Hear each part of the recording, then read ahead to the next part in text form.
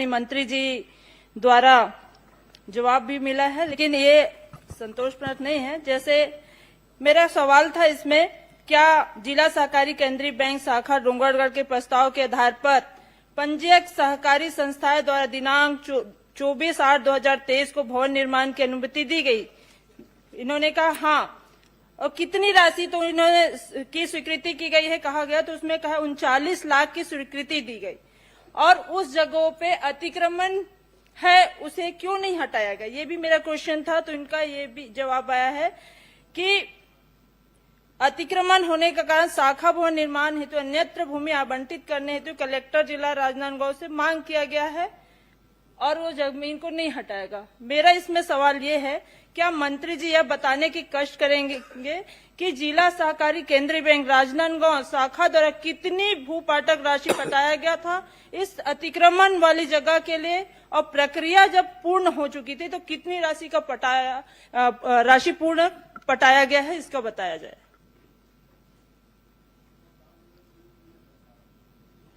माननीय सभापति महोदय, माननीय सदस्य ने जिला सहकारी केंद्रीय बैंक शाखा डोंगरगढ़ के संदर्भ में जानकारी चाहिए और मैंने उसकी पूरी जानकारी दी। और क्योंकि वो पूरा जो जमीन है वो अतिक्रमण पे है और उसके लिए लगातार अपन पत्राचार कर रहे थे ताकि जमीन को कब्जा से मुक्त किया जाए।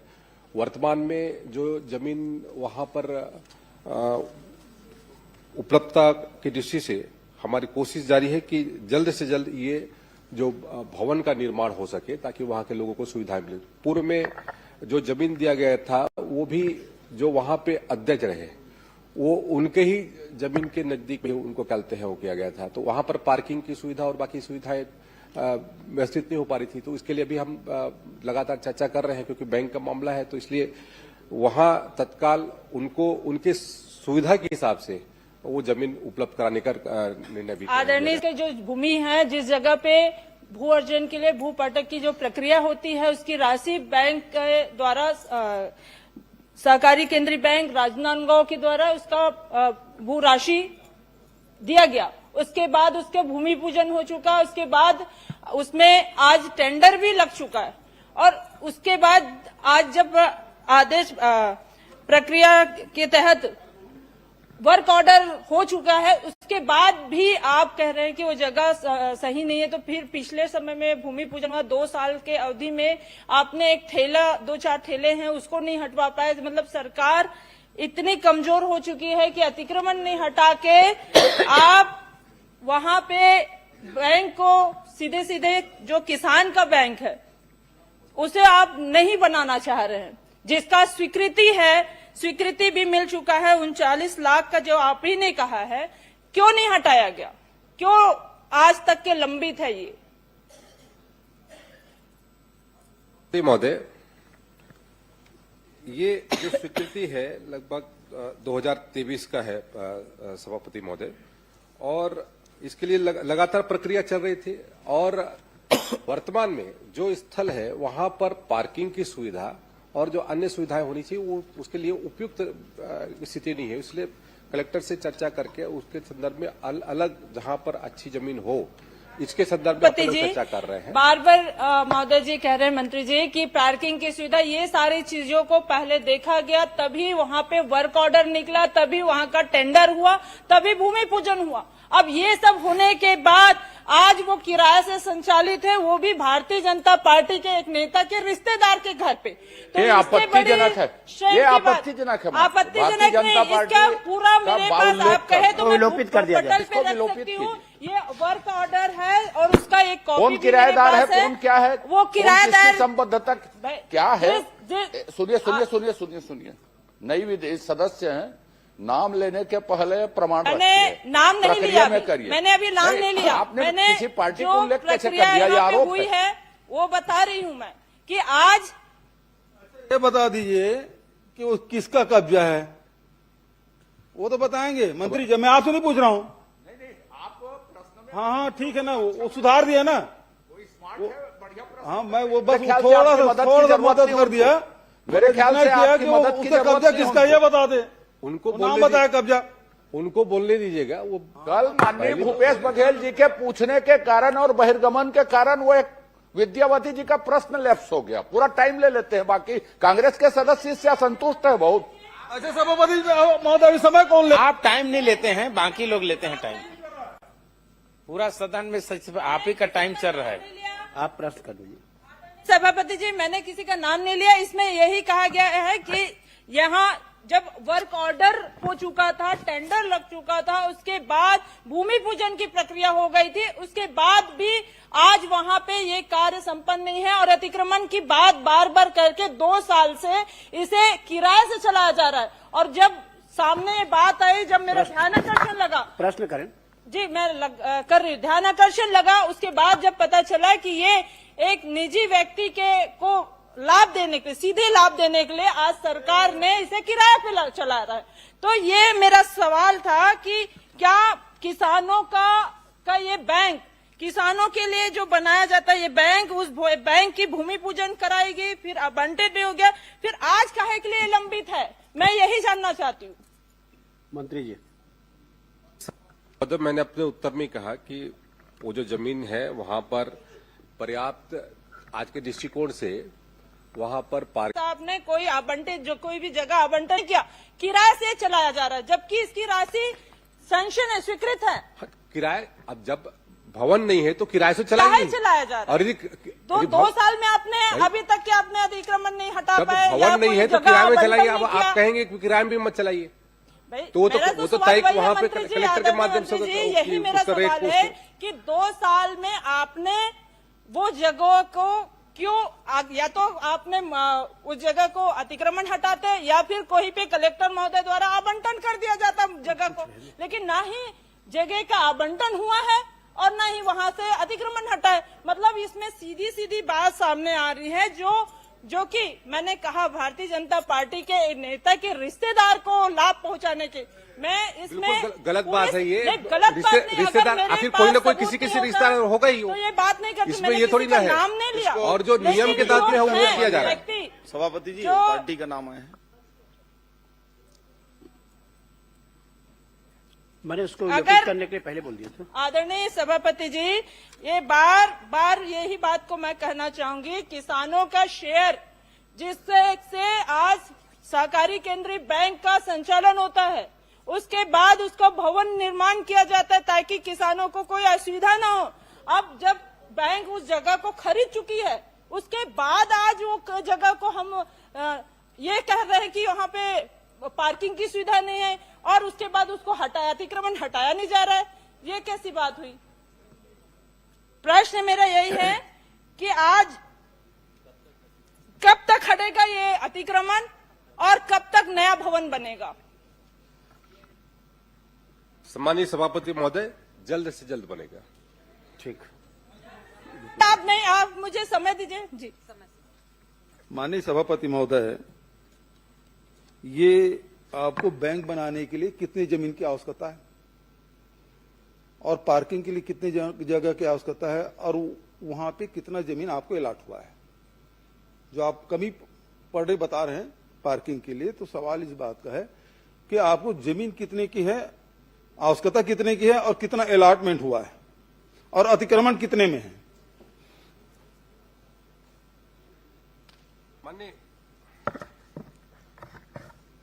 माननीय सभापति महोदय, लगभग वहां पर जो जमीन अलॉट हुआ है वो लगभग 2200 वर्ग मीटर लगभग कहते हैं, उसके कहते हैं वहां पर आवंटित हुआ है 2200 वर्ग मीटर। 2200 वर्ग मीटर, और अभी उससे बड़ी जमीन अपन उसको तलाश रहे हैं। नहीं, सवाल इस बात का है 2200 वर्ग मीटर आपका है, तो बिल्डिंग कितने में बनेगा और कितने पार्किंग की आवश्यकता है? क्या अंडरग्राउंड पार्किंग की व्यवस्था कर रहे हैं? खाली है, कितना है? आपको कितने जमीन की जरूरत है पार्किंग के लिए और बिल्डिंग कितने में बनेगा? उसमें 3000 स्क्वायर फीट से ज्यादा जमीन की आवश्यकता पड़ेगी और उसमें वहां पर पार्किंग की व्यवस्था भी वहां पर सुनिश्चित कराएंगे। सुंदर, 3000 वर्ग मीटर की वर्ग फीट की जरूरत पड़ेगी और आपके पास 2200 वर्ग मीटर है, तो 2200 वर्ग मीटर मतलब कितना हुआ? 22000 वर्ग फीट हो गया, है ना। आपको जरूरत 3,000 का है। इसका मतलब यह है कि 19,000 वर्ग फीट जमीन आपका खाली है। आपके पास जमीन पर्याप्त है, आप केवल बहाना ढूंढ रहे हैं कि आपको पार्किंग की जगह कम पड़ रही है, इसलिए आप हटाना चाहते हैं। और जो माननीय सदस्य ने जो आरोप लगाया कि वो अतिक्रमण है और अतिक्रमण आपके किसी चहेते का है, इस कारण से हटाना नहीं चाहते, तो आप कृपा करके उस अतिक्रमण को हटाएंगे, नहीं हटाएंगे? माननीय सभापति महोदय, अतिक्रमण को हटाने के लिए हमने जिला कलेक्टर को पत्र लिखा है और जल्द से जल्द वो अतिक्रमण हटेगा ऐसा भी सुनिश्चित कर रहे हैं। और जो जमीन की उपलब्धता है 2200 वर्ग मीटर का वहां पर अभी जमीन है और लगभग 3000 वर्ग मीटर लगभग कहते हैं जमीन अपन और देख रहे हैं, ताकि वहां पर सर्व सुविधा युक्त जहां पर पार्किंग की व्यवस्था भी सुनिश्चित हो सके, ऐसे जमीन की उपलब्धता पर सुनिश्चित करें। अभी एक मिनट अभी आपने 3,000 वर्ग फीट की बात कही, अभी आप कर रहे हैं 3,000 वर्ग मीटर की बात, पहले आप 22,000 वर्ग मीटर की बात, तो कौन सी बात आप सही बोल रहे हैं? पर्ची मंगवा लीजिए, थोड़ा दूर हो गया है सभापति महोदय, ये पर्ची दौड़ने वाले थोड़ा से वो आ ही नहीं रहा पर्ची। इसका मतलब क्या है कि आप वहां बनाना चाहते हैं, अतिक्रमण हटाएंगे, कब तक हटाएंगे? क्यों 2 साल हो गया, 2.5 साल हो गया, 2023 का मामला है, 26 से 3 साल हो गया, तो आप कब तक के वो अतिक्रमण हटाएंगे?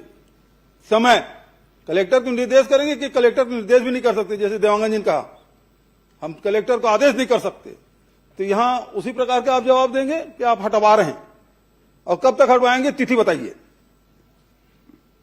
माननीय सभापति महोदय, तिथि मैं अभी सुनिश्चित नहीं कर सकता, लेकिन जल्द से जल्द हटवाने की श्री तुलेश्वर सिंह। माननीय अध्यक्ष सभापति महोदय, चूंकि सदन में मामला आया है और अतिक्रमण हटाने की बात है, जहां दूसरे जगह बुलडोजर चलाते हैं, यहां कब बुलडोजर भेजेंगे? ये अतिक्रमण कब हटाएंगे? यहां बुलडोजर नहीं चल रहा है, अफीम में कम से कम बुलडोजर चला है माननीय सभापति महोदय, लेकिन इसमें बुलडोजर कब चलेगा? माननीय सभापति महोदय, माननीय सभापति महोदय, बनाने के लिए जगह है, उसके माननीय बाद सभापति किसानों के महोदय, लिए बैंक नहीं किसानों के बनाया साथ अत्याचार करना बंद करो, बंद करो, बंद करो। मंत्री जी, संरक्षण अतिक्रमणकारियों को संरक्षण देना बंद करिए आप, और इसके विरोध में हम लोग बहिर्गमन कर रहे हैं। माननीय सभापति महोदय, मैं विपक्ष का जो बहिर्गमन है, से जानना चाहता माननीय हूँ, सभापति महोदय, वो एक नाटक है, वनमंडल कटघोरा समय पास कर रहे हैं कि 5 नंबर का प्रश्न मत लगे, नेशनल हेराल्ड का क्वेश्चन मत आए, इसके लिए ये समय पास कर रहे थे। क्षेत्र में बिगड़े वन सुधार योजना अंतर्गत वृक्षारोपण की गई। माननीय मंत्री जी का इसमें जवाब आ चुका है कि वृक्षारोपण नहीं किया गया 3 साल पे, और यदि वृक्षारोपण नहीं किया गया तो क्या भविष्य में वृक्षारोपण करने की कोई योजना है, या फिर किसी अन्य मद से वृक्षारोपण किया जा रहा है, या फिर कौन कौन से ऐसे मद जिसमें बिगड़े वन सुधार की योजना चलाई जाती है? माननीय मंत्री जी। माननीय सभापति महोदय, मैंने अपने उत्तर में स्पष्ट किया है कि इस जो अवधि में जब माननीय सदस्य ने प्रश्न पूछा है, तो उस अवधि में बिगड़े वनों के सुधार के लिए कोई राशि आवंटित नहीं की गई, न कोई कार्य हुआ है। अन्य जो कहते हैं योजना के तहत में वहां पर कार्य किया गया है, जो हमारा रूटीन का प्रक्रिया होती है। और माननीय सदस्य यदि चाहते हैं तो उसकी पूरी जानकारी भी उपलब्ध करा दूंगा कि किस तरीके से लगभग वहां पर इस अवधि में लगभग 1.5 लाख वृक्षारोपण किया गया है। कोई जरूर मैं जो जानना चाह रहा हूं कि वो कौन सी योजना है, कौन सा मद है जिससे वृक्षारोपण किया गया? केम्पा मद के तहत में सभापति महोदय वहां पर वृक्षारोपण किया गया है इस अवधि में। धन्यवाद अध्यक्ष।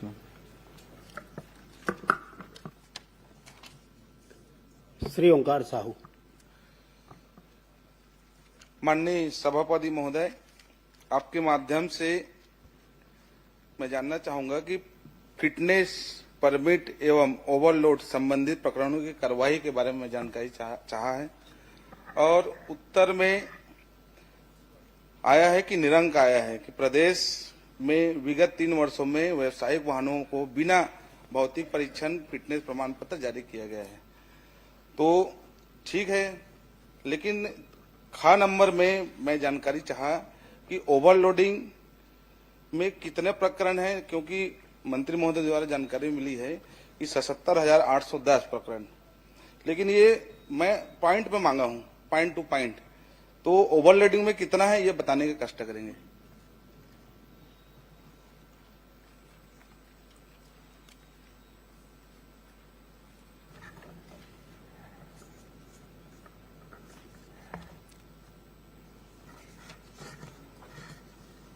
माननीय सभापति महोदय, जो मैंने जानकारी इनको दिया है, इसके तहत में माननीय सदस्य ने जो जानकारी चाहिए थी और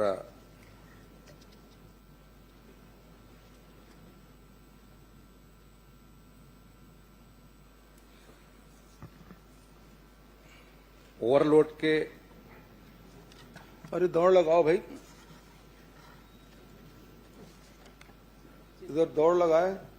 तीन ही प्रश्न है उसमें, ओवरलोडिंग की कितना है, बिना परमिट कितना, बिना नहीं, उन्होंने बिना बीमा कितना है, उससे फिटनेस तीनों प्रश्न है, फिटनेस का में है, उन्होंने केवल जानकारी अलग मांगा अलग था, बहुत लंबा उसमें जानकारी मांगा था, इसलिए नहीं, मैंने नहीं, कल लंबा कुछ फिटनेस नहीं का है।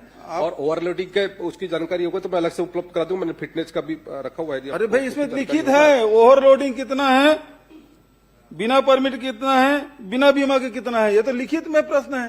और आपने एक जाय उत्तर दे दिया 78,000, 77,810, तो उन्होंने अलग अलग कितना है, आपके पास तो होगा आंकड़ा। इधर दौड़, ट्रांसपोर्ट डिपार्टमेंट में दौड़ नहीं लगा रहे कोई, परिवहन बिल्कुल ढीला।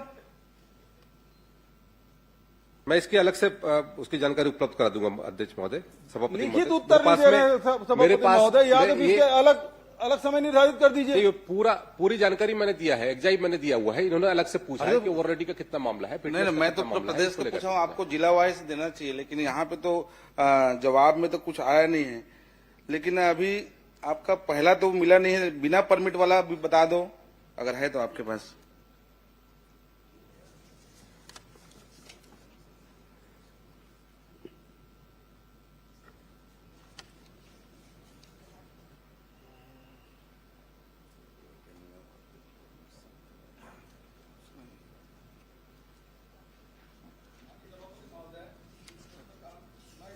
कर रहा हूं कि मंत्री जी की तैयारी पूरी नहीं है, आसंदी से व्यवस्था आनी चाहिए। सभापति महोदय बता रहे हैं, मंत्री जी बता रहे हैं, कुछ बता ही नहीं रहे ना, न क का उत्तर आ रहा है न ख का उत्तर आ रहा है।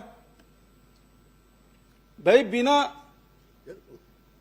वो व्यवसायिक वाहन के बिना भौतिक परीक्षण के, बिना फिटनेस के कितने हैं, वो तो पूछा ही नहीं भाई। उसके बारे में आप कुछ बोले नहीं, मतलब जितने भी हैं वो सब फिटनेस वाले हैं। माननीय सभापति महोदय, उन्होंने फिटनेस की जानकारी मांगी थी, तो मैंने फिटनेस की पूरी जानकारी उनको उपलब्ध निरंक है। और इसमें ये पूरा डाटा है मेरे पास। ना काम है तो आपने निरंक कर दिया। देखिए, छत्तीसगढ़ में जितनी गाड़ियां चल रही है 2023 में जो फिटनेस के उसमें चलते हैं, टोटल जो वो किया गया है उसमें 88,096 चलते हैं, उसमें फिटनेस वो किया गया है। और उसमें लगभग 87,000 चलते हैं पास हुए हैं, 87,900 चलते हैं 46। और 2024 में लगभग चलते हैं 1,02,000 चलते हैं, इसमें चलते हैं फिटनेस किया गया है। अब ये बताइए, आपने निरंक कहा वो सही है कि अभी बता रहे हैं वो सही है? नहीं, उत्तर ठीक नहीं आया सभापति महोदय। इसको दूसरे फिटनेस का डाटा मैंने रख दीजिए, आधे घंटे की चर्चा में रख दीजिए, किसी चीज रख ली, क्योंकि उत्तर तो नहीं आ रहा है। नहीं, निरंक वाले में सही जवाब दिया, आप पढ़िए उसको ठीक से। ऐसा तो ठीक है ना, वो तो तीन बिना माननीय सदस्य पूछे, सुनिए ना, हम तो केवल समय उसमें सुनो मंत्री जी, भौतिक परीक्षा वो सक्षम मंत्री हैं, वो सक्षम मंत्री हैं और आपसे सीनियर भी हैं। गलत नहीं पूछ रहा हूं मैं तो उनको समय दे रहा हूं तब तक कि पर्ची आ जाए करके। प्रश्न का आप चुपचाप बैठे रहते, अभी तक उत्तर भी नहीं दे रहा है। आगे पर्ची, ये ट्रांसपोर्ट डिपार्टमेंट बहुत धीमी गति से चल रहा है। अमेरिका से आता है, वैसे आ गया। करिए सभापति महोदय। नहीं, गाड़ी धीमी नहीं चल रही है, सर पर दौड़ रही है। नहीं, ये इसका निरंक है, इसका पूरी जानकारी लो। अब सुन लीजिए, अब श्यामलाल जी सुन लीजिए, पहले आंकड़े दे रहे थे, मतलब कुल मिला के तैयारी नहीं है और बिना तैयारी के विभाग ने कुछ भी उत्तर दे दिया है, या तो इसको दूसरे दिन के रखा जाए, नहीं तो हम इसका बाइकआउट करते हैं भाई। नहीं, किस बात के लिए? अरे आप उत्तर ही नहीं दे पा रहे हो। नहीं, आपने जो जानकारी मांगा, मैंने अलग से बोला कि अलग से कहे को यदि ओवरलोड का मामला है तो अरे जब आप अलग से लिखित दे दूंगा उत्तर दिया, आपको जानकारी, क्यों कितने वाहनों पर किया गया है। लिखित उत्तर मांगा गया है भाई, मैं दे दूंगा जानकारी। मैंने आप बोला दोगे, मैं वही सदन तो को इसलिए बताने वाला अलग से कर रहा हूँ, मैं निर्धारित इसकी पूरी किया जानकारी दे दूंगा। सभापति महोदय इसको अलग से मैं निर्धारित किया जाए। उपलब्ध करा दूंगा बोल रहे हैं। नहीं, उपलब्ध कैसे होगा? ये तो लिखित उत्तर है। ये तो मंत्री विभाग को प्रताड़ित करना चाहिए, इनके पास कोई काम है ही नहीं है, एक उत्तर आंकड़ा नहीं दे पा रहे हैं। मंत्री जी माननीय सदस्य को उपलब्ध करा देंगे आप? बिल्कुल नहीं माननीय सभापति महोदय, क्योंकि मैं लिखित में जानकारी मांगी तो मुझे लिखित में जानकारी मिलना चाहिए। ये जो तैयारी है विभाग का ये बहुत ही शून्य है, क्योंकि सब चीज में निरंक दिया। चलो मैं तो कहा छोड़ दिया हूँ, में आपका जो जवाब है मैं उसमें संतुष्ट नहीं हूँ, तो मैं चाहता हूँ कि इसको आगे बढ़ाया जाए अगला दिन में। देखिए आपका प्रश्न आप देखिए जी, आपने उसमें पूछा है कि परिवहन विभाग द्वारा वाहनों की ओवरलोड, 1 मिनट, ओवरलोडिंग, बिना परमिट संचालन तथा बिना बीमा पाए जाने पर कितने प्रकरण बनाए गए, कितनी राशि वसूल की गई। अब उसका ये जो जवाब दिया गया है कि पाए जाने पर 77,810 प्रकरण बनाए गए, आप केवल उसमें अब ये चाह रहे हैं, लिखित उत्तर आपको दे दिया है, आप ये चाह रहे हैं कि उसको अलग अलग बताएं। मंत्री जी आपको उपलब्ध करा देंगे जिलेवार पृथकता जानकारी। जी, जिलेवार जिलेवार भी उपलब्ध करा देंगे आप, वो भी उपलब्ध करा देंगे। मुश्किल से प्रश्न नहीं, आप प्रश्न पढ़ लीजिए। बहुत मुश्किल प्रश्न में जो दिया गया है, माननीय सभापति महोदय, प्रश्न पूछने का अधिकार है माननीय भूपेश बघेल जी को, लेकिन धमकाने का अधिकार नहीं है। आप धमका रहे थे, मैं बहिष्कार करूंगा करके, बाइकाट करेंगे करके आप धमका रहे थे, मंत्री अभी धमका रहे थे। और आप ऐसा नहीं पूछते, प्रश्नकाल ऐसा नहीं चलता, आपकी मर्जी से प्रश्नकाल नहीं चलेगा, प्रश्नकाल नहीं चलेगा, धमकी नहीं चलेगी आपकी। आपने धमकाया, आपने कहा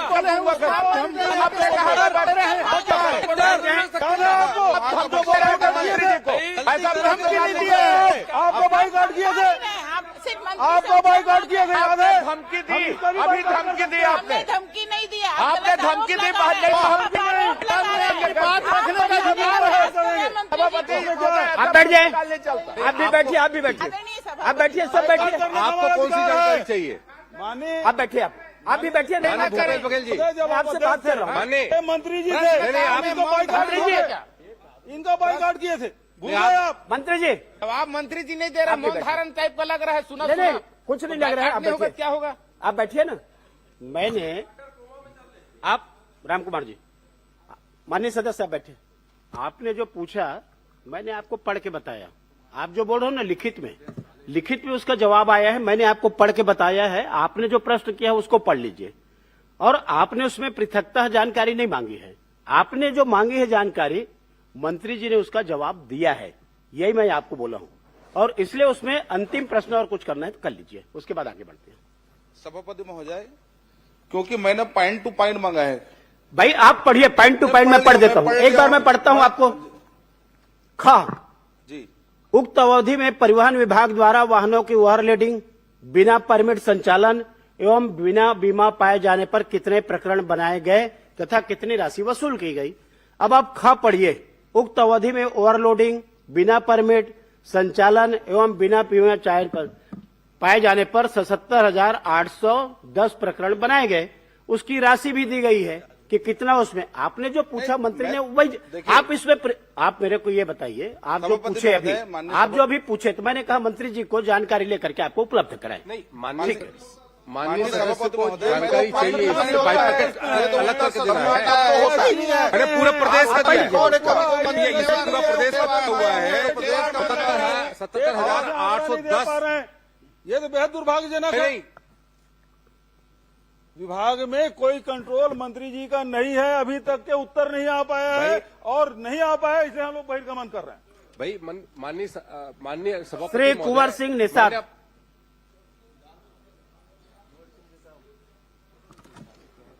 माननीय सभापति महोदय। सभापति जी, ये सब क्या बात करेंगे, ये सब रणछोड़ दास हैं, रणछोड़ दास। महोदय मोर चालू होत ना काका।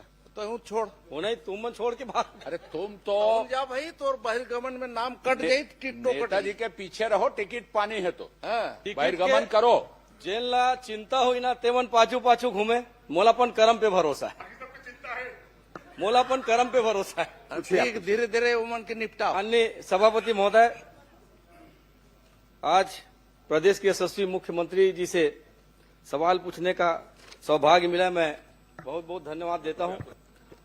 और मैंने स्पेसिफिक प्रश्न किया माननीय मुख्यमंत्री जी से कि जिला कांकेर तहसील भानु प्रतापपुर के कच्चेआरी डोंगरी में जो माइन संचालित हो रहा है गोदावरी पावर एंड इस्पात लिमिटेड को, माननीय सभापति महोदय जैसा कि जवाब में आया है, उक्त कंपनी को 74.05 हेक्टेयर लगभग 250 एकड़ जमीन खनन के लिए नहीं अपितु किस वैज्ञानिक पद्धति से वेस्ट मटेरियल डंप किए जाने के लिए गैर खनिज युक्त अतिरिक्त क्षेत्र को दिया गया है, चूंकि वह जमीन एक रिजर्व एरिया में। माननीय सभापति महोदय, अब सवाल यह उठता है कि किस विभाग या किस अधिकारी द्वारा यह तय किया गया है कि वो जमीन गैर खनिज युक्त है, जबकि वह जमीन पूर्व में आवंटित 138.96 हेक्टेयर की जमीन से लगा हुआ है। माननीय सभापति महोदय, तो ये जरूर मैं माननीय मुख्यमंत्री से सवाल कर रहा हूं, मैं इसका जवाब चाहता हूं माननीय सभापति महोदय।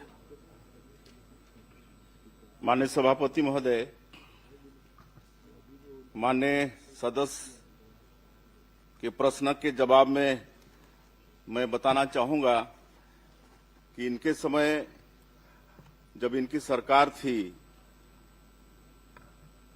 तो गोदावरी इस्पात प्राइवेट लिमिटेड को खसरा नंबर 188 रकबा 2.65 हेक्टेयर क्षेत्र को राजस्व नियमों के तहत रिजेक्ट ओवरबर्डन के निस्तारण हेतु सतह अधिकार दिया गया। और इसी प्रकार आपके ही सरकार में 4/8/2023 को 61.41 हेक्टेयर भूमि को रिजेक्ट ओवरबर्डन निस्तारण के लिए आवंटन किया गया, लेकिन इस पर नियम कानून को ताक में रख के ये सब दिया गया, जबकि हम लोग लगा हुआ जो 74.05 हेक्टेयर जमीन है उसको पूरी विधि विधान के साथ जो भारत सरकार का खनिज नियम है उसके अनुसार उनको ओवरबर्डन डंप के लिए दिए हैं, और वैसे नहीं दिए हैं। उसके लिए messrs Kartikeya exploration and mining service private limited से उसका जांच कराया गया है, और जो जीएसआई है उससे भी जांच कराया गया है, उसके नीचे कोई मिनरल्स नहीं है, इसलिए ओवरबर्डन डंपिंग के लिए ये दिया गया है। माननीय सभापति महोदय, माननीय मंत्री जी का जवाब आया है कि जांच कराई गई है। मैं आपके माध्यम से यह जानना चाहता हूं कि 2015 के बाद राजस्व बढ़ाने के लिए शासन द्वारा एक पारदर्शी प्रक्रिया अपनाई गई है ऑनलाइन टेंडर का, जिसमें पारदर्शी भी बने रहे और राज्य की आमदनी बढ़े। ये हुआ भी है चाहे सरकार किसी की भी रहे माननीय सभापति महोदय, लेकिन अभी जो टेंडर हुआ है 11 साल में पहली बार ये प्रक्रिया हुआ माननीय सभापति महोदय कि इस नियम को पहले बिना निविदा के पीछे दरवाजे से सीधा फर्म को दिया गया माननीय सभापति महोदय। और मैं तो सीधा सीधा सीएम साहब से ये कहना चाहूंगा, आप बड़े उदार हैं, बड़े सीधे हैं, बड़े सहर हैं माननीय मुख्यमंत्री जी। आपके नाक के नीचे ये जो काम हो रहा है निश्चित ही ये सोचने वाली बात है। सबसे बड़ी बात यह है कि जो ऑनलाइन टेंडर की प्रक्रिया होती है वो प्रक्रिया नहीं हो पाई है, और आपने जो कहा है कि 23/5/2025 में जीएसआई के माध्यम से सशर्त हमने ये टेंडर किया है, तो आप ये बता दें कि जीएसआई के माध्यम से जो हुआ है कि किस आधार पर आपने सहमति दी है, और यदि आपने सशर्त आदेश जारी किया है तो उसकी एक कॉपी उपलब्ध करा दें माननीय सभापति महोदय। माननीय सभापति महोदय, मैं माननीय सदस्य को बताना चाहूंगा कि भारत सरकार खान मंत्रालय के पत्र दिनांक 28/11/2024 के माध्यम से यह स्पष्ट किया गया है कि स्वीकृत खनि पट्टा क्षेत्र से लगकर गैर खनिज युक्त भूमि पर नीलामी की आवश्यकता नहीं होती है। माननीय सभापति महोदय, ये 250 एकड़ जमीन का मामला है। जहां पे आपके खनन चल रहे हैं उससे लगा हुआ जमीन है। क्या किसी कंपनी को उसी आधार पर दे दिया जाएगा कि वो वहां पर माल को डंप करे? उसके दूर में भी तो और जमीन है माननीय सभापति महोदय, उसे भी दिया जा सकता था। लेकिन ये कहीं ना कहीं इसमें अधिकारियों की मिलीभगत है। माननीय मुख्यमंत्री जी को पूरी जानकारी नहीं दे पा रहे हैं और कहीं न कहीं पर इसमें एक बड़ा ही मामला दिखता है। माननीय सभापति महोदय, मैं आपके माध्यम से यही कहना चाहूंगा, क्या एक बार फिर इस पर पुनर्विचार करेंगे या जांच कराकर जो जीएसआई का जो जूलॉजिकल सर्वे ऑफ इंडिया है उसके आधार पर ये मापदंड तय करेंगे कि जो वैज्ञानिक पद्धति आपने कहा है और किस वैज्ञानिक पद्धति के आधार पर उस जमीन का आपने आवंटन वहां पर किया है? माननीय सभापति महोदय, मैं बता चुका हूं कि इसमें नीलामी की आवश्यकता नहीं होती है और इसको जो लगा हुआ भूमि आवंटित किए हैं 74.05 हेक्टेयर, उससे उसका माइनिंग क्षमता बढ़ा है। 2.35 मिलियन टन से 6 मिलियन टन उसका उत्पादन होगा, जिससे प्रतिवर्ष 190 करोड़ का अतिरिक्त राजस्व प्रदेश को मिलेगा। और इतना ही नहीं, डीएमएफ में 57 करोड़, डीएमएफ में 5.7 करोड़, एनएमईटी में तथा 13.80 लाख पर्यावरण अधोसंरचना उपकर की प्राप्ति होगी। इससे राज्य सरकार को राजस्व में लाभ होगा। नहीं, वो जो जमीन जो डंप करने के लिए आवंटित की गई है उससे सरकार को क्या फायदा हो रहा है, मैं ये जानना चाहता हूं। क्या उसे जूलॉजिकल सर्वे ऑफ इंडिया इस एजेंसी से जांच करवाएंगे क्या? मैं ये बस अभी हम बताएं ना आपको किससे लाभ हो रहा है, और जीएसआई से और प्राइवेट एजेंसी से जांच करवा चुके हैं, उसमें नीचे कोई मिनरल्स नहीं। सुशांत शुक्ला। सभापति महोदय, मेरा प्रश्न 1635 है और इसमें ये 74.05 हेक्टेयर अतिरिक्त आपने दिया। मैंने निवेदन किया, निवेदन करके ही पूछ रहा हूं भाई। वो बहुत बड़ी नहीं, नाम ले चुके हैं, ले चुके हैं, उसके बाद उन्होंने अनुमति मिल गई, सुशांत आसंदी शुक्ला से जी का नाम ले आसंदी से चुके अनुमति हैं, मिल गई, प्रक्रिया आगे बढ़ गई है। नहीं, आसंदी से मैंने आसंदी से रिक्वेस्ट किया और वहां से मुझे अनुमति मिली है। एक छोटा सा प्रश्न ये है कि आपने उत्तर ये दिया है कि इस जमीन के नीचे कोई खनिज नहीं है, ठीक है, लेकिन ये जमीन राजस्व की है कि वन विभाग की? और वन विभाग की है तो इसके क्या प्रक्रिया है आवंटन करने की? उसका पालन हुआ कि नहीं हुआ? बिल्कुल पालन हुआ है। नहीं, कौन से विभाग का जमीन किसके है? वन का है कि राजस्व का है? राजस्व का है। सुशांत शुक्ला। सभापति महोदय, पूर्ववर्ती सरकार में राजनीतिक विचारों को केंद्र रखते हुए चलने वाली पत्रिका, जिसका डिजिटल एडिशन नेशनल हेराल्ड के नाम से जाना जाता है, मेरे प्रश्न पर लिपिकी त्रुटि हो गई है। मैं आग्रह आपके माध्यम से करूंगा उसको सुधारें। संडे नवजीवन भी एक उसकी हिंदी एडिशन है और पिछली सरकार में इसको 4 करोड़ 24 लाख रुपया डिजिटल एडिशन के रूप में भुगतान किया गया। चूंकि त्रुटि हो गई थी तो संडे नवजीवन का विवरण नहीं आ पाया। मैं आपके माध्यम से माननीय मुख्यमंत्री जी से जानना चाहूंगा कि संडे नवजीवन को कितना भुगतान किया गया। माननीय सभापति महोदय, माननीय सदस्य ने संडे नवजीवन को जो भुगतान किया गया है उसकी जानकारी चाहिए है। संडे नवजीवन को वर्ष 2019-20 से लेकर वर्ष 2023-24 तक कुल 3 करोड़ 6 लाख रुपए का विज्ञापन दिया गया, उतना भुगतान किया गया है।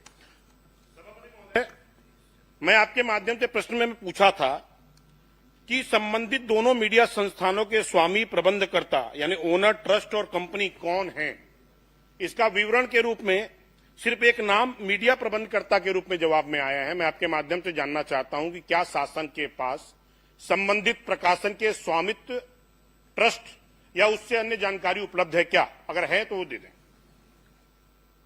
माननीय सभापति महोदय, ये दोनों अखबार के प्रबंधकर्ता तत्कालीन समय में एसोसिएट जर्नल्स लिमिटेड के प्रबंध निदेशक पवन बंसल हैं। बाकी ये दोनों पेपर किसके मुखपत्र हैं इसको पूरा देश जानता है। सभापति महोदय, मैं स्पष्ट तौर पर पूछ रहा हूं कि इसका प्रकाशन 2008 से बंद हो चुका है। 2017 में इसके हिंदी एडिशन के रूप में साप्ताहिक अखबार चालू किया गया। नेशनल हेराल्ड को चलाने वाली संस्था एसोसिएट जनरल अपने कार्य में स्पष्ट तौर पर उल्लेखित किया है कि कांग्रेस के नीतियों पर आधार पर प्रकाशन करेंगे। तो मैं आपके माध्यम से पूछना चाहता हूं कि क्या सरकार राजनीतिक दलों के मुखपत्र को भी विज्ञापन जारी करती है क्या, या उसके कोई प्रावधान अलग से हैं तो बता दें। अब अपने समय में तो ऐसा है नहीं।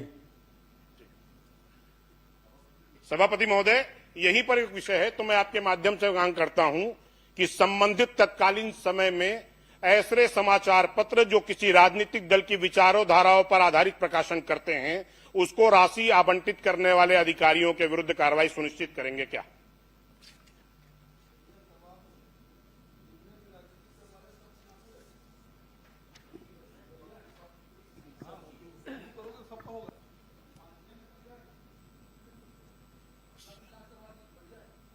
सभापति महोदय, मैं आपसे आग्रह करूंगा, वरिष्ठ सदस्य बैठ के बोल रहे हैं और जिस संस्था का नाम ले रहे हैं, मैं चुनौती के साथ इस सदन पर कह रहा हूं कि वो किसी भी राजनीतिक दल का मुखपत्र नहीं है, किसी भी राजनीतिक दल का मुखपत्र नहीं। लेकिन मेरे पास जो कागज है वो किसी एक राजनीतिक दल के मुख संस्था के द्वारा प्रकाशित मुखपत्र है। प्रश्न करें अजय चंद्राकर जी। माननीय सभापति महोदय, ये नेशनल हेराल्ड के जिस भी एडिशन को, चाहे वो डिजिटल एडिशन को दिया गया चाहे प्रिंट एडिशन को दिया गया, ये छत्तीसगढ़ से प्रकाशित नहीं होती। तत्कालीन समय में जिसका 19, 20, 21, 22, 23, 24 तक जो उत्तर में आया है, छत्तीसगढ़ के बाहर किसी भी एडिशन को कितनी प्रति में वो निकलता था और उसमें कितने पैसे हम दे सकते थे अधिकतम, इसके संबंध में उस समय में कौन सी नीति थी डिजिटल के लिए और प्रिंट के लिए, और ये दिया गया है कि डिजिटल को दिया गया है, प्रिंट को दिया गया, और वो भुगतान नियम तो है कि नियम विपरीत है, नीति के अनुकूल है कि विपरीत, जो भी विज्ञापन नीति उस समय रही होगी। माननीय सभापति महोदय, उस समय उक्त दोनों पेपर को 8 लाख रुपया प्रति पृष्ठ के हिसाब से भुगतान किया गया है। नहीं माननीय मुख्यमंत्री जी, मैंने ये पूछा है कि 4 करोड़ 24 लाख रुपया मैं सोचता हूं कि और किसी पत्रिका को नहीं दिया गया होगा, पर मैं ये पूछ रहा हूं कि विज्ञापन की जो नीति थी उसके तहत डिजिटल को या प्रिंट को जितना पैसा उनको दिया गया है वो नियम या नीति के अनुकूल था कि विपरीत था, और यदि विपरीत था तो फिर दोषी कौन थे, या उल्लंघन यदि किया गया तो यह आप बता दीजिए कि नियम के अनुकूल था तो कोई प्रश्न नहीं है। फिर चलिए इसका परीक्षण करा लेंगे जी। अनुज शर्मा जी। नहीं, मेरा एक माननीय सभापति महोदय, मेरा एक आपसे आग्रह है, आपके परीक्षण करा लेने कहने के बाद और नहीं पूछना चाहिए, लेकिन मेरा आपसे एक आग्रह है कि ये विज्ञापन नियम के विपरीत दिए गए हैं जो आपने विज्ञापन की नीति बनाई। पहली बात नहीं, सीएम साहब का जवाब उसमें आ गया है कि उसको परीक्षण करा लेंगे, वो आ जाएगा। जो बोलना माननीय सभापति मैं क्रॉस नहीं कर बढ़ गया है, आगे बढ़ गया, शर्मा जी के नाम हो गया है, शर्मा जी को हो गया भाई। तो मेरा ये कहना है परीक्षण की जगह में इसकी जांच एक समयावधि में करवा दे, परीक्षण की जगह में। ये मेरा आग्रह है कि ताकि भविष्य में चाहे वो राजनीतिक दल के हों, चाहे प्रदेश के बाहर के हों, किसी के स्वामित्व के हों, एसोसिएटेड प्रेस के हों, चाहे उसका मुकदमा चल रहा हो, चाहे राजनीतिक व्यक्ति जुड़े हों, ऐसी चीजों से हमारे प्रदेश के धन का दुरुपयोग न हो सके, आत्म प्रचार के लिए, व्यक्ति प्रचार के लिए, तो स्पष्ट नीति बनेगी जांच के बाद जो रिपोर्ट आएगी उसके आधार पर। तो मैं आपसे आग्रह करूंगा कि परीक्षण के बजाय उसकी जांच करवाएं ताकि स्पष्ट नीति बने उसके लिए और इस तरह की घटनाएं न हो। माननीय सभापति महोदय, विज्ञापन नियमावली 2019 की कंडिका 16 के अनुसार एवं वित्तीय अधिकार पुस्तिका में निहित शक्तियों के अनुसार किसी भी समाचार पत्र पत्रिकाओं में उन दरों पर जो उचित समझी जाए विज्ञापन देने की पूर्ण शक्तियां प्रशासकीय विभाग को है। पूर्व सरकार के समय में यह नियम प्रचलन में है। उक्त समाचार पत्र RNI भारत सरकार के पंजीयक कार्यालय में पंजीकृत है। अनुज शर्मा। माननीय सभापति जी, बहुत बहुत आभार, आपने अवसर दिया।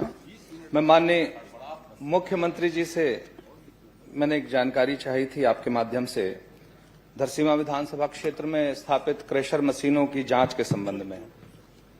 मैं माननीय मुख्यमंत्री जी से जानना चाहता हूं कि इन क्रेशर मशीन की जांच का क्या नियम है, कब कब किया जाना चाहिए। इस संबंध में मैं उनसे जानना चाहता हूं कि जांच के क्या नियम है और कब कब किया जाना चाहिए। ऐसी कोई प्रक्रिया है क्या जांच के लिए?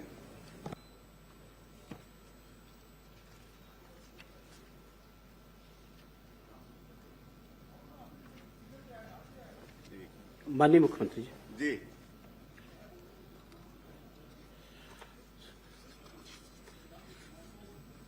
माननीय सभापति,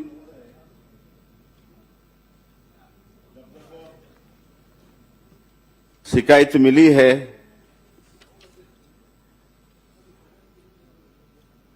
भंडारण नियम 2009 के तहत जांच की जाती है जब जब शिकायत मिली है और माननीय सदस्य के विधानसभा क्षेत्र से कुल 7 शिकायत पिछले 2 वर्षों में मिली है और सबकी जांच माइनिंग विभाग से हुई है और उन पर कार्रवाई हुई है।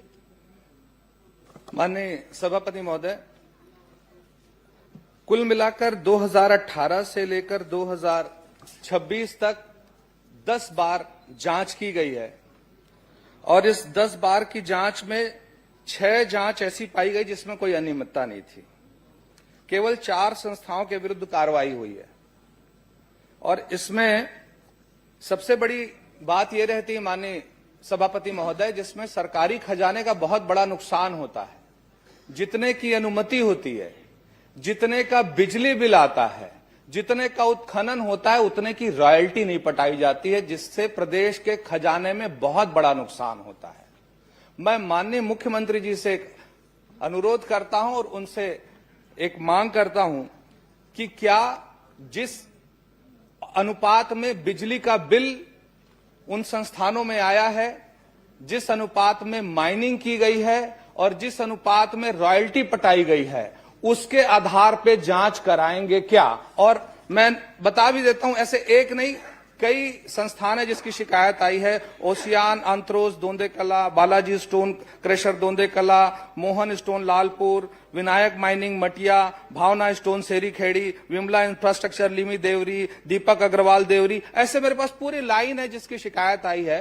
तो मेरा माननीय मुख्यमंत्री जी से आग्रह है कि जितने माइनिंग की परमिशन थी, जितनी माइनिंग हुई है, जितना बिजली का बिल आया है और कितना रॉयल्टी पटा है, इस आधार पर जांच की घोषणा करेंगे क्या?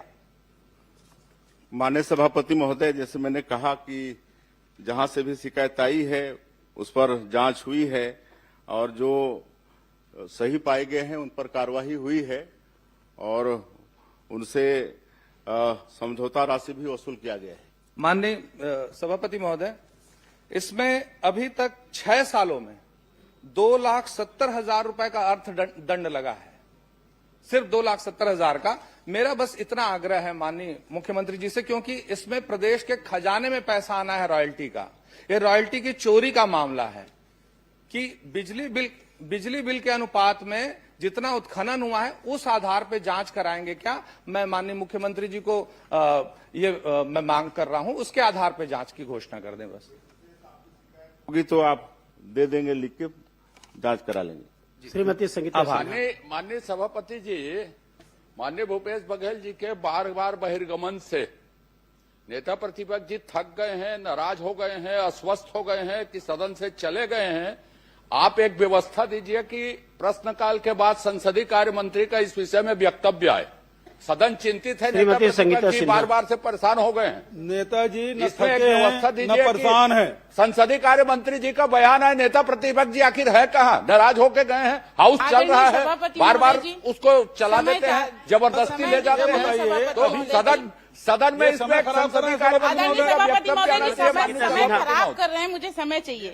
आप कृपया शासन को निर्देशित कर दें, प्रश्नकाल के बाद उस पर वक्तव्य आ जाए नेता प्रतिपक्ष जी की सिचुएशन स्थिति के बारे में। सभापति महोदय जी, समय। संगीता सिन्हा जी, संगीता, ये क्या है कि आज 3 प्रश्न में ही सत्ता पक्ष की हालत खराब हो गई और इस कारण से मोर्चा संभालना पड़ रहा आपको, लेकिन इससे कुछ फर्क पड़ने वाला नहीं है।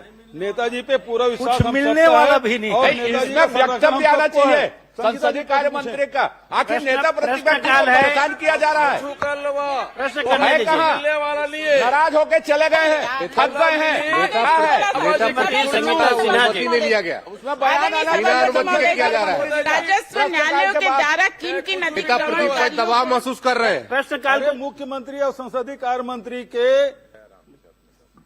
को पूरा बाइकाट किए हैं। आप वित्त मंत्री देख लीजिए और दूसरे गृह मंत्री देख लीजिए, दोनों गायब हैं, वो आए ही नहीं प्रश्नकाल में। आप लोग कुछ आदरणीय सभापति महोदय जी, राजस्व न्यायालयों के द्वारा किन किन अतिक्रमणकारियों को अतिक्रमित भूमि के बेदखल किए जाने के संबंध में वारंट जारी किया गया सभापति महोदय जी। और इसी में एक दूसरा प्रश्न है सभापति महोदय जी, किन कारणों से अभी तक बेदखली के कार्रवाई को नहीं की गई है?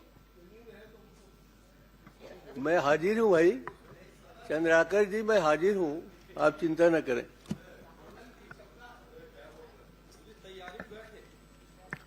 माननीय सभापति महोदय,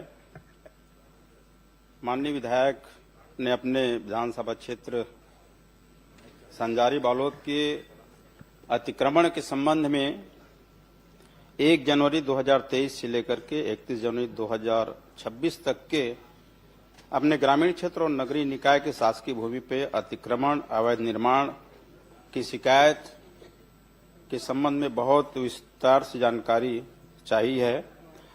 मैं बताना चाहूंगा माननीय सभापति महोदय कि बालोद विधानसभा, संजारी बालोद विधानसभा क्षेत्र के अंतर्गत आने वाले ग्राम और नगरीय निकायों की शासकीय भूमि पर अतिक्रमण, अवैध निर्माण के संबंध में बालोद में कुल 22 प्रकरण दर्ज किए गए हैं, जिसमें 21 प्रकरण ग्रामीण क्षेत्र से आते हैं। माननीय सभापति महोदय जी, मंत्री महोदय जी का ये उत्तर है मेरे पास। सभापति महोदय जी, बस मैं इतना जानना चाहती हूँ, जो मतलब आपसे जो आपके अधिकारी हैं वो छुपाए हैं। आदरणीय सभापति महोदय जी, क्या प्रदीप साहू का प्रकरण आपके पास नहीं है? इसमें मेरे पास जो उत्तर में जवाब आया है उसमें नहीं है। आदरणीय सभापति महोदय जी, एक प्रदीप साहू का प्रकरण है सभापति महोदय जी, जो तहसीलदार गुरूर द्वारा बेदखली का वारंट जारी किया गया है 17/9/2025 को। उसमें आज तक कोई कार्रवाई नहीं हुआ सभापति महोदय जी। इसी में दूसरा तहसीलदार गुरूर जो दुर्गानंद साहू पे तहसीलदार गुरूर द्वारा बेदखली वारंट जारी किया गया 11/12/2025 को। इसका यहाँ पे कहीं पे इसमें नहीं है सभापति महोदय जी। आपके अधिकारी आपको गलत जानकारी दे रहे हैं सभापति महोदय जी। इसी में जो 2 प्रकरण तोड़ा गया है, मतलब 2 तोड़ा गया है 12/7/2024 को बाजार चौक गुरूर में 50 दुकान को तोड़ा गया सभापति महोदय जी, सवेरे 5 बजे आके। उसका भी इसमें कोई जानकारी नहीं है उत्तर में सभापति महोदय जी। इसी में 29/10/2025 को बरही स्थित स्वयं रिसोर्ट का तोड़ा गया सभापति महोदय जी, अतिक्रमण उसकी भी जानकारी नहीं है। आदरणीय सभापति, मैं बहुत पूछना चाहती हूँ कि इन सब प्रकरण का जो बहुत महत्वपूर्ण है, इनकी जानकारी आपके पास क्यों नहीं है? माननीय सभापति महोदय, मैं बताना चाहूंगा कि हमारे विभाग के द्वारा कोई जानकारी छिपाई नहीं गई और न ही हम जानकारी छिपा रहे हैं। इन्होंने जो प्रश्नावधि में जो हमसे प्रश्न किए हैं, स्पष्ट रूप से पूछा गया है कि 1 जनवरी 2023 से 31 जनवरी 2026 तक के अतिक्रमण, अवैध कब्जा के संबंध में जानकारी चाहिए गई है। हम वही जानकारी बता रहे हैं यदि आपको और जानकारी चाहिए थी तो पुराने प्रकरण आप बता रहे थे कि 2015 से 2020 से जो जानकारी चाहिए थी, आपने जिस अवधि का हमसे जानकारी चाहिए वही जानकारी हम आपको दे रहे हैं।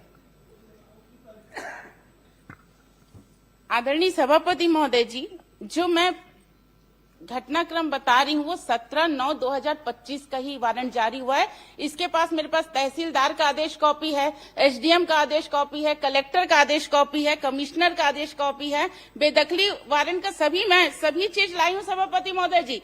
ये आपका है तहसीलदार का वारंट कॉपी है, ये आपका जितने भी है मैं आपके पास रखूंगी सभापति महोदय जी। सबसे बड़ी बात तो ये है कि आपके जो अधिकारी हैं वो आपको गलत जानकारी दे रहे हैं और आप मुझे ही नहीं, आपके अधिकारी मंत्री जी को ही नहीं, ये सदन को गुमराह कर रहे सभापति महोदय जी। क्या आप उस अधिकारी पे सबसे पहले कार्रवाई की मांग करती हूँ सभापति महोदय जी, आप उसकी कार्रवाई कीजिए।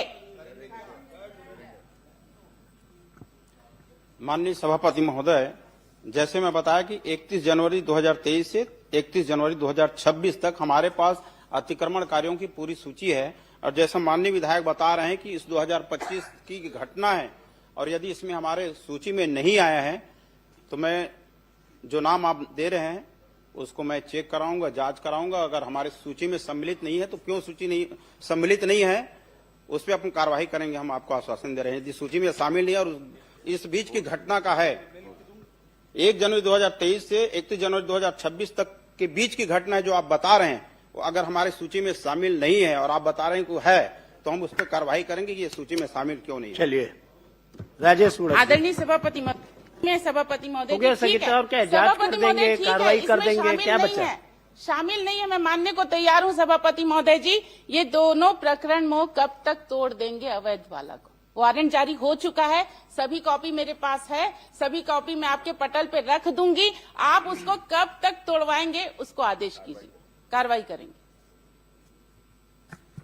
माननीय सभापति महोदय, जितने भी अतिक्रमण के प्रकरण हैं उस पे कार्रवाई हो रही है।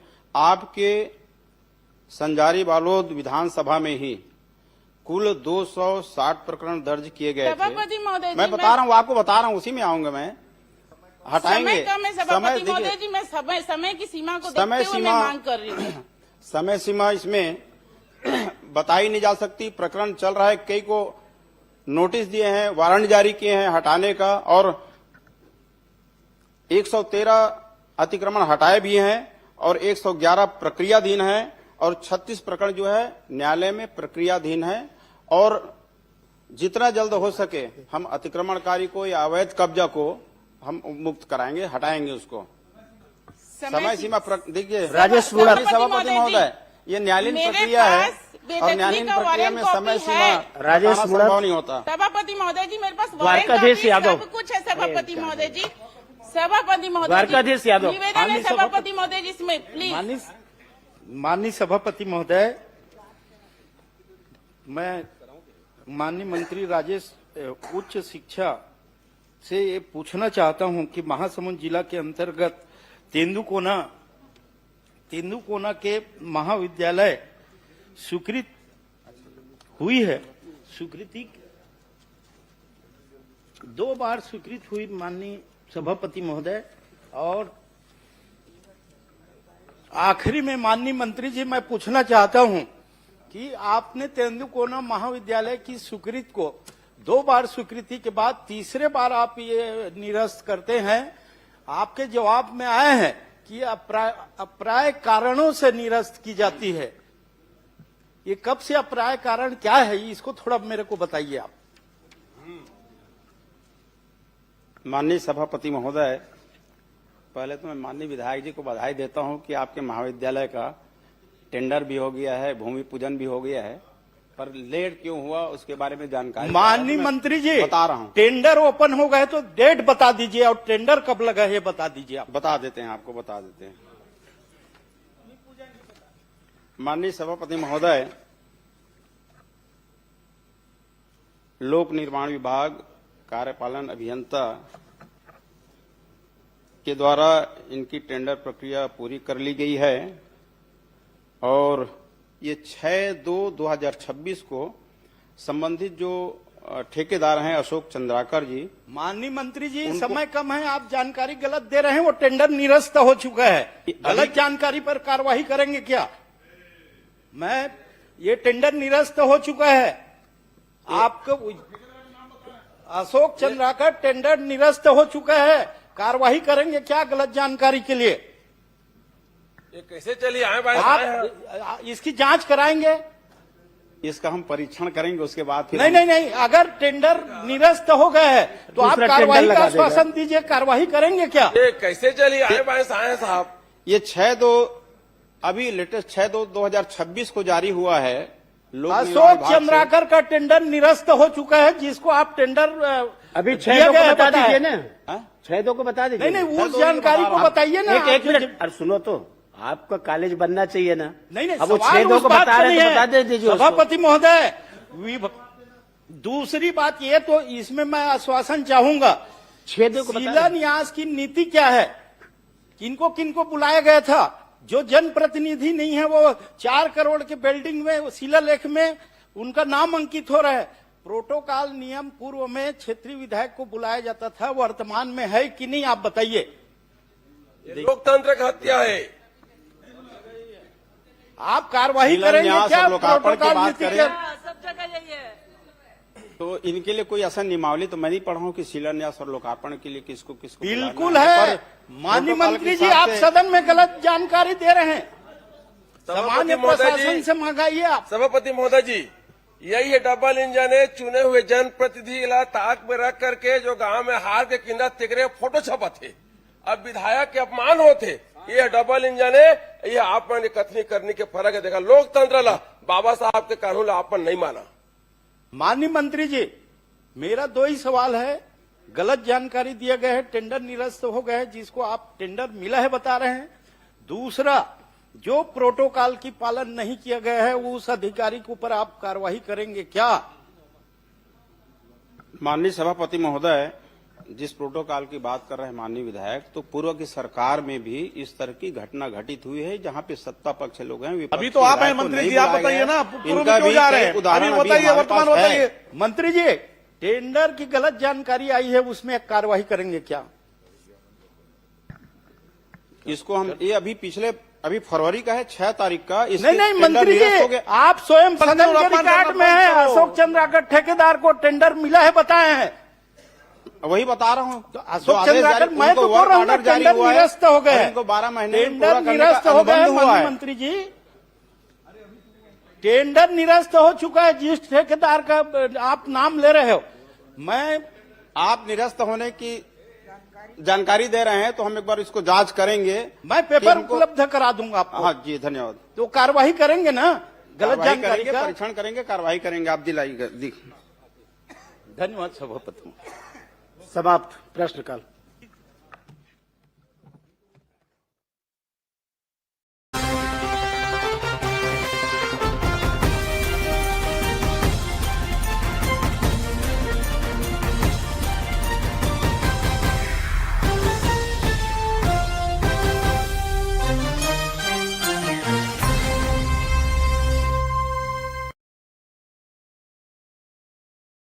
सभापति जी, मेरा जिला सहकारी केंद्रीय बैंक के ऊपर एक ये प्रश्न है, जिसमें आदरणीय मंत्री जी द्वारा जवाब भी मिला है, लेकिन ये संतोषजनक नहीं है। जैसे मेरा सवाल था इसमें, क्या जिला सहकारी केंद्रीय बैंक शाखा डोंगरगढ़ के प्रस्ताव के आधार पर पंजीयक सहकारी संस्थाएं द्वारा दिनांक 24/8/2023 को भवन निर्माण की अनुमति दी गई? इन्होंने कहा हाँ। और कितनी राशि तो इन्होंने की स्वीकृति की गई है कहा गया, तो उसमें कहा 39 लाख की स्वीकृति दी गई। और उस जगहों पे अतिक्रमण है, उसे क्यों नहीं हटाया गया? ये भी मेरा क्वेश्चन था। तो इनका ये भी जवाब आया है कि अतिक्रमण होने का कारण शाखा भवन निर्माण हेतु अन्यत्र भूमि आवंटित करने हेतु कलेक्टर जिला राजनांदगांव से मांग किया गया है। और वो जमीन को नहीं हटाएगा। मेरा इसमें सवाल ये है, क्या मंत्री जी यह बताने की कष्ट करेंगे कि जिला सहकारी केंद्रीय बैंक राजनांदगांव शाखा द्वारा कितनी भूपाटक राशि पटाया गया था इस अतिक्रमण वाली जगह के लिए, और प्रक्रिया जब पूर्ण हो चुकी थी तो कितनी राशि का राशि पूर्ण पटाया गया है, इसका बताया जाए।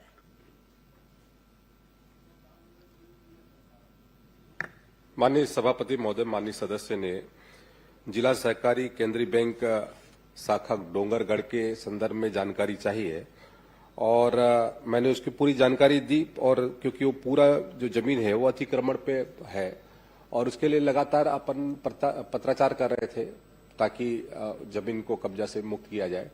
वर्तमान में जो जमीन वहां पर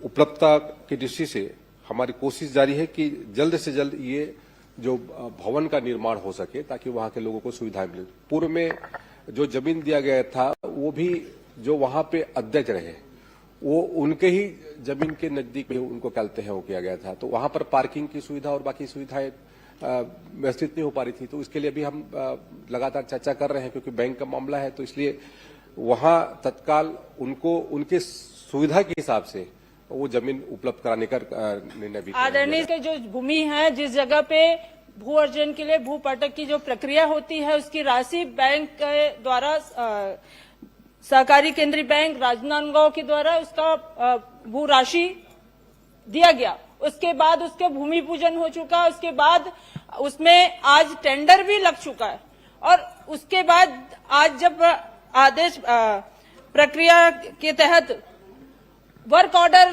हो चुका है, उसके बाद भी आप कह रहे हैं कि वो जगह सही नहीं है। तो फिर पिछले समय में भूमि पूजन हुआ 2 साल के अवधि में आपने एक ठेला 2-4 ठेले हैं उसको नहीं हटवा पाए। मतलब सरकार इतनी कमजोर हो चुकी है कि अतिक्रमण नहीं हटा के आप वहां पे बैंक को सीधे सीधे जो किसान का बैंक है उसे आप नहीं बनाना चाह रहे हैं, जिसका स्वीकृति भी मिल चुका है। 39 लाख का जो आप ही ने कहा है, क्यों नहीं हटाया गया, क्यों आज तक के लंबित है ये? महोदय, ये जो स्वीकृति है लगभग 2023 का है सभापति महोदय, और इसके लिए लगातार प्रक्रिया चल रही थी और वर्तमान में जो स्थल है वहां पर पार्किंग की सुविधा और जो अन्य सुविधाएं होनी चाहिए वो उसके लिए उपयुक्त स्थिति नहीं है। इसलिए कलेक्टर से चर्चा करके उसके संदर्भ में अलग जहां पर अच्छी जमीन हो इसके संदर्भ में अपन चर्चा कर रहे हैं। बार महोदय जी कह रहे हैं मंत्री जी कि पार्किंग की सुविधा, ये सारी चीजों को पहले देखा गया, तभी वहां पे वर्क ऑर्डर निकला, तभी वहां का टेंडर हुआ, तभी भूमि पूजन हुआ। अब ये सब होने के बाद आज वो किराए से संचालित है, वो भी भारतीय जनता पार्टी के एक नेता के रिश्तेदार के घर पे। तो ये आपत्तिजनक है, ये आपत्तिजनक है। आपत्तिजनक नहीं, इसका पूरा मेरे पास आप कहे तो मैं विलोपित कर दिया जाए। पे रख सकती हूँ। ये वर्क ऑर्डर है और उसका एक कॉपी कौन किराएदार है, कौन क्या है, वो किराएदार संबद्धता क्या है? सुनिए, नई सदस्य हैं, नाम लेने के पहले प्रमाण मैंने नाम नहीं लिया, मैंने अभी नाम नहीं लिया। आपने मैंने किसी पार्टी जो को उल्लेख कैसे कर प्रक्रिया दिया? ये यहाँ पे आरोप हुई है वो बता रही हूँ मैं कि आज ये बता दीजिए कि वो किसका कब्जा है, वो तो बताएंगे मंत्री जी। मैं आपसे नहीं पूछ रहा हूँ। हाँ ठीक है ना, वो सुधार दिया ना। हाँ मैं वो बस थोड़ा सा मदद कर दिया। मेरे ख्याल से आपकी मदद की जरूरत कब्जा किसका ये बता दे, उनको नाम बताया कब्जा, उनको बोलने दीजिएगा। वो कल माननीय भूपेश बघेल जी के पूछने के कारण और बहिर्गमन के कारण वो एक विद्यावती जी का प्रश्न लैप्स हो गया। पूरा टाइम ले लेते हैं, बाकी कांग्रेस के सदस्य इससे असंतुष्ट है बहुत। अच्छा सभापति महोदय, समय कौन ले? आप टाइम नहीं लेते हैं, बाकी लोग लेते हैं टाइम। पूरा सदन में सच आप ही का टाइम चल रहा है। आप प्रश्न कर दीजिए। सभापति जी, मैंने किसी का नाम नहीं लिया। इसमें यही कहा गया है कि यहाँ जब वर्क ऑर्डर हो चुका था, टेंडर लग चुका था, उसके बाद भूमि पूजन की प्रक्रिया हो गई थी, उसके बाद भी आज वहां पे ये कार्य संपन्न नहीं है और अतिक्रमण की बात बार बार करके 2 साल से इसे किराए से चलाया जा रहा है। और जब सामने ये बात आई, जब मेरा ध्यानाकर्षण लगा, प्रश्न करें जी मैं कर रही हूँ, ध्यानाकर्षण लगा, उसके बाद जब पता चला कि ये एक निजी व्यक्ति को लाभ देने के लिए, सीधे लाभ देने के लिए आज सरकार ने इसे किराए पे चला रहा है। तो ये मेरा सवाल था कि क्या किसानों का ये बैंक, किसानों के लिए जो बनाया जाता है ये बैंक, उस बैंक की भूमि पूजन कराएगी, फिर आवंटित हो गया, फिर आज काहे के लिए लंबित है, मैं यही जानना चाहती हूँ। मंत्री जी, मतलब मैंने अपने उत्तर में कहा कि वो जो जमीन है वहां पर पर्याप्त, आज के दृष्टिकोण से वहां पर पार्क, आपने कोई आवंटित, जो कोई भी जगह आवंटन किया, किराए से चलाया जा रहा है, जबकि इसकी राशि सैंक्शन है, स्वीकृत है। किराए, अब जब भवन नहीं है तो किराए से चलाया जा रहा है। और दो साल में आपने अभी तक के आपने अतिक्रमण नहीं हटा पाए, भवन नहीं है तो किराए में चलाइए। अब आप कहेंगे कि किराए में भी मत चलाइए, तो वो तो तय वहां पे कलेक्टर के माध्यम से। यही मेरा सवाल है कि 2 साल में आपने वो जगह को क्यों, या तो आपने उस जगह को अतिक्रमण हटाते या फिर कोई पे कलेक्टर महोदय द्वारा आवंटन कर दिया जाता जगह को, लेकिन ना ही जगह का आवंटन हुआ है और ना ही वहां से अतिक्रमण हटा है। मतलब इसमें सीधी सीधी बात सामने आ रही है, जो कि मैंने कहा भारतीय जनता पार्टी के नेता के रिश्तेदार को लाभ पहुंचाने के, मैं इसमें गलत बात है ये। गलत बात नहीं, रिश्तेदार आखिर कोई ना कोई किसी रिश्तेदार होगा ही, तो ये बात नहीं करती, इसमें ये थोड़ी ना है, नाम नहीं लिया और जो नियम के तहत में वो किया जा रहा है। सभापति जी, पार्टी का नाम है,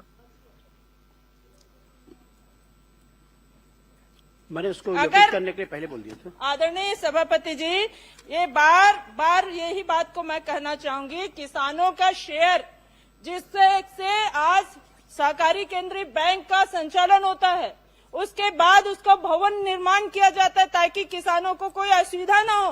अब जब बैंक उस जगह को खरीद चुकी है, उसके बाद आज वो जगह को हम ये कह रहे हैं कि वहाँ पे पार्किंग की सुविधा नहीं है, और उसके बाद उसको अतिक्रमण हटाया नहीं जा रहा है, ये कैसी बात हुई?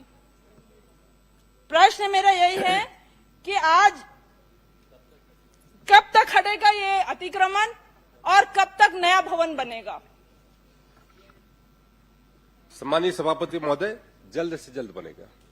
ठीक, आप मुझे समय दीजिए जी। माननीय सभापति महोदय, ये आपको बैंक बनाने के लिए कितनी जमीन की आवश्यकता है और पार्किंग के लिए कितनी जगह की आवश्यकता है, और वहां पे कितना जमीन आपको अलाट हुआ है? जो आप कमी पर डे बता रहे हैं पार्किंग के लिए, तो सवाल इस बात का है कि आपको जमीन कितने की है, आवश्यकता कितने की है, और कितना अलाटमेंट हुआ है, और अतिक्रमण कितने में है?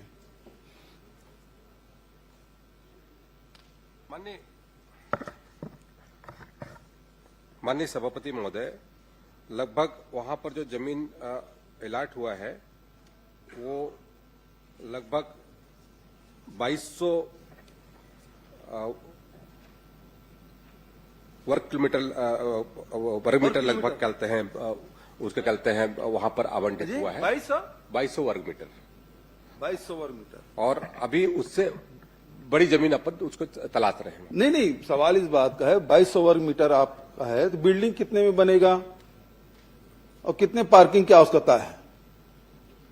क्या अंडरग्राउंड पार्किंग की व्यवस्था कर रहे हैं? खाली है, कितना है? आपको कितने जमीन की जरूरत है पार्किंग के लिए, और बिल्डिंग कितने में बनेगा?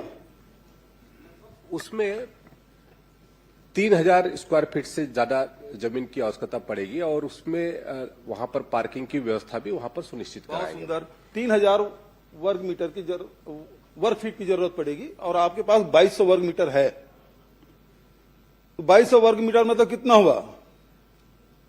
22000 वर्ग फीट हो गया, है ना? आपको जरूरत 3000 का है।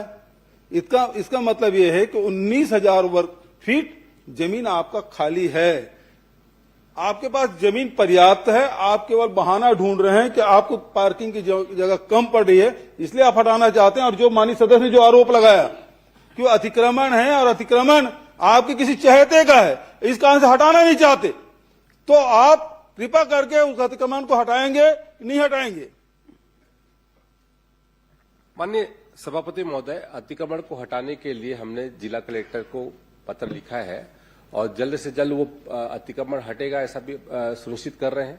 और जो जमीन की उपलब्धता है 2200 वर्ग मीटर का वहां पर अभी जमीन है और लगभग 3000 वर्ग मीटर लगभग कहते हैं जमीन अपन और देख रहे हैं ताकि वहां पर सुविधा युक्त जहां पर पार्किंग की व्यवस्था भी सुनिश्चित हो सके, ऐसे जमीन की आदरणीय उपलब्धता पर सभापति सुनिश्चित जी, करें। अभी एक मिनट अभी आपने 3000 वर्ग फीट की बात कही, अभी आप करें 3000 वर्ग मीटर की बात, पहले आप 22000 वर्ग मीटर की बात, तो कौन सी बात आप सही बोल रहे हैं? पर्ची मंगवा लीजिए, थोड़ा दूर हो गया है सभापति महोदय, ये पर्ची दौड़ने वाले थोड़ा से वो आ ही नहीं रहा पर्ची।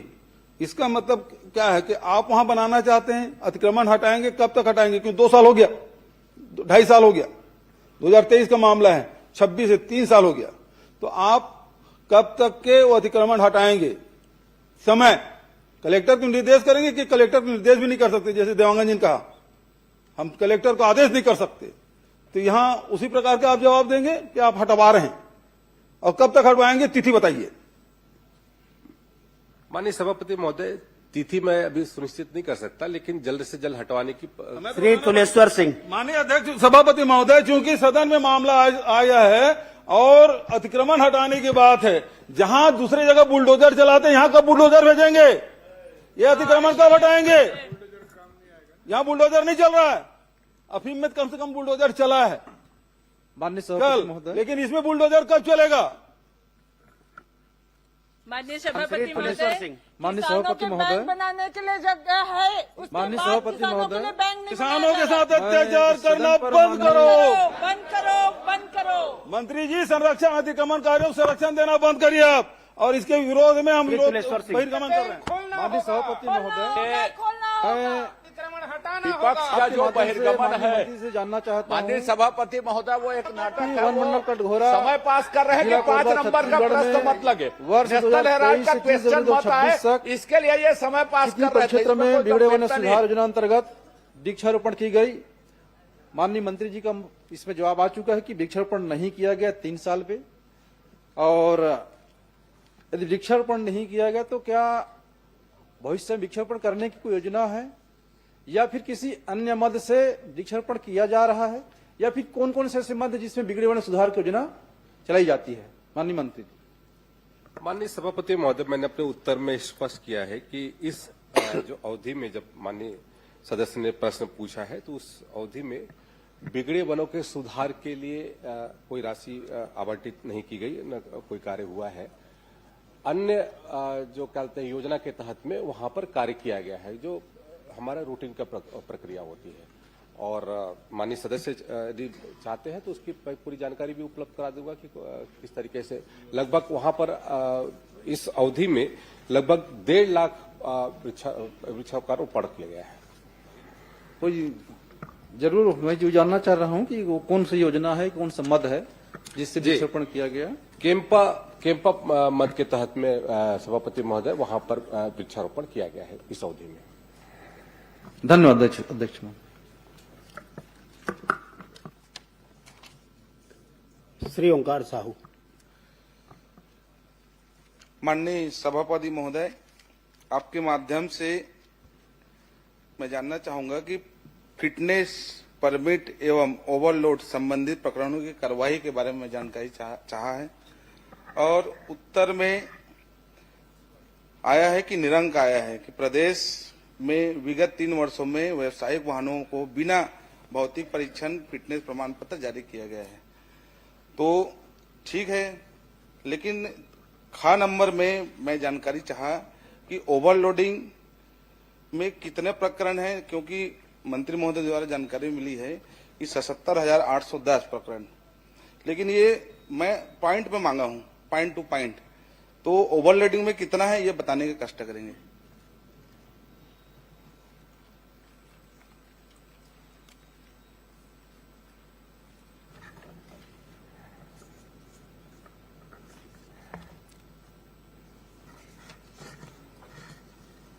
माननीय सभापति महोदय, जो मैंने जानकारी इनको दिया है, इसके तहत में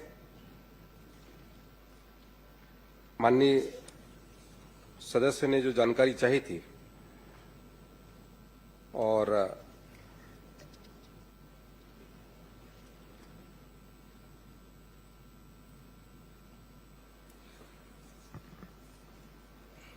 ओवरलोड के अरे दौड़ लगाओ भाई, इधर दौड़ लगाए। तीन ही प्रश्न है उसमें, ओवरलोडिंग की कितना है, बिना परमिट कितना है, बिना नहीं, उन्होंने बिना बीमा कितना है, मुझसे फिटनेस तीनों प्रश्न है। फिटनेस का में है, उन्होंने उसके बाद जानकारी अलग मांगा अलग था, पूछ बहुत रहे हैं। लंबा उसमें जानकारी मांगा था, इसलिए नहीं, मैंने नहीं, कल लंबा तक कुछ फिटनेस नहीं कर है। दिया है। और ओवरलोडिंग के उसकी जानकारी होगा तो मैं अलग से उपलब्ध करा दूं। मैंने फिटनेस का भी रखा हुआ है। अरे भाई इसमें लिखित है ओवरलोडिंग कितना है, बिना परमिट कितना है, बिना बीमा के कितना है, ये तो लिखित में प्रश्न है। और आपने एक जाय उत्तर दे दिया 78,000, 77,810, तो उन्होंने अलग अलग कितना है आपके पास तो होगा आंकड़ा।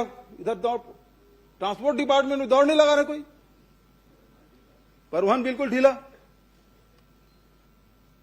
मैं इसकी अलग से उसकी जानकारी उपलब्ध करा दूंगा अध्यक्ष महोदय, सभापति लिखित महोदय। उत्तर नहीं दे रहे मेरे सभापति पास महोदय, या तो ये- इसके अलग अलग समय निर्धारित कर दीजिए। ये पूरी जानकारी मैंने दिया है, एग्जाइट मैंने दिया हुआ है। इन्होंने अलग से पूछा है कि ओवरलोडिंग का कितना मामला है। नहीं, मैं तो प्रदेश को पूछा हूँ, आपको जिला वाइज देना चाहिए, लेकिन यहाँ पे तो जवाब में तो कुछ आया नहीं है।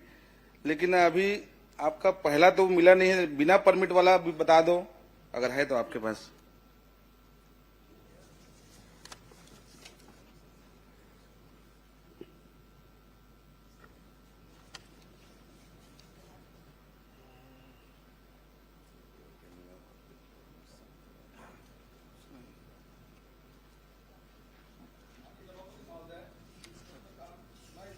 कर रहा हूं कि मंत्री जी की तैयारी पूरी नहीं है, आसंदी से व्यवस्था आनी चाहिए। सभापति महोदय बता रहे हैं, मंत्री जी बता रहे हैं। कुछ बता ही नहीं रहे ना, न क का उत्तर आ रहा है न ख का उत्तर आ रहा है। भाई बिना वो व्यवसायिक वाहन के बिना भौतिक परीक्षण के, बिना फिटनेस के कितने हैं वो तो पूछा ही नहीं भाई। व्यवसायिक उसके बारे में आप वो कुछ फिटनेस- बोले नहीं। उन्होंने मतलब जितने भी हैं वो सब उन्होंने फिटनेस वाले हैं। माननीय सभापति महोदय, उन्होंने फिटनेस की जानकारी मांगी थी, तो मैंने फिटनेस की पूरी जानकारी उनको उपलब्ध करा निरंक दी है। और इसमें ये पूरा डाटा है मेरे पास। ना काम में तो आपने निरंक कर दिया। देखिए, मतलब छत्तीसगढ़ में जितनी गाड़ियां चल रही है 2023 में जो फिटनेस के उसमें कहते हैं टोटल जो वो किया गया है, उसमें 88,096 कहते हैं उसमें फिटनेस वो किया गया है। और उसमें लगभग 87,000 कहते हैं पास हुए हैं, 87,900 कहते हैं 46। और 2024 में लगभग कहते हैं 1,02,000 कहते हैं इसमें कहते हैं फिटनेस किया गया है। अब ये बताइए, आपने निरंक कहा वो सही है कि अभी बता रहे हैं वो सही है? नहीं, उत्तर ठीक नहीं आया सभापति महोदय। इसको दूसरे दिन फिटनेस के का लिए डाटा मैंने रख दीजिए, आधे घंटे की चर्चा में रख दीजिए। अब किसी चीज रख लीजिए क्योंकि उत्तर तो नहीं आ रहा है। नहीं, निरंक वाले में सही जवाब दिए, आप पढ़िए उसको ठीक से। ऐसा तो अरे ठीक है ना, वो तो तीन बिना माननीय भौतिक- सदस्य पूछे, सुनिए ना, हम तो केवल समय उसमें समय बिना सुनो भौतिक परीक्षण मंत्री के जी, लिखे हैं, भौतिक परीक्षण वो करा के सक्षम मंत्री फिटनेस जारी हैं, हुआ है। वो सक्षम मंत्री हैं और आपसे सीनियर भी हैं। गलत नहीं पूछ रहा हूं मैं तो उनको समय दे रहा हूं तब तक कि पर्ची आ जाए करके। प्रश्न का आप चुपचाप बैठे रहते हैं, अभी तक उत्तर भी नहीं दे रहा है। आगे पर्ची, ये ट्रांसपोर्ट डिपार्टमेंट बहुत धीमी गति से चल रहा है। अमेरिका से आता है, वैसे आ गया। करिए सभापति महोदय। नहीं, गाड़ी धीमी नहीं चल रही है, सर पर दौड़ रही है। नहीं, ये इसका निरंक है, इसका पूरी जानकारी। लो अब सुन लीजिए, अब श्यामलाल जी सुन लीजिए। पहले आंकड़े दे रहे थे, मतलब कुल मिला के तैयारी नहीं है। अब बिना तैयारी के विभाग ने कुछ भी उत्तर दे दिया है। या तो इसको दूसरे दिन के रखा जाए, नहीं तो हम इसका बाइकआउट करते हैं भाई। नहीं, किस बात के लिए? अरे आप उत्तर ही नहीं दे पा रहे हो। नहीं, आपने जो जानकारी मांगा, मैंने अलग से बोला कि अलग से कहा को यदि ओवरलोडिंग का मामला है तो जब आप लिखित उत्तर दिया, जानकारी कितने वाहनों पर किया गया है, लिखित उत्तर मांगा गया है भाई, मैं दे दूंगा जानकारी। मैंने आप बोला दोगे? मैं वही सदन तो को इसलिए बताने वाला अलग से सोच कर रहा हूँ, मैं निर्धारित इसकी पूरी किया जानकारी दे दूंगा। सभापति महोदय इसको अलग से मैं निर्धारित किया जाए। उपलब्ध करा दूंगा बोल रहे हैं। नहीं उपलब्ध कैसे होगा, ये तो लिखित उत्तर है। ये तो मंत्री विभाग को प्रताड़ित करना चाहिए, इनके पास कोई काम है ही नहीं है। एक उत्तर आंकड़ा नहीं दे पा रहे हैं। मंत्री जी माननीय सदस्य को उपलब्ध करा देंगे आप? बिल्कुल नहीं माननीय सभापति महोदय, क्योंकि मैं लिखित में जानकारी मांगी तो मुझे लिखित में जानकारी मिलना चाहिए। ये जो तैयारी है विभाग का ये बहुत ही शून्य है, क्योंकि सब चीज में निरंक दिया। चलो मैं तो कहा के छोड़ दिया हूँ। में आपका जो जवाब है मैं उसमें संतुष्ट नहीं हूँ, तो मैं चाहता हूँ कि इसको आगे बढ़ाया जाए अगला दिन में। देखिए आपका प्रश्न आप देखिए जी, आपने उसमें पूछा है कि परिवहन विभाग द्वारा वाहनों की ओवरलोड, एक मिनट, ओवरलोडिंग, बिना परमिट संचालन तथा बिना बीमा पाए जाने पर कितने प्रकरण बनाए गए, कितनी राशि वसूल की गई। अब उसका ये जो जवाब दिया गया है कि पाए जाने पर 77,810 प्रकरण बनाए गए, आप केवल उसमें अब ये चाह रहे हैं, लिखित उत्तर आपको दे दिया है, आप ये चाह रहे हैं कि उसको अलग अलग बताए। मंत्री जी आपको उपलब्ध करा देंगे जिलेवार पृथकता जानकारी। जी, जिलेवार माननीय जिलेवार भी उपलब्ध करा देंगे आप, वो भी उपलब्ध करा देंगे। नहीं, आप प्रश्न पढ़ लीजिए। बहुत मुश्किल प्रश्न में जो दिया गया है, माननीय सभापति महोदय, प्रश्न पूछने का अधिकार है माननीय भूपेश बघेल जी को, लेकिन धमकाने का अधिकार नहीं है। आप धमका रहे थे, मैं बहिष्कार करूंगा करके, बाइकाट करेंगे करके आप धमका रहे थे मंत्री, अभी धमका रहे थे। और आप ऐसा नहीं पूछते, प्रश्नकाल ऐसा नहीं चलता, आपकी मर्जी से प्रश्नकाल नहीं रहे, अपनी बात रखे, प्रश्नकाल नहीं चलेगा, धमकी नहीं चलेगी आपकी। आपने धमकाया, बाइकाट करूंगा करके, आपने कहा बैठ रहे हैं, मंत्री जी को ऐसा धमकी नहीं दिए, आपको बाइकाट किया आपको बाइकाट किया गया आपने धमकी दी, अभी धमकी दी आपने, धमकी नहीं दी, आपने धमकी दी, बात रखने का अधिकार है। सभापति आप बैठ जाए, आप भी बैठिए, आप भी बैठिए, आप बैठिए, सब बैठिए। आपको कौन सी जानकारी चाहिए? माननीय आप बैठिए, आप भी बैठिए। नहीं भूपेश बघेल जी, आपसे बात कर रहा हूँ। माननीय मंत्री जी इनका बाइकाट किए थे, भूल गए आप? मंत्री जी, आप मंत्री जी नहीं दे रहे, मौन धारण टाइप का लग रहा है। सुना नहीं, कुछ नहीं लग रहा है। आप बैठिए, क्या होगा? आप बैठिए ना। मैंने आप राम कुमार जी, माननीय सदस्य आप बैठे, आपने जो पूछा मैंने आपको पढ़ के बताया। आप जो बोल रहे हो ना लिखित में उसका जवाब आया है, मैंने आपको पढ़ के बताया है। आपने जो प्रश्न किया उसको पढ़ लीजिए। और आपने उसमें पृथकता जानकारी नहीं मांगी है, आपने जो मांगी है जानकारी मंत्री जी ने उसका जवाब दिया है, यही मैं आपको बोला हूं। और इसलिए उसमें अंतिम प्रश्न और कुछ करना है तो कर लीजिए, उसके बाद आगे बढ़ते हैं। सभापति महोदय, क्योंकि मैंने पॉइंट टू पॉइंट मांगा है। भाई आप पढ़िए, पॉइंट टू पॉइंट मैं पढ़ देता हूं, एक बार मैं पढ़ता हूं आपको। जी, उक्त अवधि में परिवहन विभाग द्वारा वाहनों की ओवरलोडिंग, बिना परमिट संचालन एवं बिना बीमा पाए जाने पर कितने प्रकरण बनाए गए तथा कितनी राशि वसूल की गई। अब आप पढ़िए, उक्त अवधि में ओवरलोडिंग, बिना परमिट संचालन एवं बिना बीमा पाए जाने पर 77,810 प्रकरण बनाए गए।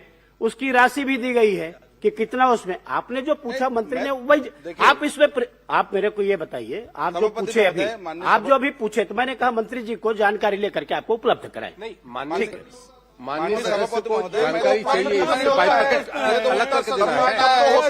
अरे पूरे प्रदेश का पूरा प्रदेश का हुआ है, 77,810। ये तो बेहद दुर्भाग्यजनक है।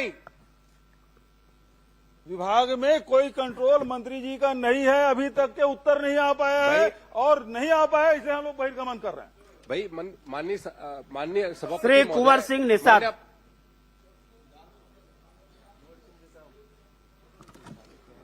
माननीय सभापति महोदय। सभापति जी, ये सब क्या बात करेंगे, ये सब रणछोड़ दास हैं, रणछोड़ दास। महोदय मोर चालू होत ना काका, तो छोड़ हो नहीं, तुम छोड़ के बात। अरे तुम तो जा भाई, तो बहिर्गमन में नाम कट गई, टिकटों जी के पीछे रहो, टिकट पानी है तो बहिर्गमन करो। जेल ला चिंता हुई ना तेवन पाछू पाछू घूमे, मोलापन कर्म पे भरोसा है, मोलापन कर्म पे भरोसा है।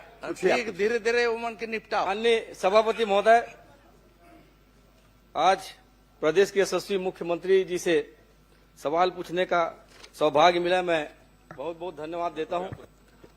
और मैंने स्पेसिफिक प्रश्न किया माननीय मुख्यमंत्री जी से कि जिला कांकेर तहसील भानु प्रतापपुर के कच्चेआरी डोंगरी में जो माइन संचालित हो रहा है, गोदावरी पावर एंड इस्पात लिमिटेड को माननीय सभापति महोदय, जैसा कि जवाब में आया है, उक्त कंपनी को 74.05 हेक्टेयर लगभग 250 एकड़ जमीन खनन के लिए नहीं अपितु किस वैज्ञानिक पद्धति से वेस्ट मटेरियल डंप किए जाने के लिए गैर खनिज युक्त अतिरिक्त क्षेत्र को दिया गया है, चूंकि वह जमीन एक रिजर्व एरिया में। माननीय सभापति महोदय, अब सवाल यह उठता है कि किस विभाग या किस अधिकारी द्वारा यह तय किया गया है कि वो जमीन गैर खनिज युक्त है, जबकि वह जमीन पूर्व में आवंटित 138.96 हेक्टेयर की जमीन से लगा हुआ है। माननीय सभापति महोदय, तो ये जरूर मैं माननीय मुख्यमंत्री से सवाल कर रहा हूं, मैं इसका जवाब चाहता हूं। माननीय सभापति महोदय।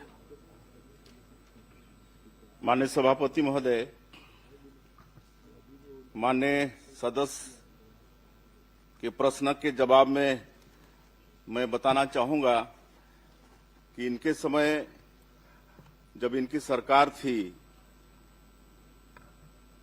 तो गोदावरी इस्पात प्राइवेट लिमिटेड को खसरा नंबर 188 रकबा 2.65 हेक्टेयर क्षेत्र को राजस्व नियमों के तहत रिजेक्ट ओवरबर्डन के निस्तारण हेतु सतह अधिकार दिया गया और इसी प्रकार आपके ही सरकार में 4/8/2023 को 61.41 हेक्टेयर भूमि को रिजेक्ट ओवरबर्डन निस्तारण के लिए आवंटन किया गया, लेकिन इस पर नियम कानून को ताक में रख के ये सब दिया गया, जबकि हम लोग लगा हुआ जो 74.05 हेक्टेयर जमीन है उसको पूरी विधि विधान के साथ जो भारत सरकार का खनिज नियम है उसके अनुसार उनको ओवरबर्डन डंप के लिए दिए हैं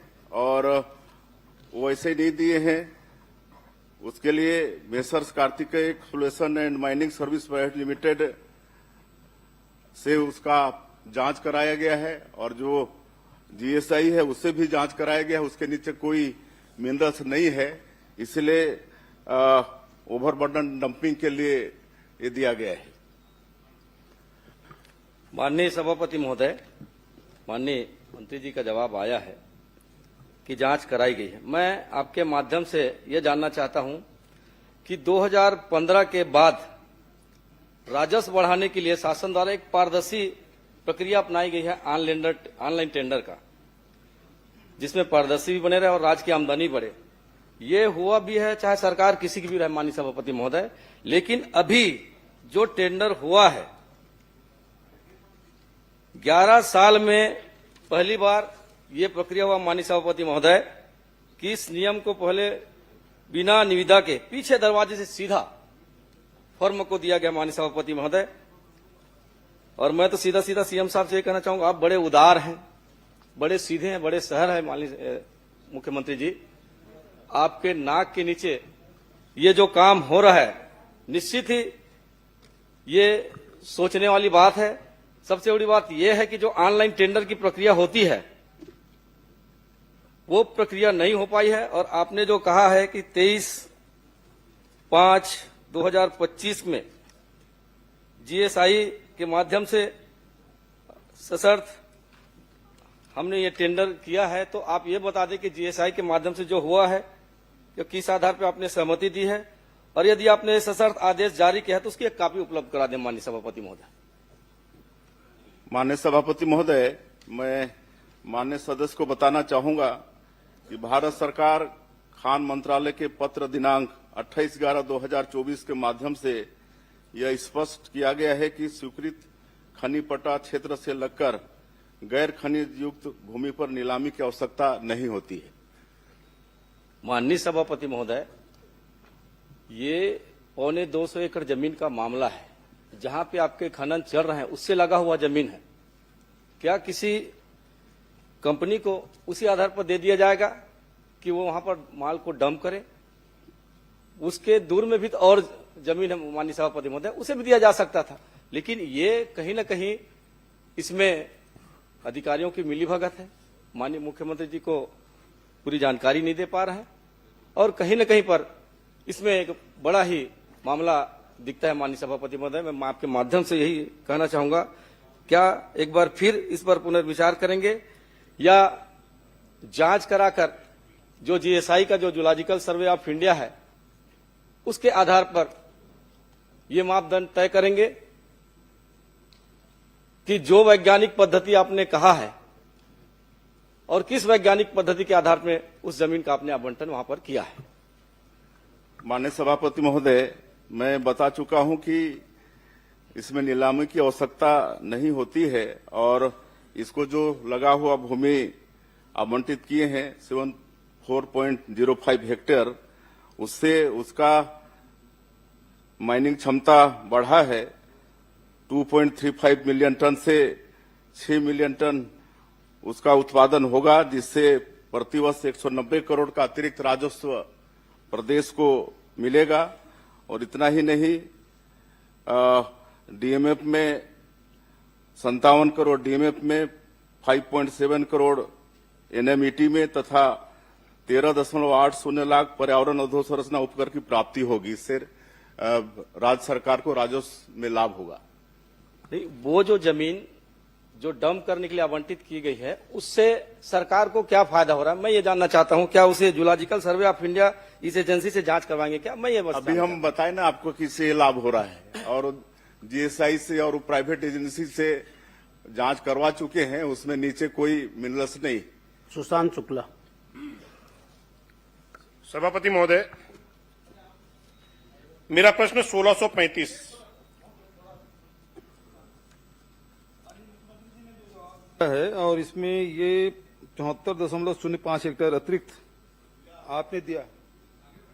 मैंने निवेदन किया, निवेदन करके ही पूछ रहा हूं भाई।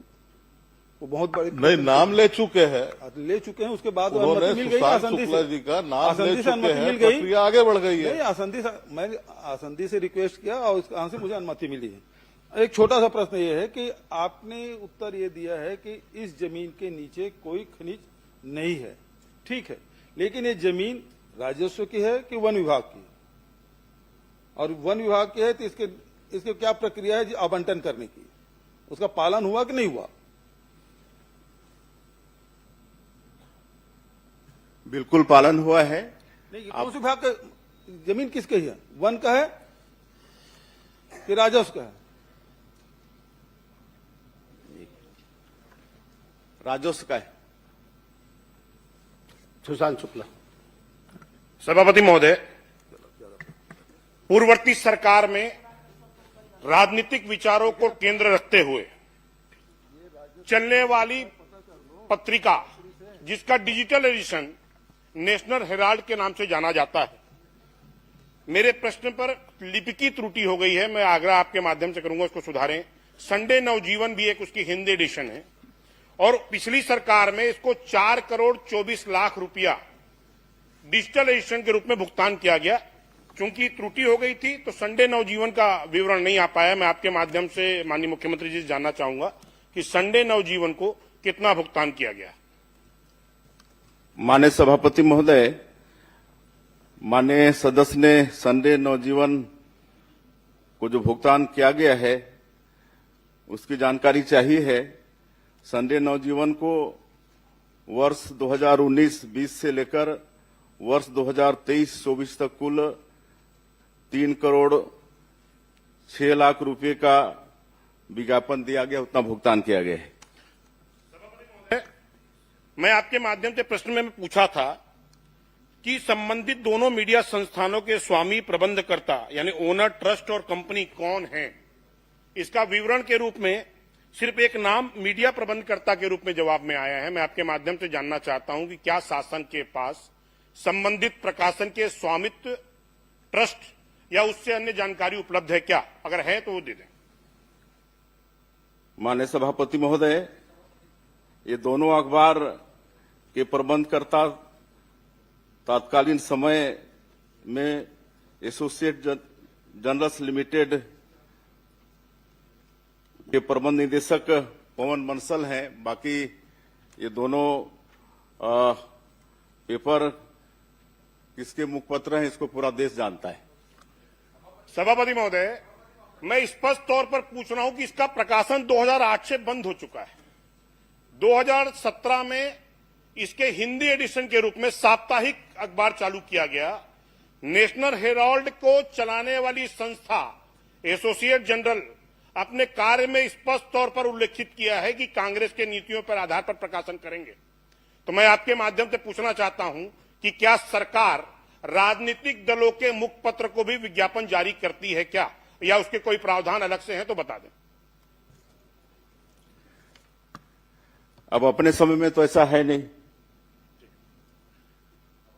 सभापति महोदय, यहीं पर एक विषय है, तो मैं आपके माध्यम से मांग करता हूं कि संबंधित तत्कालीन समय में ऐसे समाचार पत्र जो किसी राजनीतिक दल की विचारों धाराओं पर आधारित प्रकाशन करते हैं, उसको राशि आवंटित करने वाले अधिकारियों के विरुद्ध कार्रवाई सुनिश्चित करेंगे क्या?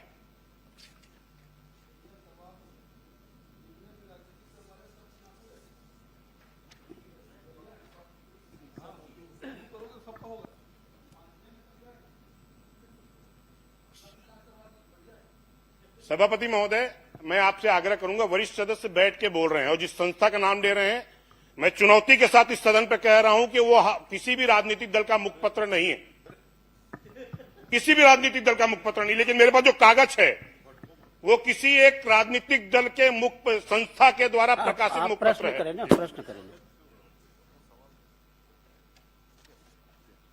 अजय चंद्राकर जी। माननीय सभापति महोदय, ये नेशनल हेराल्ड के जिस भी एडिशन को, चाहे वो डिजिटल एडिशन को दिया गया चाहे प्रिंट एडिशन को दिया गया, ये छत्तीसगढ़ से प्रकाशित नहीं होती।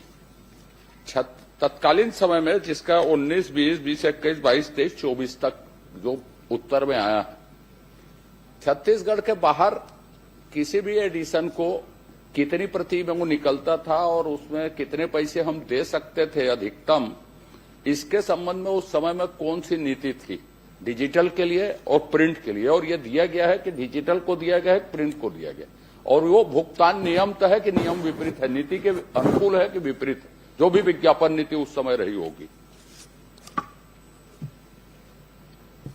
माननीय सभापति महोदय, उस समय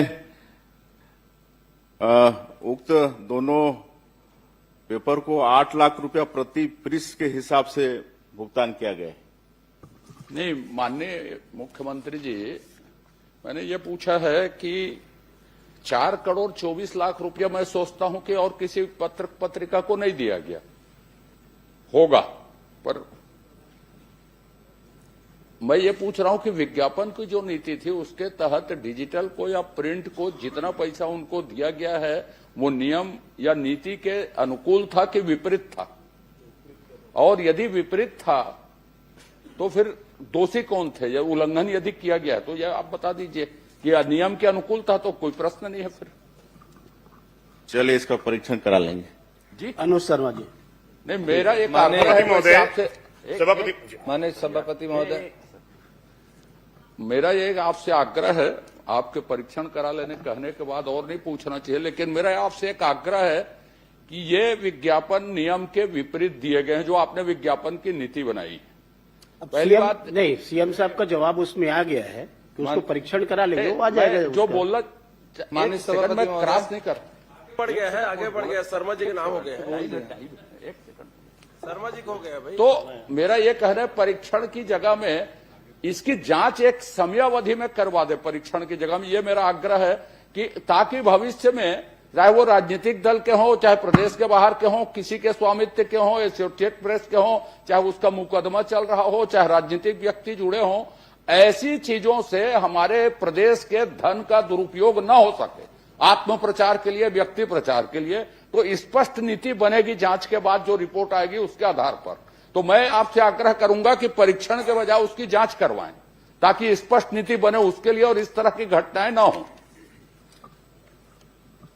माननीय सभापति महोदय, विज्ञापन नियमावली 2019 की कंडिका 16 के अनुसार एवं वित्तीय अधिकार पुस्तिका में निहित शक्तियों के अनुसार किसी भी समाचार पत्र पत्रिकाओं में उन दरों पर जो उचित समझी जाए विज्ञापन देने की पूर्ण शक्तियां प्रशासकीय विभाग को है। पूर्व सरकार के समय में यह नियम प्रचलन में है। उक्त समाचार पत्र RNI भारत सरकार के पंजीयक कार्यालय में पंजीकृत है। अनुज शर्मा। माननीय सभापति जी, बहुत बहुत आभार, आपने अवसर दिया। मैं माननीय मुख्यमंत्री जी से मैंने एक जानकारी चाहिए थी आपके माध्यम से, धरसींवा विधानसभा क्षेत्र में स्थापित क्रेशर मशीनों की जांच के संबंध में। मैं माननीय मुख्यमंत्री जी से जानना चाहता हूं कि इन क्रेशर मशीन की जांच का क्या नियम है, कब कब किया जाना चाहिए। इस संबंध में मैं उनसे जानना चाहता हूं कि जांच के क्या नियम है और कब कब किया जाना चाहिए। ऐसी कोई प्रक्रिया है क्या जांच के लिए?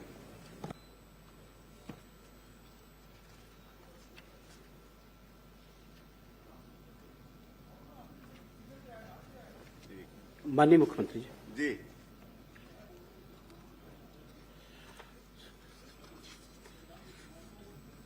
माननीय सभापति,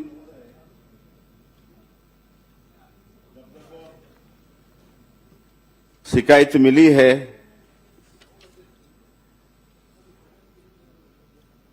भंडारण नियम 2009 के तहत जांच की जाती है जब जब शिकायत मिली है, और माननीय सदस्य के विधानसभा क्षेत्र से कुल 7 शिकायत पिछले 2 वर्षों में मिली है और सबकी जांच माइनिंग विभाग से हुई है और उन पर कार्रवाई हुई है।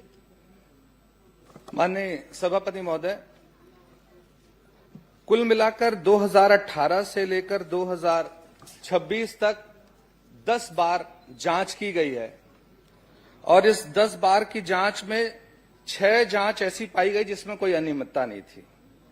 केवल 4 संस्थाओं के विरुद्ध कार्रवाई हुई है और इसमें सबसे बड़ी बात यह रहती है माननीय सभापति महोदय, जिसमें सरकारी खजाने का बहुत बड़ा नुकसान होता है। जितने की अनुमति होती है, जितने का बिजली बिल आता है, जितने का उत्खनन होता है, उतने की रॉयल्टी नहीं पटाई जाती है, जिससे प्रदेश के खजाने में बहुत बड़ा नुकसान होता है। मैं माननीय मुख्यमंत्री जी से एक अनुरोध करता हूं और उनसे एक मांग करता हूं कि क्या जिस अनुपात में बिजली का बिल उन संस्थानों में आया है, जिस अनुपात में माइनिंग की गई है और जिस अनुपात में रॉयल्टी पटाई गई है, उसके आधार पे जांच कराएंगे क्या? और मैं बता भी देता हूं, ऐसे एक नहीं कई संस्थान है जिसकी शिकायत आई है। ओशियान अंत्रोज Dondekala, Balaji stone crusher Dondekala, Mohan stone Lalpur, Vinayak mining Matiya, Bhavna stone Seri Khedi, Vimla infrastructure लिमी देवरी, दीपक अग्रवाल देवरी। ऐसे मेरे पास पूरी लाइन है जिसकी शिकायत आई है। तो मेरा माननीय मुख्यमंत्री जी से आग्रह है कि जितने माइनिंग की परमिशन थी, जितनी माइनिंग हुई है, जितना बिजली का बिल आया है और कितना रॉयल्टी पटा है, इस आधार पर जांच की घोषणा करेंगे क्या? माननीय सभापति महोदय, जैसे मैंने कहा कि जहां से भी शिकायत आई है उस पर जांच हुई है और जो सही पाए गए हैं उन पर कार्रवाई हुई है और उनसे समझौता राशि भी वसूल किया गया है। माननीय सभापति महोदय, इसमें अभी तक 6 सालों में 2,70,000 रुपए का अर्थदंड लगा है, सिर्फ 2,70,000 का। मेरा बस इतना आग्रह है माननीय मुख्यमंत्री जी से, क्योंकि इसमें प्रदेश के खजाने में पैसा आना है रॉयल्टी का। ये रॉयल्टी की चोरी का मामला है कि बिजली बिल के अनुपात में जितना उत्खनन हुआ है उस आधार पर जांच कराएंगे क्या? मैं माननीय मुख्यमंत्री जी को मैं मांग कर रहा हूं, उसके आधार पर जांच की घोषणा कर दें बस। होगी तो आप दे देंगे, लिख के जांच करा लेंगे। श्रीमती संगीता सिन्हा। माननीय सभापति जी, माननीय भूपेश बघेल जी के बार बार बहिर्गमन से नेता प्रतिपक्ष जी थक गए हैं, नाराज हो गए हैं, अस्वस्थ हो गए हैं कि सदन से चले गए हैं। आप एक व्यवस्था दीजिए कि प्रश्नकाल के बाद संसदीय कार्य मंत्री का इस विषय में वक्तव्य आए। सदन चिंतित है, नेता प्रतिपक्ष जी बार बार से परेशान हो गए हैं। नेताजी न इसमें एक थके व्यवस्था हैं न दीजिए परेशान है। संसदीय कार्य मंत्री जी का बयान है, नेता प्रतिपक्ष जी आखिर है कहाँ? नाराज होके गए हैं, हाउस चल रहा है, बार बार उसको चला देते हैं, जबरदस्ती ले जाते हैं। तो सदन में इसमें संसदीय कार्य मंत्री का वक्तव्य आना चाहिए। समय खराब कर रहे हैं, मुझे समय चाहिए। आप कृपया शासन को निर्देशित कर दें, प्रश्नकाल के बाद उसमें वक्तव्य आ जाए नेता प्रतिपक्ष जी की सिचुएशन स्थिति के बारे में। सभापति महोदय जी, समय। संगीता सिन्हा जी। संगीता, ये क्या है कि आज 3 प्रश्न में ही सत्ता पक्ष की हालत खराब हो गई। और इस कारण से मोर्चा संभालना पड़ रहा आपको, लेकिन इससे कुछ फर्क पड़ने वाला नहीं है। नेताजी पे पूरा विश्वास कुछ मिलने वाला भी नहीं। और इसमें नेताजी का वक्तव्य आना सबको है। चाहिए संसदीय कार्य मंत्री का। आखिर नेता प्रतिपक्ष को प्रश्नकाल है। परेशान किया जा रहा है, प्रश्न वो करने है दीजिए। कहाँ? नाराज होके चले गए हैं, थक गए हैं, क्या है? संगीता सिन्हा जी। नहीं लिया गया, उसमें बयान आना अनुमति किया जा रहा है। राजस्व न्यायालयों के द्वारा किन किन नेता प्रतिपक्ष दबाव महसूस कर रहे हैं। प्रश्नकाल अरे मुख्यमंत्री और संसदीय कार्य मंत्री के को पूरा बाइकाट किए हैं। आप वित्त मंत्री देख लीजिए और दूसरे गृह मंत्री देख लीजिए, दोनों गायब हैं, वो आए ही नहीं प्रश्नकाल में। आप लोग कुछ आदरणीय सभापति महोदय जी, राजस्व न्यायालयों के द्वारा किन किन अतिक्रमणकारियों को अतिक्रमित भूमि के बेदखल किए जाने के संबंध में वारंट जारी किया गया सभापति महोदय जी। और इसी में एक दूसरा प्रश्न है सभापति महोदय जी, किन कारणों से अभी तक बेदखली के कार्रवाई को नहीं की गई है?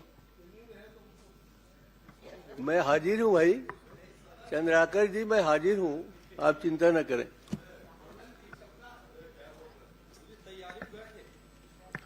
माननीय सभापति महोदय, माननीय विधायक ने अपने विधानसभा क्षेत्र संजारी बालोद के अतिक्रमण के संबंध में 1 जनवरी 2023 से लेकर के 31 जनवरी 2026 तक के अपने ग्रामीण क्षेत्र और नगरीय निकाय के शासकीय भूमि पे अतिक्रमण, अवैध निर्माण की शिकायत के संबंध में बहुत विस्तार से जानकारी चाहिए है। मैं बताना चाहूंगा माननीय सभापति महोदय कि बालोद विधानसभा, संजारी बालोद विधानसभा क्षेत्र के अंतर्गत आने वाले ग्राम और नगरीय निकायों की शासकीय भूमि पर अतिक्रमण, अवैध निर्माण के संबंध में बालोद में कुल 22 प्रकरण दर्ज किए गए हैं, जिसमें 21 प्रकरण ग्रामीण क्षेत्र से आते हैं। माननीय सभापति महोदय जी, मंत्री महोदय जी का ये उत्तर है मेरे पास। सभापति महोदय जी, बस मैं इतना जानना चाहती हूँ, जो दो मतलब आपसे जो आपके अधिकारी हैं वो छुपाए हैं। आदरणीय सभापति महोदय जी, क्या प्रदीप साहू का प्रकरण आपके पास नहीं है? इसमें मेरे पास जो उत्तर में जवाब आया है उसमें नहीं है। आदरणीय सभापति महोदय जी, एक प्रदीप साहू का प्रकरण है सभापति महोदय जी, जो तहसीलदार गुरूर द्वारा बेदखली का वारंट जारी किया गया है 17/9/2025 को। उसमें आज तक कोई कार्रवाई नहीं हुआ सभापति महोदय जी। इसी में दूसरा तहसीलदार गुरूर जो दुर्गानंद साहू पे तहसीलदार गुरूर द्वारा बेदखली वारंट जारी किया गया 11/12/2025 को, इसका यहाँ पे कहीं पे इसमें नहीं है सभापति महोदय जी। आपके अधिकारी आपको गलत जानकारी दे रहे हैं सभापति महोदय जी। इसी में जो 2 प्रकरण तोड़ा गया है, मतलब 2 तोड़ा गया है 12/7/2024 को बाजार चौक गुरूर में 50 दुकान को तोड़ा गया सभापति महोदय जी, सवेरे 5 बजे आके। उसका भी इसमें कोई जानकारी नहीं है उत्तर में सभापति महोदय जी। इसी में 29/10/2025 को बरही स्थित स्वयं रिसोर्ट का तोड़ा गया सभापति महोदय जी, अतिक्रमण, उसकी भी जानकारी नहीं है।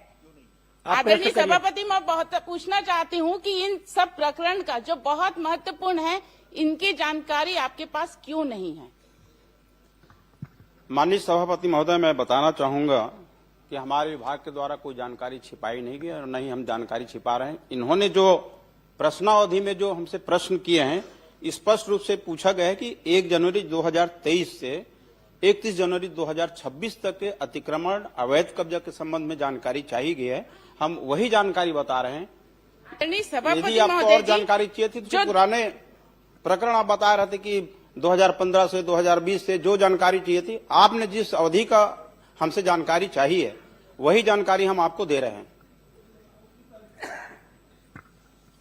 आदरणीय सभापति महोदय जी, जो मैं घटनाक्रम बता रही हूँ वो 17/9/2025 का ही वारंट जारी हुआ है। इसके पास मेरे पास तहसीलदार का आदेश कॉपी है, एसडीएम का आदेश कॉपी है, कलेक्टर का आदेश कॉपी है, कमिश्नर का आदेश कॉपी है, बेदखली वारंट का सभी चीज लाई हूँ सभापति महोदय जी। ये आपका है तहसीलदार का वारंट कॉपी है, ये आपका जितने भी है मैं आपके पास रखूंगी सभापति महोदय जी। सबसे बड़ी बात तो ये है कि आपके जो अधिकारी हैं वो आपको गलत जानकारी दे रहे हैं और आप मुझे ही नहीं, आपके अधिकारी मंत्री जी कोई नहीं, ये सदन को गुमराह कर रहे सभापति महोदय जी। क्या आप उस अधिकारी पे सबसे पहले कार्रवाई की मांग करती हूँ सभापति महोदय जी, आप उसकी कार्रवाई कीजिए।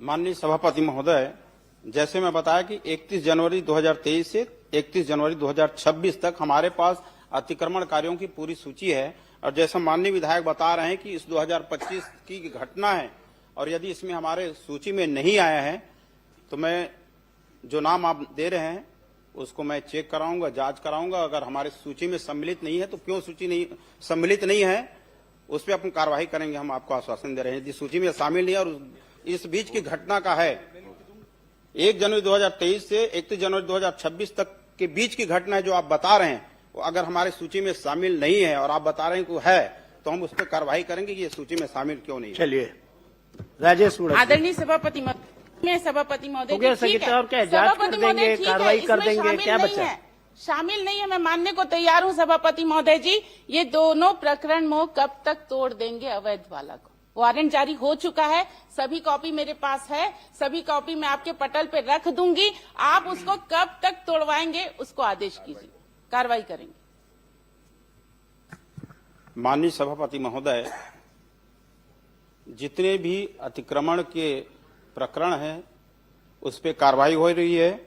आपके संजारी बालोद विधानसभा में ही कुल 260 प्रकरण दर्ज किए गए थे। सभापति महोदय, मैं बता रहा हूँ, आपको बता रहा हूँ, उसी में आऊंगा मैं। हटाएंगे समय कम है सभापति महोदय जी, मैं समय की सीमा को देखते हुए मैं मांग कर रही हूँ।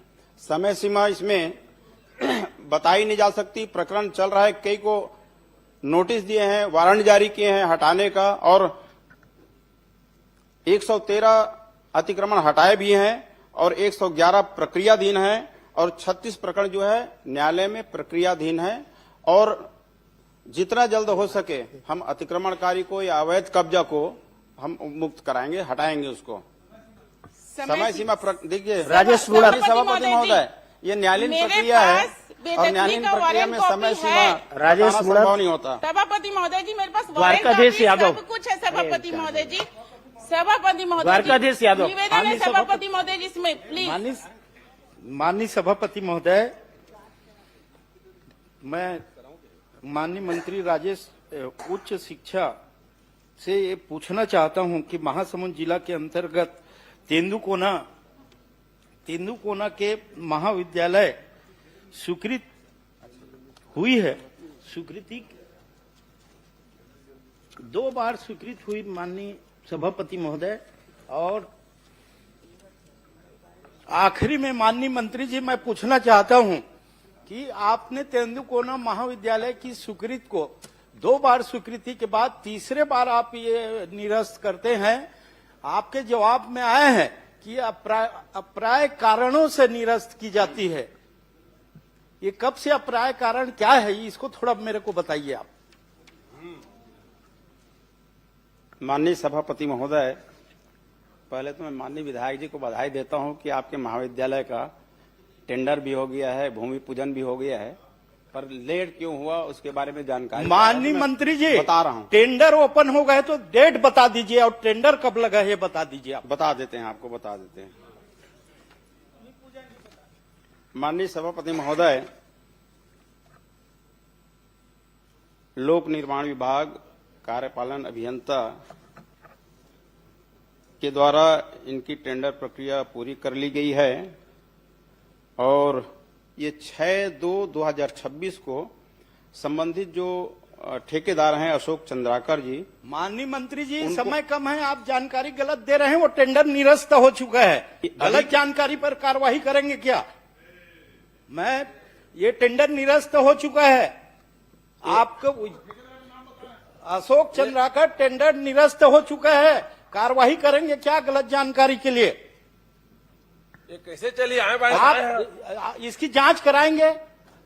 इसका हम परीक्षण करेंगे, उसके बाद फिर नहीं, अगर टेंडर निरस्त हो गए हैं तो आप कार्रवाई का आश्वासन दीजिए, कार्रवाई करेंगे क्या? ये कैसे चली आए भाई साहब? ये 6/2 अभी लेटेस्ट 6/2/2026 को जारी हुआ है।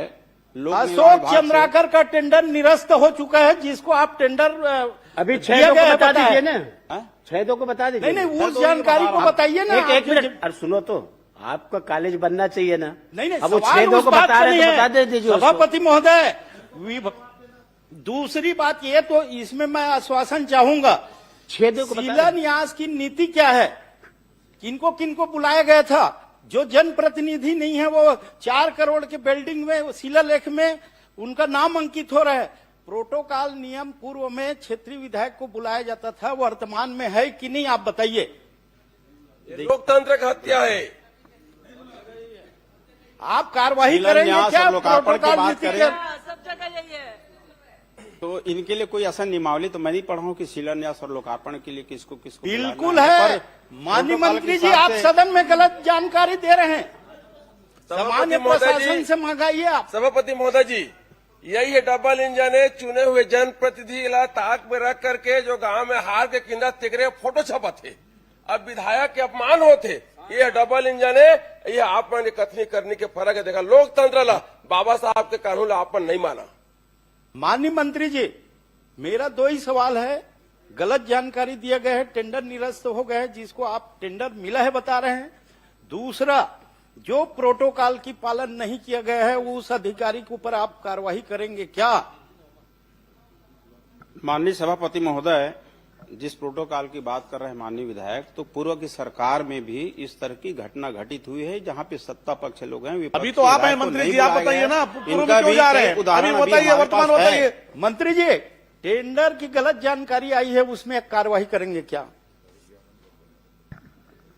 इसको हम, ये अभी फरवरी का है, 6 तारीख का। नहीं नहीं मंत्री जी, आप स्वयं सदन के रिकॉर्ड में है, अशोक चंद्राकर ठेकेदार को टेंडर मिला है बताए हैं। वही बता रहा हूँ। तो अशोक चंद्राकर, मैं तो बोल रहा हूँ टेंडर निरस्त हो गए। इनको 12 महीने टेंडर निरस्त हो गए माननीय मंत्री जी, टेंडर निरस्त हो चुका है। जिस ठेकेदार का आप नाम ले रहे हो, आप निरस्त होने की जानकारी दे रहे हैं, तो हम एक बार इसको जांच करेंगे। मैं पेपर उपलब्ध करा दूंगा आपको। हाँ जी, धन्यवाद। तो कार्रवाई करेंगे ना गलत जानकारी का? परीक्षण करेंगे, कार्रवाई करेंगे। आप दिलाइएगा। धन्यवाद सभापति। समाप्त प्रश्नकाल।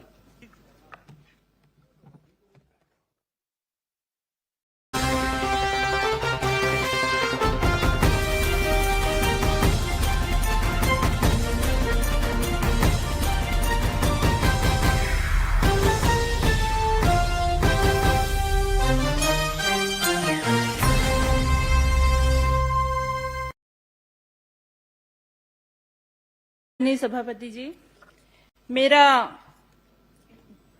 जिला सहकारी केंद्रीय बैंक के ऊपर एक ये प्रश्न है, जिसमें आदरणीय मंत्री जी द्वारा जवाब भी मिला है, लेकिन ये संतोषजनक नहीं है। जैसे मेरा सवाल था इसमें, क्या जिला सहकारी केंद्रीय बैंक शाखा डोंगरगढ़ के प्रस्ताव के आधार पर पंजीयक सहकारी संस्थाएं द्वारा दिनांक 24/8/2023 को भवन निर्माण की अनुमति दी गई? इन्होंने कहा हाँ। और कितनी राशि तो इन्होंने की स्वीकृति की गई है कहा गया, तो उसमें कहा 39 लाख की स्वीकृति दी गई। और उस जगहों पे अतिक्रमण है, उसे क्यों नहीं हटाया गया? ये भी मेरा क्वेश्चन था। तो इनका ये भी जवाब आया है कि अतिक्रमण होने के कारण शाखा भवन निर्माण हेतु अन्यत्र भूमि आवंटित करने हेतु कलेक्टर जिला राजनांदगांव से मांग किया गया है और वो जमीन को नहीं हटाएगा। मेरा इसमें सवाल ये है, क्या मंत्री जी यह बताने की कष्ट करेंगे कि जिला सहकारी केंद्रीय बैंक राजनांदगांव शाखा द्वारा कितनी भूपाटक राशि पटाया गया था इस अतिक्रमण वाली जगह के लिए, और प्रक्रिया जब पूर्ण हो चुकी थी तो कितनी राशि का राशि पूर्ण पटाया गया है, इसका बताया जाए।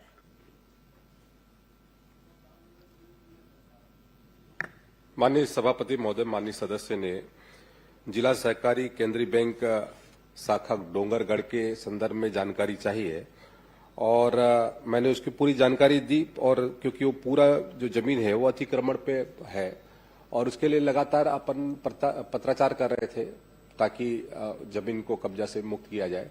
वर्तमान में जो जमीन वहां पर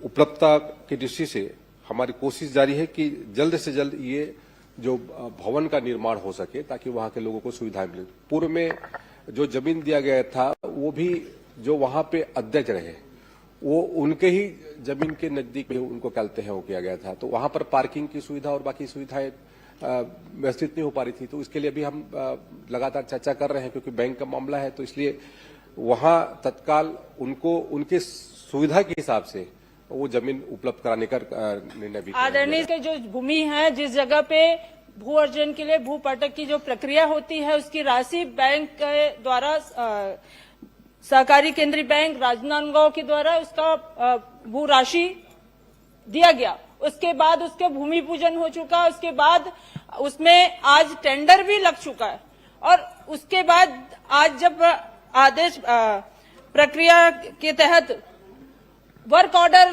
हो चुका है, उसके बाद भी आप कह रहे हैं कि वो जगह सही नहीं है। तो फिर पिछले समय में भूमि पूजन का 2 साल के अवधि में आपने एक ठेला 2-4 ठेले हैं उसको नहीं हटवा पाए। मतलब सरकार इतनी कमजोर हो चुकी है कि अतिक्रमण नहीं हटा के आप वहां पे बैंक को सीधे सीधे जो किसान का बैंक है उसे आप नहीं बनाना चाह रहे हैं, जिसका स्वीकृति भी मिल चुका है। 39 लाख का जो आप ही ने कहा है, क्यों नहीं हटाया गया, क्यों आज तक के लंबित है ये?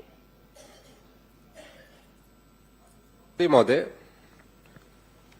ये जो स्वीकृति है लगभग 2023 का है सभापति महोदय, और इसके लिए लगातार प्रक्रिया चल रही थी, और वर्तमान में जो स्थल है वहां पर पार्किंग की सुविधा और जो अन्य सुविधाएं होनी चाहिए वो उसके लिए उपयुक्त स्थिति नहीं है। इसलिए कलेक्टर से चर्चा करके उसके संदर्भ में अलग जहां पर अच्छी जमीन हो इसके संदर्भ में चर्चा कर रहे हैं। बार बार महोदय जी कह रहे हैं, मंत्री जी, कि पार्किंग की सुविधा, ये सारी चीजों को पहले देखा गया, तभी वहां पे वर्क ऑर्डर निकला, तभी वहां का टेंडर हुआ, तभी भूमि पूजन हुआ। अब ये सब होने के बाद आज वो किराए से संचालित है, वो भी भारतीय जनता पार्टी के एक नेता के रिश्तेदार के घर पे। तो ये आपत्तिजनक है, ये आपत्तिजनक है। आपत्तिजनक नहीं, इसका पूरा मेरे पास आप कहे तो मैं विलोपित कर दिया पटल पे रख सकती हूँ। ये वर्क ऑर्डर है और उसका एक कॉपी कौन किराएदार है, कौन क्या है, वो किराएदार संबद्धता क्या है? सुनिए, नई विधेयक सदस्य हैं, नाम लेने के पहले प्रमाण मैंने नाम नहीं लिया, मैंने अभी नाम नहीं लिया। आपने मैंने किसी पार्टी जो को उल्लेख कैसे कर दिया? ये प्रक्रिया आरोप हुई है वो बता रही हूँ मैं कि आज ये बता दीजिए कि वो किसका कब्जा है, वो तो बताएंगे मंत्री जी। मैं आपसे नहीं पूछ रहा हूँ। हाँ ठीक है ना, वो सुधार दिया ना। हाँ, मैं वो बस थोड़ा सा मदद कर दिया। मेरे ख्याल से आपकी मदद की उसका कब्जा किसका ये बता दे, उनको नाम बताया कब्जा, उनको बोलने दीजिएगा। वो कल माननीय भूपेश बघेल जी के पूछने के कारण और बहिर्गमन के कारण वो एक विद्यावती जी का प्रश्न लैप्स हो गया। पूरा टाइम ले लेते हैं, बाकी कांग्रेस के सदस्य इससे असंतुष्ट है बहुत। अच्छा सभापति महोदय, समय कौन ले? आप टाइम नहीं लेते हैं, बाकी लोग लेते हैं टाइम। पूरा सदन में सच आप ही का टाइम चल रहा है। आप प्रश्न कर लीजिए।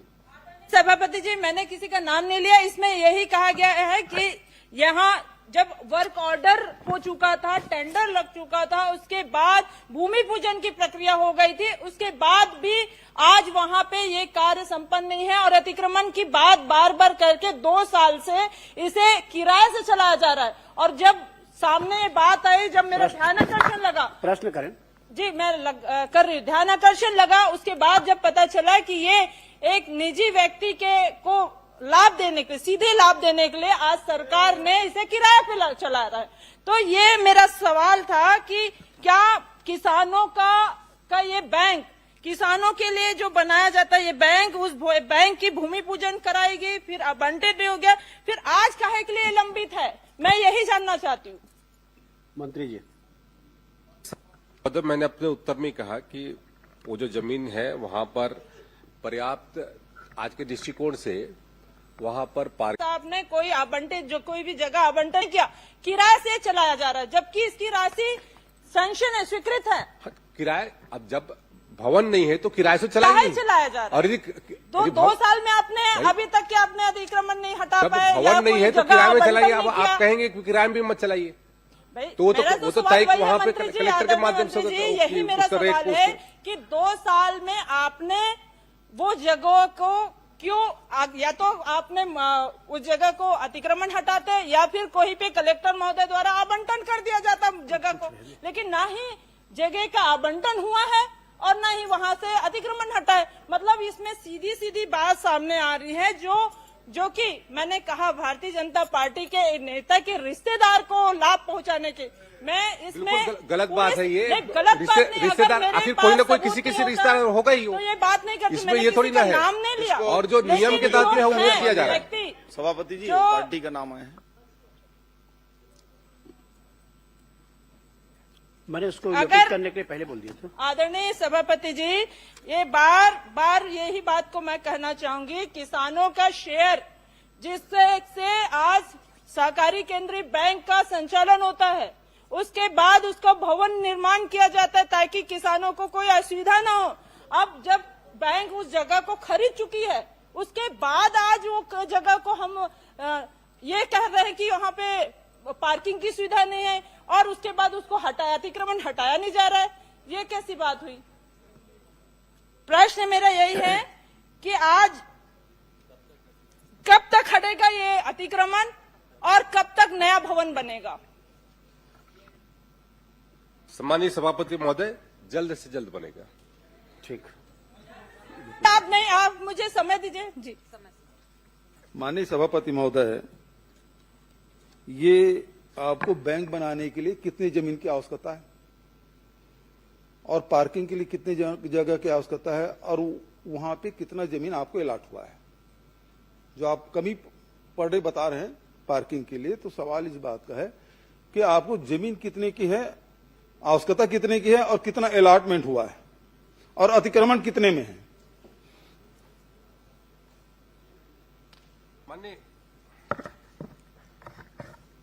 माननीय सभापति महोदय, लगभग वहां पर जो जमीन अलाट हुआ है वो लगभग 2200 वर्ग मीटर लगभग कहते हैं, उसके कहते हैं वहां पर आवंटित हुआ है 2200 वर्ग मीटर। 2200 वर्ग मीटर। और अभी उससे बड़ी जमीन अपन उसको तलाश रहे हैं। नहीं, सवाल इस बात का है, 2200 वर्ग मीटर आपका है तो बिल्डिंग कितने में बनेगा और कितने पार्किंग की आवश्यकता है?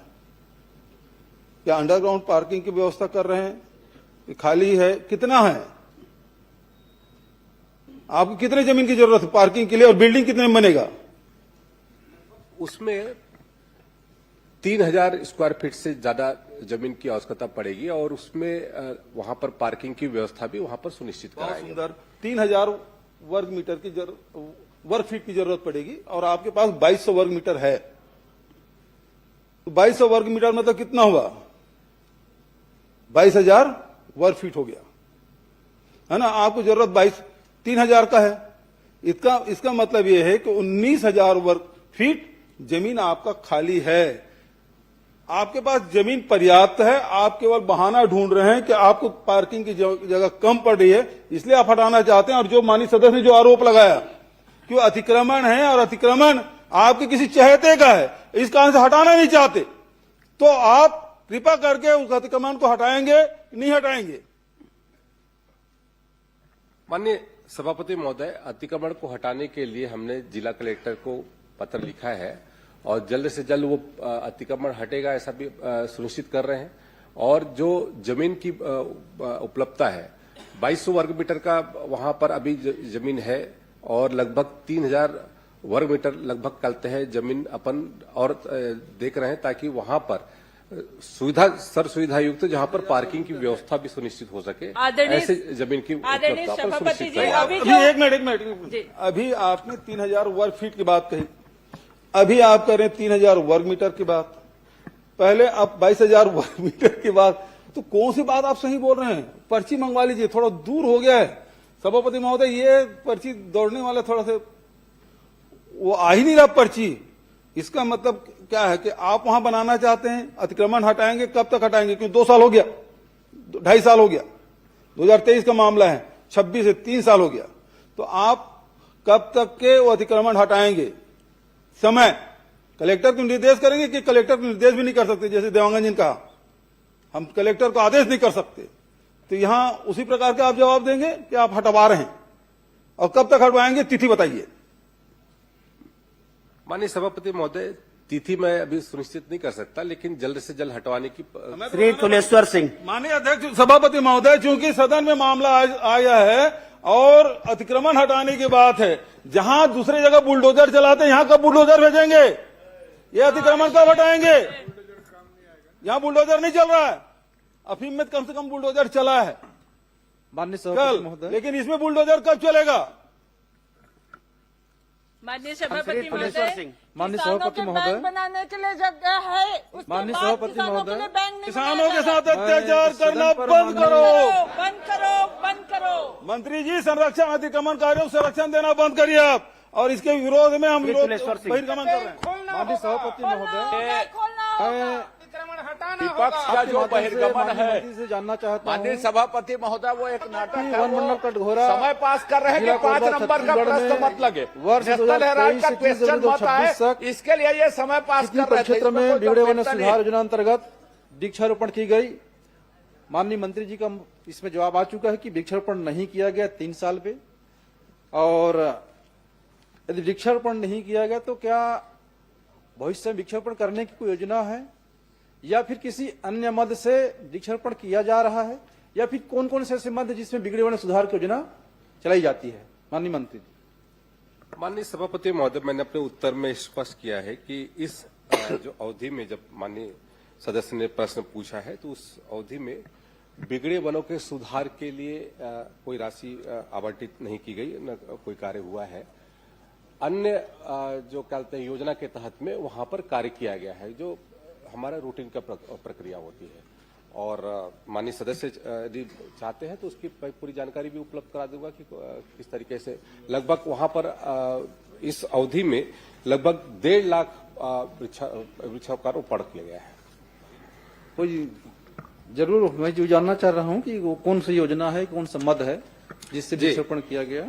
केम्पा मद के तहत में सभापति महोदय वहां पर वृक्षारोपण किया गया है इस अवधि में। धन्यवाद अध्यक्ष।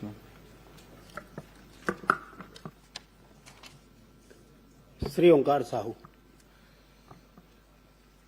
माननीय सभापति महोदय, आपके माध्यम से मैं जानना चाहूंगा कि फिटनेस परमिट एवं ओवरलोड संबंधित प्रकरणों की कार्रवाई के बारे में जानकारी चाहा है, और उत्तर में आया है कि निरंक आया है कि प्रदेश में विगत 3 वर्षों में व्यावसायिक वाहनों को बिना भौतिक परीक्षण फिटनेस प्रमाण पत्र जारी किया गया है।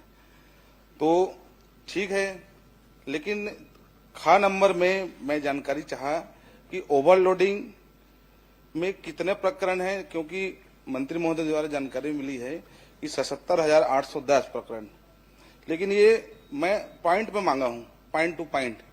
तो ओवरलोडिंग में कितना है ये बताने के कष्ट करेंगे।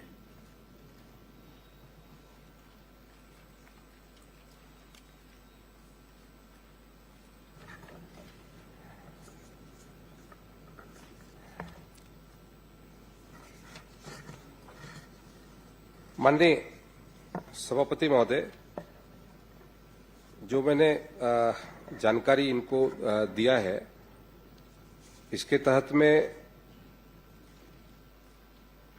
माननीय सदस्य ने जो जानकारी चाही थी, और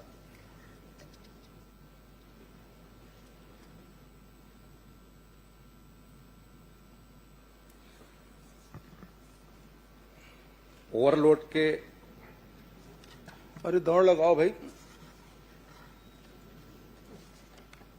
इधर दौड़ लगाए। 3 ही प्रश्न है उसमें, ओवरलोडिंग की कितना है, बिना परमिट कितना, बिना नहीं, उन्होंने बिना बीमा कितना है, फिटनेस तीनों प्रश्न है, फिटनेस का उन्होंने जानकारी मांगा था, बहुत लंबा उसमें जानकारी मांगा था, इसलिए मैंने लंबा कुछ नहीं है। और ओवरलोडिंग के उसकी जानकारी होगा तो मैं अलग से उपलब्ध करा दूंगा। मैंने फिटनेस का भी रखा हुआ है। अरे भाई, इसमें लिखित है ओवरलोडिंग कितना है, बिना परमिट कितना है, बिना बीमा के कितना है, ये तो लिखित में प्रश्न है। और आपने एक जाय उत्तर दे दिया 78,000, 77,810, तो उन्होंने अलग अलग कितना है, आपके पास तो होगा आंकड़ा। इधर दौड़, ट्रांसपोर्ट डिपार्टमेंट में दौड़ नहीं लगा रहे कोई, परिवहन बिल्कुल ढीला। मैं इसकी अलग से उसकी जानकारी उपलब्ध करा दूंगा अध्यक्ष महोदय, सभापति लिखित महोदय। उत्तर नहीं दे रहे हैं सभापति महोदय, या तो इसके अलग अलग समय निर्धारित कर दीजिए। ये पूरी जानकारी मैंने दिया है, एग्जाइट मैंने दिया हुआ है। इन्होंने अलग से पूछा है कि ओवररेडी का कितना मामला है। नहीं, मैं तो प्रदेश को पूछा हूँ, आपको जिला वाइज देना चाहिए, लेकिन यहाँ पे तो जवाब में तो कुछ आया नहीं है। लेकिन अभी आपका पहला तो मिला नहीं है, बिना परमिट वाला भी बता दो अगर है तो आपके पास।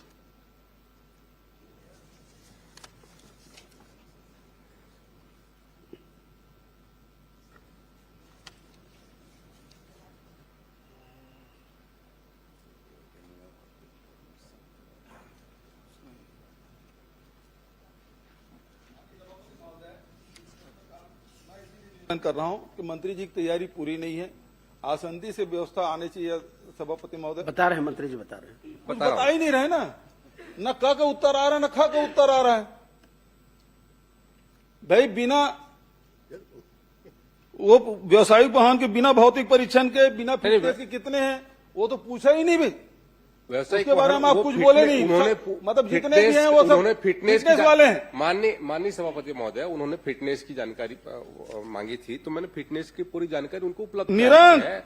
और इसमें ये पूरा डाटा है मेरे पास। ना पूरे काम है तो आपने निरंक कर दिया। देखिए, छत्तीसगढ़ में जितनी गाड़ियां चल रही है 2023 में जो फिटनेस के उसमें चलते हैं, टोटल जो वो किया गया है उसमें 88,096 चलते हैं, उसमें फिटनेस वो किया गया है। और उसमें लगभग 87,000 चलते हैं पास हुए हैं, 87,900 चलते हैं 46। और 2024 में लगभग चलते हैं 1,02,000 चलते हैं, इसमें चलते हैं फिटनेस किया गया है। अब ये बताइए, आपने निरंक कहा वो सही है कि अभी बता रहे हैं वो सही है? नहीं, उत्तर ठीक नहीं आया सभापति महोदय। इसको दूसरे फिटनेस का डाटा मैंने रख दीजिए, आधे घंटे की चर्चा में रख दीजिए। अब किसी चीज रख लीजिए क्योंकि उत्तर तो नहीं आ रहा है। नहीं, निरंक वाले में सही जवाब दिए, आप पढ़िए उसको ठीक से। ऐसा तो ठीक है ना, वो तो तीन बिना माननीय सदस्य पूछे, हम तो केवल समय सुनो मंत्री जी हैं, भौतिक परीक्षा वो सक्षम मंत्री हैं, वो सक्षम मंत्री हैं और आपसे सीनियर भी हैं। गलत नहीं पूछ रहा हूं मैं तो उनको समय दे रहा हूं तब तक कि पर्ची आ जाए करके। प्रश्न का आप चुपचाप बैठे रहते हैं, अभी तक उत्तर भी नहीं दे रहा है। आगे पर्ची, ये ट्रांसपोर्ट डिपार्टमेंट बहुत धीमी गति से चल रहा है। अमेरिका से आता है वैसे ही आगे। करिए सभापति महोदय। नहीं, गाड़ी धीमी नहीं चल रही है, सर पर दौड़ रही है। नहीं, ये इसका निरंक है, इसका पूरी जानकारी लो। अब सुन लीजिए, अब श्यामलाल जी सुन लीजिए। पहले आंकड़े दे रहे थे, मतलब कुल मिला के तैयारी नहीं है। अब बिना तैयारी के विभाग ने कुछ भी उत्तर दे दिया है। या तो इसको दूसरे दिन के रखा जाए, नहीं तो हम इसका बाइकाट करते हैं भाई। नहीं, किस बात के लिए? अरे आप उत्तर ही नहीं दे पा रहे हो। नहीं, आपने जो जानकारी मांगा मैंने अलग से बोला कि अलग से कहेगा। यदि ओवरलोडिंग का मामला है तो लिखित उत्तर जानकारी कितने वाहनों पर किया गया है, लिखित उत्तर मांगा गया है भाई। मैं दे दूंगा जानकारी। मैंने बोला मैं सदन को बताने वाला आश्वस्त कर रहा हूँ, मैं पूरी जानकारी दे दूंगा। सभापति महोदय, इसको अलग समय निर्धारित किया जाए। उपलब्ध करा दूंगा बोल रहे हैं। नहीं, उपलब्ध कैसे होगा? ये तो लिखित उत्तर है। ये तो मंत्री विभाग को प्रताड़ित करना चाहिए, इनके पास कोई काम है ही नहीं है। एक उत्तर आंकड़ा नहीं दे पा रहे हैं। मंत्री जी माननीय सदस्य को उपलब्ध करा देंगे आप? बिल्कुल नहीं माननीय सभापति महोदय, क्योंकि मैं लिखित में जानकारी मांगी तो मुझे लिखित में जानकारी मिलना चाहिए। ये जो तैयारी है विभाग का, ये बहुत ही शून्य है, क्योंकि सब चीज में निरंक दिया। चलो मैं तो कहा कि छोड़ दिया हूँ। में आपका जो जवाब है मैं उसमें संतुष्ट नहीं हूँ, तो मैं चाहता हूँ कि इसको आगे बढ़ाया जाए अगला दिन में। देखिए, आपका प्रश्न आप देखिए जी, आपने उसमें पूछा है कि परिवहन विभाग द्वारा वाहनों की ओवरलोड, 1 मिनट, ओवरलोडिंग, बिना परमिट संचालन तथा बिना बीमा पाए जाने पर कितने प्रकरण बनाए गए, कितनी राशि वसूल की गई। अब उसका ये जो जवाब दिया गया है कि पाए जाने पर 77,810 प्रकरण बनाए गए, आप केवल उसमें अब ये चाह रहे हैं, लिखित उत्तर आपको दे दिया है, आप ये चाह रहे हैं कि उसको अलग अलग बताएं। मंत्री जी आपको उपलब्ध करा देंगे जिलेवार पृथकता जानकारी। जी, जिलेवार जिलेवार भी उपलब्ध करा देंगे, सभापति महोदय, उपलब्ध करा देंगे। उसी से प्रश्न नहीं, आप प्रश्न पढ़ लीजिए। बहुत मुश्किल प्रश्न में जो दिया गया है, माननीय सभापति महोदय, प्रश्न पूछने का अधिकार है माननीय भूपेश बघेल जी को, लेकिन धमकाने का अधिकार नहीं है। आप धमका रहे थे, मैं बहिष्कार करूंगा करके। बाइकाट करेंगे करके आप धमका रहे थे मंत्री, अभी धमका रहे थे। और आप ऐसा नहीं पूछते, प्रश्नकाल ऐसा नहीं चलता। आपकी मर्जी से प्रश्नकाल नहीं चलेगा। प्रश्नकाल नहीं चलेगा, धमकी नहीं चलेगी आपकी। आपने धमकाया, आपने कहा मंत्री जी को ऐसा धमकी नहीं दी है। आपको बाइकाट किया आपको बाइकाट किया गया है। धमकी दी, अभी धमकी दी आपने। धमकी नहीं दिया, आपने धमकी दी, बात नहीं। आप बैठ जाए, आप भी बैठिए, आप भी बैठिए, आप बैठिए, सब बैठिए। आपको कौन सी जानकारी चाहिए? आप बैठिए, आप भी बैठिए। भूपेश बघेल जी, आपसे बात कर रहा हूँ। मंत्री जी इनका बाइकाट किए थे, भूल गए आप? मंत्री जी, आप मंत्री जी नहीं दे रहे, मौन धारण टाइप का लग रहा है। सुना नहीं, कुछ नहीं लग रहा है। आप बैठिए, क्या होगा? आप बैठिए ना। आप राम कुमार जी, माननीय सदस्य, आप बैठे। आपने जो पूछा मैंने आपको पढ़ के बताया। आप जो बोल रहे हो ना लिखित में उसका जवाब आया है, मैंने आपको पढ़ के बताया है। आपने जो प्रश्न किया है उसको पढ़ लीजिए। और आपने उसमें पृथकतः जानकारी नहीं मांगी है, आपने जो मांगी है जानकारी, मंत्री जी ने उसका जवाब दिया है। यही मैं आपको बोला हूं। और इसलिए उसमें अंतिम प्रश्न और कुछ करना है तो कर लीजिए, उसके बाद आगे बढ़ते हैं। सभापति महोदय, क्योंकि मैंने पॉइंट टू पॉइंट मांगा है। भाई आप पढ़िए, पॉइंट टू पॉइंट मैं पढ़ देता हूं। एक बार मैं पढ़ता हूं आपको। जी, उक्त अवधि में परिवहन विभाग द्वारा वाहनों की ओवरलोडिंग, बिना परमिट संचालन एवं बिना बीमा पाए जाने पर कितने प्रकरण बनाए गए तथा कितनी राशि वसूल की गई।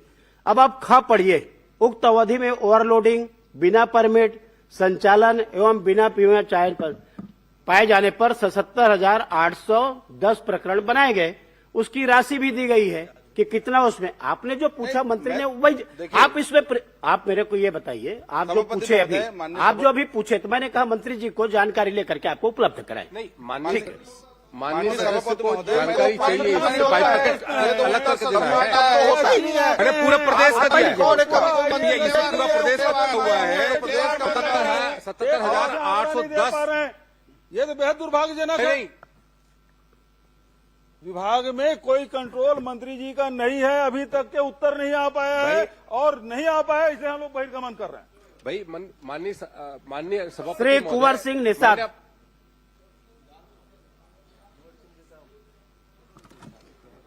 माननीय सभापति महोदय।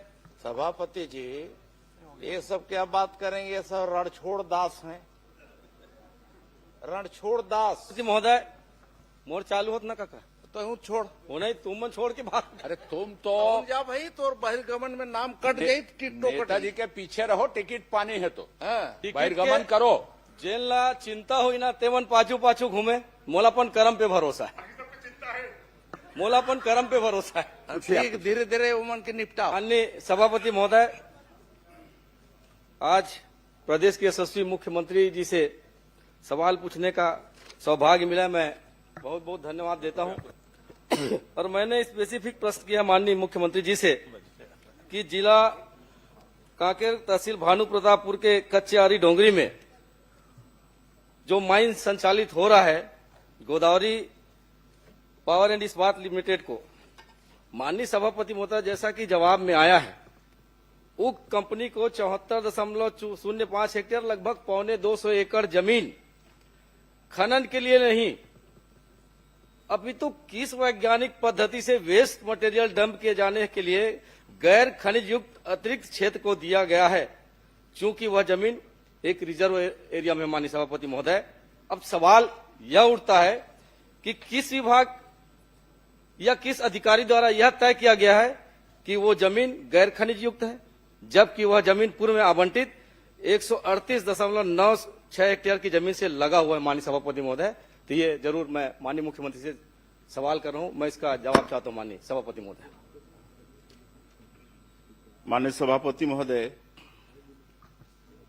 माननीय सदस्य के प्रश्न के जवाब में मैं बताना चाहूंगा कि इनके समय जब इनकी सरकार थी तो गोदावरी इस्पात प्राइवेट लिमिटेड को खसरा नंबर 188 रकबा 2.65 हेक्टर क्षेत्र को राजस्व नियमों के तहत रिजेक्ट ओवरबर्डन के निस्तारण हेतु सतह अधिकार दिया गया और इसी प्रकार आपके ही सरकार में 4/8/2023 को 61.41 हेक्टर भूमि को रिजेक्ट ओवरबर्डन निस्तारण के लिए आवंटन किया गया, लेकिन इस पर नियम कानून को ताक में रख के ये सब दिया गया, जबकि हम लोग लगा हुआ जो 74.05 हेक्टर जमीन है उसको पूरी विधि विधान के साथ जो भारत सरकार का खरीद नियम है उसके अनुसार उनको ओवरबर्डन डंप के लिए दिए हैं और वैसे ही नहीं दिए हैं। उसके लिए messrs Kartikeya exploration and mining service private limited से उसका जांच कराया गया है और जो जीएसआई है उससे भी जांच कराया गया है, उसके नीचे कोई मिनरल्स नहीं है, इसलिए ओवरबर्डन डंपिंग के लिए ये दिया गया है। माननीय सभापति महोदय, माननीय मंत्री जी का जवाब आया है कि जांच कराई गई है। मैं आपके माध्यम से यह जानना चाहता हूं कि 2015 के बाद राजस्व बढ़ाने के लिए शासन द्वारा एक पारदर्शी प्रक्रिया अपनाई गई है ऑनलाइन टेंडर का, जिसमें पारदर्शी भी बने रहे और राज्य की आमदनी बढ़े। ये हुआ भी है चाहे सरकार किसी की भी रहे माननीय सभापति महोदय, लेकिन अभी जो टेंडर हुआ है 11 साल में पहली बार ये प्रक्रिया हुआ माननीय सभापति महोदय कि इस नियम को पहले बिना निविदा के पीछे दरवाजे से सीधा फर्म को दिया गया माननीय सभापति महोदय। और मैं तो सीधा सीधा सीएम साहब से ये कहना चाहूंगा, आप बड़े उदार हैं, बड़े सीधे हैं, बड़े सहर हैं माननीय मुख्यमंत्री जी। आपके नाक के नीचे ये जो काम हो रहा है निश्चित ही ये सोचने वाली बात है। सबसे बड़ी बात यह है कि जो ऑनलाइन टेंडर की प्रक्रिया होती है वो प्रक्रिया नहीं हो पाई है और आपने जो कहा है कि 23/5/2025 में जीएसआई के माध्यम से सशर्त हमने ये टेंडर किया है, तो आप ये बता दें कि जीएसआई के माध्यम से जो हुआ है कि किस आधार पर आपने सहमति दी है और यदि आपने सशर्त आदेश जारी किया है तो उसकी एक कॉपी उपलब्ध करा दें माननीय सभापति महोदय। माननीय सभापति महोदय, मैं माननीय सदस्य को बताना चाहूंगा कि भारत सरकार खान मंत्रालय के पत्र दिनांक 28/11/2024 के माध्यम से यह स्पष्ट किया गया है कि स्वीकृत खनि पट्टा क्षेत्र से लगकर गैर खनिज युक्त भूमि पर नीलामी की आवश्यकता नहीं होती है। माननीय सभापति महोदय, ये 250 एकड़ जमीन का मामला है, जहां पे आपके खनन चल रहे हैं उससे लगा हुआ जमीन है। क्या किसी कंपनी को उसी आधार पर दे दिया जाएगा कि वो वहां पर माल को डंप करे?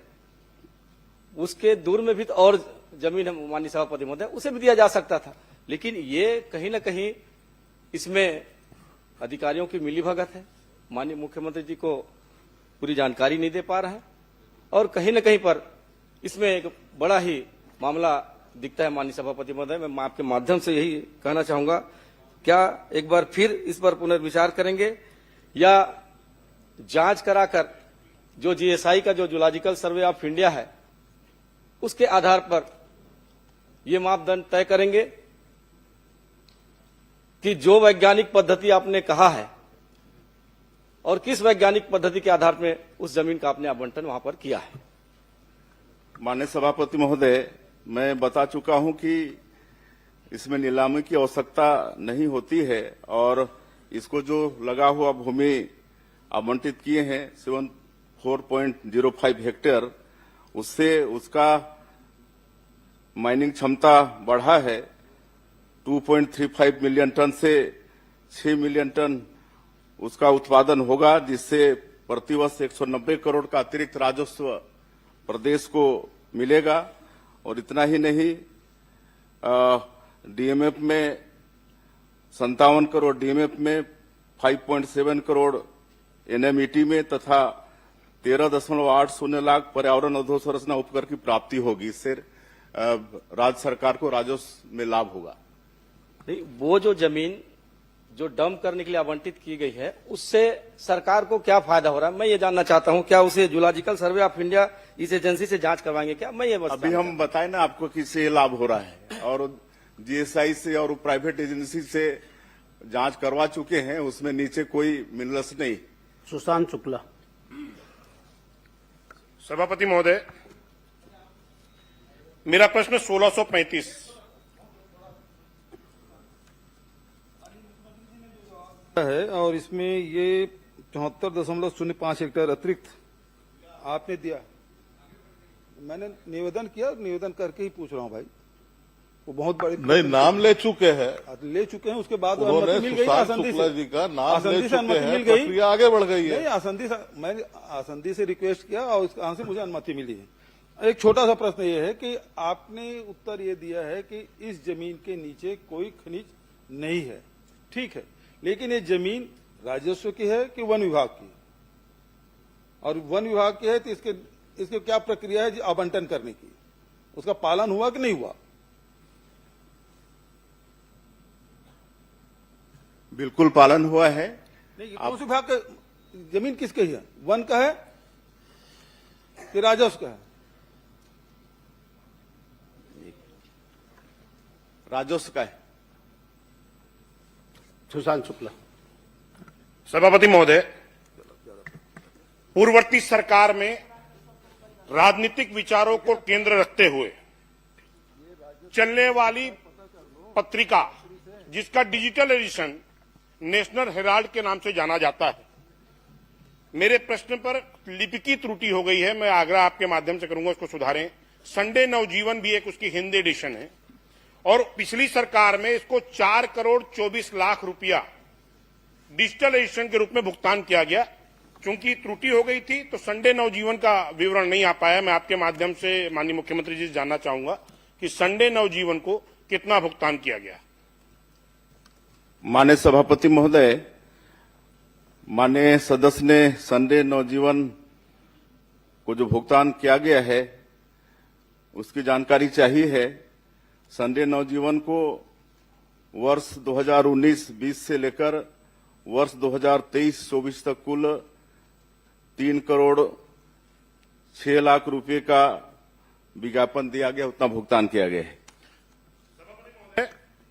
मैं आपके माध्यम से प्रश्न में पूछा था कि संबंधित दोनों मीडिया संस्थानों के स्वामी प्रबंधकर्ता यानी ओनर, ट्रस्ट और कंपनी कौन है, इसका विवरण के रूप में सिर्फ एक नाम मीडिया प्रबंधकर्ता के रूप में जवाब में आया है। मैं आपके माध्यम से जानना चाहता हूं कि क्या शासन के पास संबंधित प्रकाशन के स्वामित्व, ट्रस्ट या उससे अन्य जानकारी उपलब्ध है क्या? अगर है तो वो दे दें। माननीय सभापति महोदय, ये दोनों अखबार के प्रबंधकर्ता तत्कालीन समय में एसोसिएट जर्नल्स लिमिटेड के प्रबंध निदेशक पवन बंसल हैं। बाकी ये दोनों पेपर किसके मुखपत्र हैं इसको पूरा देश जानता है। सभापति महोदय, मैं स्पष्ट तौर पर पूछ रहा हूं कि इसका प्रकाशन 2008 से बंद हो चुका है। 2017 में इसके हिंदी एडिशन के रूप में साप्ताहिक अखबार चालू किया गया। नेशनल हेराल्ड को चलाने वाली संस्था एसोसिएट जनरल अपने कार्य में स्पष्ट तौर पर उल्लेखित किया है कि कांग्रेस के नीतियों पर आधार पर प्रकाशन करेंगे। तो मैं आपके माध्यम से पूछना चाहता हूं कि क्या सरकार राजनीतिक दलों के मुखपत्र को भी विज्ञापन जारी करती है क्या, या उसके कोई प्रावधान अलग से हैं तो बता दें। अब अपने समय में तो ऐसा है नहीं। सभापति महोदय, यहीं पर एक विषय है तो मैं आपके माध्यम से मांग करता हूं कि संबंधित तत्कालीन समय में ऐसे समाचार पत्र जो किसी राजनीतिक दल की विचारों धाराओं पर आधारित प्रकाशन करते हैं उसको राशि आवंटित करने वाले अधिकारियों के विरुद्ध कार्रवाई सुनिश्चित करेंगे क्या?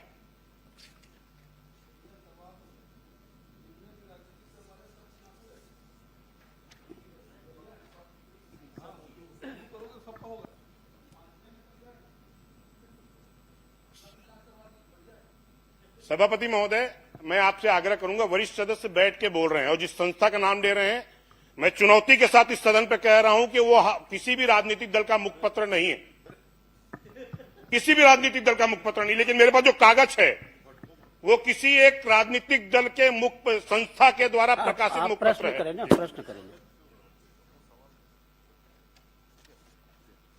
अजय चंद्राकर जी।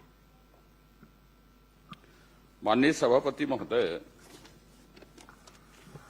ये नेशनल हेराल्ड के जिस भी एडिशन को, चाहे वो डिजिटल एडिशन को दिया गया चाहे प्रिंट एडिशन को दिया गया, ये छत्तीसगढ़ से प्रकाशित नहीं होती।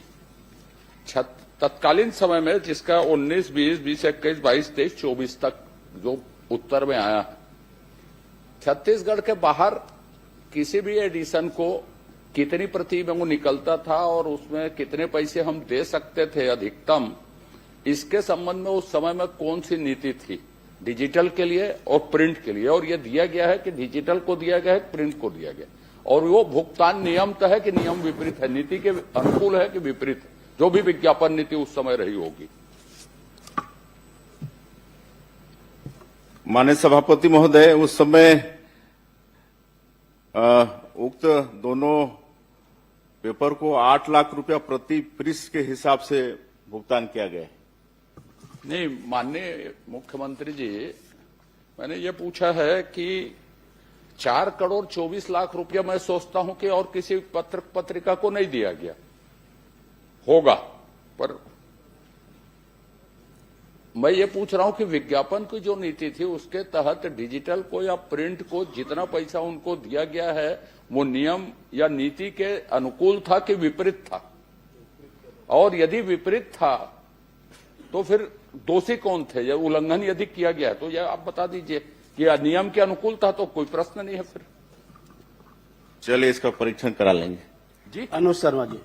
नहीं, मेरा एक आग्रह है महोदय, आपसे, माननीय सभापति महोदय, मेरा एक आपसे आग्रह है, आपके परीक्षण करा लेने कहने के बाद और नहीं पूछना चाहिए, लेकिन मेरा आपसे एक आग्रह है कि ये विज्ञापन नियम के विपरीत दिए गए हैं जो आपने विज्ञापन की नीति बनाई।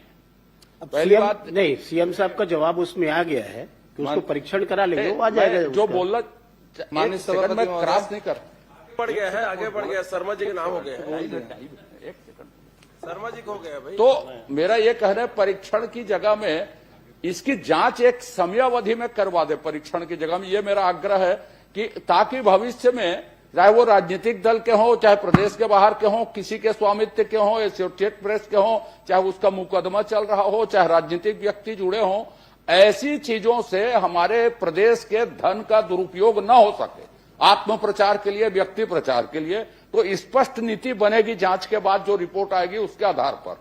तो मैं आपसे आग्रह करूंगा कि परीक्षण के बजाय उसकी जांच करवाएं ताकि स्पष्ट नीति बने उसके लिए और इस तरह की घटनाएं न हो।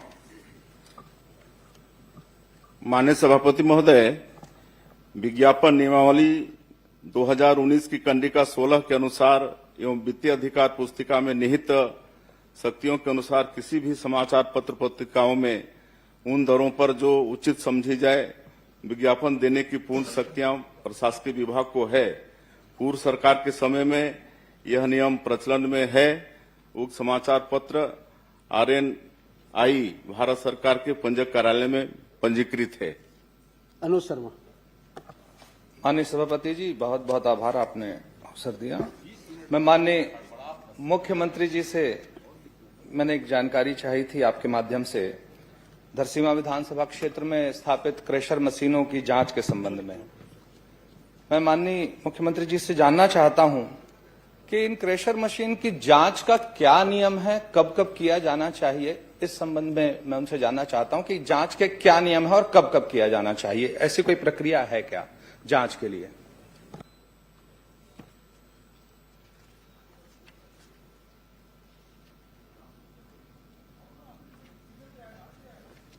माननीय मुख्यमंत्री जी।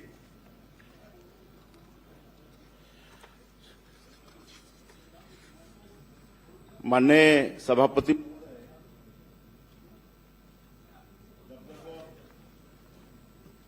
शिकायत मिली है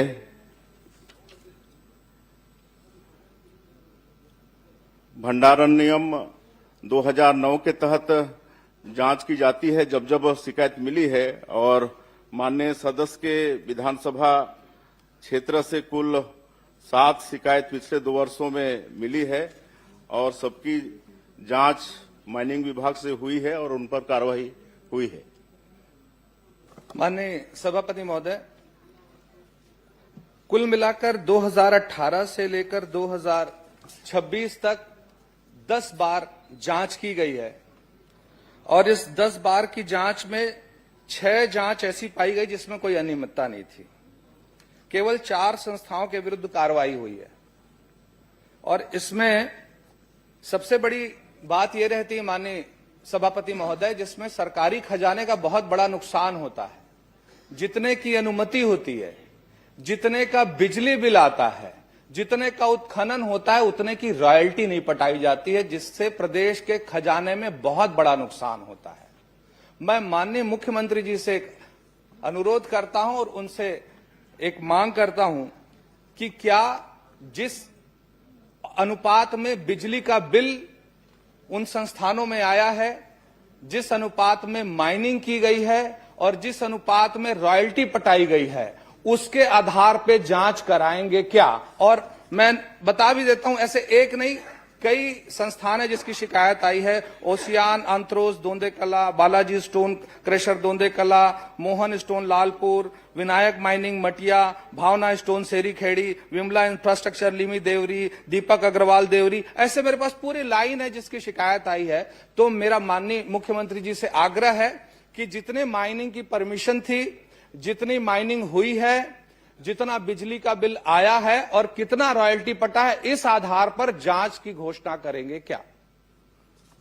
माननीय सभापति महोदय, जैसे मैंने कहा कि जहां से भी शिकायत आई है उस पर जांच हुई है और जो सही पाए गए हैं उन पर कार्रवाई हुई है और उनसे समझौता राशि भी वसूल किया गया है। माननीय सभापति महोदय, इसमें अभी तक 6 सालों में 2,70,000 रुपए का अर्थदंड लगा है, सिर्फ 2,70,000 का। मेरा बस इतना आग्रह है माननीय मुख्यमंत्री जी से, क्योंकि इसमें प्रदेश के खजाने में पैसा आना है रॉयल्टी का, ये रॉयल्टी की चोरी का मामला है कि बिजली बिल के अनुपात में जितना उत्खनन हुआ है उस आधार पर जांच कराएंगे क्या? मैं माननीय मुख्यमंत्री जी को मैं मांग कर रहा हूं, उसके आधार पर जांच की घोषणा कर दें। बस होगी तो आप दे देंगे, लिख के जांच करा लेंगे। श्रीमती संगीता सिन्हा। माननीय सभापति जी, माननीय भूपेश बघेल जी के बार बार बहिर्गमन से नेता प्रतिपक्ष जी थक गए हैं, नाराज हो गए हैं, अस्वस्थ हो गए हैं कि सदन से चले गए हैं। आप एक व्यवस्था दीजिए कि प्रश्नकाल के बाद संसदीय कार्य मंत्री का इस विषय में वक्तव्य आए। सदन चिंतित है, नेता प्रतिपक्ष जी बार बार से परेशान हो गए हैं। नेताजी न इसमें एक थके व्यवस्था हैं न दीजिए परेशान है। संसदीय कार्य मंत्री जी का बयान है, नेता प्रतिपक्ष जी आखिर है कहाँ? नाराज होके गए हैं, हाउस चल रहा है, बार बार उसको चला देते हैं, जबरदस्ती ले जाते हैं। तो सदन में इसमें संसदीय कार्य मंत्री का वक्तव्य आना चाहिए। समय खराब कर रहे हैं, मुझे समय चाहिए। आप कृपया शासन को निर्देशित कर दें, प्रश्नकाल के बाद उसमें वक्तव्य आ जाए नेता प्रतिपक्ष जी की सिचुएशन, स्थिति के बारे में। सभापति महोदय जी, समय। संगीता सिन्हा जी। संगीता, ये क्या है कि आज 3 प्रश्न में ही सत्ता पक्ष की हालत खराब हो गई और इस कारण से मोर्चा संभालना पड़ रहा आपको, लेकिन इससे कुछ फर्क पड़ने वाला नहीं है। नेताजी पे पूरा विश्वास, कुछ मिलने वाला भी नहीं है। इसमें वक्तव्य आना चाहिए संसदीय कार्य मंत्री का। आखिर नेता प्रतिपक्ष को परेशान किया जा रहा है, है कहाँ? नाराज होकर चले गए हैं, थक गए हैं, क्या है? संगीता सिन्हा जी नहीं लिया गया, उसमें बयान आना किया जा रहा है। राजस्व न्यायालयों के द्वारा किन प्रतिपक्ष दबाव महसूस कर रहे हैं। प्रश्नकाल के मुख्यमंत्री और संसदीय कार्य मंत्री के को पूरा बाइकाट किए हैं। आप वित्त मंत्री देख लीजिए और दूसरे गृह मंत्री देख लीजिए, दोनों गायब हैं, वो आए ही नहीं प्रश्नकाल में। आप लोग कुछ आदरणीय सभापति महोदय जी, राजस्व न्यायालयों के द्वारा किन किन अतिक्रमणकारियों को अतिक्रमित भूमि के बेदखल किए जाने के संबंध में वारंट जारी किया गया सभापति महोदय जी? और इसी में एक दूसरा प्रश्न है सभापति महोदय जी, किन कारणों से अभी तक बेदखली के कार्रवाई को नहीं की गई है? मैं हाजिर हूं भाई। चंद्राकर जी मैं हाजिर हूँ, आप चिंता न करें।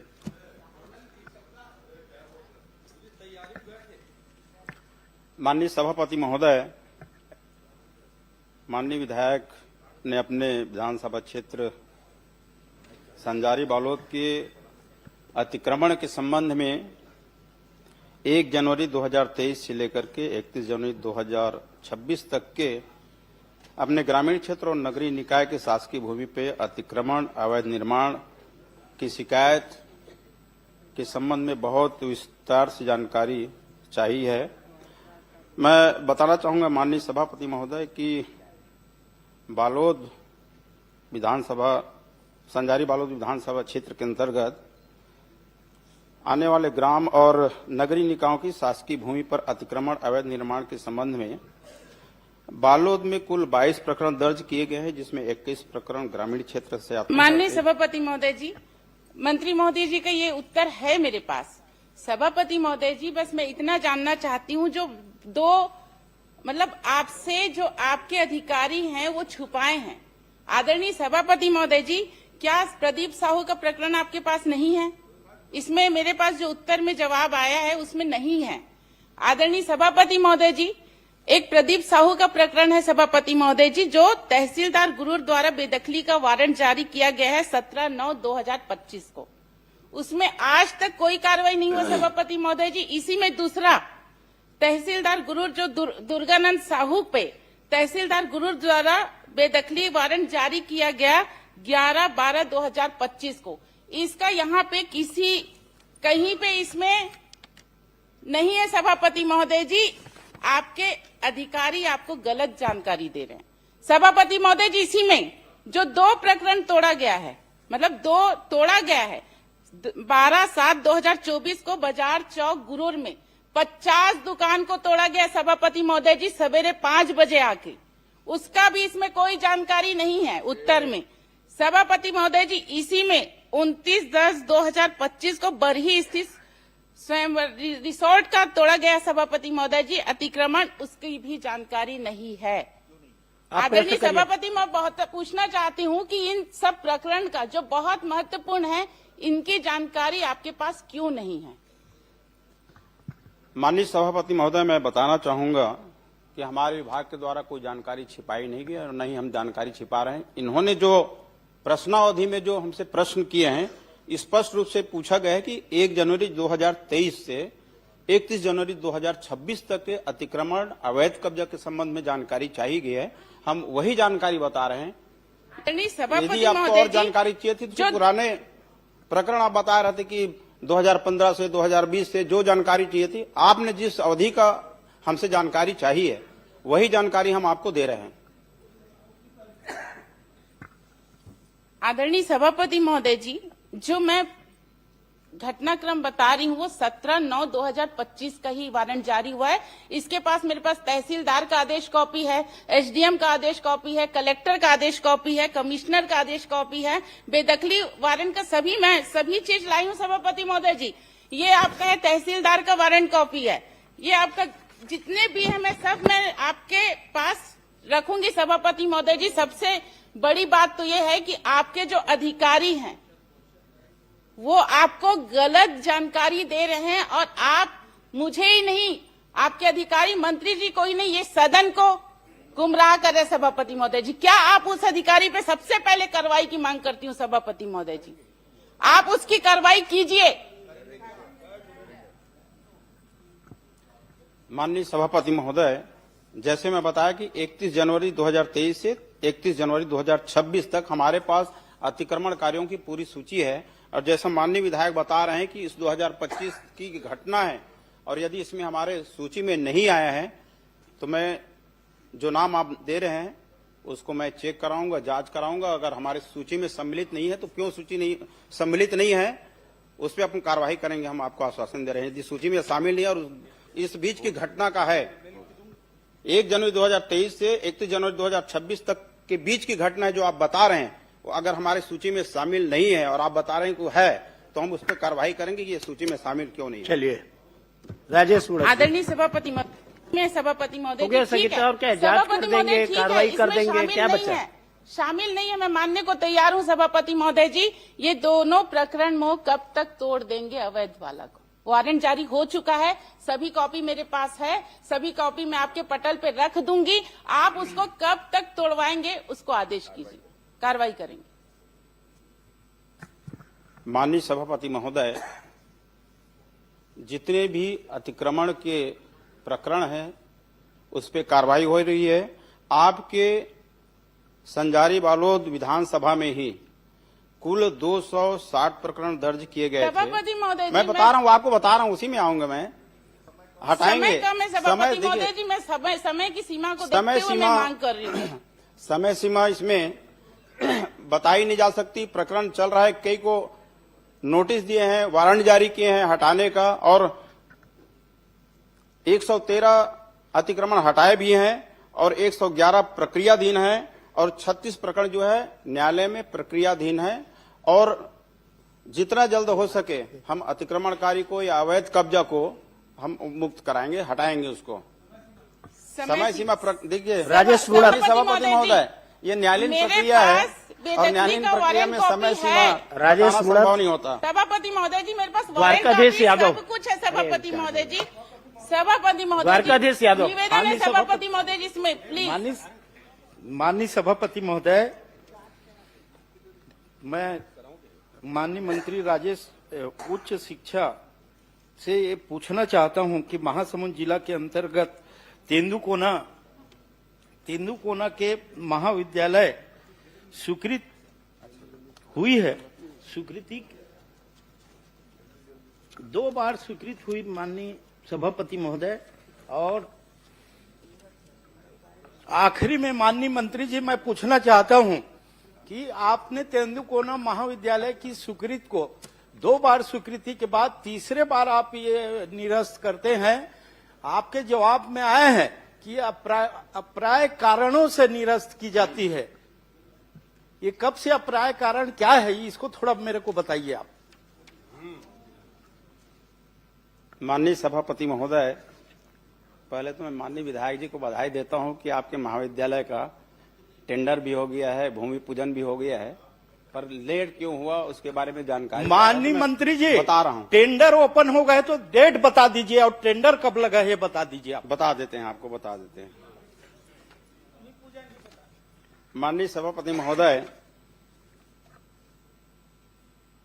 लोक निर्माण विभाग कार्यपालन अभियंता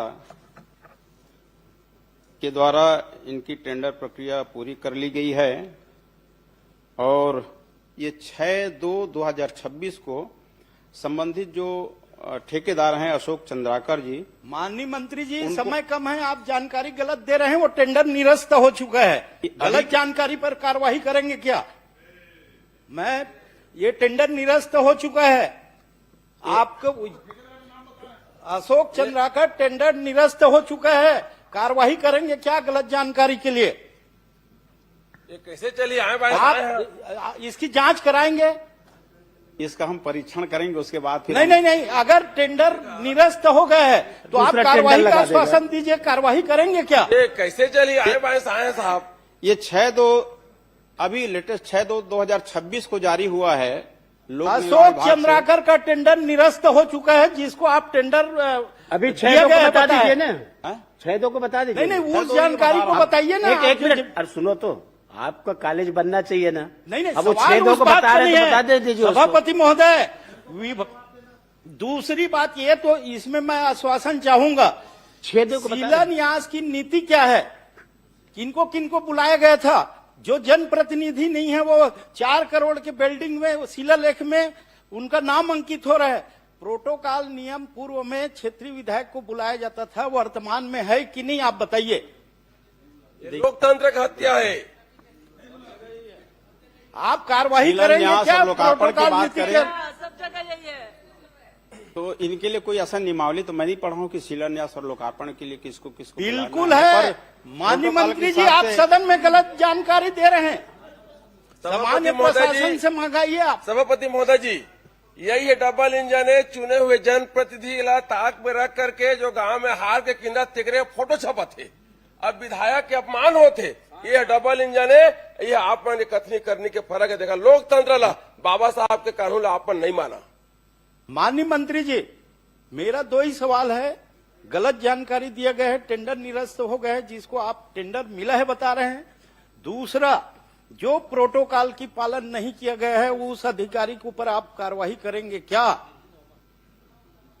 माननीय सभापति महोदय, जिस प्रोटोकॉल की बात कर रहे हैं माननीय विधायक, तो पूर्व की सरकार में भी इस तरह की घटना घटित हुई है, जहां पे सत्ता पक्ष लोग हैं। अभी तो आप हैं मंत्री जी, आप बताइए ना, पूर्व में क्यों जा रहे हैं? उदाहरण बताइए, वर्तमान बताइए। मंत्री जी, टेंडर की गलत जानकारी आई है, उसमें कार्रवाई करेंगे क्या?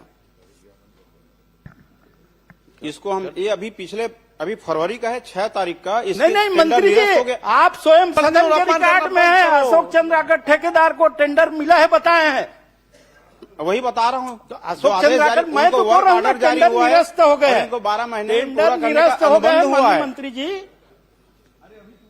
टेंडर निरस्त हो चुका है। जिस ठेकेदार का आप नाम ले रहे हो, आप निरस्त होने की जानकारी दे रहे हैं, तो हम एक बार इसको जांच करेंगे। मैं पेपर उपलब्ध करा दूंगा आपको। हाँ जी, धन्यवाद। तो कार्रवाई करेंगे ना? गलत जानकारी का परीक्षण करेंगे, कार्रवाई करेंगे। आप दिलाइएगा। धन्यवाद सभापति। समाप्त प्रश्नकाल।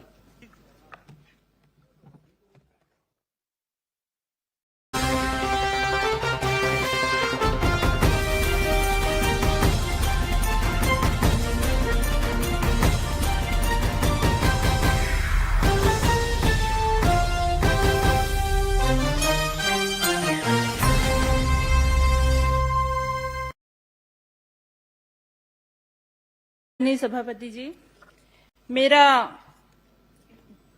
जिला सहकारी केंद्रीय बैंक के ऊपर एक ये प्रश्न है, जिसमें आदरणीय मंत्री जी द्वारा जवाब भी मिला है, लेकिन ये संतोषजनक नहीं है। जैसे मेरा सवाल था इसमें, क्या जिला सहकारी केंद्रीय बैंक शाखा डोंगरगढ़ के प्रस्ताव के आधार पर पंजीयक सहकारी संस्थाएं द्वारा दिनांक 24/8/2023 को भवन निर्माण की अनुमति दी गई?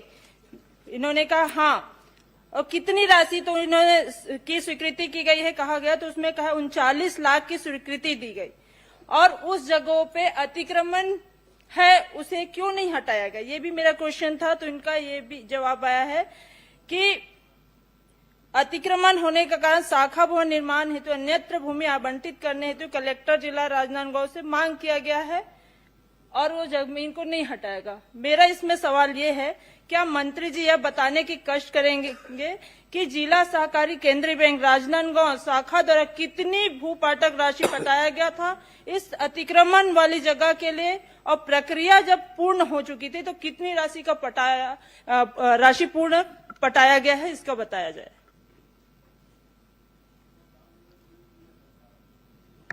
माननीय सभापति महोदय, माननीय सदस्य ने जिला सहकारी केंद्रीय बैंक शाखा डोंगरगढ़ के संदर्भ में जानकारी चाहिए और मैंने उसकी पूरी जानकारी दी। और क्योंकि वो पूरा जो जमीन है वो अतिक्रमण पे है और उसके लिए लगातार अपन पत्राचार कर रहे थे ताकि जमीन को कब्जा से मुक्त किया जाए।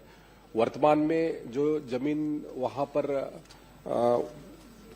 उपलब्धता की दृष्टि से हमारी कोशिश जारी है कि जल्द से जल्द ये जो भवन का निर्माण हो सके ताकि वहां के लोगों को सुविधाएं मिले। पूर्व में जो जमीन दिया गया था वो भी जो वहां पे अध्यक्ष रहे वो उनके ही जमीन के नजदीक में उनको कहते हैं वो किया गया था, तो वहां पर पार्किंग की सुविधा और बाकी सुविधाएं व्यवस्थित नहीं हो पा रही थी। तो इसके लिए भी हम लगातार चर्चा कर रहे हैं क्योंकि बैंक का मामला है, तो इसलिए वहां तत्काल उनको उनके सुविधा के हिसाब से वो जमीन उपलब्ध कराने का निर्णय भी। आदरणीय के जो भूमि है, जिस जगह पे भू अर्जन के लिए भूपाटक की जो प्रक्रिया होती है उसकी राशि बैंक के द्वारा सहकारी केंद्रीय बैंक राजनांदगांव के द्वारा उसका भू राशि दिया गया। उसके बाद उसके भूमि पूजन हो चुका, उसके बाद उसमें आज टेंडर भी लग चुका है और उसके बाद आज जब आदेश प्रक्रिया के तहत वर्क ऑर्डर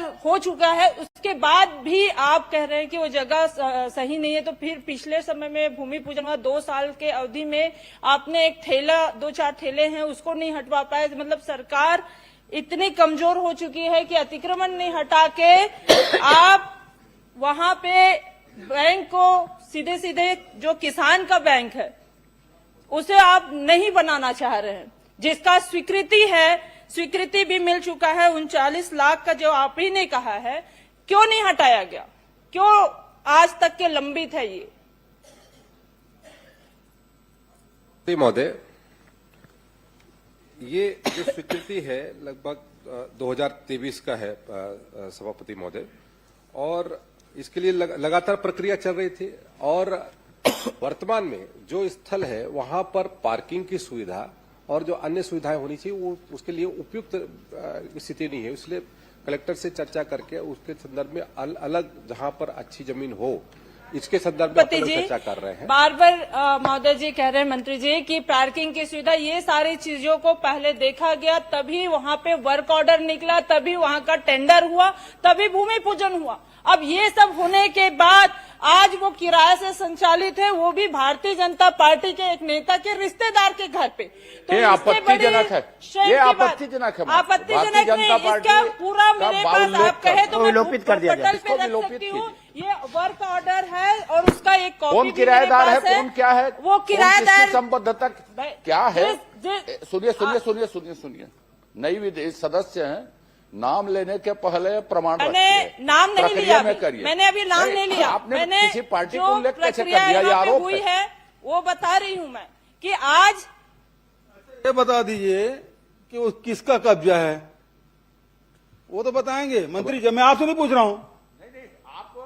हाँ ठीक है ना, वो सुधार दिया ना।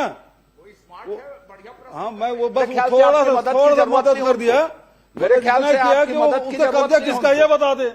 उनको नाम बताया कब्जा, उनको बोलने दीजिएगा। वो कल माननीय भूपेश बघेल जी के पूछने के कारण और बहिर्गमन के कारण वो एक विद्यावती जी का प्रश्न लैप्स हो गया। पूरा टाइम ले लेते हैं, बाकी कांग्रेस के सदस्य इससे असंतुष्ट है बहुत। अच्छा सभापति महोदय, समय कौन ले? आप टाइम नहीं लेते हैं, बाकी लोग लेते हैं टाइम। पूरा सदन में सच आप ही का टाइम चल रहा है। आप प्रश्न कर दीजिए। सभापति जी, मैंने किसी का नाम नहीं लिया। इसमें यही कहा गया है कि यहाँ जब वर्क ऑर्डर हो चुका था, टेंडर लग चुका था, उसके बाद भूमि पूजन की प्रक्रिया हो गई थी, उसके बाद भी आज वहां पे ये कार्य संपन्न नहीं है और अतिक्रमण की बात बार बार करके 2 साल से इसे किराए से चलाया जा रहा है। और जब सामने ये बात आई, जब मेरा ध्यान आकर्षण लगा, प्रश्न करें जी मैं कर रही हूँ, ध्यान आकर्षण लगा, उसके बाद जब पता चला कि ये एक निजी व्यक्ति को लाभ देने के लिए, सीधे लाभ देने के लिए आज सरकार ने इसे किराए पे चला रहा है। तो ये मेरा सवाल था कि क्या किसानों का ये बैंक, किसानों के लिए जो बनाया जाता है ये बैंक, उस बैंक की भूमि पूजन कराएगी, फिर आवंटित भी हो गया, फिर आज काहे के लिए लंबित है? मैं यही जानना चाहती हूँ। मंत्री जी, मैंने अपने उत्तर में कहा कि वो जो जमीन है वहां पर पर्याप्त, आज के दृष्टिकोण से वहां पर आपने कोई आवंटित, जो कोई भी जगह आवंटन किया, किराए से चलाया जा रहा है, जबकि इसकी राशि सैंक्शन है, स्वीकृत है। किराए, अब जब भवन नहीं है तो किराए से चलाया जा रहा है। और तो 2 साल में आपने अभी तक क्या आपने अतिक्रमण नहीं हटा पाए? भवन नहीं है तो किराए में चलाइए। अब आप कहेंगे कि किराए में भी मत चलाइए, तो वो तो तय वहां पे कलेक्टर के माध्यम से यही मेरा सवाल है कि 2 साल में आपने वो जगह को क्यों, या तो आपने उस जगह को अतिक्रमण हटाते या फिर कोई पे कलेक्टर महोदय द्वारा आवंटन कर दिया जाता जगह को, लेकिन ना ही जगह का आवंटन हुआ है और ना ही वहां से अतिक्रमण हटाए। मतलब इसमें सीधी सीधी बात सामने आ रही है, जो कि मैंने कहा भारतीय जनता पार्टी के नेता के रिश्तेदार को लाभ पहुंचाने के, मैं इसमें गलत बात है। ये गलत बात नहीं, रिश्तेदार आखिर कोई ना कोई किसी रिश्तेदार होगा ही, तो ये बात नहीं करती। इसमें ये थोड़ी ना है, नाम नहीं लिया और जो नियम के तहत है वो किया जा रहा है। सभापति जी, पार्टी का नाम है, मैंने उसको विलोपित करने के लिए पहले बोल दिया था। आदरणीय सभापति जी, ये बार बार यही बात को मैं कहना चाहूंगी, किसानों का शेयर जिससे आज सहकारी केंद्रीय बैंक का संचालन होता है, उसके बाद उसको भवन निर्माण किया जाता है ताकि किसानों को कोई असुविधा न हो। अब जब बैंक उस जगह को खरीद चुकी है, उसके बाद आज वो जगह को हम ये कह रहे हैं कि वहाँ पे पार्किंग की सुविधा नहीं है और उसके बाद उसको अतिक्रमण हटाया नहीं जा रहा है। ये कैसी बात हुई? प्रश्न मेरा यही है कि आज कब तक हटेगा ये अतिक्रमण और कब तक नया भवन बनेगा? सम्मानीय सभापति महोदय, जल्द से जल्द बनेगा। ठीक। आप मुझे समय दीजिए जी। माननीय सभापति महोदय, ये आपको बैंक बनाने के लिए कितनी जमीन की आवश्यकता है और पार्किंग के लिए कितनी जगह की आवश्यकता है और वहां पे कितना जमीन आपको अलॉट हुआ है? जो आप कमी पर डे बता रहे हैं पार्किंग के लिए, तो सवाल इस बात का है कि आपको जमीन कितने की है, आवश्यकता कितने की है और कितना अलॉटमेंट हुआ है और अतिक्रमण कितने में है?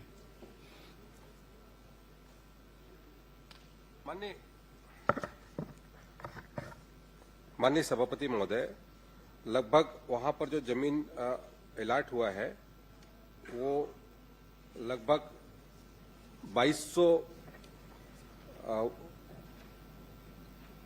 वर्ग मीटर लगभग कहते हैं, उसके कहते हैं वहां पर आवंटित हुआ है 2200 वर्ग मीटर। 2200 वर्ग मीटर। और अभी उससे बड़ी जमीन अपन उसको तलाश रहे हैं। नहीं, सवाल इस बात का है 2200 वर्ग मीटर आपका है, तो बिल्डिंग कितने में बनेगा और कितने पार्किंग की आवश्यकता है? क्या अंडरग्राउंड पार्किंग की व्यवस्था कर रहे हैं? खाली है? कितना है? आपको कितने जमीन की जरूरत है पार्किंग के लिए और बिल्डिंग कितने में बनेगा?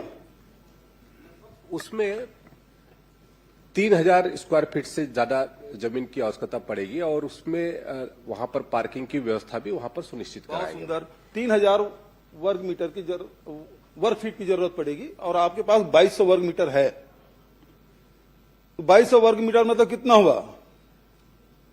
22000 वर्ग फीट हो गया, है ना? आपको जरूरत 3000 का है।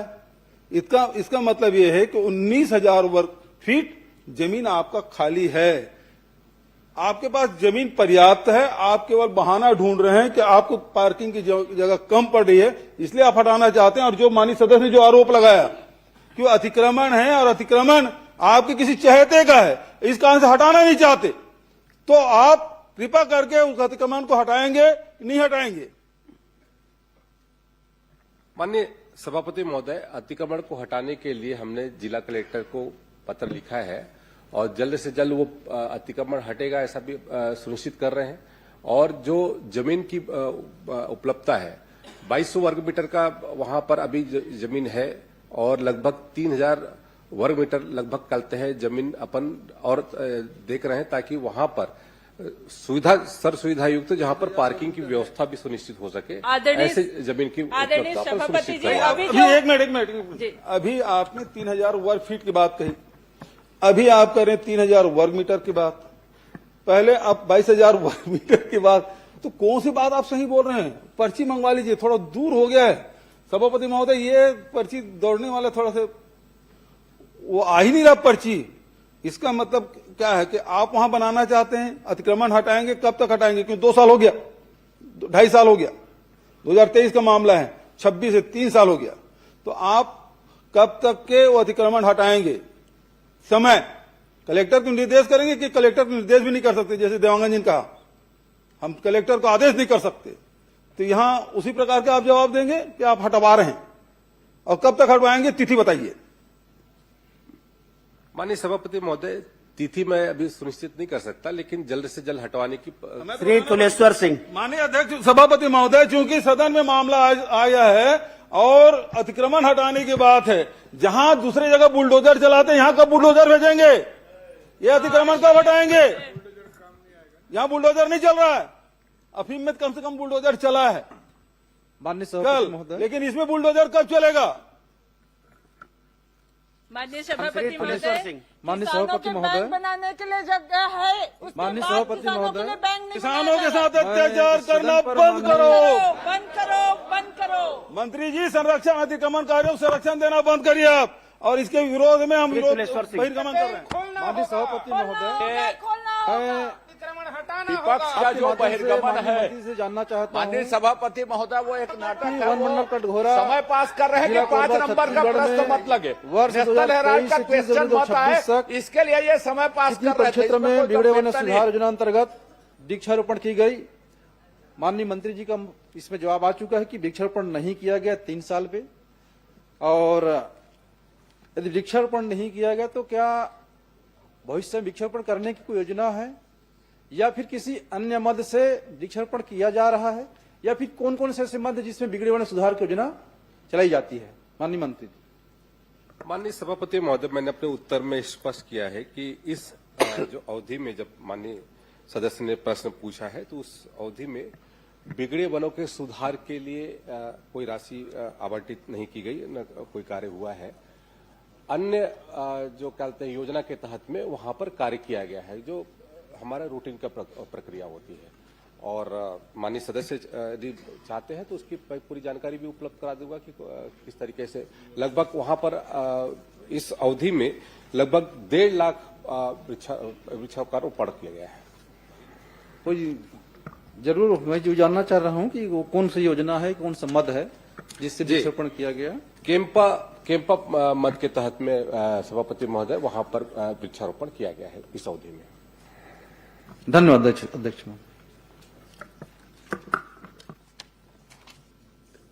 श्री ओंकार साहू।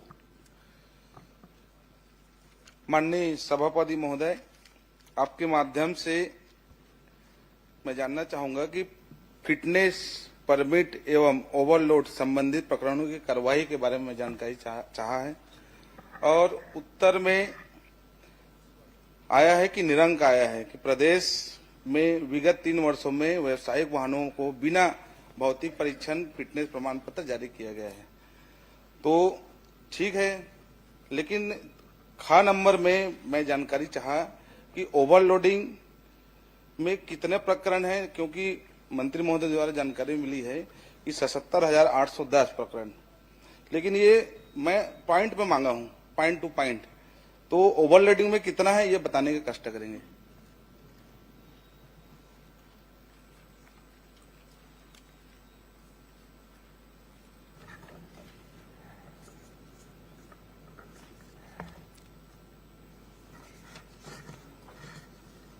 माननीय सभापति महोदय, जो मैंने जानकारी इनको दिया है, इसके तहत में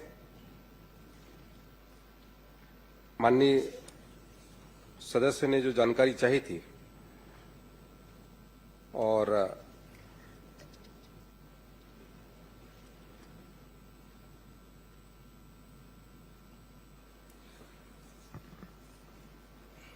ओवरलोड के, अरे दौड़ लगाओ भाई, इधर दौड़ लगाए।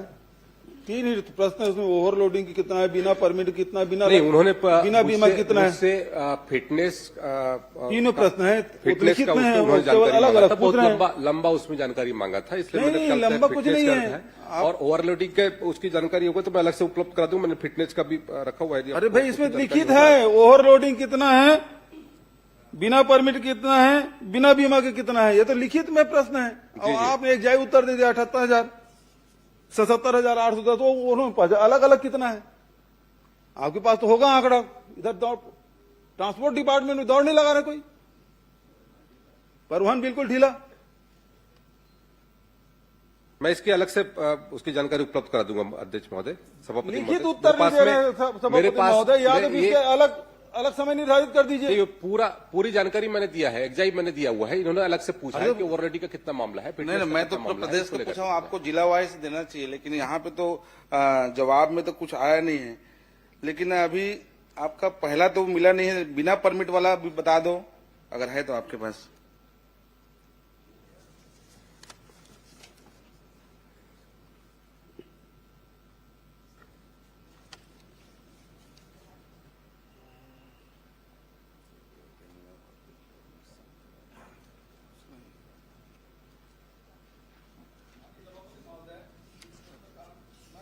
कर रहा हूं कि मंत्री जी की तैयारी पूरी नहीं है।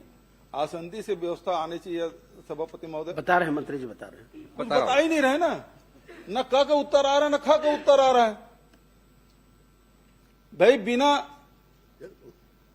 वो व्यवसायिक वाहन के बिना भौतिक परीक्षण के बिना फिटनेस के कितने हैं वो तो पूछा ही नहीं भाई। व्यवसायिक उसके बारे में आप कुछ बोले नहीं।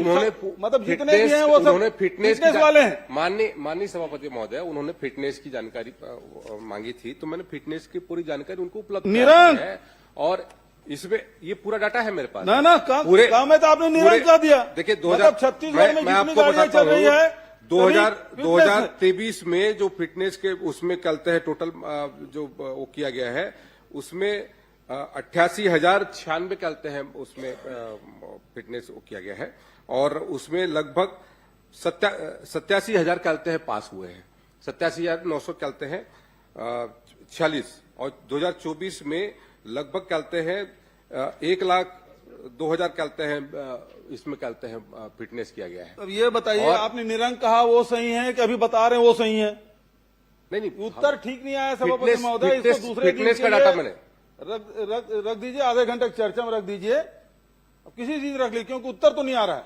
नहीं निरंक वाले में सही जवाब दिए, आप पढ़िए उसको ठीक से। ऐसा तो ठीक है ना, वो तो तीन बिना माननीय सदस्य पूछे, हम तो केवल समय सुनो मंत्री जी हैं, भौतिक परीक्षा वो सक्षम मंत्री हैं, वो सक्षम मंत्री हैं और आपसे सीनियर भी हैं।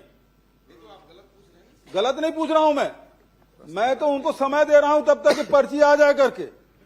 प्रश्न का आप चुपचाप बैठे रहते हैं, अभी तक उत्तर भी नहीं दे रहा है। आगे पर्ची, ये ट्रांसपोर्ट डिपार्टमेंट बहुत धीमी गति से चल रहा है। अमेरिका से आता है वैसे आगे। करिए सभापति महोदय। नहीं गाड़ी धीमी नहीं चल रही है, सर पर दौड़ रही है। नहीं ये इसका निरंक है, इसका पूरी जानकारी लो। अब सुन लीजिए, अब श्यामलाल जी सुन लीजिए, पहले आंकड़े दे रहे थे, मतलब कुल मिला के तैयारी नहीं है। अब बिना तैयारी के विभाग ने कुछ भी उत्तर दे दिया है। या तो इसको दूसरे दिन के रखा जाए, नहीं तो हम इसका बाइकआउट करते हैं भाई। नहीं, किस बात के लिए? अरे आप उत्तर ही नहीं दे पा रहे हो। नहीं, आपने जो जानकारी मांगा मैंने अलग से बोला कि अलग से कहे को यदि ओवरलोडिंग का मामला है तो लिखित उत्तर आपको जानकारी कितने वाहनों पर किया गया है, लिखित उत्तर मांगा गया है भाई। मैं दे दूंगा जानकारी। मैंने बोला मैं सदन को बताने वाला कर रहा हूँ, मैं इसकी पूरी जानकारी दे दूंगा। सभापति महोदय इसको अलग से मैं निर्धारित किया जाए। उपलब्ध करा दूंगा बोल रहे हैं। नहीं उपलब्ध कैसे होगा, ये तो लिखित उत्तर है।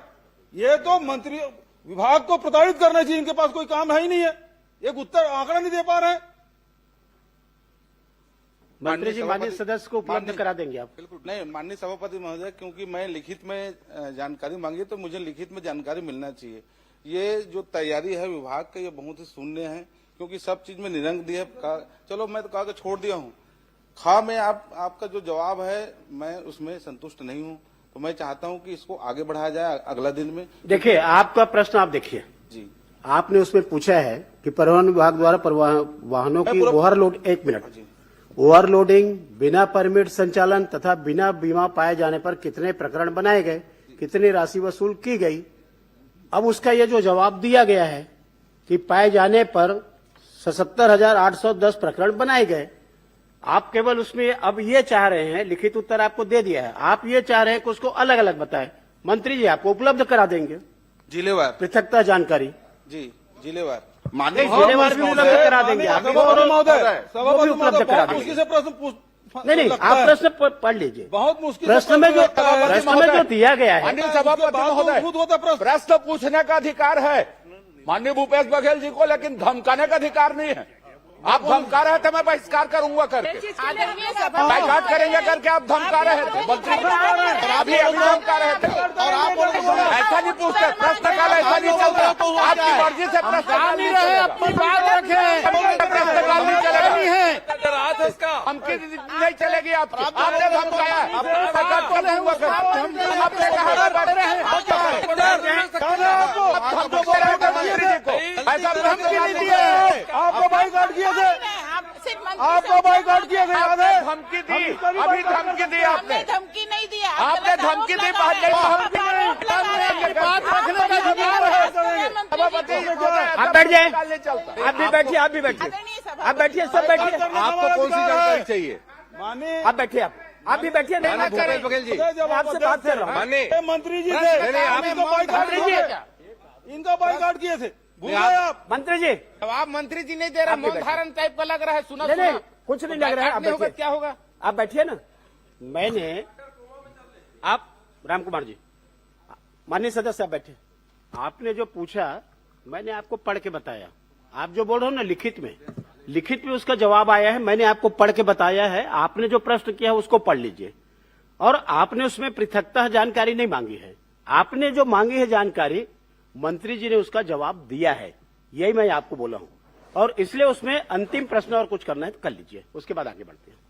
सभापति महोदय, क्योंकि मैंने पॉइंट टू पॉइंट मांगा है। भाई आप पढ़िए, पॉइंट टू पॉइंट मैं पढ़ देता हूं। एक बार मैं पढ़ता हूं आपको। जी, उक्त अवधि में परिवहन विभाग द्वारा वाहनों की ओवरलोडिंग, बिना परमिट संचालन एवं बिना बीमा पाए जाने पर कितने प्रकरण बनाए गए तथा कितनी राशि वसूल की गई। अब आप पढ़िए। उक्त अवधि में ओवरलोडिंग, बिना परमिट संचालन एवं बिना बीमा पाए जाने पर 77,810 प्रकरण बनाए गए।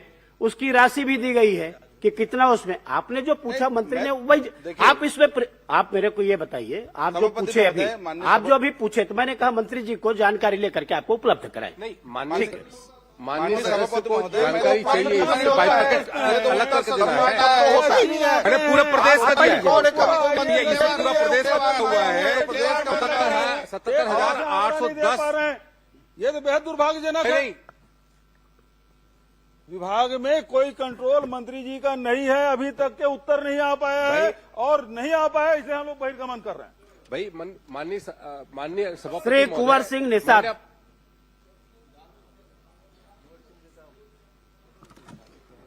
माननीय सभापति महोदय।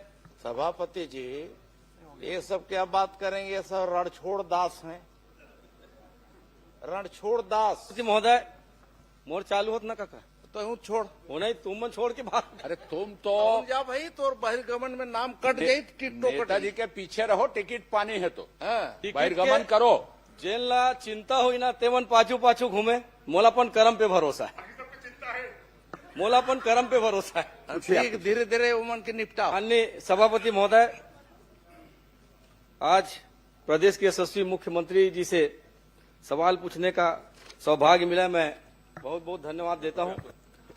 और मैंने स्पेसिफिक प्रश्न किया माननीय मुख्यमंत्री जी से कि जिला कांकेर तहसील भानु प्रतापपुर के कच्चेआरी डोंगरी में जो माइन संचालित हो रहा है गोदावरी पावर एंड इस्पात लिमिटेड को, माननीय सभापति महोदय, जैसा कि जवाब में आया है, उक्त कंपनी को 74.05 हेक्टेयर लगभग 250 एकड़ जमीन खनन के लिए नहीं अपितु किस वैज्ञानिक पद्धति से वेस्ट मटेरियल डंप किए जाने के लिए गैर खनिज युक्त अतिरिक्त क्षेत्र को दिया गया है, चूंकि वह जमीन एक रिजर्व एरिया में। माननीय सभापति महोदय, अब सवाल यह उठता है कि किस विभाग या किस अधिकारी द्वारा यह तय किया गया है कि वो जमीन गैर खनिज युक्त है, जबकि वह जमीन पूर्व में आवंटित 138.96 हेक्टेयर की जमीन से लगा हुआ है। माननीय सभापति महोदय, तो ये जरूर मैं माननीय मुख्यमंत्री से सवाल कर रहा हूं, मैं इसका जवाब चाहता हूं माननीय सभापति महोदय।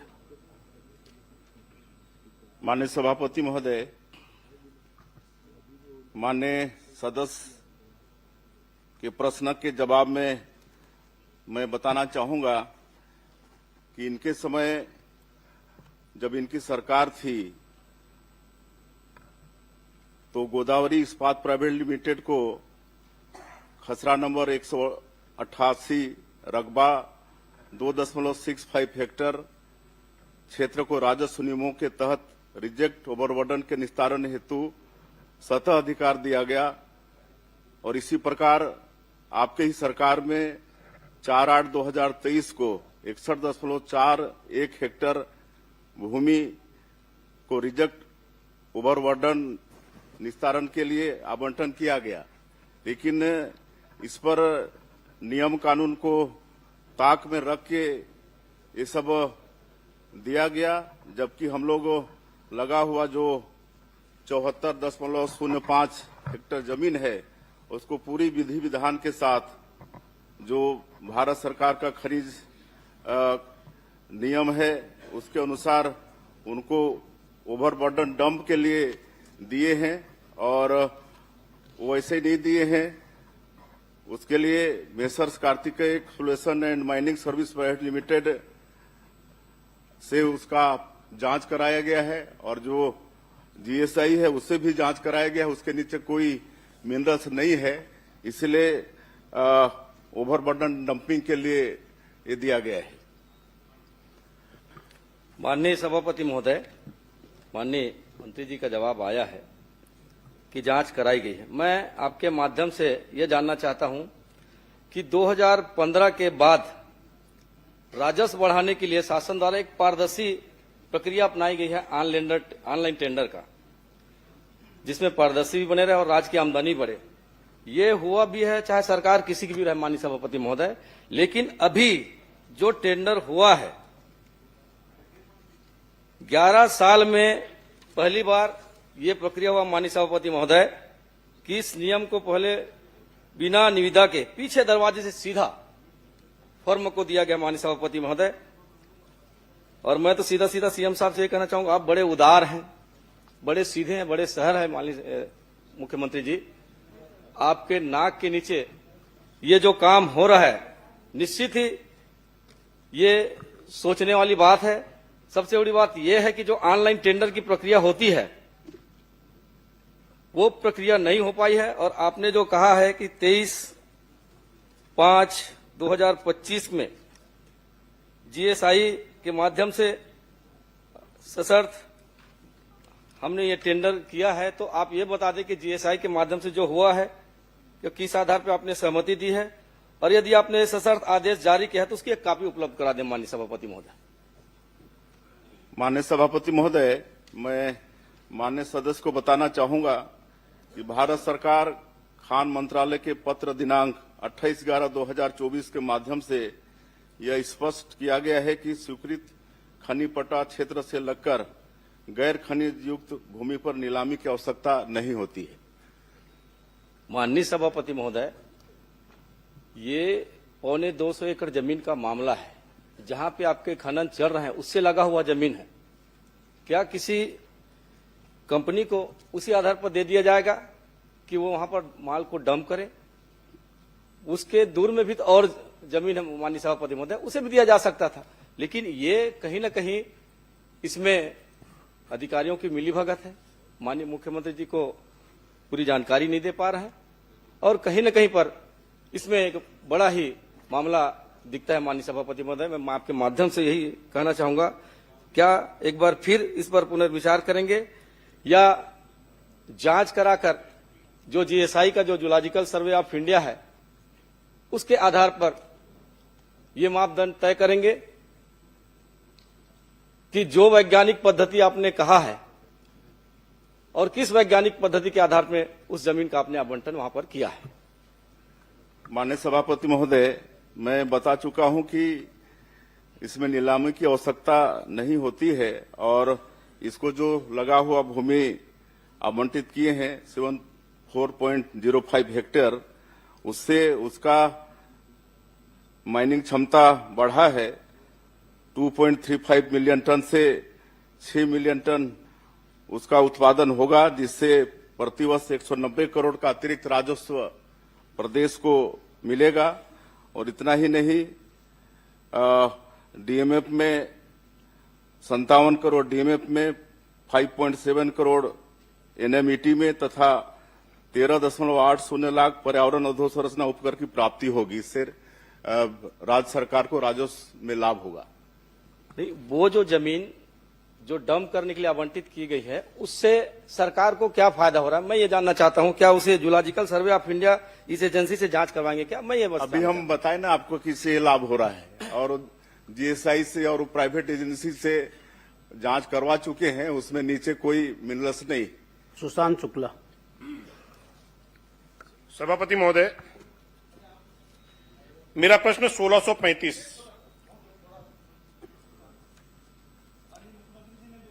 है और इसमें ये 74.05 हेक्टेयर अतिरिक्त आपने दिया। मैंने निवेदन किया, निवेदन करके ही पूछ रहा हूं भाई। वो बहुत बड़ी नहीं, नाम ले चुके हैं, ले चुके हैं, उसके बाद उन्होंने अनुमति मिल गई सुशांत आसंदी शुक्ला से। जी का नाम ले आसंदी से चुके अनुमति हैं, मिल गई, प्रक्रिया आगे बढ़ गई है। नहीं आसंदी से, मैंने आसंदी से रिक्वेस्ट किया और यहाँ से मुझे अनुमति मिली है। एक छोटा सा प्रश्न ये है कि आपने उत्तर ये दिया है कि इस जमीन के नीचे कोई खनिज नहीं है, ठीक है, लेकिन ये जमीन राजस्व की है कि वन विभाग की? और वन विभाग की है तो इसके क्या प्रक्रिया है आवंटन करने की? उसका पालन हुआ कि नहीं हुआ? बिल्कुल पालन हुआ है। नहीं, कौन से विभाग का जमीन किसके है? वन का है कि राजस्व का है? राजस्व का है। सुशांत शुक्ला। सभापति महोदय, पूर्ववर्ती सरकार में राजनीतिक विचारों को केंद्र रखते हुए चलने वाली पत्रिका, जिसका डिजिटल एडिशन नेशनल हेराल्ड के नाम से जाना जाता है, मेरे प्रश्न पर लिपिकी त्रुटि हो गई है। मैं आग्रह आपके माध्यम से करूंगा उसको सुधारें।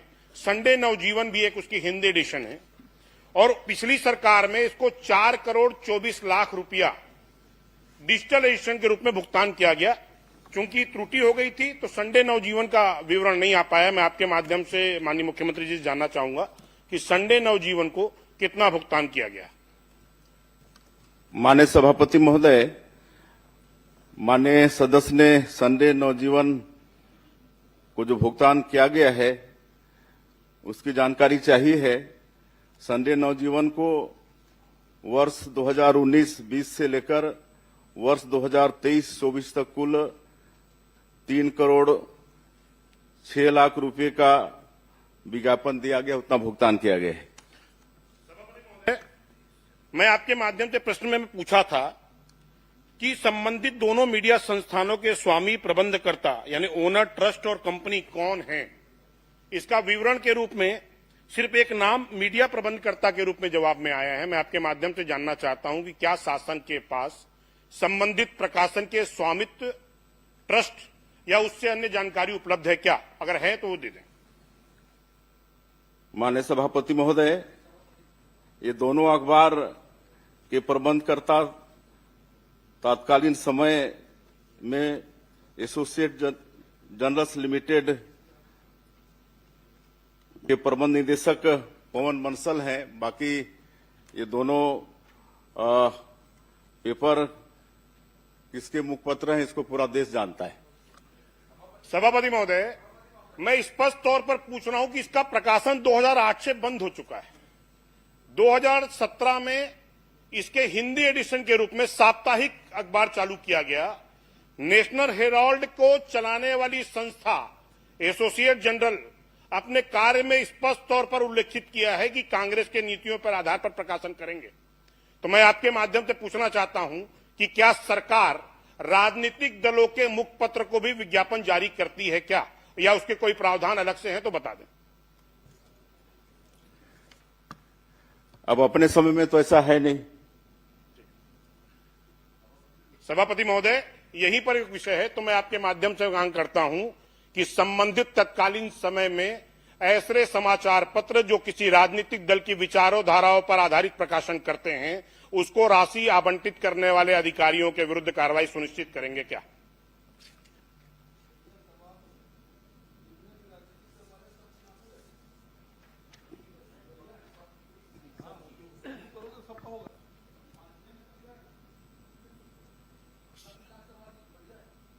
सभापति महोदय, मैं आपसे आग्रह करूंगा, वरिष्ठ सदस्य बैठ के बोल रहे हैं और जिस संस्था का नाम ले रहे हैं, मैं चुनौती के साथ इस सदन पर कह रहा हूं कि वो किसी भी राजनीतिक दल का मुखपत्र नहीं है, किसी भी राजनीतिक दल का मुखपत्र नहीं। लेकिन मेरे पास जो कागज है वो किसी एक राजनीतिक दल के मुख संस्था के द्वारा प्रकाशित मुखपत्र है। प्रश्न करें अजय चंद्राकर जी। माननीय सभापति महोदय,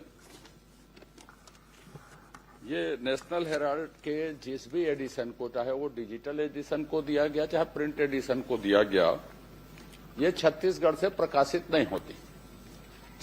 तत्कालीन समय में जिसका 19, 20, 21, 22, 23, 24 तक जो उत्तर में आया है, छत्तीसगढ़ के बाहर किसी भी एडिशन को कितनी प्रति में वो निकलता था और उसमें कितने पैसे हम दे सकते थे अधिकतम, इसके संबंध में उस समय में कौन सी नीति थी डिजिटल के लिए और प्रिंट के लिए, और ये दिया गया है कि डिजिटल को दिया गया है, प्रिंट को दिया गया, और वो भुगतान नियम तय है कि नियम विपरीत है, नीति के अनुकूल है कि विपरीत है, जो भी विज्ञापन नीति उस समय रही होगी।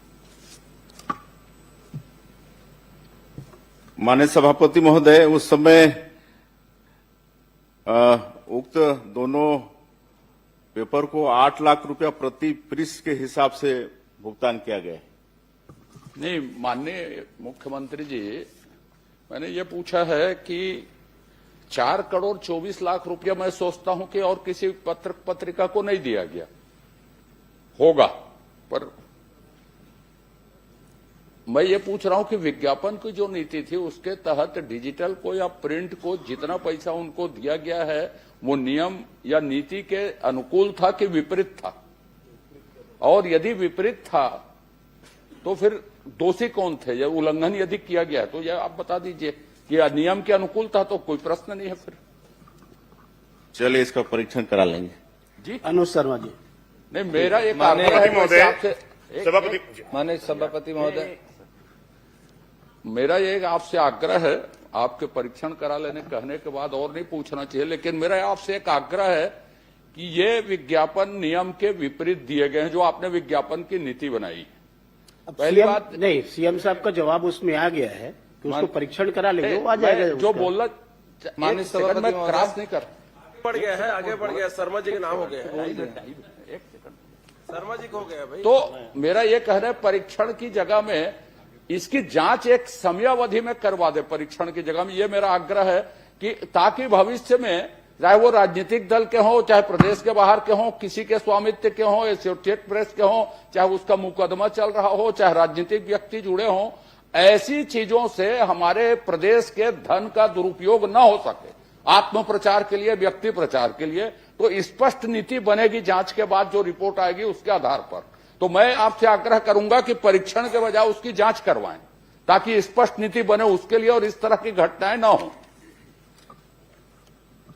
माननीय सभापति महोदय, विज्ञापन नियमावली 2019 की कंडिका 16 के अनुसार एवं वित्तीय अधिकार पुस्तिका में निहित शक्तियों के अनुसार किसी भी समाचार पत्र पत्रिकाओं में उन दरों पर जो उचित समझी जाए विज्ञापन देने की पूर्ण शक्तियां प्रशासकीय विभाग को है। पूर्व सरकार के समय में यह नियम प्रचलन में है। उक्त समाचार पत्र RNI भारत सरकार के पंजीयक कार्यालय में पंजीकृत है। अनुज शर्मा। माननीय सभापति जी, बहुत बहुत आभार, आपने अवसर दिया। मैं माननीय मुख्यमंत्री जी से मैंने एक जानकारी चाही थी आपके माध्यम से, धरसीमा विधानसभा क्षेत्र में स्थापित क्रेशर मशीनों की जांच के संबंध में। मैं माननीय मुख्यमंत्री जी से जानना चाहता हूं कि इन क्रेशर मशीन की जांच का क्या नियम है, कब कब किया जाना चाहिए, इस संबंध में मैं उनसे जानना चाहता हूं कि जांच के क्या नियम है और कब कब किया जाना चाहिए, ऐसी कोई प्रक्रिया है क्या जांच के लिए?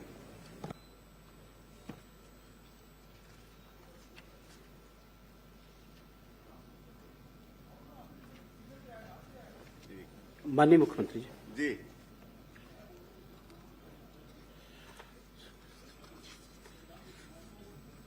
माननीय सभापति,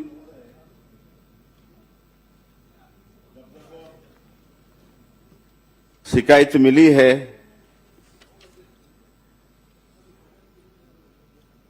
भंडारण नियम 2009 के तहत जांच की जाती है जब जब शिकायत मिली है, और माननीय सदस्य के विधानसभा क्षेत्र से कुल 7 शिकायत पिछले 2 वर्षों में मिली है और सबकी जांच माइनिंग विभाग से हुई है और उन पर कार्रवाई हुई है। माननीय सभापति महोदय, कुल मिलाकर 2018 से लेकर 2026 तक 10 बार जांच की गई है और इस 10 बार की जांच में 6 जांच ऐसी पाई गई जिसमें कोई अनियमितता नहीं थी। केवल 4 संस्थाओं के विरुद्ध कार्रवाई हुई है और इसमें सबसे बड़ी बात यह रहती है माननीय सभापति महोदय, जिसमें सरकारी खजाने का बहुत बड़ा नुकसान होता है। जितने की अनुमति होती है, जितने का बिजली बिल आता है, जितने का उत्खनन होता है, उतने की रॉयल्टी नहीं पटाई जाती है, जिससे प्रदेश के खजाने में बहुत बड़ा नुकसान होता है। मैं माननीय मुख्यमंत्री जी से अनुरोध करता हूं और उनसे एक मांग करता हूं कि क्या जिस अनुपात में बिजली का बिल उन संस्थानों में आया है, जिस अनुपात में माइनिंग की गई है और जिस अनुपात में रॉयल्टी पटाई गई है, उसके आधार पे जांच कराएंगे क्या? और मैं बता भी देता हूं, ऐसे एक नहीं कई संस्थान है जिसकी शिकायत आई है। ओशियान, अंत्रोज Dondekala, Balaji stone crusher Dondekala, Mohan stone Lalpur, Vinayak mining Matiya, Bhavna stone Seri Khedi, Vimla infrastructure लिमी देवरी, दीपक अग्रवाल देवरी, ऐसे मेरे पास पूरी लाइन है जिसकी शिकायत आई है। तो मेरा माननीय मुख्यमंत्री जी से आग्रह है कि जितने माइनिंग की परमिशन थी, जितनी माइनिंग हुई है, जितना बिजली का बिल आया है और कितना रॉयल्टी पटा है, इस आधार पर जांच की घोषणा करेंगे क्या? माननीय सभापति महोदय, जैसे मैंने कहा कि जहां से भी शिकायत आई है उस पर जांच हुई है और जो सही पाए गए हैं उन पर कार्रवाई हुई है और उनसे समझौता राशि भी वसूल किया गया है। माननीय सभापति महोदय, इसमें अभी तक 6 सालों में 2,70,000 रुपए का अर्थदंड लगा है, सिर्फ 2,70,000 का। मेरा बस इतना आग्रह है माननीय मुख्यमंत्री जी से, क्योंकि इसमें प्रदेश के खजाने में पैसा आना है रॉयल्टी का, ये रॉयल्टी की चोरी का मामला है कि बिजली बिल के अनुपात में जितना उत्खनन हुआ है उस आधार पर जांच कराएंगे क्या? मैं माननीय मुख्यमंत्री जी को मैं मांग कर रहा हूं, उसके आधार पर जांच की घोषणा कर दें बस। होगी तो आप दे देंगे, लिख के जांच करा लेंगे। श्रीमती संगीता सिन्हा। माननीय सभापति जी, माननीय भूपेश बघेल जी के बार बार बहिर्गमन से नेता प्रतिपक्ष जी थक गए हैं, नाराज हो गए हैं, अस्वस्थ हो गए हैं कि सदन से चले गए हैं। आप एक व्यवस्था दीजिए कि प्रश्नकाल के बाद संसदीय कार्य मंत्री का इस विषय में वक्तव्य आए। सदन चिंतित है, नेता प्रतिपक्ष जी बार बार से परेशान हो गए हैं। नेताजी न इसमें एक थके व्यवस्था हैं न दीजिए परेशान है। संसदीय कार्य मंत्री जी का बयान है, नेता प्रतिपक्ष जी आखिर है कहाँ? नाराज होके गए हैं, हाउस चल रहा है, बार बार उसको चला देते हैं, जबरदस्ती ले जाते हैं। तो सदन में इसमें संसदीय कार्य मंत्री का वक्तव्य आना चाहिए। समय खराब कर रहे हैं, मुझे समय चाहिए। आप कृपया शासन को निर्देशित कर दें, प्रश्नकाल के बाद उनका वक्तव्य आ जाए नेता प्रतिपक्ष जी की सिचुएशन स्थिति के बारे में। सभापति महोदय जी, समय। संगीता सिन्हा जी। संगीता, ये क्या है कि आज 3 प्रश्न में ही सत्ता पक्ष की हालत खराब हो गई और इस कारण से मोर्चा संभालना पड़ रहा आपको, लेकिन इससे कुछ फर्क पड़ने वाला नहीं है। नेताजी पे पूरा विश्वास, कुछ मिलने वाला भी नहीं। इसमें वक्तव्य आना चाहिए संसदीय कार्य मंत्री का। आखिर नेता प्रतिपक्ष को परेशान किया जा रहा है, कहाँ नाराज होकर चले गए हैं, थक गए हैं, क्या है? ले लिया गया, उसमें बयान आना किया जा रहा है। राजस्व न्यायालयों के द्वारा किन किन प्रतिपक्ष दबाव महसूस कर रहे हैं। प्रश्नकाल के मुख्यमंत्री और संसदीय कार्य मंत्री के को पूरा बाइकाट किए हैं। आप वित्त मंत्री देख लीजिए और दूसरे गृह मंत्री देख लीजिए, दोनों गायब हैं, वो आए नहीं प्रश्नकाल में। आप लोग कुछ आदरणीय सभापति महोदय जी, राजस्व न्यायालयों के द्वारा किन किन अतिक्रमणकारियों को अतिक्रमित भूमि के बेदखल किए जाने के संबंध में वारंट जारी किया गया सभापति महोदय जी। और इसी में एक दूसरा प्रश्न है सभापति महोदय जी, किन कारणों से अभी तक बेदखली के कार्रवाई को नहीं की गई है? मैं हाजिर हूं भाई चंद्राकर जी, मैं हाजिर हूं, आप चिंता न करें।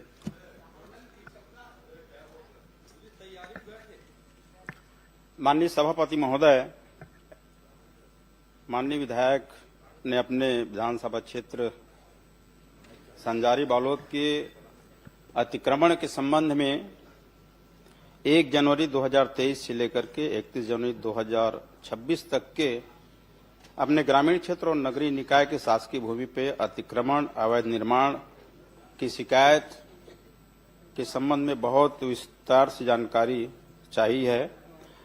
मैं बताना चाहूंगा माननीय सभापति महोदय कि बालोद विधानसभा संजारी बालोद विधानसभा क्षेत्र के अंतर्गत आने वाले ग्राम और नगरीय निकायों की शासकीय भूमि पर अतिक्रमण अवैध निर्माण के संबंध में बालोद में कुल 22 प्रकरण दर्ज किए गए हैं, जिसमें 21 प्रकरण ग्रामीण क्षेत्र से आते हैं। माननीय सभापति महोदय जी, मंत्री महोदय जी का ये उत्तर है मेरे पास। सभापति महोदय जी, बस मैं इतना जानना चाहती हूँ, जो दो मतलब आपसे जो आपके अधिकारी हैं वो छुपाए हैं। आदरणीय सभापति महोदय जी, क्या प्रदीप साहू का प्रकरण आपके पास नहीं है?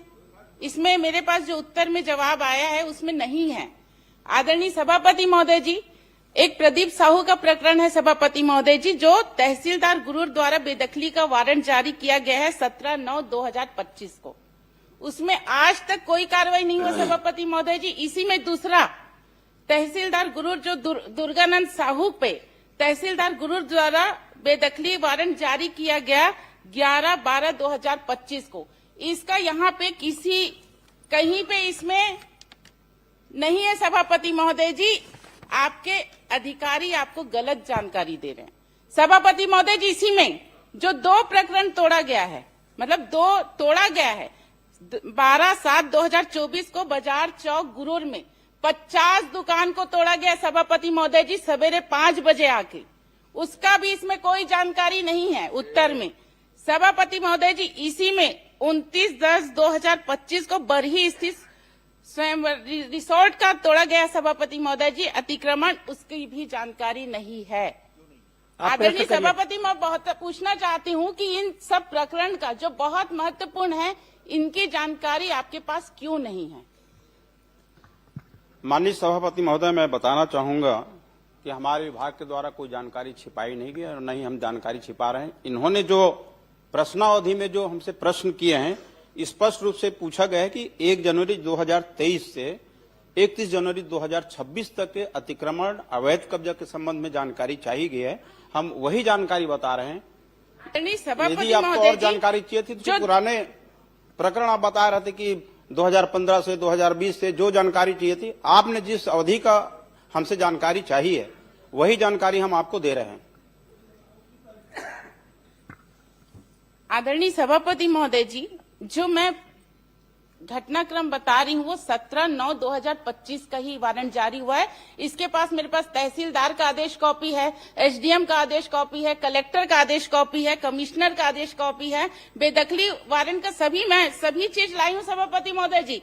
ये आपका है तहसीलदार का वारंट कॉपी है, ये आपका जितने भी है मैं आपके पास रखूंगी सभापति महोदय जी। सबसे बड़ी बात तो ये है कि आपके जो अधिकारी हैं वो आपको गलत जानकारी दे रहे हैं, और आप मुझे ही नहीं, आपके अधिकारी मंत्री जी को ही नहीं, ये सदन को गुमराह कर रहे सभापति महोदय जी। क्या आप उस अधिकारी पे सबसे पहले कार्रवाई की मांग करती हूँ सभापति महोदय जी, आप उसकी कार्रवाई कीजिए। माननीय सभापति महोदय, जैसे मैं बताया कि 31 जनवरी 2023 से 31 जनवरी 2026 तक हमारे पास अतिक्रमण कार्यों की पूरी सूची है, और जैसा माननीय विधायक बता रहे हैं कि इस 2025 की घटना है, और यदि इसमें हमारे सूची में नहीं आया है तो मैं जो नाम आप दे रहे हैं उसको मैं चेक कराऊंगा, जांच कराऊंगा। अगर हमारे सूची में सम्मिलित नहीं है तो क्यों सूची नहीं सम्मिलित नहीं है उस पर अपन कार्रवाई करेंगे, हम आपको आश्वासन दे रहे हैं। यदि सूची में शामिल नहीं है और इस बीच की घटना का है 1 जनवरी 2023 से 31 जनवरी 2026 तक के बीच की घटना है जो आप बता रहे हैं, वो अगर हमारे सूची में शामिल नहीं है और आप बता रहे हैं कि है, तो हम उस पर कार्रवाई करेंगे कि ये सूची में शामिल क्यों नहीं है। चलिए राजेश, आदरणीय सभापति महोदय और क्या जांच कर देंगे, कार्रवाई कर देंगे, क्या बचा है? शामिल नहीं है, मैं मानने को तैयार हूँ सभापति महोदय जी। ये दोनों प्रकरण मोह कब तक तोड़ देंगे अवैध वाला को? वारंट जारी हो चुका है, सभी कॉपी मेरे पास है, सभी कॉपी मैं आपके पटल पे रख दूंगी। आप उसको कब तक तोड़वाएंगे उसको आदेश कीजिए, कार्रवाई करेंगे। माननीय सभापति महोदय, जितने भी अतिक्रमण के प्रकरण हैं उस पर कार्रवाई हो रही है। आपके संजारी बालोद विधानसभा में ही कुल 260 प्रकरण दर्ज किए गए थे। सभापति महोदय जी, मैं बता रहा हूँ, आपको बता रहा हूँ, उसी में आऊंगा मैं। हटाएंगे समय कम है सभापति महोदय जी, मैं समय की सीमा को देखते हुए मैं मांग कर रही हूँ। समय सीमा इसमें बताई नहीं जा सकती। प्रकरण चल रहा है, कई को नोटिस दिए हैं, वारंट जारी किए हैं हटाने का, और 113 अतिक्रमण हटाए भी हैं और 111 प्रक्रियाधीन हैं और 36 प्रकरण जो है न्यायालय में प्रक्रियाधीन है। और जितना जल्द हो सके हम अतिक्रमणकारी को या अवैध कब्जा को हम मुक्त कराएंगे, हटाएंगे उसको। समय सीमा देखिए राजेश सभापति महोदय, ये न्यायालयीन प्रक्रिया है और न्यायालयीन प्रक्रिया में समय सीमा राजेश संभव नहीं होता। सभापति महोदय जी, मेरे पास द्वारकाधीश यादव, सब कुछ है सभापति महोदय जी। सभापति महोदय द्वारकाधीश यादव, निवेदन है सभापति महोदय जी, इसमें प्लीज। माननीय सभापति महोदय, मैं माननीय मंत्री राजेश उच्च शिक्षा से ये पूछना चाहता हूं कि महासमुंद जिला के अंतर्गत तेंदुकोना के महाविद्यालय स्वीकृत हुई है, स्वीकृति 2 बार स्वीकृत हुई माननीय सभापति महोदय। और आखिरी में माननीय मंत्री जी, मैं पूछना चाहता हूं कि आपने तेंदुकोना महाविद्यालय की स्वीकृति को 2 बार स्वीकृति के बाद तीसरे बार आप ये निरस्त करते हैं। आपके जवाब में आए हैं कि अप्राय कारणों से निरस्त की जाती है। ये कब से अप्राय कारण क्या है, इसको थोड़ा मेरे को बताइए आप। माननीय सभापति महोदय, पहले तो मैं माननीय विधायक जी को बधाई देता हूं कि आपके महाविद्यालय का टेंडर भी हो गया है, भूमि पूजन भी हो गया है, पर लेट क्यों हुआ उसके बारे में जानकारी माननीय मंत्री जी बता रहा हूं। टेंडर ओपन हो गए तो डेट बता दीजिए और टेंडर कब लगा है बता दीजिए। आप बता देते हैं, आपको बता देते हैं। माननीय सभापति महोदय, लोक निर्माण विभाग कार्यपालन अभियंता के द्वारा इनकी टेंडर प्रक्रिया पूरी कर ली गई है और ये 6/2/2026 को संबंधित जो ठेकेदार हैं अशोक चंद्राकर जी। माननीय मंत्री जी, समय कम है, आप जानकारी गलत दे रहे हैं। वो टेंडर निरस्त हो चुका है, गलत जानकारी पर कार्रवाई करेंगे क्या? ये टेंडर निरस्त हो चुका है। आपको अशोक चंद्राकर टेंडर निरस्त हो चुका है, कार्रवाई करेंगे क्या गलत जानकारी के लिए? ये कैसे चली आए भाई? आप इसकी जांच कराएंगे? इसका हम परीक्षण करेंगे, उसके बाद फिर नहीं, अगर टेंडर निरस्त हो गए हैं तो आप कार्रवाई का आश्वासन दीजिए, कार्रवाई करेंगे क्या? ये कैसे चली आए भाई साहब? ये 6/2 अभी लेटेस्ट 6/2/2026 को जारी हुआ है। अशोक चंद्राकर का टेंडर निरस्त हो चुका है, जिसको आप टेंडर अभी 6/2 को बता दीजिए ना, 6/2 को बता दीजिए। नहीं, उस जानकारी को बताइए ना। एक मिनट, अरे सुनो तो, आपका कॉलेज बनना चाहिए ना। नहीं, अब वो सवाल 6/2 उस को बात बता से रहे नहीं हैं है। तो बता दीजिए उसको। सभापति महोदय, दूसरी बात ये, तो इसमें मैं आश्वासन चाहूंगा, 6/2 को बता दीजिए। शिलान्यास की नीति क्या है? किनको किनको बुलाया गया था? जो जनप्रतिनिधि नहीं है वो 4 करोड़ के बिल्डिंग में शिलालेख में उनका नाम अंकित हो रहा है। प्रोटोकॉल नियम पूर्व में क्षेत्रीय विधायक को बुलाया जाता था, वर्तमान में है कि नहीं, आप बताइए। लोकतंत्र का हत्या है। आप कार्रवाई करेंगे क्या? प्रोटोकॉल नीति के सब जगह यही है। तो इनके लिए कोई ऐसा नियमावली तो मैं नहीं पढ़ा हूं कि शिलान्यास और लोकार्पण के लिए किसको किसको बिल्कुल बुलाना है। माननीय मंत्री जी, आप सदन में गलत जानकारी दे रहे हैं। सामान्य प्रशासन से मंगाइए आप। सभापति महोदय जी, यही है डबल इंजन है। चुने हुए जनप्रतिनिधि ताक में रख करके जो गांव में हार के किंदा तिकरे फोटो छपा थे, अब विधायक के अपमान होते। ये डबल इंजन है। ये आपने कथनी करने के फर्क है। देखा लोकतंत्र ला बाबा साहब के कानून ला आपन नहीं माना। माननीय मंत्री जी, मेरा 2 ही सवाल है। गलत जानकारी दिया गया है, टेंडर निरस्त हो गए, जिसको आप टेंडर मिला है बता रहे हैं। दूसरा, जो प्रोटोकॉल की पालन नहीं किया गया है उस अधिकारी के ऊपर आप कार्रवाई करेंगे क्या?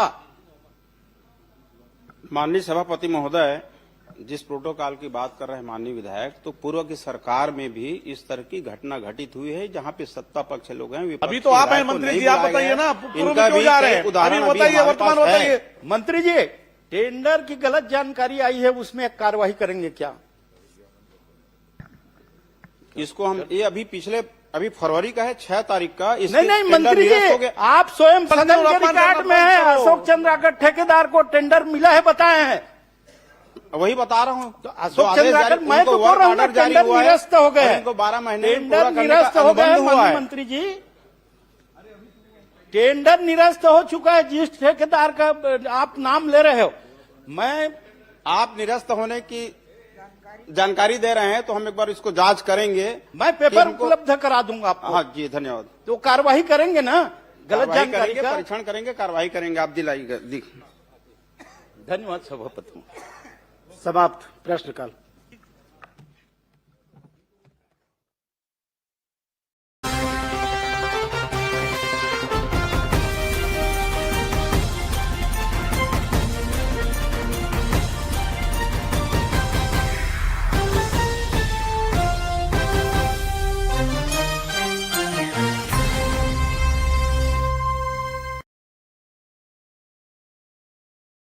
सभापति जी, मेरा जिला सहकारी केंद्रीय बैंक के ऊपर एक ये प्रश्न है जिसमें आदरणीय मंत्री जी द्वारा जवाब भी मिला है, लेकिन ये संतोषजनक नहीं है। जैसे मेरा सवाल था इसमें, क्या जिला सहकारी केंद्रीय बैंक शाखा डोंगरगढ़ के प्रस्ताव के आधार पर पंजीयक सहकारी संस्थाएं द्वारा दिनांक 24/8/2023 को भवन निर्माण की अनुमति दी गई? इन्होंने कहा हाँ। और कितनी राशि तो इन्होंने की स्वीकृति की गई है कहा गया, तो उसमें कहा 39 लाख की स्वीकृति दी गई।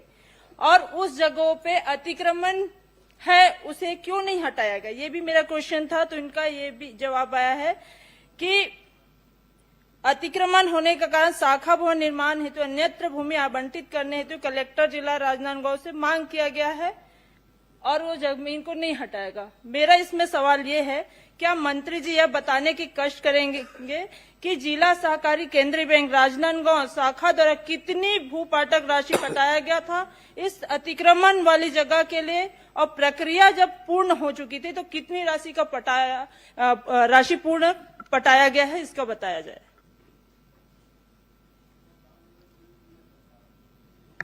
माननीय सभापति महोदय, माननीय सदस्य ने जिला सहकारी केंद्रीय बैंक शाखा डोंगरगढ़ के संदर्भ में जानकारी चाहिए और मैंने उसकी पूरी जानकारी दी। और क्योंकि वो पूरा जो जमीन है वो अतिक्रमण पे है और उसके लिए लगातार अपन पत्राचार कर रहे थे ताकि जमीन को कब्जा से मुक्त किया जाए।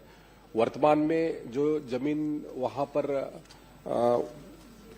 उपलब्धता की दृष्टि से हमारी कोशिश जारी है कि जल्द से जल्द ये जो भवन का निर्माण हो सके ताकि वहां के लोगों को सुविधाएं मिले। पूर्व में जो जमीन दिया गया था वो भी जो वहां पे अध्यक्ष रहे वो उनके ही जमीन के नजदीक में उनको कहते हैं वो किया गया था, तो वहां पर पार्किंग की सुविधा और बाकी सुविधाएं व्यवस्थित नहीं हो पा रही थी। तो इसके लिए भी हम लगातार चर्चा कर रहे हैं क्योंकि बैंक का मामला है, तो इसलिए वहां तत्काल उनको उनके सुविधा के हिसाब से वो जमीन उपलब्ध कराने का निर्णय भी। आदरणीय के जो भूमि है, जिस जगह पे भू अर्जन के लिए भूपाटक की जो प्रक्रिया होती है उसकी राशि बैंक के द्वारा सहकारी केंद्रीय बैंक राजनांदगांव के द्वारा उसका भू राशि दिया गया। उसके बाद उसके भूमि पूजन हो चुका, उसके बाद उसमें आज टेंडर भी लग चुका है और उसके बाद आज जब आदेश प्रक्रिया के तहत वर्क ऑर्डर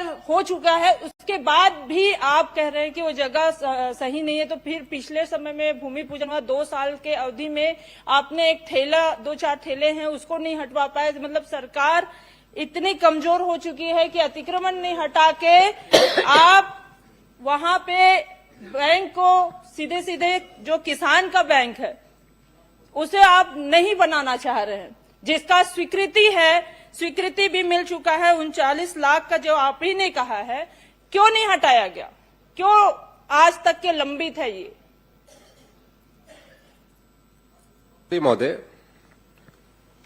ये जो स्वीकृति है लगभग 2023 का है सभापति महोदय, और इसके लिए लगातार प्रक्रिया चल रही थी, और वर्तमान में जो स्थल है वहां पर पार्किंग की सुविधा और जो अन्य सुविधाएं होनी चाहिए वो उसके लिए उपयुक्त स्थिति नहीं है। इसलिए कलेक्टर से चर्चा करके उसके संदर्भ में अलग जहां पर अच्छी जमीन हो इसके संदर्भ में अपन लोग चर्चा कर रहे हैं। बार बार महोदय जी कह रहे हैं मंत्री जी कि पार्किंग की सुविधा, ये सारी चीजों को पहले देखा गया, तभी वहां पे वर्क ऑर्डर निकला, तभी वहां का टेंडर हुआ, तभी भूमि पूजन हुआ। अब ये सब होने के बाद आज वो किराए से संचालित है, वो भी भारतीय जनता पार्टी के एक नेता के रिश्तेदार के घर पे।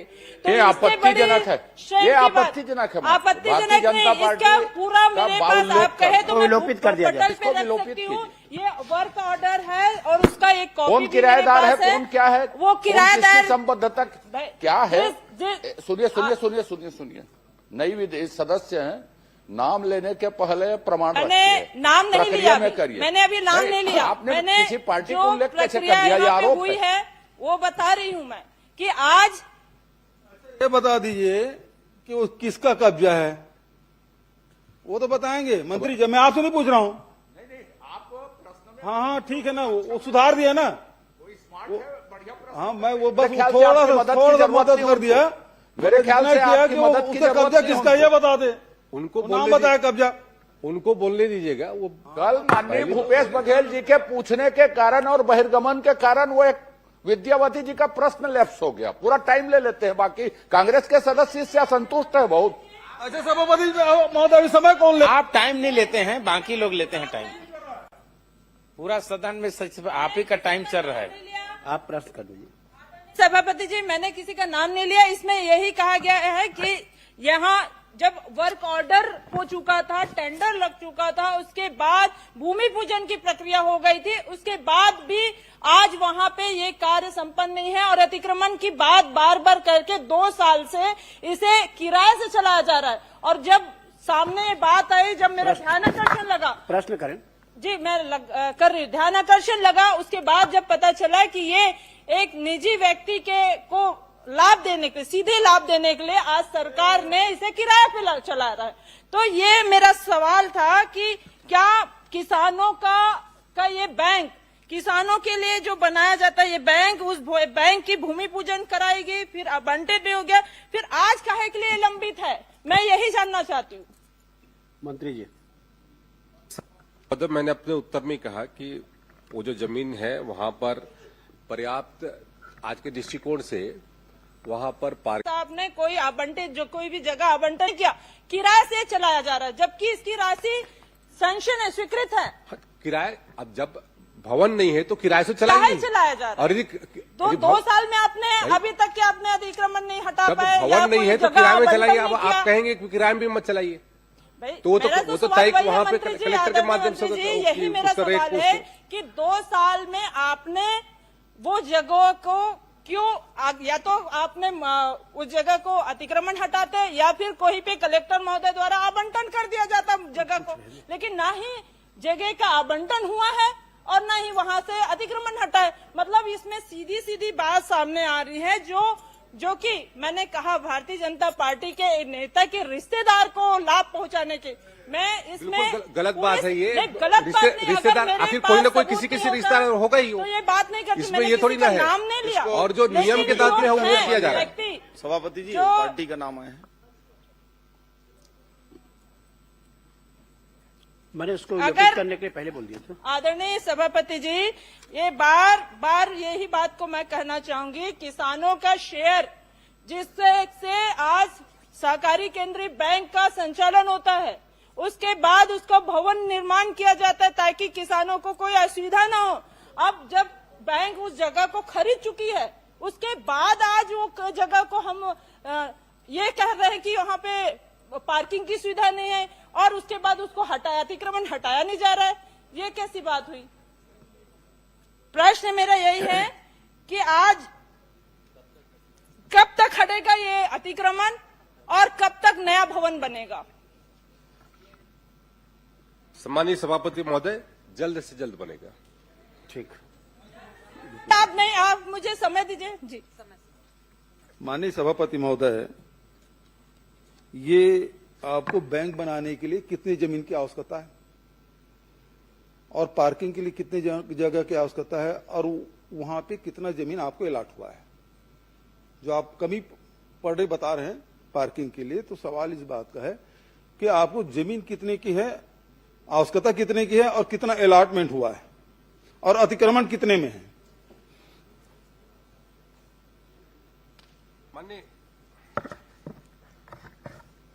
माननीय सभापति महोदय, लगभग वहां पर जो जमीन अलाट हुआ है वो लगभग 2200 वर्ग मीटर लगभग कहते हैं, उसके कहते हैं वहां पर आवंटित हुआ है 2200 वर्ग मीटर।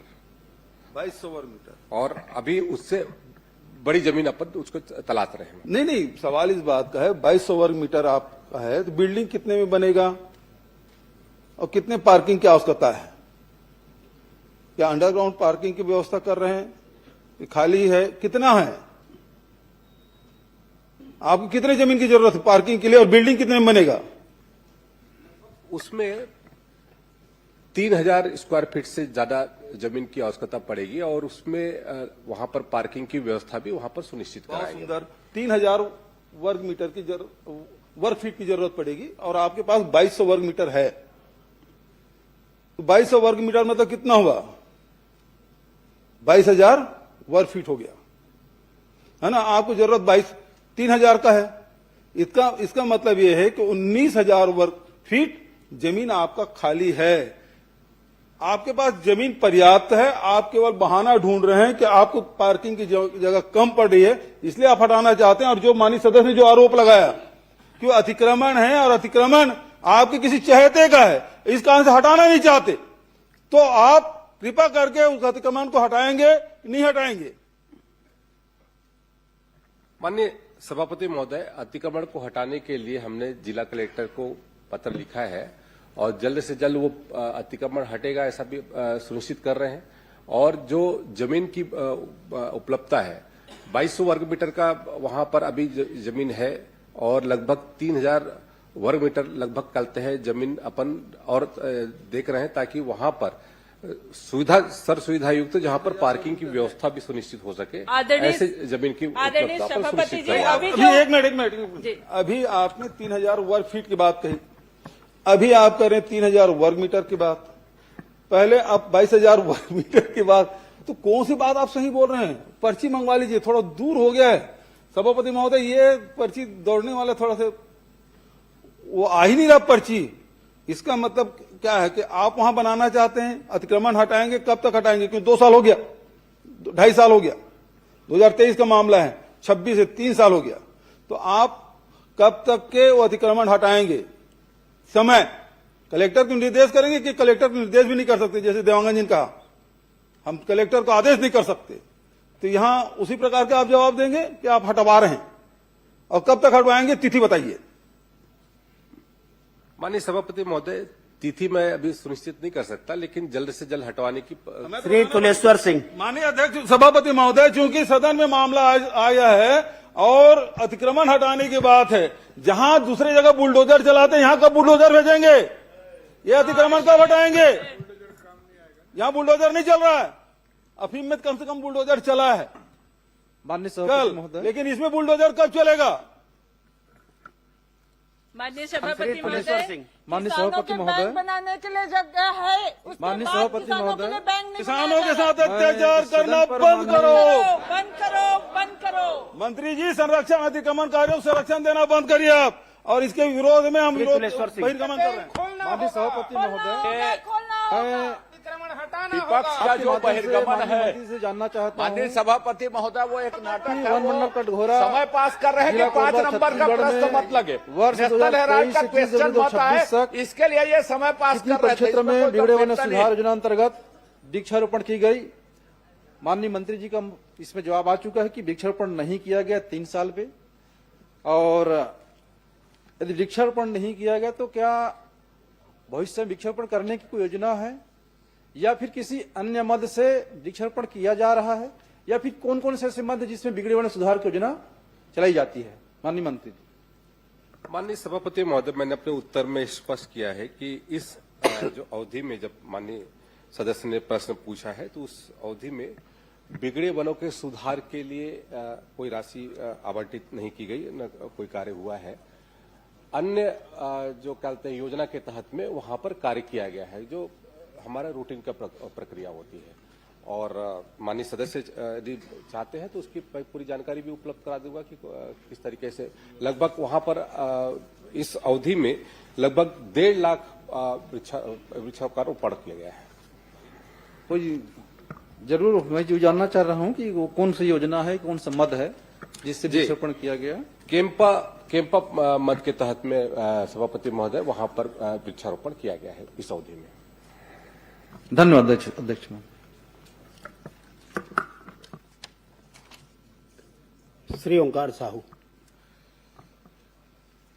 माननीय सभापति महोदय, आपके माध्यम से मैं जानना चाहूंगा कि फिटनेस परमिट एवं ओवरलोड संबंधित प्रकरणों की कार्रवाई के बारे में जानकारी चाहा है और उत्तर में आया है कि निरंक आया है कि प्रदेश में विगत 3 वर्षों में व्यावसायिक वाहनों को बिना भौतिक परीक्षण फिटनेस प्रमाण पत्र जारी किया गया है।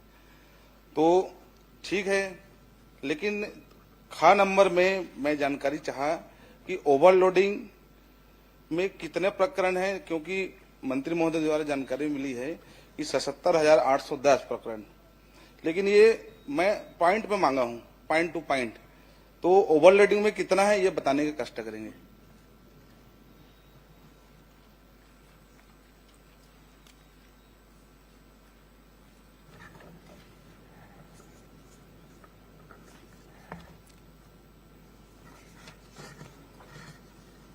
माननीय सभापति महोदय, जो मैंने जानकारी इनको दिया है इसके तहत में माननीय सदस्य ने जो जानकारी चाहिए थी और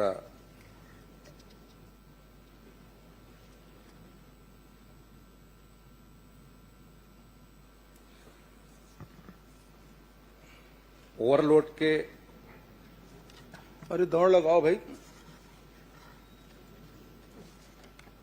इधर दौड़ लगाए। 3 ही प्रश्न है उसमें, ओवरलोडिंग की कितना है, बिना परमिट कितना, बिना नहीं, उन्होंने बिना बीमा कितना है, उससे फिटनेस तीनों प्रश्न है, फिटनेस का में उन्होंने जानकारी अलग मांगा अलग था, बहुत लंबा उसमें जानकारी मांगा था, इसलिए मैंने कल लंबा कुछ नहीं है। और ओवरलोडिंग के उसकी जानकारी होगा तो मैं अलग से उपलब्ध करा दूंगा। मैंने फिटनेस का भी रखा हुआ है। अरे भाई इसमें लिखित है ओवरलोडिंग कितना है, बिना परमिट कितना है, बिना बीमा के कितना है, ये तो लिखित में प्रश्न है। और आपने एक जाय उत्तर दे दिया 78,000, 77,810, तो उन्होंने अलग अलग कितना है आपके पास तो होगा आंकड़ा। इधर दौड़, ट्रांसपोर्ट डिपार्टमेंट में दौड़ नहीं लगा रहे कोई, परिवहन बिल्कुल ढीला। मैं इसकी अलग से उसकी जानकारी उपलब्ध करा दूंगा अध्यक्ष महोदय। सभापति लिखित उत्तर नहीं दे रहे सभापति महोदय, या तो इसके अलग समय निर्धारित कर दीजिए। पूरी जानकारी मैंने दिया है, एग्जाइट मैंने दिया हुआ है। इन्होंने अलग से पूछा है कि ओवरलोडिंग का कितना मामला है। नहीं, मैं तो प्रदेश को पूछा हूँ, आपको जिला वाइज देना चाहिए, लेकिन यहाँ पे तो जवाब में तो कुछ आया नहीं है। लेकिन अभी आपका पहला तो मिला नहीं है, बिना परमिट वाला भी बता दो अगर है तो आपके पास।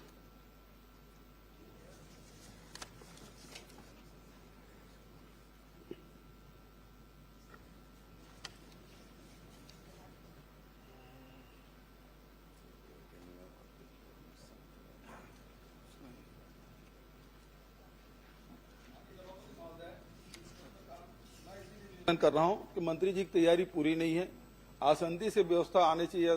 सभापति महोदय बता रहे हैं, मंत्री जी बता रहे हैं, बता ही नहीं रहे ना, न क का उत्तर आ रहा है न ख का उत्तर आ रहा है। भाई बिना वो व्यवसायिक वाहन के बिना भौतिक परीक्षण के, बिना फिटनेस के कितने हैं वो तो पूछा ही नहीं भाई। उसके बारे में आप कुछ बोले नहीं, मतलब जितने भी हैं वो सब फिटनेस वाले हैं। माननीय सभापति महोदय, उन्होंने फिटनेस की जानकारी मांगी थी तो मैंने फिटनेस की पूरी जानकारी उनको उपलब्ध कराई है। और इसमें ये पूरा डाटा है मेरे पास। ना काम है तो आपने निरंक कर दिया। देखिए, मतलब छत्तीसगढ़ में जितनी गाड़ियां चल रही है 2023 में जो फिटनेस के उसमें चलते हैं टोटल जो वो किया गया है उसमें 88,096 चलते हैं उसमें फिटनेस वो किया गया है और उसमें लगभग 87,000 चलते हैं पास हुए हैं 87,900 चलते हैं 46 और 2024 में लगभग चलते हैं 1,02,000 चलते हैं इसमें चलते हैं फिटनेस किया गया है। अब ये बताइए आपने निरंक कहा वो सही है कि अभी बता रहे हैं वो सही है?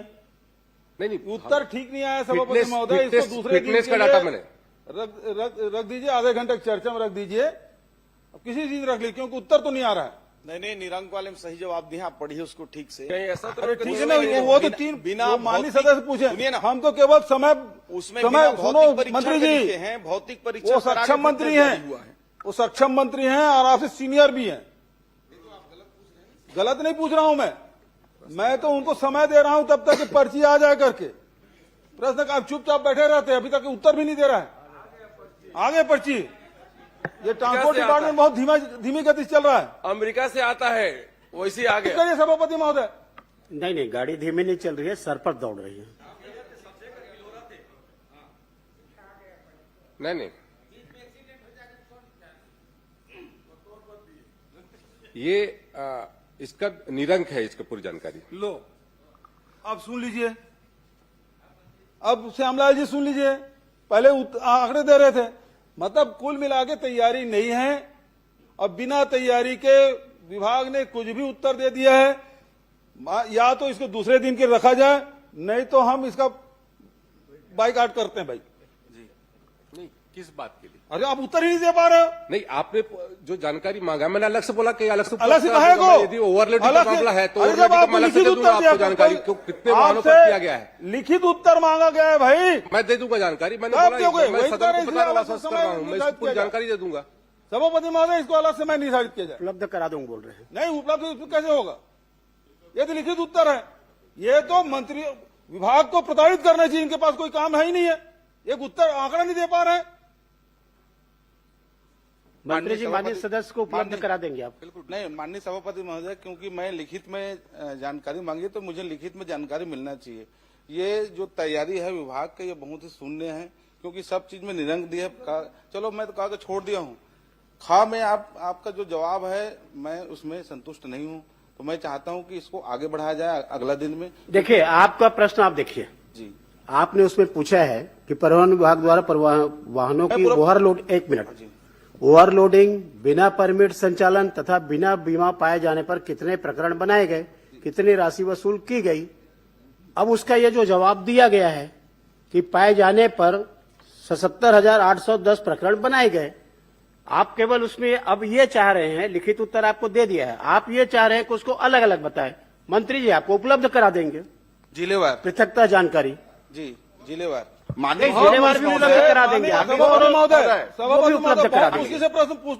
नहीं आप प्रश्न पढ़ लीजिए। बहुत मुश्किल प्रश्न में जो दिया गया है, माननीय सभापति महोदय, प्रश्न पूछने का अधिकार है माननीय भूपेश बघेल जी को, लेकिन धमकाने का अधिकार नहीं है। आप धमका रहे थे, मैं बहिष्कार करूंगा करके, बाइकाट करेंगे करके आप धमका रहे थे मंत्री, अभी धमका रहे थे। और आप ऐसा नहीं पूछते, प्रश्नकाल ऐसा नहीं चलता, आपकी मर्जी से प्रश्नकाल नहीं रहे, अपनी बात रखें, प्रश्नकाल नहीं चलेगा, धमकी नहीं चलेगी आपकी। आपने धमकाया, आपने कहा बढ़ रहे हैं, मंत्री जी को ऐसा धमकी नहीं दिया है, आपको बाइकआउट किया थे, आपको बाइकआउट किया थे, याद है? धमकी दी, अभी धमकी दी आपने, धमकी नहीं दिया, आपने धमकी दी, बात रखने का अधिकार है सभापति। आप बैठ जाए, आप भी बैठिए, आप भी बैठिए, आप बैठिए, सब बैठिए। आपको कौन सी जानकारी चाहिए? माननीय आप बैठिए, आप भी बैठिए। नहीं भूपेश बघेल जी, आपसे बात कर रहा हूँ। माननीय मंत्री जी थे, इनका बाइकआउट किए थे, भूल गए आप? मंत्री जी, आप मंत्री जी नहीं दे रहे, मौन धारण टाइप का लग रहा है, सुना नहीं कुछ नहीं लग रहा है। आप बैठिए, क्या होगा? आप बैठिए ना। मैंने आप राम कुमार जी, माननीय सदस्य आप बैठे, आपने जो पूछा मैंने आपको पढ़ के बताया। आप जो बोल रहे हो ना लिखित में उसका जवाब आया है, मैंने आपको पढ़ के बताया है। आपने जो प्रश्न किया है उसको पढ़ लीजिए, और आपने उसमें पृथकता जानकारी नहीं मांगी है, आपने जो मांगी है जानकारी, मंत्री जी ने उसका जवाब दिया है, यही मैं आपको बोला हूं। और इसलिए उसमें अंतिम प्रश्न और कुछ करना है तो कर लीजिए, उसके बाद आगे बढ़ते हैं। सभापति महोदय, क्योंकि मैंने पॉइंट टू पॉइंट मांगा है। भाई आप पढ़िए, पॉइंट टू पॉइंट मैं पढ़ देता हूं, एक बार मैं पढ़ता हूं आपको। खा जी, उक्त अवधि में परिवहन विभाग द्वारा वाहनों की ओवरलोडिंग, बिना परमिट संचालन एवं बिना बीमा पाए जाने पर कितने प्रकरण बनाए गए तथा कितनी राशि वसूल की गई। अब आप ख पढ़िए। उक्त अवधि में ओवरलोडिंग, बिना परमिट संचालन एवं बिना बीमा पाए जाने पर 77,810 प्रकरण बनाए गए। उसकी राशि भी दी गई है कि कितना उसमें। आपने जो पूछा मंत्री ने वही, आप इसमें आप मेरे को ये बताइए, आप जो पूछे अभी, आप जो अभी पूछे, तो मैंने कहा मंत्री जी को जानकारी लेकर के आपको उपलब्ध कराए। नहीं, माननीय सभापति को जानकारी चाहिए, इसके बाइफरकेट अलग करके देना है। मैंने पूरे प्रदेश का दिया है, इसे पूरा प्रदेश का हुआ है 77,810। ये तो बेहद दुर्भाग्यजनक है। विभाग में कोई कंट्रोल मंत्री जी का नहीं है, अभी तक के उत्तर नहीं आ पाया है और नहीं आ पाया, इसे हम लोग बहिर्गमन कर रहे हैं। भाई माननीय सभापति श्री कुंवर सिंह निषाद।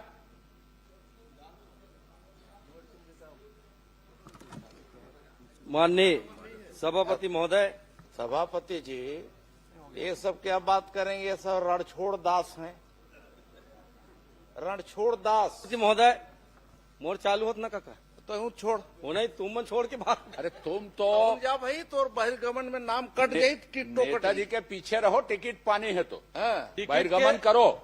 जेल ला चिंता हुई ना, तेवन पाछू पाछू घूमे। मोलापन कर्म पे भरोसा है, मोलापन कर्म पे भरोसा है। ठीक, धीरे धीरे उमन के निपटा। माननीय सभापति महोदय, आज प्रदेश के यशस्वी मुख्यमंत्री जी से सवाल पूछने का सौभाग्य मिला, मैं बहुत बहुत धन्यवाद देता हूं। और मैंने स्पेसिफिक प्रश्न किया माननीय मुख्यमंत्री जी से कि जिला कांकेर तहसील भानु प्रतापपुर के कच्चेआरी डोंगरी में जो माइन संचालित हो रहा है गोदावरी पावर एंड इस्पात लिमिटेड को, माननीय सभापति महोदय, जैसा कि जवाब में आया है, उक्त कंपनी को 74.05 हेक्टेयर लगभग 250 एकड़ जमीन खनन के लिए नहीं अपितु किस वैज्ञानिक पद्धति से वेस्ट मटेरियल डंप किए जाने के लिए गैर खनिज युक्त अतिरिक्त क्षेत्र को दिया गया है, चूंकि वह जमीन एक रिजर्व एरिया में। माननीय सभापति महोदय, अब सवाल यह उठता है कि किस विभाग या किस अधिकारी द्वारा यह तय किया गया है कि वो जमीन गैर खनिज युक्त है, जबकि वह जमीन पूर्व में आवंटित 138.96 हेक्टेयर की जमीन से लगा हुआ है। माननीय सभापति महोदय, तो ये जरूर मैं माननीय मुख्यमंत्री से सवाल कर रहा हूं, मैं इसका जवाब चाहता हूं माननीय सभापति महोदय। माननीय सभापति महोदय, माननीय सदस्य के प्रश्न के जवाब में मैं बताना चाहूंगा कि इनके समय जब इनकी सरकार थी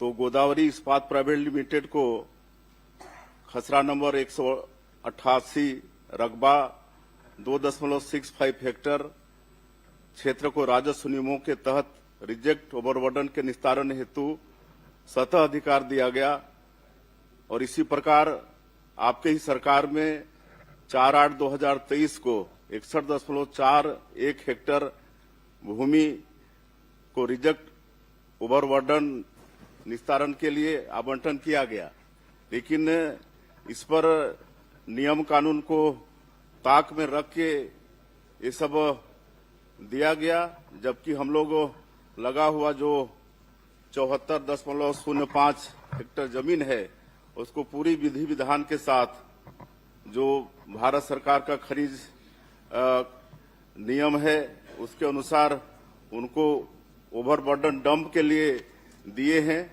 और वैसे नहीं दिए हैं। उसके लिए messrs Kartikeya exploration and mining service private limited से उसका जांच कराया गया है और जो जीएसआई है उससे भी जांच कराया गया है, उसके नीचे कोई मिनरल्स नहीं है, इसलिए ओवरबर्डन डंपिंग के लिए ये दिया गया है।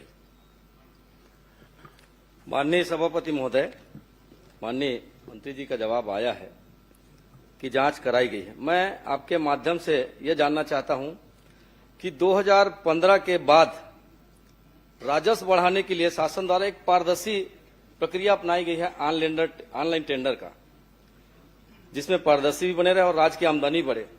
ये हुआ भी है, चाहे सरकार किसी की भी रहे माननीय सभापति महोदय। लेकिन अभी जो टेंडर हुआ है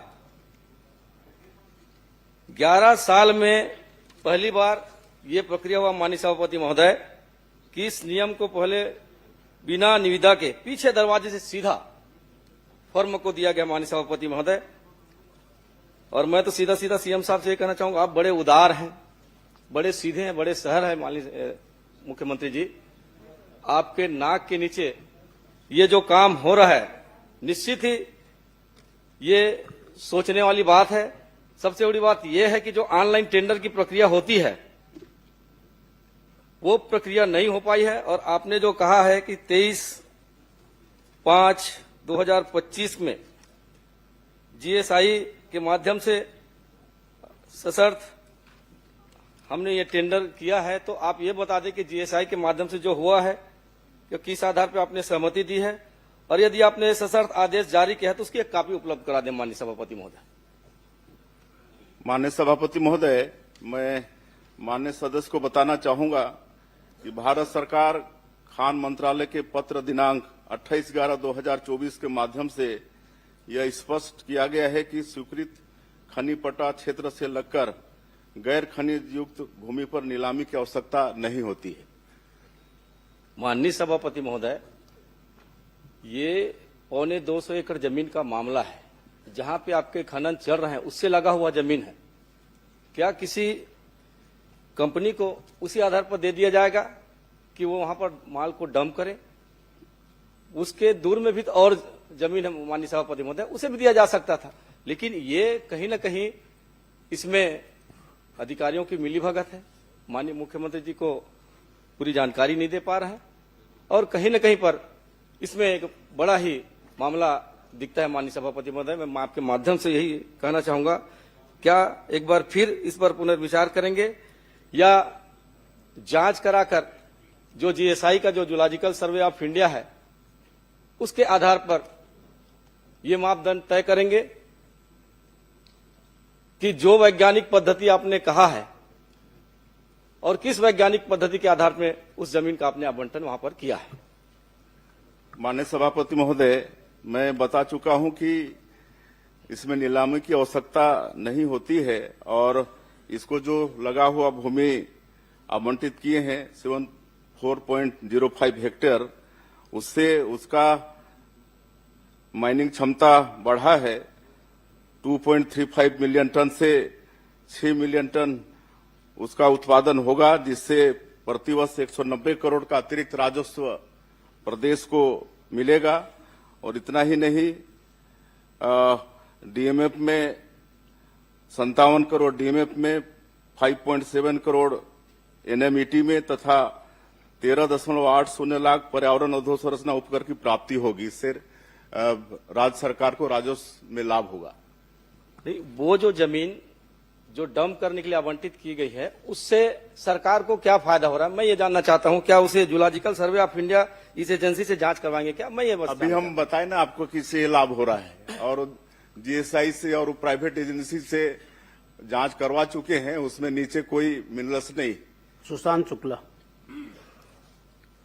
सभापति महोदय, मेरा प्रश्न 1635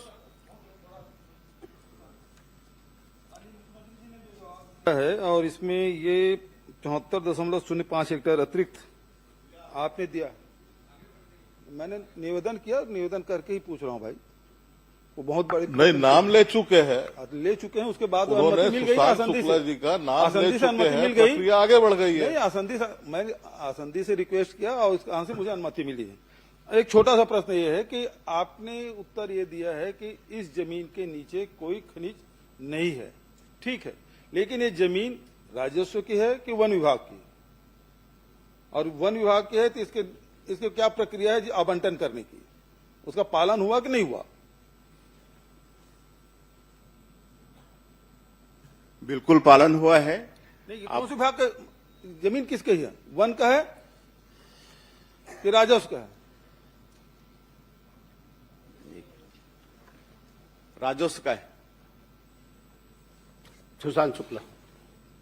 सभापति महोदय, पूर्ववर्ती सरकार में राजनीतिक विचारों को केंद्र रखते हुए चलने वाली पत्रिका, जिसका डिजिटल एडिशन नेशनल हेराल्ड के नाम से जाना जाता है, मेरे प्रश्न पर लिपिकी त्रुटि हो गई है। मैं आग्रह आपके माध्यम से करूंगा उसको सुधारें। संडे नवजीवन भी एक उसकी हिंदी एडिशन है और पिछली सरकार में इसको 4 करोड़ 24 लाख रुपया डिजिटल एडिशन के रूप में भुगतान किया गया। चूंकि त्रुटि हो गई थी तो संडे नवजीवन का विवरण नहीं आ पाया। मैं आपके माध्यम से माननीय मुख्यमंत्री जी से जानना चाहूंगा कि संडे नवजीवन को कितना भुगतान किया गया। माननीय सभापति महोदय, माननीय सदस्य ने संडे नवजीवन को जो भुगतान किया गया है उसकी जानकारी चाहिए है।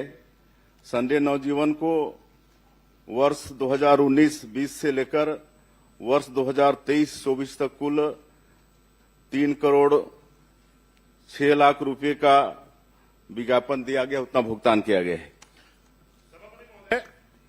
मैं आपके माध्यम से प्रश्न में पूछा था कि संबंधित दोनों मीडिया संस्थानों के स्वामी प्रबंधकर्ता यानी ओनर, ट्रस्ट और कंपनी कौन है, इसका विवरण के रूप में सिर्फ एक नाम मीडिया प्रबंधकर्ता के रूप में जवाब में आया है। मैं आपके माध्यम से जानना चाहता हूं कि क्या शासन के पास संबंधित प्रकाशन के स्वामित्व, ट्रस्ट या उससे अन्य जानकारी उपलब्ध है क्या? अगर है तो वो दे दें। माननीय सभापति महोदय, ये दोनों अखबार के प्रबंधकर्ता तत्कालीन समय में एसोसिएट जर्नल्स लिमिटेड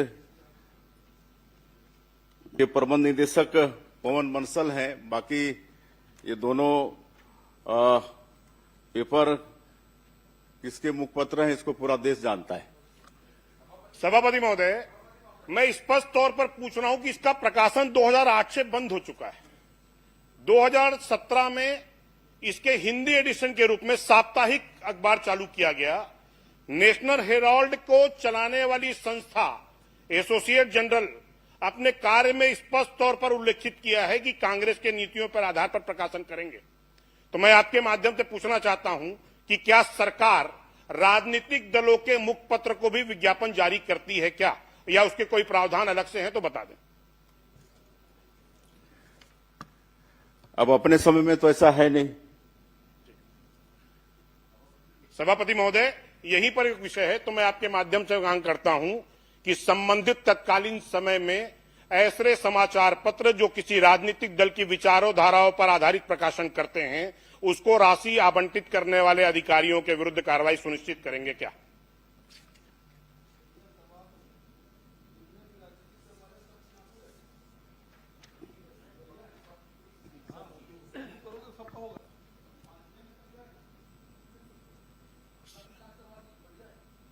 सभापति महोदय, मैं आपसे आग्रह करूंगा, वरिष्ठ सदस्य बैठ के बोल रहे हैं और जिस संस्था का नाम ले रहे हैं, मैं चुनौती के साथ इस सदन पर कह रहा हूं कि वो किसी भी राजनीतिक दल का मुखपत्र नहीं है, किसी भी राजनीतिक दल का मुखपत्र नहीं। लेकिन मेरे पास जो कागज है वो किसी एक राजनीतिक दल के मुख संस्था के द्वारा प्रकाशित मुखपत्र है। प्रश्न करें ना। अजय चंद्राकर जी। माननीय सभापति महोदय, ये नेशनल हेराल्ड के जिस भी एडिशन को, चाहे वो डिजिटल एडिशन को दिया गया चाहे प्रिंट एडिशन को दिया गया, ये छत्तीसगढ़ से प्रकाशित नहीं होती।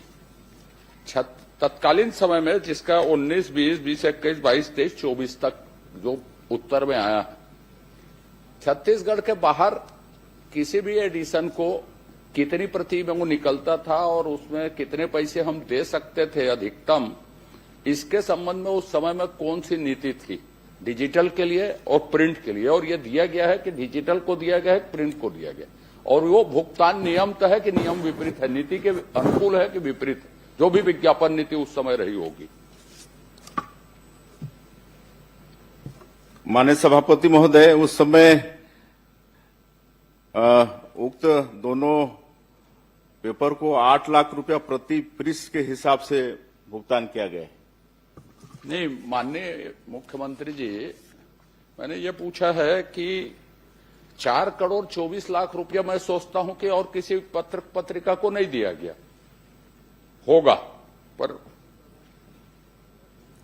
मैं ये पूछ रहा हूं कि विज्ञापन की जो नीति थी उसके तहत डिजिटल को या प्रिंट को जितना पैसा उनको दिया गया है वो नियम या नीति के अनुकूल था कि विपरीत था, और यदि विपरीत था तो फिर दोषी कौन थे? यह उल्लंघन यदि किया गया तो यह आप बता दीजिए कि नियम के अनुकूल था तो कोई प्रश्न नहीं है। फिर चलिए इसका परीक्षण करा लेंगे। जी अनुज शर्मा जी।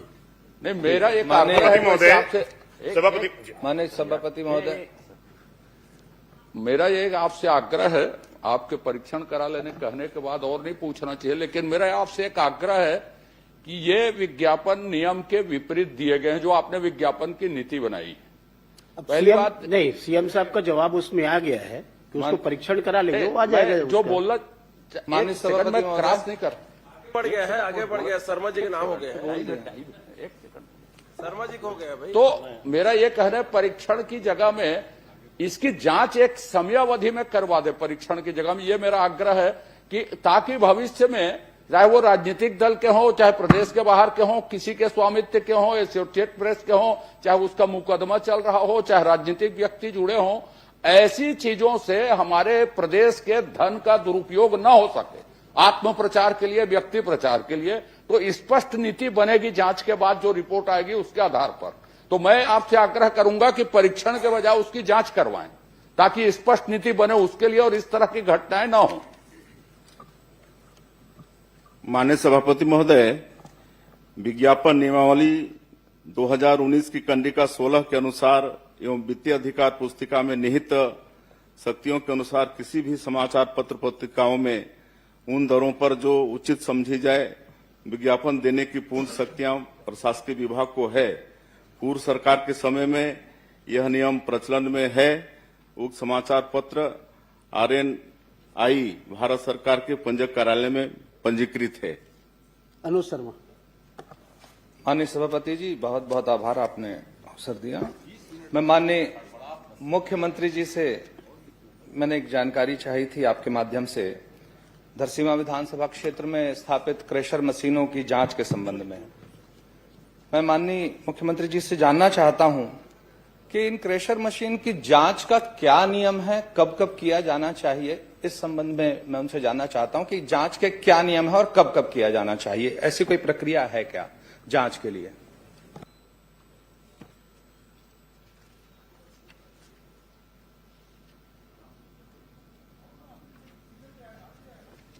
माननीय मुख्यमंत्री जी।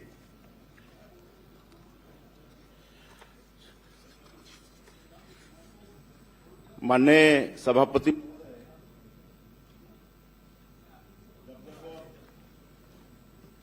शिकायत मिली है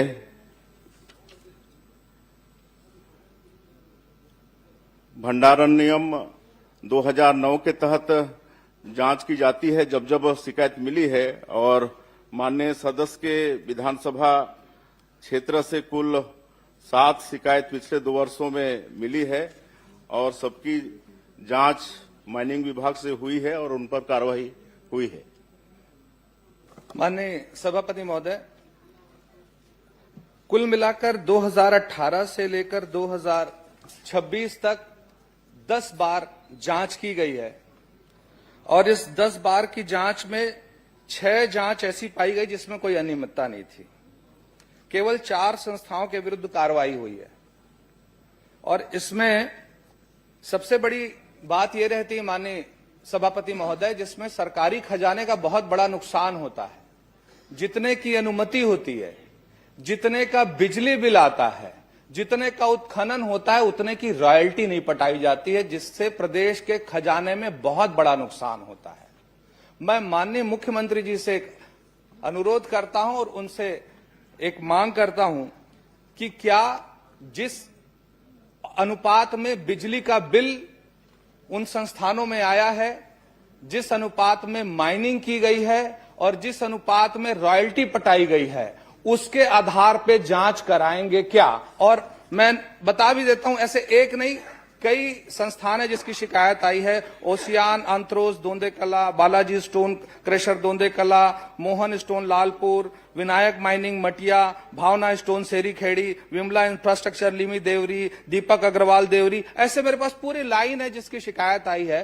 तो मेरा माननीय मुख्यमंत्री जी से आग्रह है कि जितने माइनिंग की परमिशन थी, जितनी माइनिंग हुई है, जितना बिजली का बिल आया है और कितना रॉयल्टी पटा है, इस आधार पर जांच की घोषणा करेंगे क्या? माननीय सभापति महोदय, जैसे मैंने कहा कि जहां से भी शिकायत आई है उस पर जांच हुई है और जो सही पाए गए हैं उन पर कार्रवाई हुई है और उनसे समझौता राशि भी वसूल किया गया है। माननीय सभापति महोदय, इसमें अभी तक 6 सालों में 2,70,000 रुपए का अर्थदंड लगा है, सिर्फ 2,70,000 का। मेरा बस इतना आग्रह है माननीय मुख्यमंत्री जी से, क्योंकि इसमें प्रदेश के खजाने में पैसा आना है रॉयल्टी का, ये रॉयल्टी की चोरी का मामला है कि बिजली बिल के अनुपात में जितना उत्खनन हुआ है उस आधार पर जांच कराएंगे क्या? मैं माननीय मुख्यमंत्री जी को मैं मांग कर रहा हूं, उसके आधार पर जांच की घोषणा कर दें बस। होगी तो आप दे देंगे, लिख के जांच करा लेंगे। श्रीमती संगीता सिन्हा। माननीय सभापति जी, माननीय भूपेश बघेल जी के बार बार बहिर्गमन से नेता प्रतिपक्ष जी थक गए हैं, नाराज हो गए हैं, अस्वस्थ हो गए हैं कि सदन से चले गए हैं। आप एक व्यवस्था दीजिए कि प्रश्नकाल के बाद संसदीय कार्य मंत्री का इस विषय में वक्तव्य आए। सदन चिंतित है, नेता प्रतिपक्ष जी बार बार से परेशान हो गए हैं। नेताजी न इसमें एक थके व्यवस्था हैं, दीजिए न परेशान है। संसदीय कार्य मंत्री जी का बयान है, नेता प्रतिपक्ष जी आखिर है कहाँ? नाराज होके गए हैं, हाउस चल रहा है, बार बार उसको चला देते हैं, जबरदस्ती ले जाते हैं। तो सदन में इसमें संसदीय कार्य मंत्री का वक्तव्य आना चाहिए। समय खराब कर रहे हैं, मुझे समय चाहिए। आप कृपया शासन को निर्देशित कर दें, प्रश्नकाल के बाद उनसे वक्तव्य आ जाए नेता प्रतिपक्ष जी की सिचुएशन, स्थिति के बारे में। सभापति महोदय जी, समय। संगीता सिन्हा जी। संगीता, ये क्या है कि आज 3 प्रश्न में ही सत्ता पक्ष की हालत खराब हो गई और इस कारण से मोर्चा संभालना पड़ रहा आपको, लेकिन इससे कुछ फर्क पड़ने वाला नहीं है। नेताजी पे पूरा विश्वास कुछ मिलने वाला भी नहीं और इसमें वक्तव्य आना चाहिए संसदीय कार्य मंत्री का। आखिर नेता प्रतिपक्ष को परेशान किया जा रहा है, प्रश्न वो करने है दीजिए। कहाँ? नाराज होके चले गए हैं, थक गए हैं, क्या है? संगीता सिन्हा जी ले लिया गया, उसमें बयान आना किया जा रहा है। राजस्व न्यायालयों के द्वारा किन नेता प्रतिपक्ष दबाव महसूस कर रहे हैं। प्रश्नकाल अरे मुख्यमंत्री और संसदीय कार्य मंत्री के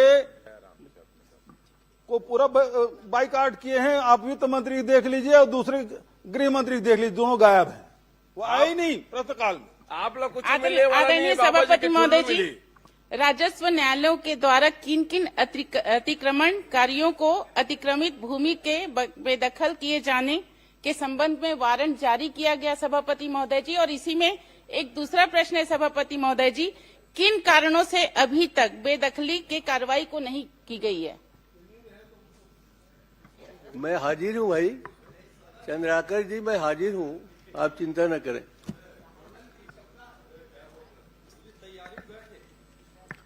माननीय सभापति महोदय, माननीय विधायक ने अपने विधानसभा क्षेत्र संजारी बालोद के अतिक्रमण के संबंध में 1 जनवरी 2023 से लेकर के 31 जनवरी 2026 तक के अपने ग्रामीण क्षेत्र और नगरीय निकाय के शासकीय भूमि पे अतिक्रमण, अवैध निर्माण की शिकायत के संबंध में बहुत विस्तार से जानकारी चाहिए है। मैं बताना चाहूंगा माननीय सभापति महोदय कि बालोद विधानसभा, संजारी बालोद विधानसभा क्षेत्र के अंतर्गत आने वाले ग्राम और नगरीय निकायों की शासकीय भूमि पर अतिक्रमण, अवैध निर्माण के संबंध में बालोद में कुल 22 प्रकरण दर्ज किए गए हैं, जिसमें 21 प्रकरण ग्रामीण क्षेत्र से आते हैं। माननीय सभापति महोदय जी, मंत्री महोदय जी का ये उत्तर है मेरे पास। सभापति महोदय जी, बस मैं इतना जानना चाहती हूँ, जो मतलब आपसे जो आपके अधिकारी हैं वो छुपाए हैं। आदरणीय सभापति महोदय जी, क्या प्रदीप साहू का प्रकरण आपके पास नहीं है? इसमें मेरे पास जो उत्तर में जवाब आया है उसमें नहीं है। आदरणीय सभापति महोदय जी, एक प्रदीप साहू का प्रकरण है सभापति महोदय जी, जो तहसीलदार गुरूर द्वारा बेदखली का वारंट जारी किया गया है 17/9/2025 को।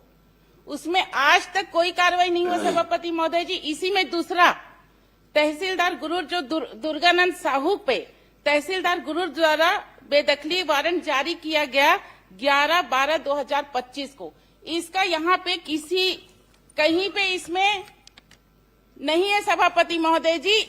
आपके अधिकारी आपको गलत जानकारी दे रहे हैं सभापति महोदय जी। इसी में जो 2 प्रकरण तोड़ा गया है, मतलब 2 तोड़ा गया है 12/7/2024 को बाजार चौक गुरूर में 50 दुकान को तोड़ा गया सभापति महोदय जी सवेरे 5 बजे आके। उसका भी इसमें कोई जानकारी नहीं है उत्तर में सभापति महोदय जी। इसी में 29/10/2025 को बरही स्थित स्वयं रिसोर्ट का तोड़ा गया सभापति महोदय जी। अतिक्रमण उसकी भी जानकारी नहीं है। आदरणीय सभापति, मैं बहुत पूछना चाहती हूँ कि इन सब प्रकरण का जो बहुत महत्वपूर्ण है, इनकी जानकारी आपके पास क्यों नहीं है? माननीय सभापति महोदय, मैं बताना चाहूंगा कि हमारे विभाग के द्वारा कोई जानकारी छिपाई नहीं गई और न ही हम जानकारी छिपा रहे हैं। इन्होंने जो प्रश्नावधि में जो हमसे प्रश्न किए हैं, स्पष्ट रूप से पूछा गया है कि 1 जनवरी 2023 से 31 जनवरी 2026 तक के अतिक्रमण अवैध कब्जा के संबंध में जानकारी चाहिए गई है। हम वही जानकारी बता रहे हैं। यदि आपको और जानकारी चाहिए थी तो पुराने प्रकरण आप बता रहे थे कि 2015 से 2020 से जो जानकारी चाहिए थी, आपने जिस अवधि का हमसे जानकारी चाहिए वही जानकारी हम आपको दे रहे हैं। आदरणीय सभापति महोदय जी, जो मैं घटनाक्रम बता रही हूँ वो 17/9/2025 का ही वारंट जारी हुआ है। इसके पास मेरे पास तहसीलदार का आदेश कॉपी है, एसडीएम का आदेश कॉपी है, कलेक्टर का आदेश कॉपी है, कमिश्नर का आदेश कॉपी है, बेदखली वारंट का सभी चीज लाई हूँ सभापति महोदय जी। ये आपका है तहसीलदार का वारंट कॉपी है, ये आपका जितने भी है मैं आपके पास रखूंगी सभापति महोदय जी। सबसे बड़ी बात तो ये है कि आपके जो अधिकारी हैं वो आपको गलत जानकारी दे रहे हैं और आप मुझे ही नहीं, आपके अधिकारी मंत्री जी को ही नहीं, ये सदन को गुमराह कर रहे सभापति महोदय जी। क्या आप उस अधिकारी पे सबसे पहले कार्रवाई की मांग करती हूँ सभापति महोदय जी, आप उसकी कार्रवाई कीजिए। माननीय सभापति महोदय, जैसे मैं बताया कि 31 जनवरी 2023 से 31 जनवरी 2026 तक हमारे पास अतिक्रमण कार्यों की पूरी सूची है। और जैसा माननीय विधायक बता रहे हैं कि इस 2025 की घटना है और यदि इसमें हमारे सूची में नहीं आया है तो मैं जो नाम आप दे रहे हैं उसको मैं चेक कराऊंगा, जांच कराऊंगा। अगर हमारे सूची में सम्मिलित नहीं है तो क्यों सूची नहीं सम्मिलित नहीं है उस पर अपन कार्रवाई करेंगे, हम आपको आश्वासन दे रहे हैं। यदि सूची में शामिल नहीं है और इस बीच की घटना का है 1 जनवरी 2023 से 31 जनवरी 2026 तक के बीच की घटना है जो आप बता रहे हैं, वो अगर हमारी सूची में शामिल नहीं है और आप बता रहे हैं कि है तो हम उस पर कार्रवाई करेंगे कि ये सूची में शामिल क्यों नहीं है। चलिए राजेश, आदरणीय सभापति महोदय जांच कर देंगे, कार्रवाई कर देंगे, क्या बचा है? शामिल नहीं है, मैं मानने को तैयार हूँ सभापति महोदय जी। ये दोनों प्रकरण मोह कब तक तोड़ देंगे अवैध वाला को? वारंट जारी हो चुका है, सभी कॉपी मेरे पास है, सभी कॉपी मैं आपके पटल पे रख दूंगी। आप उसको कब तक तोड़वाएंगे उसको आदेश कीजिए, कार्रवाई करेंगे। माननीय सभापति महोदय, जितने भी अतिक्रमण के प्रकरण हैं उस पर कार्रवाई हो रही है।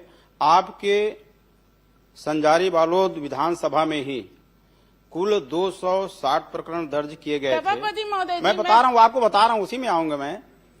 हटाएंगे समय कम है सभापति महोदय जी, मैं समय की सीमा को देखते हुए मैं मांग कर रही हूँ। समय सीमा इसमें बताई नहीं जा सकती। प्रकरण चल रहा है, कई को नोटिस दिए हैं, वारंट जारी किए हैं हटाने का और 113 अतिक्रमण हटाए भी हैं और 111 प्रक्रियाधीन है और 36 प्रकरण जो है न्यायालय में प्रक्रियाधीन है। और जितना जल्द हो सके हम अतिक्रमणकारी को या अवैध कब्जा को हम मुक्त कराएंगे, हटाएंगे उसको। समय सीमा देखिए राजेश, सभापति महोदय, ये न्यायालयीन प्रक्रिया है और न्यायालयीन प्रक्रिया में समय सीमा राजेश संभव नहीं होता। सभापति महोदय जी, मेरे पास द्वारकाधीश यादव सब कुछ है सभापति महोदय जी, सभापति महोदय द्वारकाधीश जी, यादव। निवेदन है सभापति महोदय जी, इसमें प्लीज। माननीय सभापति महोदय, मैं माननीय मंत्री राजेश उच्च शिक्षा से ये पूछना चाहता हूं कि महासमुंद जिला के अंतर्गत तेंदुकोना के महाविद्यालय स्वीकृत हुई है, स्वीकृति 2 बार स्वीकृत हुई माननीय सभापति महोदय। और आखिरी में माननीय मंत्री जी मैं पूछना चाहता हूं कि आपने तेंदुकोना महाविद्यालय की स्वीकृति को 2 बार स्वीकृति के बाद तीसरे बार आप ये निरस्त करते हैं। आपके जवाब में आए हैं कि अप्राय कारणों से निरस्त की जाती है। ये कब से अप्राय कारण क्या है, इसको थोड़ा मेरे को बताइए आप। माननीय सभापति महोदय, पहले तो मैं माननीय विधायक जी को बधाई देता हूं कि आपके महाविद्यालय का टेंडर भी हो गया है, भूमि पूजन भी हो गया है, पर लेट क्यों हुआ उसके बारे में जानकारी माननीय मंत्री जी बता रहा हूं। टेंडर ओपन हो गए तो डेट बता दीजिए और टेंडर कब लगा है बता दीजिए आप। बता देते हैं, आपको बता देते हैं। माननीय सभापति महोदय, लोक निर्माण विभाग कार्यपालन अभियंता के द्वारा इनकी टेंडर प्रक्रिया पूरी कर ली गई है और ये 6/2/2026 को संबंधित जो ठेकेदार हैं अशोक चंद्राकर जी। माननीय मंत्री जी समय कम है, आप जानकारी गलत दे रहे हैं। वो टेंडर निरस्त हो चुका है, गलत जानकारी पर कार्रवाई करेंगे क्या? ये टेंडर निरस्त हो चुका है। आपको अशोक चंद्राकर टेंडर निरस्त हो चुका है, कार्रवाई करेंगे क्या गलत जानकारी के लिए? ये कैसे चली आए आप इसकी जांच कराएंगे? इसका हम परीक्षण करेंगे, उसके बाद फिर नहीं, अगर टेंडर निरस्त हो गए है तो आप कार्रवाई का आश्वासन दीजिए, कार्रवाई करेंगे क्या? ये कैसे चली आए साहब? ये 6/2 अभी लेटेस्ट 6/2/2026 को जारी हुआ है। अशोक चंद्राकर का टेंडर निरस्त हो चुका है, जिसको आप टेंडर अभी 6/2 को बता दीजिए ना, 6/2 को बता दीजिए। नहीं, उस जानकारी को बताइए ना। एक मिनट, अरे सुनो तो, आपका कॉलेज बनना चाहिए ना। नहीं, अब वो सवाल 6/2 उस को बात बता से रहे नहीं हैं है। तो बता दीजिए सभापति महोदय, दूसरी बात ये तो इसमें मैं आश्वासन चाहूंगा, 6/2 को शिलान्यास की नीति क्या है? किनको किनको बुलाया गया था? जो जनप्रतिनिधि नहीं है वो 4 करोड़ के बिल्डिंग में शिलालेख में उनका नाम अंकित हो रहा है। प्रोटोकॉल नियम पूर्व में क्षेत्रीय विधायक को बुलाया जाता था, वर्तमान में है कि नहीं आप बताइए। लोकतंत्र की हत्या है। आप कार्रवाई करेंगे क्या? प्रोटोकॉल नीति के सब जगह यही है। तो इनके लिए कोई ऐसा नियमावली तो मैं नहीं पढ़ा हूं कि शिलान्यास और लोकार्पण के लिए किसको बिल्कुल है। माननीय मंत्री जी, आप सदन में गलत जानकारी दे रहे हैं। सामान्य प्रशासन से मंगाइए आप। सभापति महोदय जी, यही है डबल इंजन है। चुने हुए जनप्रतिनिधि ताक में रख करके जो गांव में हार के किंदा तिगरे फोटो छपा थे, अब विधायक के अपमान होते। ये डबल इंजन है। ये आप मैंने कथनी करने के फर्क है। देखा लोकतंत्र ला बाबा साहब के कानून ला आपन नहीं माना। माननीय मंत्री जी, मेरा 2 ही सवाल है। गलत जानकारी दिया गया है, टेंडर निरस्त हो गए हैं, जिसको आप टेंडर मिला है बता रहे हैं। दूसरा, जो प्रोटोकॉल की पालन नहीं किया गया है उस अधिकारी के ऊपर आप कार्रवाई करेंगे क्या? माननीय सभापति महोदय, जिस प्रोटोकॉल की बात कर रहे हैं माननीय विधायक, तो पूर्व की सरकार में भी इस तरह की घटना घटित हुई है, जहां पे सत्ता पक्ष लोग हैं। अभी तो आप हैं मंत्री जी, आप बताइए ना, इनका भी उदाहरण बताइए, वर्तमान बताइए। मंत्री जी, टेंडर की गलत जानकारी आई है, उसमें कार्रवाई करेंगे क्या? इसको हम ये अभी फरवरी का है, 6 तारीख का। नहीं मंत्री जी, आप स्वयं सदन के रिकॉर्ड में है। अशोक चंद्राकर ठेकेदार को टेंडर मिला है बताए हैं। वही बता रहा हूँ। तो अशोक चंद्राकर, मैं तो बोल रहा हूँ टेंडर निरस्त हो गए। इनको 12 महीने टेंडर निरस्त हो गए। माननीय मंत्री जी, टेंडर निरस्त हो चुका है। जिस ठेकेदार का आप नाम ले रहे हो, आप निरस्त होने की जानकारी दे रहे हैं, तो हम एक बार इसको जांच करेंगे। मैं पेपर उपलब्ध करा दूंगा आपको। हाँ जी, धन्यवाद। तो कार्रवाई करेंगे ना गलत जानकारी का? परीक्षण करेंगे, कार्रवाई करेंगे। आप दिलाइएगा। धन्यवाद सभापति। समाप्त प्रश्नकाल।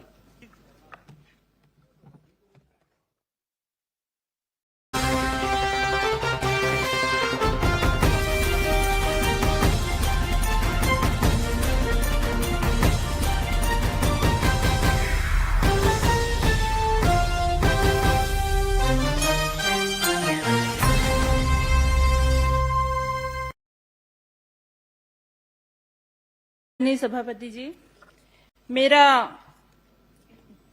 जिला सहकारी केंद्रीय बैंक के ऊपर एक ये प्रश्न है जिसमें आदरणीय मंत्री जी द्वारा जवाब भी मिला है, लेकिन ये संतोषजनक नहीं है। जैसे मेरा सवाल था इसमें, क्या जिला सहकारी केंद्रीय बैंक शाखा डोंगरगढ़ के प्रस्ताव के आधार पर पंजीयक सहकारी संस्थाएं द्वारा दिनांक 24/8/2023 को भवन निर्माण की अनुमति दी गई? इन्होंने कहा हाँ। और कितनी राशि तो इन्होंने की स्वीकृति की गई है कहा गया, तो उसमें कहा 39 लाख की स्वीकृति दी गई।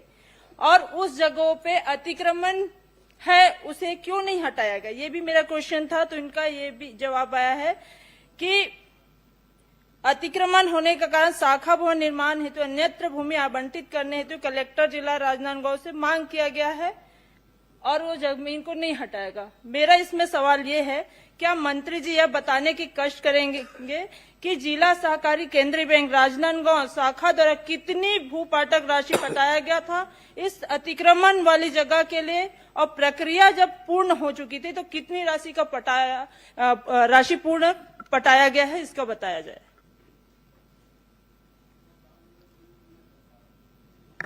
माननीय सभापति महोदय, माननीय सदस्य ने जिला सहकारी केंद्रीय बैंक शाखा डोंगरगढ़ के संदर्भ में जानकारी चाहिए और मैंने उसकी पूरी जानकारी दी। और क्योंकि वो पूरा जो जमीन है वो अतिक्रमण पे है और उसके लिए लगातार अपन पत्राचार कर रहे थे ताकि जमीन को कब्जा से मुक्त किया जाए। वर्तमान में जो जमीन वहां पर उपलब्धता की दृष्टि से हमारी कोशिश जारी है कि जल्द से जल्द ये जो भवन का निर्माण हो सके ताकि वहां के लोगों को सुविधाएं मिले। पूर्व में जो जमीन दिया गया था वो भी जो वहां पे अध्यक्ष रहे वो उनके ही जमीन के नजदीक में उनको कहते हैं वो किया गया था, तो वहां पर पार्किंग की सुविधा और बाकी सुविधाएं व्यवस्थित नहीं हो पा रही थी। तो इसके लिए भी हम लगातार चर्चा कर रहे हैं क्योंकि बैंक का मामला है, तो इसलिए वहां तत्काल उनको उनके सुविधा के हिसाब से वो जमीन उपलब्ध कराने का निर्णय भी। आदरणीय के जो भूमि है, जिस जगह पे भू अर्जन के लिए भू पाटक की जो प्रक्रिया होती है उसकी राशि बैंक के द्वारा सहकारी केंद्रीय बैंक राजनांदगांव के द्वारा उसका भू राशि दिया गया। उसके बाद उसके भूमि पूजन हो चुका, उसके बाद उसमें आज टेंडर भी लग चुका है और उसके बाद आज जब आदेश प्रक्रिया के तहत वर्क ऑर्डर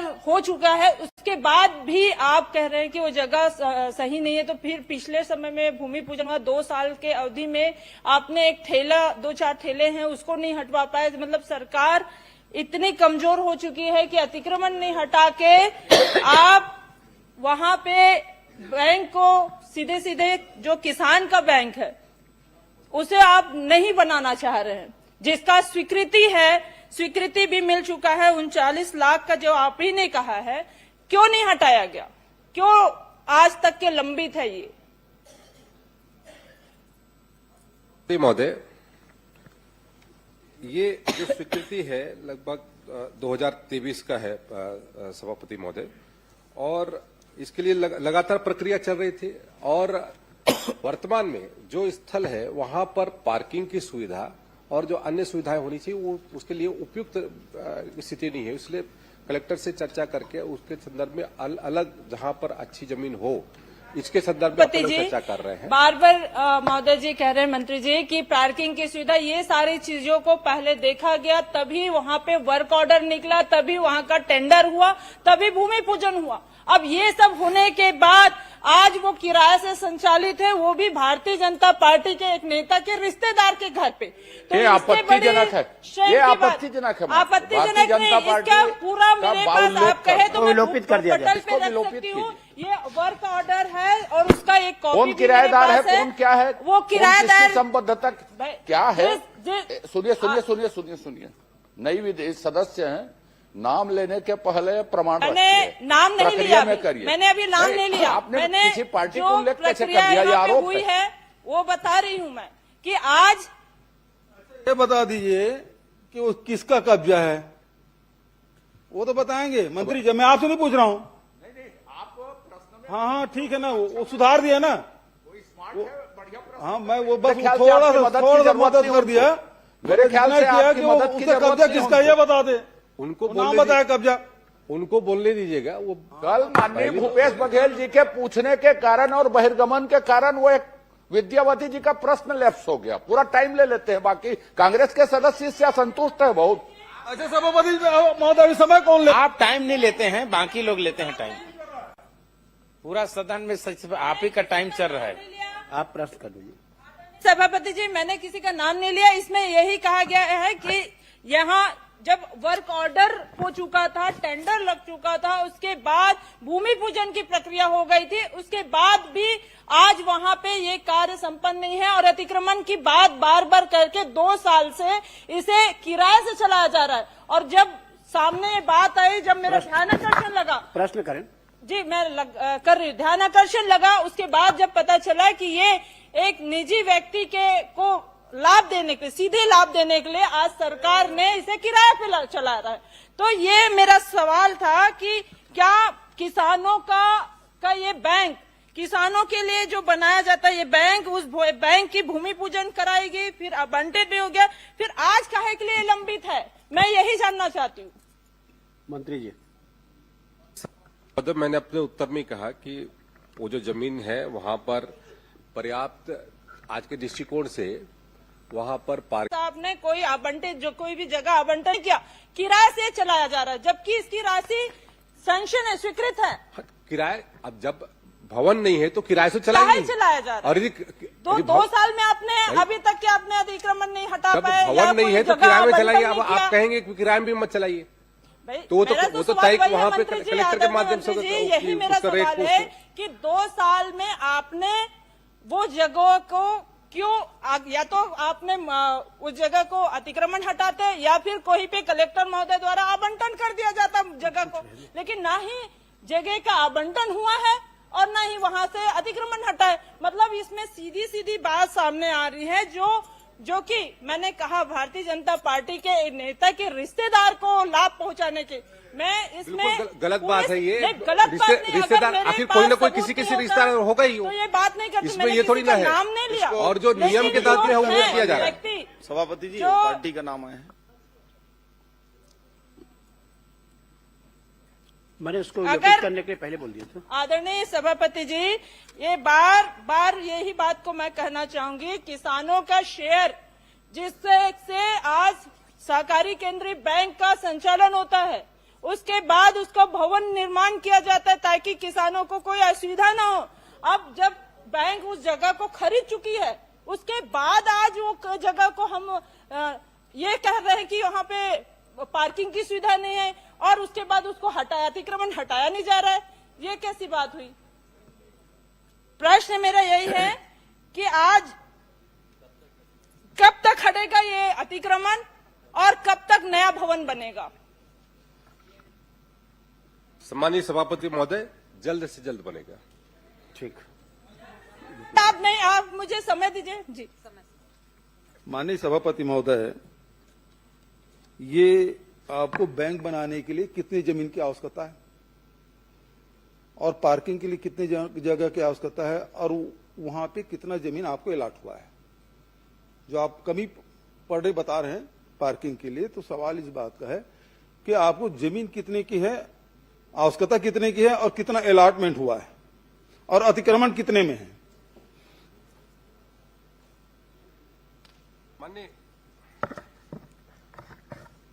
माननीय सभापति महोदय, लगभग वहां पर जो जमीन अलाट हुआ है वो लगभग 2200 वर्ग मीटर लगभग कहते हैं, उसके कहते हैं वहां पर आवंटित हुआ है 2200 वर्ग मीटर। 2200 वर्ग मीटर, और अभी उससे बड़ी जमीन अपन उसको तलाश रहे हैं। नहीं, सवाल इस बात का है 2200 वर्ग मीटर आपका है तो बिल्डिंग कितने में बनेगा और कितने पार्किंग की आवश्यकता है? क्या अंडरग्राउंड पार्किंग की व्यवस्था कर रहे हैं? खाली है? कितना है? आपको कितने जमीन की जरूरत है पार्किंग के लिए और बिल्डिंग कितने में बनेगा? उसमें 3000 स्क्वायर फीट से ज्यादा जमीन की आवश्यकता पड़ेगी और उसमें वहां पर पार्किंग की व्यवस्था भी वहां पर सुनिश्चित कराएंगे। सुंदर, 3000 वर्ग मीटर की वर्ग फीट की जरूरत पड़ेगी और आपके पास 2200 वर्ग मीटर है, तो 2200 वर्ग मीटर मतलब कितना हुआ? 22,000 वर्ग फीट हो गया, है ना। आपको जरूरत 3,000 का है। इसका मतलब यह है कि 19,000 वर्ग फीट जमीन आपका खाली है। आपके पास जमीन पर्याप्त है, आप केवल बहाना ढूंढ रहे हैं कि आपको पार्किंग की जगह कम पड़ रही है, इसलिए आप हटाना चाहते हैं। और जो माननीय सदस्य ने जो आरोप लगाया कि वो अतिक्रमण है और अतिक्रमण आपके किसी चहेते का है, इस कारण से हटाना नहीं चाहते, तो आप कृपा करके उस अतिक्रमण को हटाएंगे, नहीं हटाएंगे? माननीय सभापति महोदय, अतिक्रमण को हटाने के लिए हमने जिला कलेक्टर को पत्र लिखा है और जल्द से जल्द वो अतिक्रमण हटेगा ऐसा भी सुनिश्चित कर रहे हैं। और जो जमीन की उपलब्धता है 2200 वर्ग मीटर का वहां पर अभी जमीन है और लगभग 3,000 वर्ग मीटर लगभग कलते हैं जमीन अपन और देख रहे हैं, ताकि वहां पर सर्व सुविधा युक्त जहां पर पार्किंग की व्यवस्था भी सुनिश्चित हो सके, ऐसे जमीन की उपलब्धता पर सुनिश्चित करें। अभी एक मिनट अभी आपने 3,000 वर्ग फीट की बात कही, अभी आप कर रहे हैं 3,000 वर्ग मीटर की बात, पहले आप 22,000 वर्ग मीटर की बात, तो कौन सी बात आप सही बोल रहे हैं? पर्ची मंगवा लीजिए, थोड़ा दूर हो गया है सभापति महोदय, ये पर्ची दौड़ने वाले थोड़ा से वो आ ही नहीं रहा पर्ची। इसका मतलब क्या है कि आप वहां बनाना चाहते हैं, अतिक्रमण हटाएंगे, कब तक हटाएंगे? क्योंकि 2 साल हो गया, 2.5 साल हो गया, 2023 का मामला है, 26 से 3 साल हो गया, तो आप कब तक के वो अतिक्रमण हटाएंगे? समय कलेक्टर को निर्देश करेंगे कि कलेक्टर को निर्देश भी नहीं कर सकते, जैसे देवांगन जी ने कहा हम कलेक्टर को आदेश नहीं कर सकते, तो यहां उसी प्रकार का आप जवाब देंगे कि आप हटवा रहे हैं, और कब तक हटवाएंगे, तिथि बताइए। माननीय सभापति महोदय, तिथि मैं अभी सुनिश्चित नहीं कर सकता, लेकिन जल्द से जल्द हटवाने की श्री तुलेश्वर सिंह। माननीय अध्यक्ष सभापति महोदय, चूंकि सदन में मामला आया है और अतिक्रमण हटाने की बात है, जहां दूसरी जगह बुलडोजर चलाते हैं यहां कब बुलडोजर भेजेंगे? ये अतिक्रमण कब हटाएंगे? यहां बुलडोजर नहीं चल रहा है, अफीम में कम से कम बुलडोजर चला है माननीय सभापति महोदय, लेकिन इसमें बुलडोजर कब चलेगा? माननीय सभापति महोदय, माननीय सभापति महोदय, बनाने के लिए जगह है, माननीय सभापति महोदय, किसानों के साथ अत्याचार करना बंद करो, बंद करो, बंद करो। मंत्री जी, संरक्षण अतिक्रमणकारियों को संरक्षण देना बंद करिए आप, और इसके विरोध में हम बहिर्गमन कर रहे हैं। माननीय सभापति महोदय, विपक्ष का जो बहिर्गमन है, से जानना चाहता हूं, माननीय सभापति महोदय, वो एक नाटक है, वनमंडल कटघोरा समय पास कर रहे हैं कि 5 नंबर का प्रश्न मत लगे, नेशनल हेराल्ड का क्वेश्चन मत आए, इसके लिए ये समय पास कर रहे थे। क्षेत्र में बिगड़े वन सुधार योजना अंतर्गत वृक्षारोपण की गई। माननीय मंत्री जी का इसमें जवाब आ चुका है कि वृक्षारोपण नहीं किया गया 3 साल पे, और यदि वृक्षारोपण नहीं किया गया तो क्या भविष्य में वृक्षारोपण करने की कोई योजना है, या फिर किसी अन्य मद से वृक्षारोपण किया जा रहा है, या फिर कौन कौन से ऐसे मद है जिसमें बिगड़े वन सुधार की योजना चलाई जाती है? माननीय मंत्री जी। माननीय सभापति महोदय, मैंने अपने उत्तर में स्पष्ट किया है कि इस जो अवधि में जब माननीय सदस्य ने प्रश्न पूछा है, तो उस अवधि में बिगड़े वनों के सुधार के लिए कोई राशि आवंटित नहीं की गई, न कोई कार्य हुआ है। अन्य जो कहते हैं योजना के तहत में वहां पर कार्य किया गया है, जो हमारा रूटीन का प्रक्रिया होती है, और माननीय सदस्य यदि चाहते हैं तो उसकी पूरी जानकारी भी उपलब्ध करा दूंगा कि किस तरीके से लगभग वहां पर इस अवधि में लगभग 1.5 लाख वृक्षारोपण किया गया है। कोई जरूर मैं जो जानना चाह रहा हूं कि वो कौन सी योजना है, कौन सा मद है जिससे वृक्षारोपण किया गया? केम्पा मद के तहत में सभापति महोदय वहां पर वृक्षारोपण किया गया है इस अवधि में। धन्यवाद अध्यक्ष।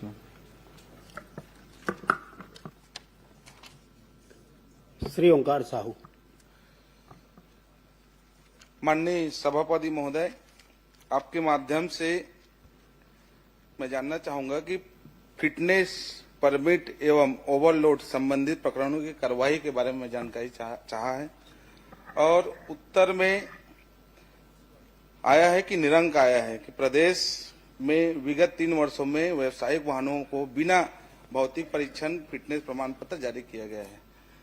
तो ठीक है, लेकिन खा नंबर में मैं जानकारी चाहा कि ओवरलोडिंग में कितने प्रकरण हैं, क्योंकि मंत्री महोदय द्वारा जानकारी मिली है कि 77,810 प्रकरण, लेकिन ये मैं पॉइंट पे मांगा हूं, पॉइंट टू पॉइंट। तो ओवरलोडिंग में कितना है ये बताने के कष्ट करेंगे।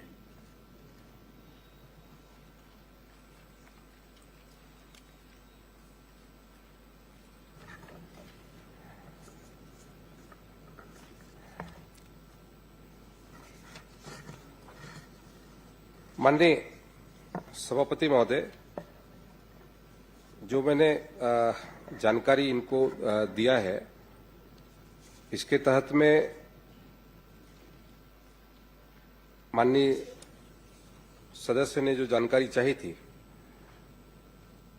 और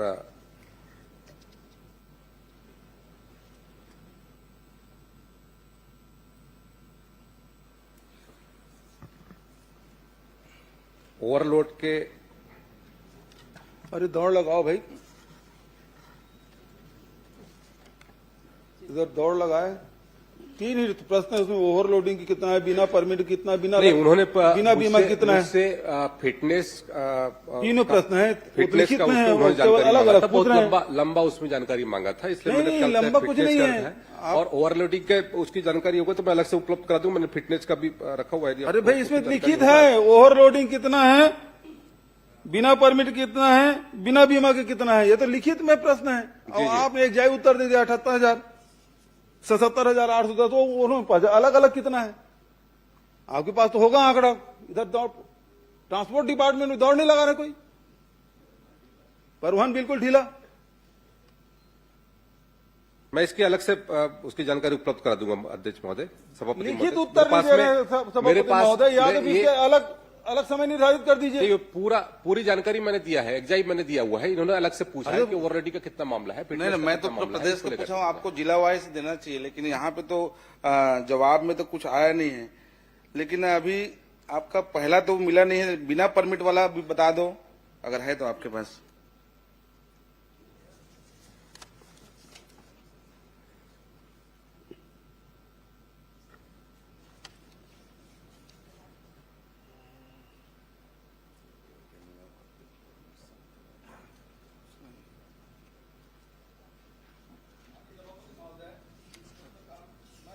कर रहा हूं कि मंत्री जी की तैयारी पूरी नहीं है, आसंदी से व्यवस्था आनी चाहिए।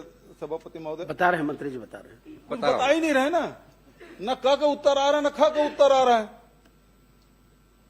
भाई बिना वो व्यवसायिक वाहन के बिना भौतिक परीक्षण के, बिना फिटनेस के कितने हैं वो तो पूछा ही नहीं भाई। उसके बारे में आप कुछ बोले नहीं, मतलब जितने भी हैं वो सब फिटनेस वाले हैं। माननीय सभापति महोदय, उन्होंने फिटनेस की जानकारी मांगी थी, तो मैंने फिटनेस की पूरी जानकारी उनको उपलब्ध निरंक है। और इसमें ये पूरा डाटा है मेरे पास। ना पूरे काम में तो आपने निरंक कर दिया। देखिए 2000 छत्तीसगढ़ में मैं आपको बताता हूँ, 2023 में जो फिटनेस के उसमें चलते हैं, टोटल जो वो किया गया है उसमें 88,096 कहते हैं, उसमें फिटनेस किया गया है। और उसमें लगभग 87,000 कहते हैं पास हुए हैं, 87,900 कहते हैं 46। और 2024 में लगभग कहते हैं 1,02,000 कहते हैं, इसमें कहते हैं फिटनेस किया गया है। अब ये बताइए, आपने निरंक कहा वो सही है कि अभी बता रहे हैं वो सही है? नहीं, उत्तर ठीक नहीं आया सभापति महोदय। इसको दूसरे फिटनेस का डाटा मैंने रख दीजिए, आधे घंटे की चर्चा में रख दीजिए, अब किसी चीज रख लीजिए, क्योंकि उत्तर तो नहीं आ रहा है। नहीं, निरंक वाले में सही जवाब दिए, आप पढ़िए उसको ठीक से। ऐसा तो ठीक है ना, वो तो तीन बिना माननीय सदस्य पूछे, हम तो केवल समय सुनो मंत्री जी हैं, भौतिक परीक्षा वो सक्षम मंत्री हैं, वो सक्षम मंत्री हैं और आपसे सीनियर भी हैं। गलत नहीं पूछ रहा हूं मैं तो उनको समय दे रहा हूं तब तक कि पर्ची आ जाए करके। प्रश्न का आप चुपचाप बैठे रहते हैं, अभी तक उत्तर भी नहीं दे रहा है। आगे पर्ची, ये ट्रांसपोर्ट डिपार्टमेंट बहुत धीमी गति से चल रहा है। अमेरिका से आता है वैसे आ गया। करिए सभापति महोदय। नहीं, गाड़ी धीमी नहीं चल रही है, सर पर दौड़ रही है। नहीं, ये इसका निरंक है, इसका पूरी जानकारी लो अब सुन लीजिए, अब श्यामलाल जी सुन लीजिए, पहले आंकड़े दे रहे थे, मतलब कुल मिला के तैयारी नहीं है। अब बिना तैयारी के विभाग ने कुछ भी उत्तर दे दिया है। या तो इसको दूसरे दिन के रखा जाए, नहीं तो हम इसका बाइकआउट करते हैं भाई।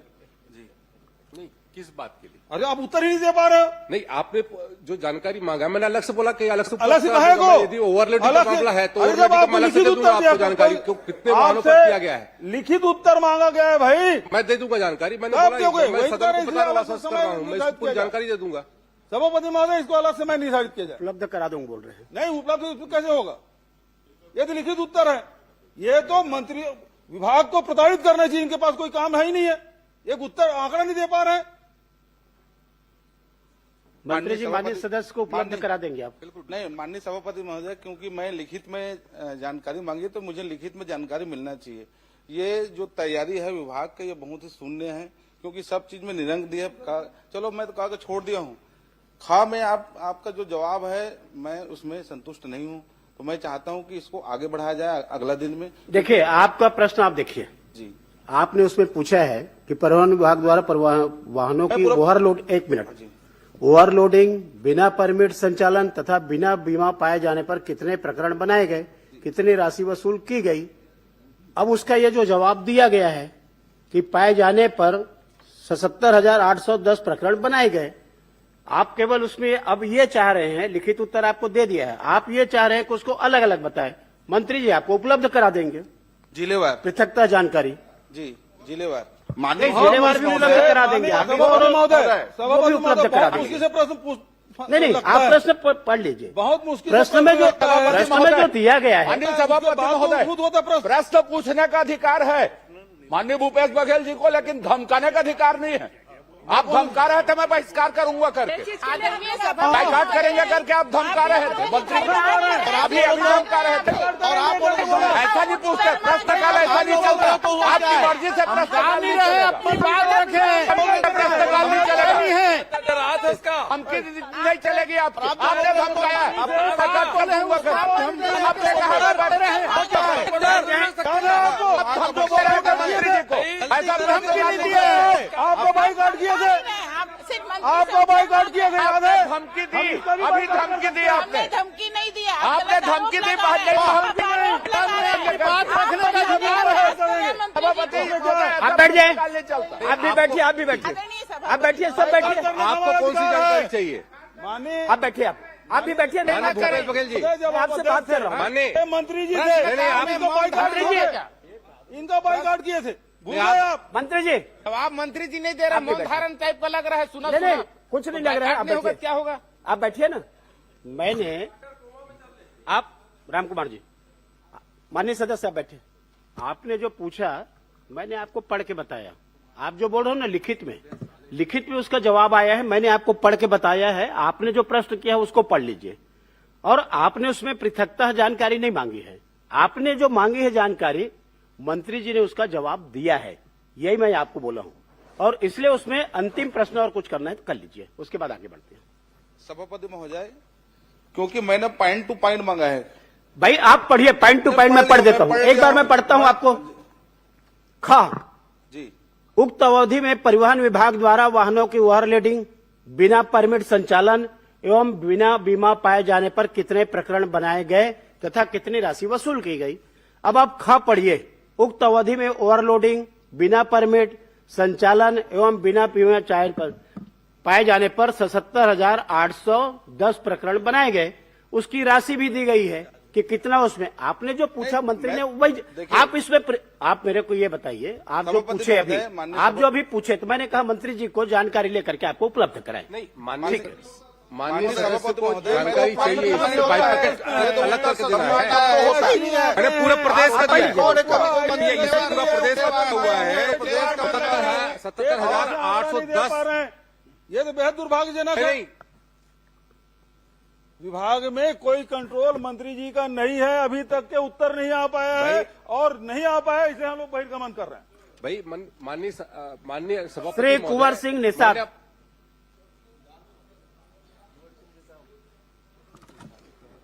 माननीय सभापति महोदय, सभापति जी, ये सब क्या बात करेंगे, ये सब रणछोड़ दास हैं, रणछोड़ दास। जी महोदय, मोर चालू होत ना काका, तो हूँ छोड़ हो नहीं तुम मन छोड़ के बात। अरे तुम तो जा भाई, तो बहिर्गमन में नाम कट गई, टिकटों कट नेताजी के पीछे रहो, टिकट पानी है तो टिकट बहिर्गमन के- करो। जेल ला चिंता हुई ना तेवन पाछू पाछू घूमे, मोलापन कर्म पे भरोसा है, मोलापन कर्म पे भरोसा है। ठीक, धीरे धीरे उमन के निपटा। माननीय सभापति महोदय, आज प्रदेश के यशस्वी मुख्यमंत्री जी से सवाल पूछने का सौभाग्य मिला, मैं बहुत बहुत धन्यवाद देता हूं।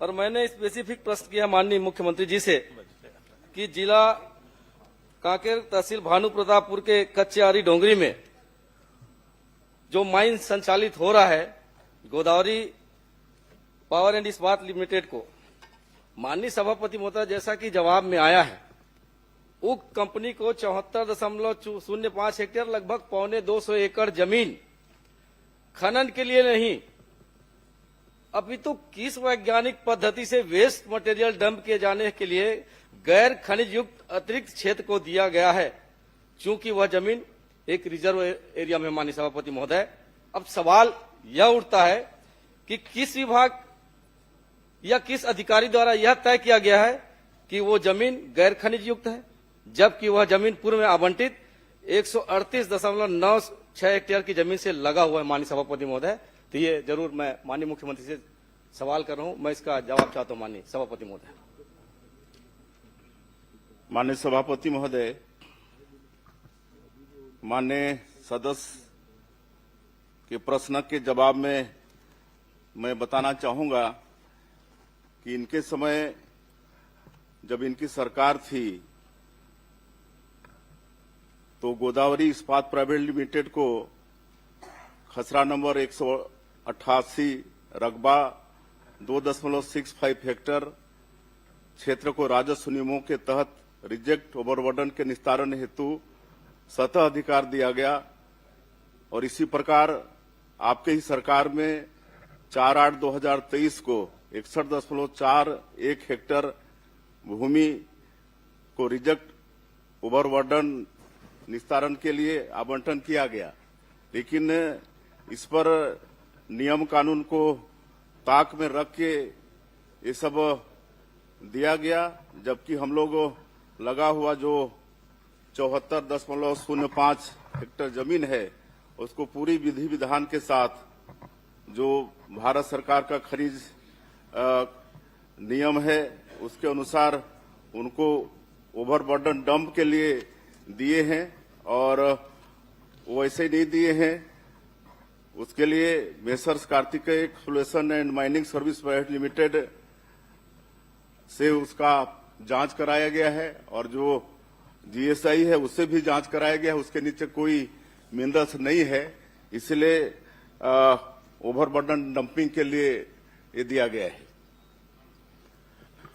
माननीय सभापति महोदय, माननीय मंत्री जी का जवाब आया है कि जांच कराई गई है। मैं आपके माध्यम से यह जानना चाहता हूं कि 2015 के बाद राजस्व बढ़ाने के लिए शासन द्वारा एक पारदर्शी प्रक्रिया अपनाई गई है ऑनलाइन टेंडर का, जिसमें पारदर्शी भी बने रहे और राज्य की आमदनी बढ़े। ये हुआ भी है चाहे सरकार किसी की भी रहे माननीय सभापति महोदय, लेकिन अभी जो टेंडर हुआ है 11 साल में पहली बार ये प्रक्रिया हुआ माननीय सभापति महोदय कि इस नियम को पहले बिना निविदा के पीछे दरवाजे से सीधा फर्म को दिया गया माननीय सभापति महोदय। और मैं तो सीधा सीधा सीएम साहब से ये कहना चाहूंगा, आप बड़े उदार हैं, बड़े सीधे हैं, बड़े सहर हैं माननीय मुख्यमंत्री जी। आपके नाक के नीचे ये जो काम हो रहा है निश्चित ही ये सोचने वाली बात है। सबसे बड़ी बात यह है कि जो ऑनलाइन टेंडर की प्रक्रिया होती है वो प्रक्रिया नहीं हो पाई है, और आपने जो कहा है कि 23/5/2025 में जीएसआई के माध्यम से सशर्त हमने ये टेंडर किया है, तो आप ये बता दें कि जीएसआई के माध्यम से जो हुआ है कि किस आधार पर आपने सहमति दी है, और यदि आपने सशर्त आदेश जारी किया है तो उसकी एक कॉपी उपलब्ध करा दें माननीय सभापति महोदय। माननीय सभापति महोदय, मैं माननीय सदस्य को बताना चाहूंगा कि भारत सरकार खान मंत्रालय के पत्र दिनांक 28/11/2024 के माध्यम से यह स्पष्ट किया गया है कि स्वीकृत खनी पट्टा क्षेत्र से लगकर गैर खनिज युक्त भूमि पर नीलामी की आवश्यकता नहीं होती है। माननीय सभापति महोदय, ये 250 एकड़ जमीन का मामला है, जहां पे आपके खनन चल रहे हैं उससे लगा हुआ जमीन है। क्या किसी कंपनी को उसी आधार पर दे दिया जाएगा कि वो वहां पर माल को डंप करे? उसके दूर में भी तो और जमीन है माननीय सभापति महोदय, उसे भी दिया जा सकता था। लेकिन ये कहीं न कहीं इसमें अधिकारियों की मिलीभगत है। माननीय मुख्यमंत्री जी को पूरी जानकारी नहीं दे पा रहे हैं और कहीं न कहीं पर इसमें एक बड़ा ही मामला दिखता है। माननीय सभापति महोदय, मैं आपके माध्यम से यही कहना चाहूंगा, क्या एक बार फिर इस पर पुनर्विचार करेंगे या जांच कराकर जो जीएसआई का जो जूलॉजिकल सर्वे ऑफ इंडिया है उसके आधार पर ये मापदंड तय करेंगे कि जो वैज्ञानिक पद्धति आपने कहा है और किस वैज्ञानिक पद्धति के आधार में उस जमीन का आपने आवंटन वहां पर किया है? माननीय सभापति महोदय, मैं बता चुका हूं कि इसमें नीलामी की आवश्यकता नहीं होती है और इसको जो लगा हुआ भूमि आवंटित किए हैं 74.05 हेक्टेयर, उससे उसका माइनिंग क्षमता बढ़ा है। 2.35 मिलियन टन से 6 मिलियन टन उसका उत्पादन होगा, जिससे प्रतिवर्ष 190 करोड़ का अतिरिक्त राजस्व प्रदेश को मिलेगा। और इतना ही नहीं, डीएमएफ में 57 करोड़, डीएमएफ में 5.7 करोड़, एनएमईटी में तथा 13.80 लाख पर्यावरण अधोसंरचना उपकर की प्राप्ति होगी। इससे राज्य सरकार को राजस्व में लाभ होगा। नहीं, वो जो जमीन जो डंप करने के लिए आवंटित की गई है उससे सरकार को क्या फायदा हो रहा है, मैं ये जानना चाहता हूं। क्या उसे जूलॉजिकल सर्वे ऑफ इंडिया इस एजेंसी से जांच करवाएंगे क्या? मैं ये अभी हम बताएं ना आपको कि इससे लाभ हो रहा है और जीएसआई से और प्राइवेट एजेंसी से जांच करवा चुके हैं, उसमें नीचे कोई मिनरल्स नहीं। सुशांत शुक्ला। सभापति महोदय, मेरा प्रश्न 1635 है और इसमें ये 74.05 हेक्टेयर अतिरिक्त आपने दिया। मैंने निवेदन किया, निवेदन करके ही पूछ रहा हूं भाई। वो बहुत बड़ी नहीं, नाम ले चुके हैं, उसके बाद उन्होंने अनुमति मिल गई आसंदी शुक्ला जी का नाम ले से चुके अनुमति हैं, मिल गई, प्रक्रिया आगे बढ़ गई है। नहीं, मैंने आसंदी से रिक्वेस्ट किया और यहाँ से मुझे अनुमति मिली है। एक छोटा सा प्रश्न ये है कि आपने उत्तर ये दिया है कि इस जमीन के नीचे कोई खनिज नहीं है, ठीक है, लेकिन ये जमीन राजस्व की है कि वन विभाग की? और वन विभाग की है तो इसके क्या प्रक्रिया है आवंटन करने की? उसका पालन हुआ कि नहीं हुआ? बिल्कुल पालन हुआ है। नहीं, उस विभाग का जमीन किसके है? वन का है कि राजस्व का है?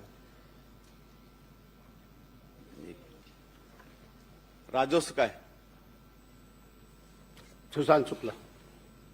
सभापति महोदय, पूर्ववर्ती सरकार में राजनीतिक विचारों को केंद्र रखते हुए चलने वाली पत्रिका, जिसका डिजिटल एडिशन नेशनल हेराल्ड के नाम से जाना जाता है, मेरे प्रश्न पर लिपिकी त्रुटि हो गई है। मैं आग्रह आपके माध्यम से करूंगा उसको सुधारें।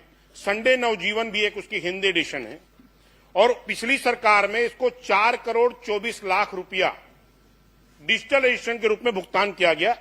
चूंकि त्रुटि हो गई थी तो संडे नवजीवन का विवरण नहीं आ पाया। मैं आपके माध्यम से माननीय मुख्यमंत्री जी से जानना चाहूंगा कि संडे नवजीवन को कितना भुगतान किया गया। माननीय सभापति महोदय, माननीय सदस्य ने संडे नवजीवन को जो भुगतान किया गया है उसकी जानकारी चाहिए है।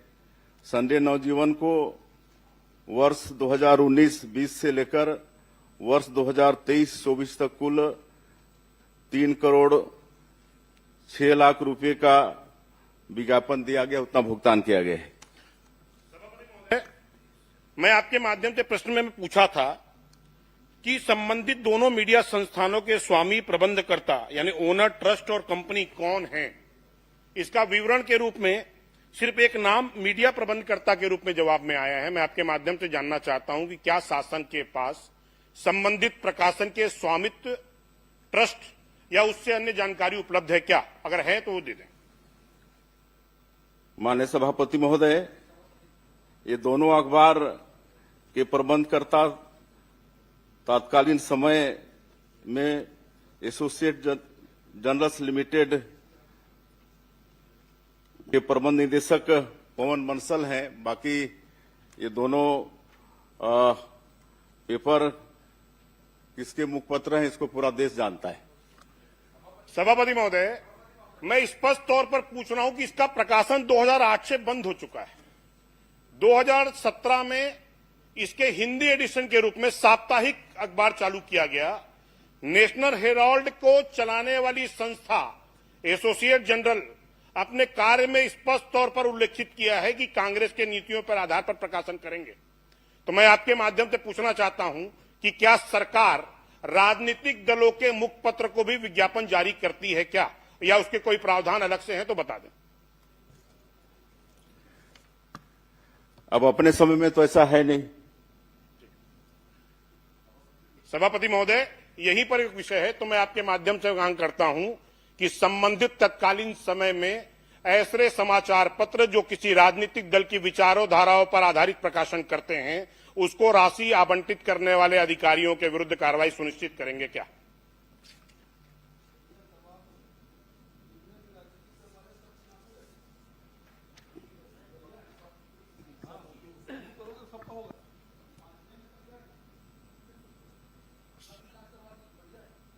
सभापति महोदय, मैं आपसे आग्रह करूंगा, वरिष्ठ सदस्य बैठ के बोल रहे हैं और जिस संस्था का नाम ले रहे हैं, मैं चुनौती के साथ इस सदन पर कह रहा हूं कि वो किसी भी राजनीतिक दल का मुखपत्र नहीं है, किसी भी राजनीतिक दल का मुखपत्र नहीं। लेकिन मेरे पास जो कागज है वो किसी एक राजनीतिक दल के मुख संस्था के द्वारा प्रकाशित मुखपत्र है। प्रश्न करें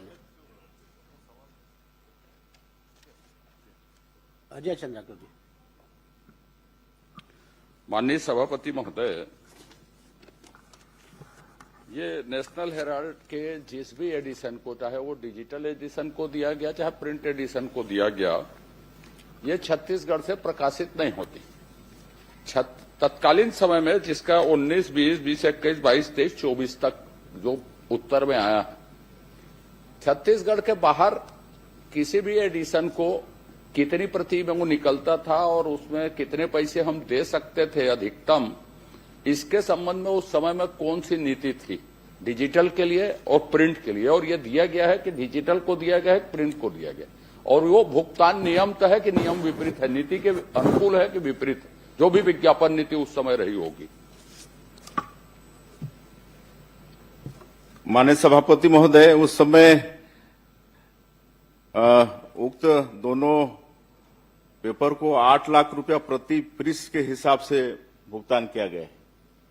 नहीं माननीय मुख्यमंत्री जी, मैंने ये पूछा है कि 4 करोड़ 24 लाख रुपया मैं सोचता हूं कि और किसी पत्रिका को नहीं दिया गया होगा, पर मैं ये पूछ रहा हूं कि विज्ञापन की जो नीति थी उसके तहत डिजिटल को या प्रिंट को जितना पैसा उनको दिया गया है वो नियम या नीति के अनुकूल था कि विपरीत था, और यदि विपरीत था तो फिर दोषी कौन थे, या उल्लंघन यदि किया गया तो यह आप बता दीजिए कि नियम के अनुकूल था तो कोई प्रश्न नहीं है। फिर चलिए इसका परीक्षण करा लेंगे जी। अनुज शर्मा जी।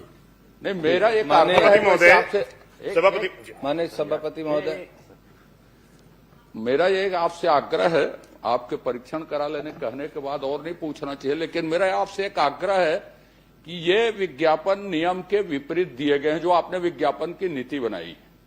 पहली बात नहीं, सीएम साहब का जवाब उसमें आ गया है कि उसको परीक्षण करा लेंगे, वो आ जाएगा। जो बोलना माननीय सभापति में क्रॉस नहीं कर बढ़ गया है, आगे बढ़ गया, शर्मा जी के नाम हो गया है, एक सेकंड, शर्मा जी को हो गया भाई। तो मेरा ये कहना है परीक्षण की जगह में इसकी जांच एक समयावधि में करवा दे, परीक्षण की जगह में, ये मेरा आग्रह है कि ताकि भविष्य में चाहे वो राजनीतिक दल के हों, चाहे प्रदेश के बाहर के हों, किसी के स्वामित्व के हों, एसोसिएट प्रेस के हों, चाहे उसका मुकदमा चल रहा हो, चाहे राजनीतिक व्यक्ति जुड़े हों, ऐसी चीजों से हमारे प्रदेश के धन का दुरुपयोग न हो सके, आत्म प्रचार के लिए, व्यक्ति प्रचार के लिए, तो स्पष्ट नीति बनेगी जांच के बाद जो रिपोर्ट आएगी उसके आधार पर। तो मैं आपसे आग्रह करूंगा कि परीक्षण के बजाय उसकी जांच करवाएं, ताकि स्पष्ट नीति बने उसके लिए और इस तरह की घटनाएं न हो। माननीय सभापति महोदय, विज्ञापन नियमावली 2019 की कंडिका 16 के अनुसार एवं वित्तीय अधिकार पुस्तिका में निहित शक्तियों के अनुसार किसी भी समाचार पत्र पत्रिकाओं में उन दरों पर जो उचित समझी जाए विज्ञापन देने की पूर्ण शक्तियां प्रशासकीय विभाग को है। पूर्व सरकार के समय में यह नियम प्रचलन में है। उक्त समाचार पत्र RNI भारत सरकार के पंजीयक कार्यालय में पंजीकृत है। अनुज शर्मा। माननीय सभापति जी, बहुत बहुत आभार, आपने अवसर दिया। मैं माननीय मुख्यमंत्री जी से मैंने एक जानकारी चाही थी आपके माध्यम से, धरसींवा विधानसभा क्षेत्र में स्थापित क्रेशर मशीनों की जांच के संबंध में। मैं माननीय मुख्यमंत्री जी से जानना चाहता हूं कि इन क्रेशर मशीन की जांच का क्या नियम है, कब कब किया जाना चाहिए। इस संबंध में मैं उनसे जानना चाहता हूं कि जांच के क्या नियम है और कब कब किया जाना चाहिए। ऐसी कोई प्रक्रिया है क्या जांच के लिए?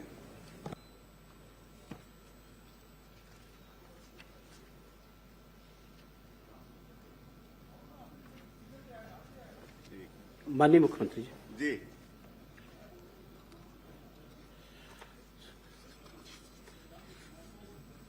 माननीय सभापति,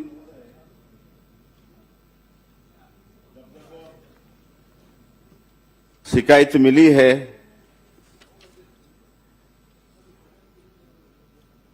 भंडारण नियम 2009 के तहत जांच की जाती है जब जब शिकायत मिली है, और माननीय सदस्य के विधानसभा क्षेत्र से कुल 7 शिकायत पिछले 2 वर्षों में मिली है और सबकी जांच माइनिंग विभाग से हुई है और उन पर कार्रवाई हुई है।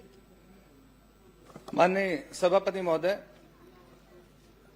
कुल मिलाकर 2018 से लेकर 2026 तक 10 बार जांच की गई है और इस 10 बार की जांच में 6 जांच ऐसी पाई गई जिसमें कोई अनियमितता नहीं थी। केवल 4 संस्थाओं के विरुद्ध कार्रवाई हुई है और इसमें सबसे बड़ी बात यह रहती है माननीय सभापति महोदय, जिसमें सरकारी खजाने का बहुत बड़ा नुकसान होता है। जितने की अनुमति होती है, जितने का बिजली बिल आता है, जितने का उत्खनन होता है, उतने की रॉयल्टी नहीं पटाई जाती है, जिससे प्रदेश के खजाने में बहुत बड़ा नुकसान होता है। मैं माननीय मुख्यमंत्री जी से अनुरोध करता हूं और उनसे एक मांग करता हूं कि क्या जिस अनुपात में बिजली का बिल उन संस्थानों में आया है, जिस अनुपात में माइनिंग की गई है और जिस अनुपात में रॉयल्टी पटाई गई है, उसके आधार पे जांच कराएंगे क्या?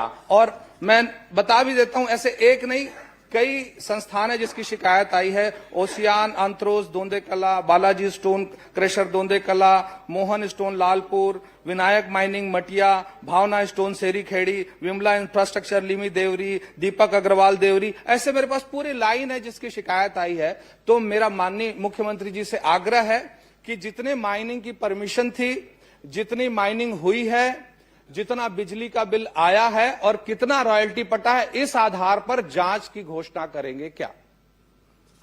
माननीय सभापति महोदय, जैसे मैंने कहा कि जहां से भी शिकायत आई है उस पर जांच हुई है और जो सही पाए गए हैं उन पर कार्रवाई हुई है और उनसे समझौता राशि भी वसूल किया गया है। माननीय सभापति महोदय, इसमें अभी तक 6 सालों में 2,70,000 रुपए का अर्थदंड लगा है, सिर्फ 2,70,000 का। मेरा बस इतना आग्रह है माननीय मुख्यमंत्री जी से, क्योंकि इसमें प्रदेश के खजाने में पैसा आना है रॉयल्टी का।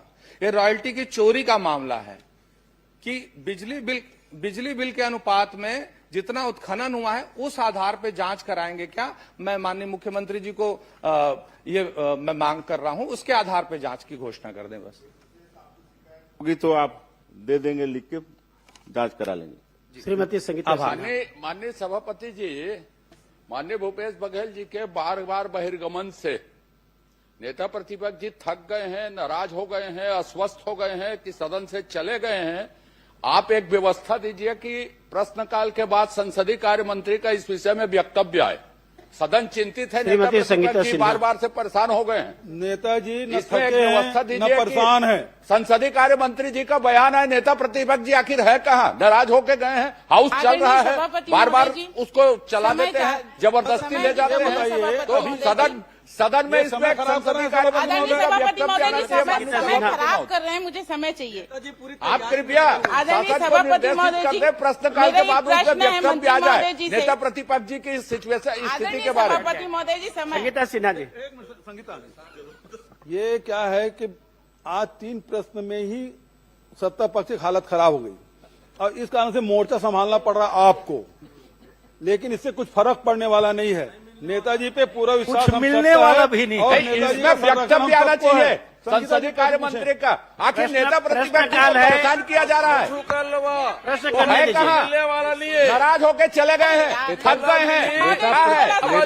संगीता सिन्हा जी। ने लिया गया, उसमें बयान आना बिना अनुमति किया जा रहा है। राजस्व न्यायालयों के द्वारा किन नेता प्रतिपक्ष दबाव महसूस कर रहे हैं। प्रश्नकाल अरे मुख्यमंत्री और संसदीय कार्य मंत्री के को पूरा बाइकाट किए हैं। आप वित्त मंत्री देख लीजिए और दूसरे गृह मंत्री देख लीजिए, दोनों गायब हैं, वो आए नहीं प्रश्नकाल में। आप लोग कुछ आदरणीय सभापति महोदय जी, राजस्व न्यायालयों के द्वारा किन किन अतिक्रमणकारियों को अतिक्रमित भूमि के बेदखल किए जाने के संबंध में वारंट जारी किया गया सभापति महोदय जी। और इसी में एक दूसरा प्रश्न है सभापति महोदय जी, किन कारणों से अभी तक बेदखली के कार्रवाई को नहीं की गई है?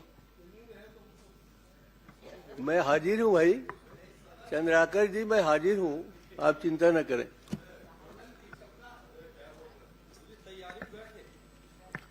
माननीय सभापति महोदय, माननीय विधायक ने अपने विधानसभा क्षेत्र संजारी बालोद के अतिक्रमण के संबंध में 1 जनवरी 2023 से लेकर के 31 जनवरी 2026 तक के अपने ग्रामीण क्षेत्र और नगरीय निकाय के शासकीय भूमि पे अतिक्रमण, अवैध निर्माण की शिकायत के संबंध में बहुत विस्तार से जानकारी चाहिए है। मैं बताना चाहूंगा माननीय सभापति महोदय कि बालोद विधानसभा, संजारी बालोद विधानसभा क्षेत्र के अंतर्गत आने वाले ग्राम और नगरीय निकायों की शासकीय भूमि पर अतिक्रमण, अवैध निर्माण के संबंध में बालोद में कुल 22 प्रकरण दर्ज किए गए हैं, जिसमें 21 प्रकरण ग्रामीण क्षेत्र से आते हैं। माननीय सभापति महोदय जी, मंत्री महोदय जी का ये उत्तर है मेरे पास। सभापति महोदय जी, बस मैं इतना जानना चाहती हूँ, जो मतलब आपसे जो आपके अधिकारी हैं वो छुपाए हैं। आदरणीय सभापति महोदय जी, क्या प्रदीप साहू का प्रकरण आपके पास नहीं है? इसमें मेरे पास जो उत्तर में जवाब आया है उसमें नहीं है। आदरणीय सभापति महोदय जी, एक प्रदीप साहू का प्रकरण है सभापति महोदय जी, जो तहसीलदार गुरूर द्वारा बेदखली का वारंट जारी किया गया है 17/9/2025 को। उसमें आज तक कोई कार्रवाई नहीं हुई सभापति महोदय जी। इसी में दूसरा तहसीलदार गुरूर जो दुर्गानंद साहू पे तहसीलदार गुरूर द्वारा बेदखली वारंट जारी किया गया 11/12/2025 को। इसका यहाँ पे कहीं पे इसमें नहीं है सभापति महोदय जी। आपके अधिकारी आपको गलत जानकारी दे रहे हैं सभापति महोदय जी। इसी में जो 2 प्रकरण तोड़ा गया है, मतलब 2 तोड़ा गया है 12/7/2024 को बाजार चौक गुरूर में 50 दुकान को तोड़ा गया सभापति महोदय जी, सवेरे 5 बजे आके। उसका भी इसमें कोई जानकारी नहीं है उत्तर में सभापति महोदय जी। इसी में 29/10/2025 को बरही स्थित स्वयं रिसोर्ट का तोड़ा गया सभापति महोदय जी, अतिक्रमण उसकी भी जानकारी नहीं है। आदरणीय सभापति, मैं बहुत पूछना चाहती हूँ कि इन सब प्रकरण का जो बहुत महत्वपूर्ण है, इनकी जानकारी आपके पास क्यों नहीं है? माननीय सभापति महोदय, मैं बताना चाहूंगा कि हमारे विभाग के द्वारा कोई जानकारी छिपाई नहीं गई और न ही हम जानकारी छिपा रहे हैं। इन्होंने जो प्रश्नावधि में जो हमसे प्रश्न किए हैं, स्पष्ट रूप से पूछा गया है कि 1 जनवरी 2023 से 31 जनवरी 2026 तक के अतिक्रमण अवैध कब्जा के संबंध में जानकारी चाहिए गई है। हम वही जानकारी बता रहे हैं। यदि आपको और जानकारी चाहिए थी तो पुराने प्रकरण आप बता रहे थे कि 2015 से 2020 से जो जानकारी चाहिए थी, आपने जिस अवधि का हमसे जानकारी चाहिए वही जानकारी हम आपको दे रहे हैं। आदरणीय सभापति महोदय जी, जो मैं घटनाक्रम बता रही हूँ वो 17/9/2025 का ही वारंट जारी हुआ है। इसके पास मेरे पास तहसीलदार का आदेश कॉपी है, एसडीएम का आदेश कॉपी है, कलेक्टर का आदेश कॉपी है, कमिश्नर का आदेश कॉपी है, बेदखली वारंट का सभी चीज लाई हूँ सभापति महोदय जी। ये आपका है तहसीलदार का वारंट कॉपी है, ये आपका जितने भी है मैं आपके पास रखूंगी सभापति महोदय जी। सबसे बड़ी बात तो ये है कि आपके जो अधिकारी हैं वो आपको गलत जानकारी दे रहे हैं, और आप मुझे ही नहीं, आपके अधिकारी मंत्री जी को ही नहीं, ये सदन को गुमराह कर रहे सभापति महोदय जी। क्या आप उस अधिकारी पे सबसे पहले कार्रवाई की मांग करती हूँ सभापति महोदय जी, आप उसकी कार्रवाई कीजिए। माननीय सभापति महोदय, जैसे मैं बताया कि 31 जनवरी 2023 से 31 जनवरी 2026 तक हमारे पास अतिक्रमण कार्यों की पूरी सूची है, और जैसा माननीय विधायक बता रहे हैं कि इस 2025 की घटना है, और यदि इसमें हमारे सूची में नहीं आया है तो मैं जो नाम आप दे रहे हैं उसको मैं चेक कराऊंगा, जांच कराऊंगा। अगर हमारे सूची में सम्मिलित नहीं है तो क्यों सूची नहीं सम्मिलित नहीं है उस पर अपन कार्रवाई करेंगे, हम आपको आश्वासन दे रहे हैं। यदि सूची में शामिल नहीं है और इस बीच की घटना का है 1 जनवरी 2023 से 31 जनवरी 2026 तक के बीच की घटना है जो आप बता रहे हैं, वो अगर हमारे सूची में शामिल नहीं है और आप बता रहे हैं कि है तो हम उस पर कार्रवाई करेंगे कि ये सूची में शामिल क्यों नहीं है। चलिए राजेश आदरणीय सभापति महोदय तो ठीक है, और क्या जांच कर देंगे, कार्रवाई कर देंगे, क्या बचा है? शामिल नहीं है, मैं मानने को तैयार हूँ सभापति महोदय जी। ये दोनों प्रकरण मोह कब तक तोड़ देंगे अवैध वाला को? वारंट जारी हो चुका है, सभी कॉपी मेरे पास है, सभी कॉपी मैं आपके पटल पे रख दूंगी। आप उसको कब तक तोड़वाएंगे उसको आदेश कीजिए, कार्रवाई करेंगे। माननीय सभापति महोदय, जितने भी अतिक्रमण के प्रकरण हैं उस पर कार्रवाई हो रही है। आपके संजारी बालोद विधानसभा में ही कुल 260 प्रकरण दर्ज किए गए थे। सभापति महोदय जी, मैं बता रहा हूँ, आपको बता रहा हूँ, उसी में आऊंगा मैं। हटाएंगे समय कम है सभापति महोदय जी, मैं समय की सीमा को देखते हुए मैं मांग कर रही हूँ। समय सीमा इसमें बताई नहीं जा सकती। प्रकरण चल रहा है, कई को नोटिस दिए हैं, वारंट जारी किए हैं हटाने का, और 113 अतिक्रमण हटाए भी हैं और 111 प्रक्रियाधीन हैं, और 36 प्रकरण जो है न्यायालय में प्रक्रियाधीन है। और जितना जल्द हो सके हम अतिक्रमणकारी को या अवैध कब्जा को हम मुक्त कराएंगे, हटाएंगे उसको। समय सीमा देखिए राजेश सभापति महोदय, ये न्यायालयीन प्रक्रिया है और न्यायालयीन प्रक्रिया में समय सीमा राजेश संभव नहीं होता। सभापति महोदय जी, मेरे पास द्वारकाधीश यादव सब कुछ है सभापति महोदय जी। सभापति महोदय द्वारकाधीश यादव, निवेदन है सभापति महोदय जी, इसमें प्लीज। माननीय सभापति महोदय, मैं माननीय मंत्री राजेश उच्च शिक्षा से ये पूछना चाहता हूं कि महासमुंद जिला के अंतर्गत तेंदुकोना के महाविद्यालय स्वीकृत हुई है, स्वीकृति 2 बार स्वीकृत हुई माननीय सभापति महोदय। और आखिरी में माननीय मंत्री जी, मैं पूछना चाहता हूं कि आपने तेंदुकोना महाविद्यालय की स्वीकृति को 2 बार स्वीकृति के बाद तीसरे बार आप ये निरस्त करते हैं। आपके जवाब में आए हैं कि अप्राय कारणों से निरस्त की जाती है। ये कब से अप्राय कारण क्या है, इसको थोड़ा मेरे को बताइए आप। माननीय सभापति महोदय, पहले तो मैं माननीय विधायक जी को बधाई देता हूं कि आपके महाविद्यालय का टेंडर भी हो गया है, भूमि पूजन भी हो गया है, पर लेट क्यों हुआ उसके बारे में जानकारी माननीय मंत्री जी बता रहा हूं। टेंडर ओपन हो गए तो डेट बता दीजिए, और टेंडर कब लगा है बता दीजिए। आप बता देते हैं, आपको बता देते हैं। माननीय सभापति महोदय, लोक निर्माण विभाग कार्यपालन अभियंता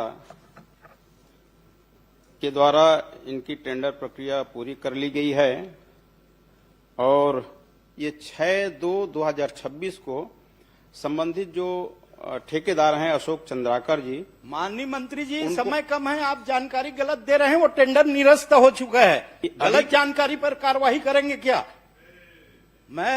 ये टेंडर निरस्त हो चुका है।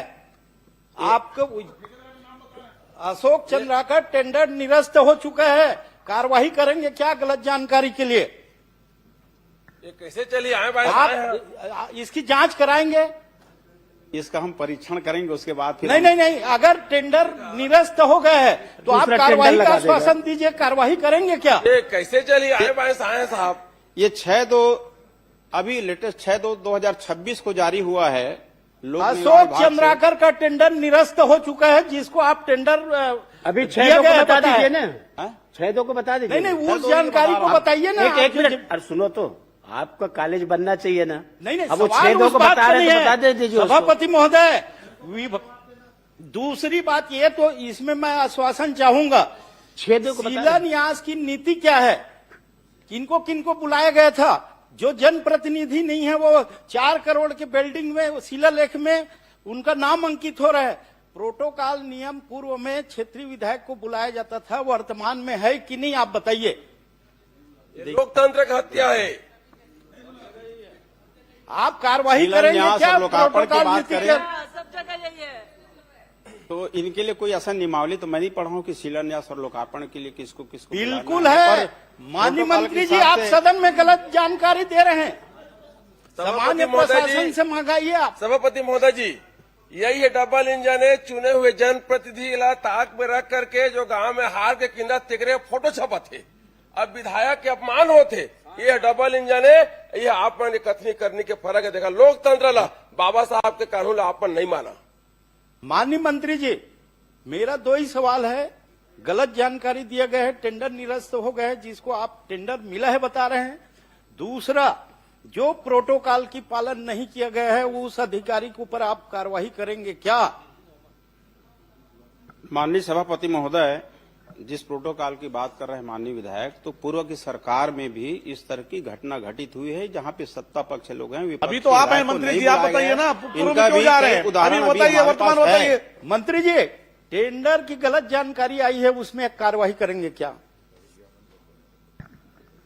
इसको हम ये अभी फरवरी का है, 6 तारीख का। नहीं मंत्री जी, आप स्वयं सदन के रिकॉर्ड में है, अशोक चंद्राकर ठेकेदार को टेंडर मिला है बताए हैं। वही बता रहा हूँ। तो अशोक चंद्राकर, मैं तो बोल रहा हूँ टेंडर निरस्त हो गए, इनको 12 महीने टेंडर निरस्त हो गए। माननीय मंत्री जी, टेंडर निरस्त हो चुका है। जिस ठेकेदार का आप नाम ले रहे हो, आप निरस्त होने की जानकारी दे रहे हैं, तो हम एक बार इसको जांच करेंगे। मैं पेपर उपलब्ध करा दूंगा आपको। हाँ जी, धन्यवाद। तो कार्रवाई करेंगे ना गलत जानकारी का? परीक्षण करेंगे, कार्रवाई करेंगे। आप दिलाइएगा। धन्यवाद सभापति। समाप्त प्रश्नकाल।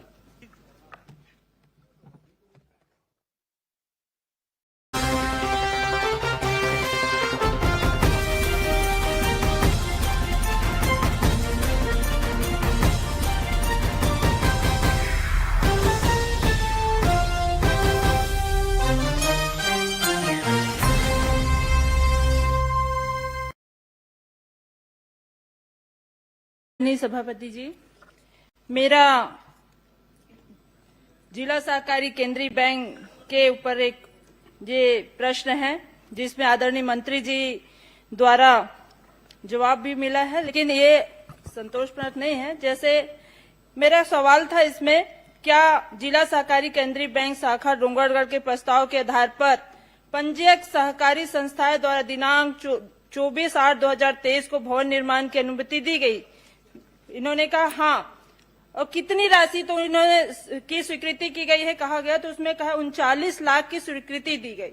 और उस जगहों पे अतिक्रमण है, उसे क्यों नहीं हटाया गया? ये भी मेरा क्वेश्चन था। तो इनका ये भी जवाब आया है कि अतिक्रमण होने के कारण शाखा भवन निर्माण हेतु अन्यत्र भूमि आवंटित करने हेतु कलेक्टर जिला राजनांदगांव से मांग किया गया है और वो जमीन को नहीं हटाएगा। मेरा इसमें सवाल ये है, क्या मंत्री जी यह बताने की कष्ट करेंगे कि जिला सहकारी केंद्रीय बैंक राजनांदगांव शाखा द्वारा कितनी भूपाटक राशि पटाया गया था इस अतिक्रमण वाली जगह के लिए, और प्रक्रिया जब पूर्ण हो चुकी थी तो कितनी राशि का राशि पूर्ण पटाया गया है, इसका बताया जाए।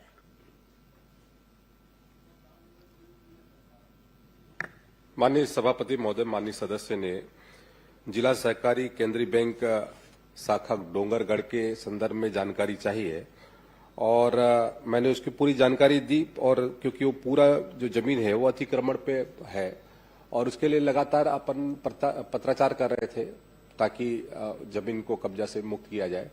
वर्तमान में जो जमीन वहां पर उपलब्धता की दृष्टि से हमारी कोशिश जारी है कि जल्द से जल्द ये जो भवन का निर्माण हो सके ताकि वहां के लोगों को सुविधाएं मिले। पूर्व में जो जमीन दिया गया था वो भी जो वहां पे अध्यक्ष रहे वो उनके ही जमीन के नजदीक में उनको कहते हैं वो किया गया था, तो वहां पर पार्किंग की सुविधा और बाकी सुविधाएं व्यवस्थित नहीं हो पा रही थी। तो इसके लिए भी हम लगातार चर्चा कर रहे हैं क्योंकि बैंक का मामला है, तो इसलिए वहां तत्काल उनको उनके सुविधा के हिसाब से वो जमीन उपलब्ध कराने का निर्णय भी। आदरणीय के जो भूमि है, जिस जगह पे भू अर्जन के लिए भूपाटक की जो प्रक्रिया होती है उसकी राशि बैंक के द्वारा सहकारी केंद्रीय बैंक राजनांदगांव के द्वारा उसका भू राशि दिया गया। उसके बाद उसके भूमि पूजन हो चुका, उसके बाद उसमें आज टेंडर भी लग चुका है और उसके बाद आज जब आदेश प्रक्रिया के तहत वर्क ऑर्डर हो चुका है, उसके बाद भी आप कह रहे हैं कि वो जगह सही नहीं है। तो फिर पिछले समय में भूमि पूजन हुआ 2 साल के अवधि में आपने एक ठेला 2-4 ठेले हैं उसको नहीं हटवा पाए। मतलब सरकार इतनी कमजोर हो चुकी है कि अतिक्रमण नहीं हटा के आप वहां पे बैंक को सीधे सीधे जो किसान का बैंक है उसे आप नहीं बनाना चाह रहे हैं, जिसका स्वीकृति भी मिल चुका है। 39 लाख का जो आप ही ने कहा है, क्यों नहीं हटाया गया, क्यों आज तक के लंबित है ये? महोदय, ये जो स्वीकृति है लगभग 2023 का है सभापति महोदय, और इसके लिए लगातार प्रक्रिया चल रही थी और वर्तमान में जो स्थल है वहां पर पार्किंग की सुविधा और जो अन्य सुविधाएं होनी चाहिए वो उसके लिए उपयुक्त स्थिति नहीं है। इसलिए कलेक्टर से चर्चा करके उसके संदर्भ में अलग जहां पर अच्छी जमीन हो इसके संदर्भ में अपन चर्चा कर रहे हैं। बार बार महोदय जी कह रहे हैं मंत्री जी कि पार्किंग की सुविधा, ये सारी चीजों को पहले देखा गया, तभी वहां पे वर्क ऑर्डर निकला, तभी वहां का टेंडर हुआ, तभी भूमि पूजन हुआ। अब ये सब होने के बाद आज वो किराए से संचालित है, वो भी भारतीय जनता पार्टी के एक नेता के रिश्तेदार के घर पे। तो ये आपत्तिजनक है, ये आपत्तिजनक है। आपत्तिजनक नहीं, इसका पूरा मेरे पास आप कहे तो मैं विलोपित कर दिया जाए। पे रख सकती हूँ। ये वर्क ऑर्डर है और उसका एक कॉपी कौन किराएदार है, कौन क्या है, वो किराएदार संबद्धता क्या है? सुनिए, नई सदस्य हैं, नाम लेने के पहले प्रमाण मैंने नाम नहीं लिया, मैंने अभी नाम नहीं लिया। आपने मैंने किसी पार्टी जो को उल्लेख कैसे कर प्रक्रिया दिया? ये यहाँ पे आरोप हुई है वो बता रही हूँ मैं कि आज ये बता दीजिए कि वो किसका कब्जा है, वो तो बताएंगे मंत्री जी। मैं आपसे नहीं पूछ रहा हूँ। हाँ ठीक है ना, वो सुधार दिया ना। हाँ मैं वो बस थोड़ा सा मदद कर दिया। मेरे ख्याल से आपकी मदद की जरूरत कब्जा किसका ये बता दे, उनको नाम बताया कब्जा, उनको बोलने दीजिएगा। वो कल माननीय भूपेश बघेल जी के पूछने के कारण और बहिर्गमन के कारण वो एक विद्यावती जी का प्रश्न लैप्स हो गया। पूरा टाइम ले लेते हैं, बाकी कांग्रेस के सदस्य इससे असंतुष्ट है बहुत। अच्छा सभापति महोदय, समय कौन ले? आप टाइम नहीं लेते हैं, बाकी लोग लेते हैं टाइम। पूरा सदन में सच आप ही का टाइम चल रहा है। आप प्रश्न कर दीजिए। सभापति जी, मैंने किसी का नाम नहीं लिया। इसमें यही कहा गया है कि यहाँ जब वर्क ऑर्डर हो चुका था, टेंडर लग चुका था, उसके बाद भूमि पूजन की प्रक्रिया हो गई थी, उसके बाद भी आज वहां पे ये कार्य संपन्न नहीं है और अतिक्रमण की बात बार बार करके 2 साल से इसे किराए से चलाया जा रहा है। और जब सामने ये बात आई, जब मेरा ध्यानाकर्षण लगा, प्रश्न करें जी मैं कर रही हूँ, ध्यानाकर्षण लगा, उसके बाद जब पता चला कि ये एक निजी व्यक्ति को लाभ देने के लिए, सीधे लाभ देने के लिए आज सरकार ने इसे किराए पे चला रहा है। तो ये मेरा सवाल था कि क्या किसानों का ये बैंक, किसानों के लिए जो बनाया जाता है ये बैंक, उस बैंक की भूमि पूजन कराएगी, फिर आवंटित हो गया, फिर आज काहे के लिए लंबित है, मैं यही जानना चाहती हूँ।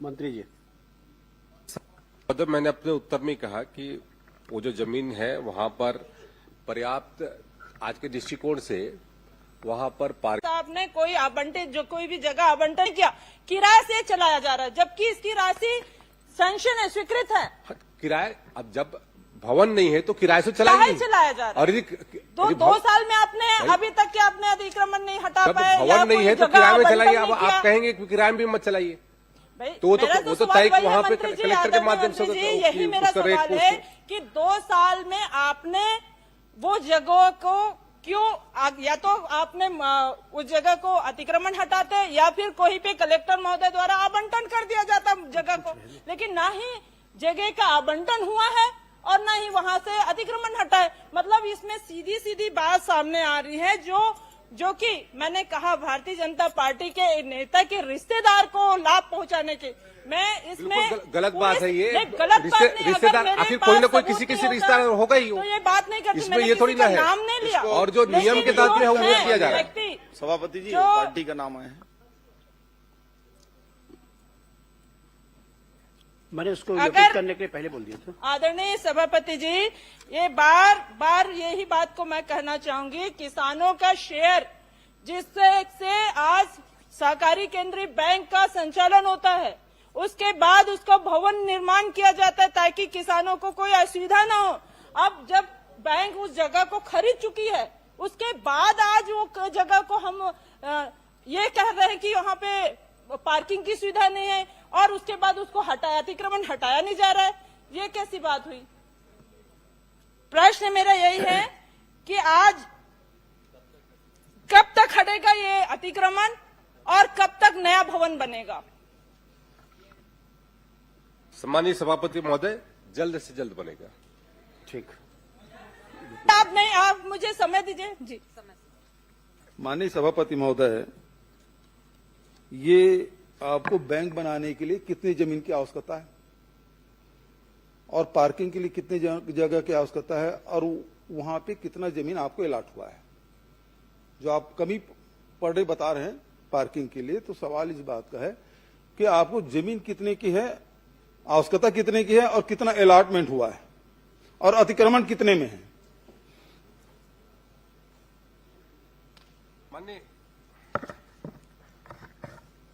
माननीय सभापति महोदय, लगभग वहां पर जो जमीन अलाट हुआ है वो लगभग 2200 वर्ग मीटर लगभग कहते हैं, उसके कहते हैं वहां पर आवंटित हुआ है 2200 वर्ग मीटर। 2200 वर्ग मीटर, और अभी उससे बड़ी जमीन अपन उसको तलाश रहे हैं। नहीं, सवाल इस बात का है, 2200 वर्ग मीटर आपका है तो बिल्डिंग कितने में बनेगा और कितने पार्किंग की आवश्यकता है? क्या अंडरग्राउंड पार्किंग की व्यवस्था कर रहे हैं? खाली है? कितना है? आपको कितने जमीन की जरूरत है पार्किंग के लिए, और बिल्डिंग कितने में बनेगा? उसमें 3000 स्क्वायर फीट से ज्यादा जमीन की आवश्यकता पड़ेगी, और उसमें वहां पर पार्किंग की व्यवस्था भी वहां पर सुनिश्चित कराएंगे। सुंदर, 3000 वर्ग मीटर की वर्ग फीट की जरूरत पड़ेगी, और आपके पास 2200 वर्ग मीटर है, तो 2200 वर्ग मीटर मतलब कितना हुआ? 22000 वर्ग फीट हो गया, है ना? आपको जरूरत 3000 का है। इसका मतलब यह है कि 19000 वर्ग फीट जमीन आपका खाली है। आपके पास जमीन पर्याप्त है, आप केवल बहाना ढूंढ रहे हैं कि आपको पार्किंग की जगह कम पड़ रही है, इसलिए आप हटाना चाहते हैं। और जो माननीय सदस्य ने जो आरोप लगाया कि वो अतिक्रमण है और अतिक्रमण आपके किसी चहेते का है, इस कारण से हटाना नहीं चाहते, तो आप कृपा करके उस अतिक्रमण को हटाएंगे, नहीं हटाएंगे? माननीय सभापति महोदय, अतिक्रमण को हटाने के लिए हमने जिला कलेक्टर को पत्र लिखा है, और जल्द से जल्द वो अतिक्रमण हटेगा ऐसा भी सुनिश्चित कर रहे हैं। और जो जमीन की उपलब्धता है 2200 वर्ग मीटर का वहां पर अभी जमीन है और लगभग 3000 वर्ग मीटर लगभग कहते हैं जमीन अपन और देख रहे हैं ताकि वहां पर सुविधा युक्त जहां पर पार्किंग की व्यवस्था भी सुनिश्चित हो सके, ऐसे जमीन की आदरणीय उपलब्धता पर सभापति सुनिश्चित जी, करना। अभी एक मिनट अभी आपने 3000 वर्ग फीट की बात कही, अभी आप कह रहे हैं 3000 वर्ग मीटर की बात, पहले आप 22000 वर्ग मीटर की बात, तो कौन सी बात आप सही बोल रहे हैं? पर्ची मंगवा लीजिए, थोड़ा दूर हो गया है सभापति महोदय, ये पर्ची दौड़ने वाले थोड़ा से वो आ ही नहीं रहा पर्ची। इसका मतलब क्या है कि आप वहां बनाना चाहते हैं, अतिक्रमण हटाएंगे, कब तक हटाएंगे? क्योंकि 2 साल हो गया, 2.5 साल हो गया, 2023 का मामला है, 26 से 3 साल हो गया, तो आप कब तक के वो अतिक्रमण हटाएंगे? समय कलेक्टर को निर्देश करेंगे कि कलेक्टर को निर्देश भी नहीं कर सकते, जैसे देवांगन जी ने कहा हम कलेक्टर को आदेश नहीं कर सकते, तो यहां उसी प्रकार के आप जवाब देंगे कि आप हटवा रहे हैं, और कब तक हटवाएंगे तिथि बताइए। माननीय सभापति महोदय, तिथि मैं अभी सुनिश्चित नहीं कर सकता, लेकिन जल्द से जल्द हटवाने की श्री तुलेश्वर सिंह। माननीय अध्यक्ष सभापति महोदय, चूंकि सदन में मामला आया है और अतिक्रमण हटाने की बात है, जहां दूसरी जगह बुलडोजर चलाते हैं यहां कब बुलडोजर भेजेंगे? ये अतिक्रमण कब हटाएंगे? यहां बुलडोजर नहीं चल रहा है, अफीम में कम से कम बुलडोजर चला है माननीय सभापति महोदय, लेकिन इसमें बुलडोजर कब चलेगा? माननीय सभापति महोदय, माननीय सभापति महोदय, बनाने के लिए जगह है, माननीय सभापति महोदय, किसानों के साथ अत्याचार करना बंद करो, बंद करो, बंद करो।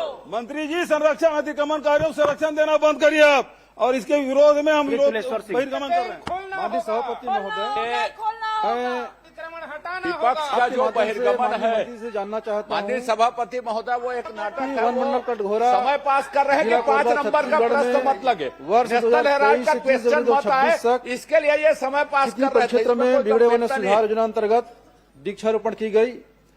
माननीय मंत्री जी का इसमें जवाब आ चुका है कि वृक्षारोपण नहीं किया गया 3 साल पे, और यदि वृक्षारोपण नहीं किया गया तो क्या भविष्य में वृक्षारोपण करने की कोई योजना है, या फिर किसी अन्य मद से वृक्षारोपण किया जा रहा है, या फिर कौन कौन से ऐसे मद जिसमें बिगड़े वन सुधार की योजना चलाई जाती है? माननीय मंत्री जी। माननीय सभापति महोदय, मैंने अपने उत्तर में स्पष्ट किया है कि इस जो अवधि में जब माननीय सदस्य ने प्रश्न पूछा है तो उस अवधि में बिगड़े वनों के सुधार के लिए कोई राशि आवंटित नहीं की गई, न कोई कार्य हुआ है। अन्य जो कहते हैं योजना के तहत में वहां पर कार्य किया गया है, जो हमारा रूटीन का प्रक्रिया होती है, और माननीय सदस्य यदि चाहते हैं तो उसकी पूरी जानकारी भी उपलब्ध करा दूंगा कि किस तरीके से लगभग वहां पर इस अवधि में लगभग 1.5 लाख वृक्षारोपण किया गया है। कोई जरूर मैं जो जानना चाह रहा हूं कि वो कौन सी योजना है, कौन सा मद है जिससे वृक्षारोपण किया गया? केम्पा मद के तहत में सभापति महोदय वहां पर वृक्षारोपण किया गया है इस अवधि में। धन्यवाद अध्यक्ष।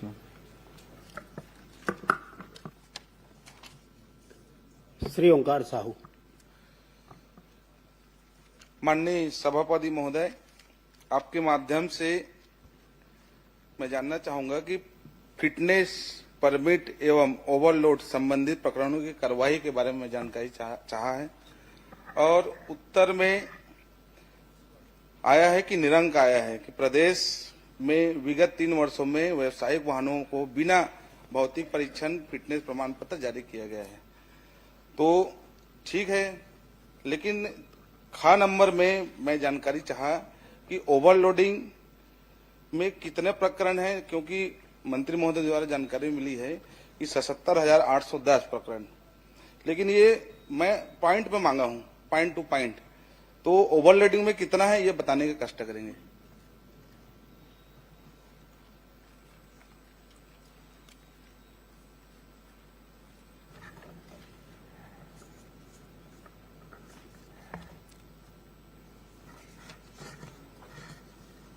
माननीय सभापति महोदय, जो मैंने जानकारी इनको दिया है, इसके तहत में माननीय सदस्य ने जो जानकारी चाहिए थी और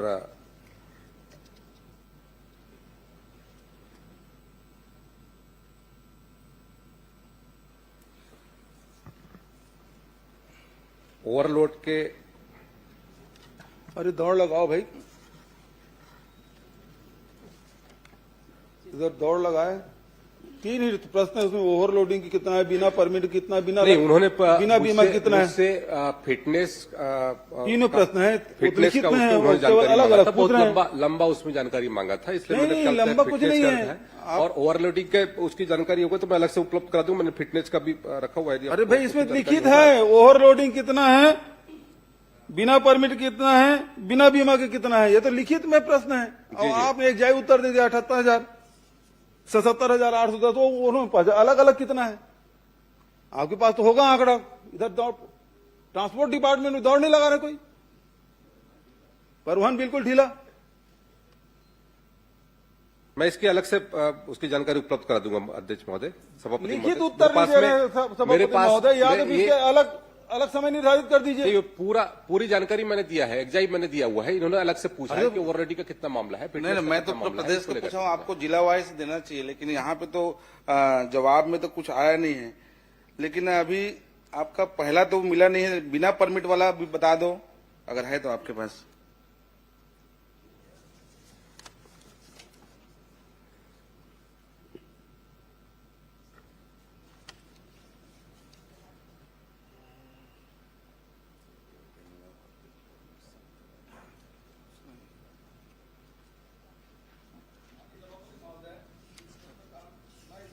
कर रहा हूं कि मंत्री जी की तैयारी पूरी नहीं है, आसंदी से व्यवस्था आनी चाहिए।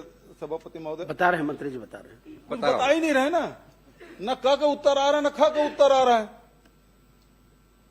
भाई बिना वो व्यवसायिक वाहन के बिना भौतिक परीक्षण के, बिना फिटनेस के कितने हैं वो तो पूछा ही नहीं भाई। उसके बारे में आप कुछ बोले नहीं। मतलब जितने भी हैं वो सब फिटनेस वाले हैं।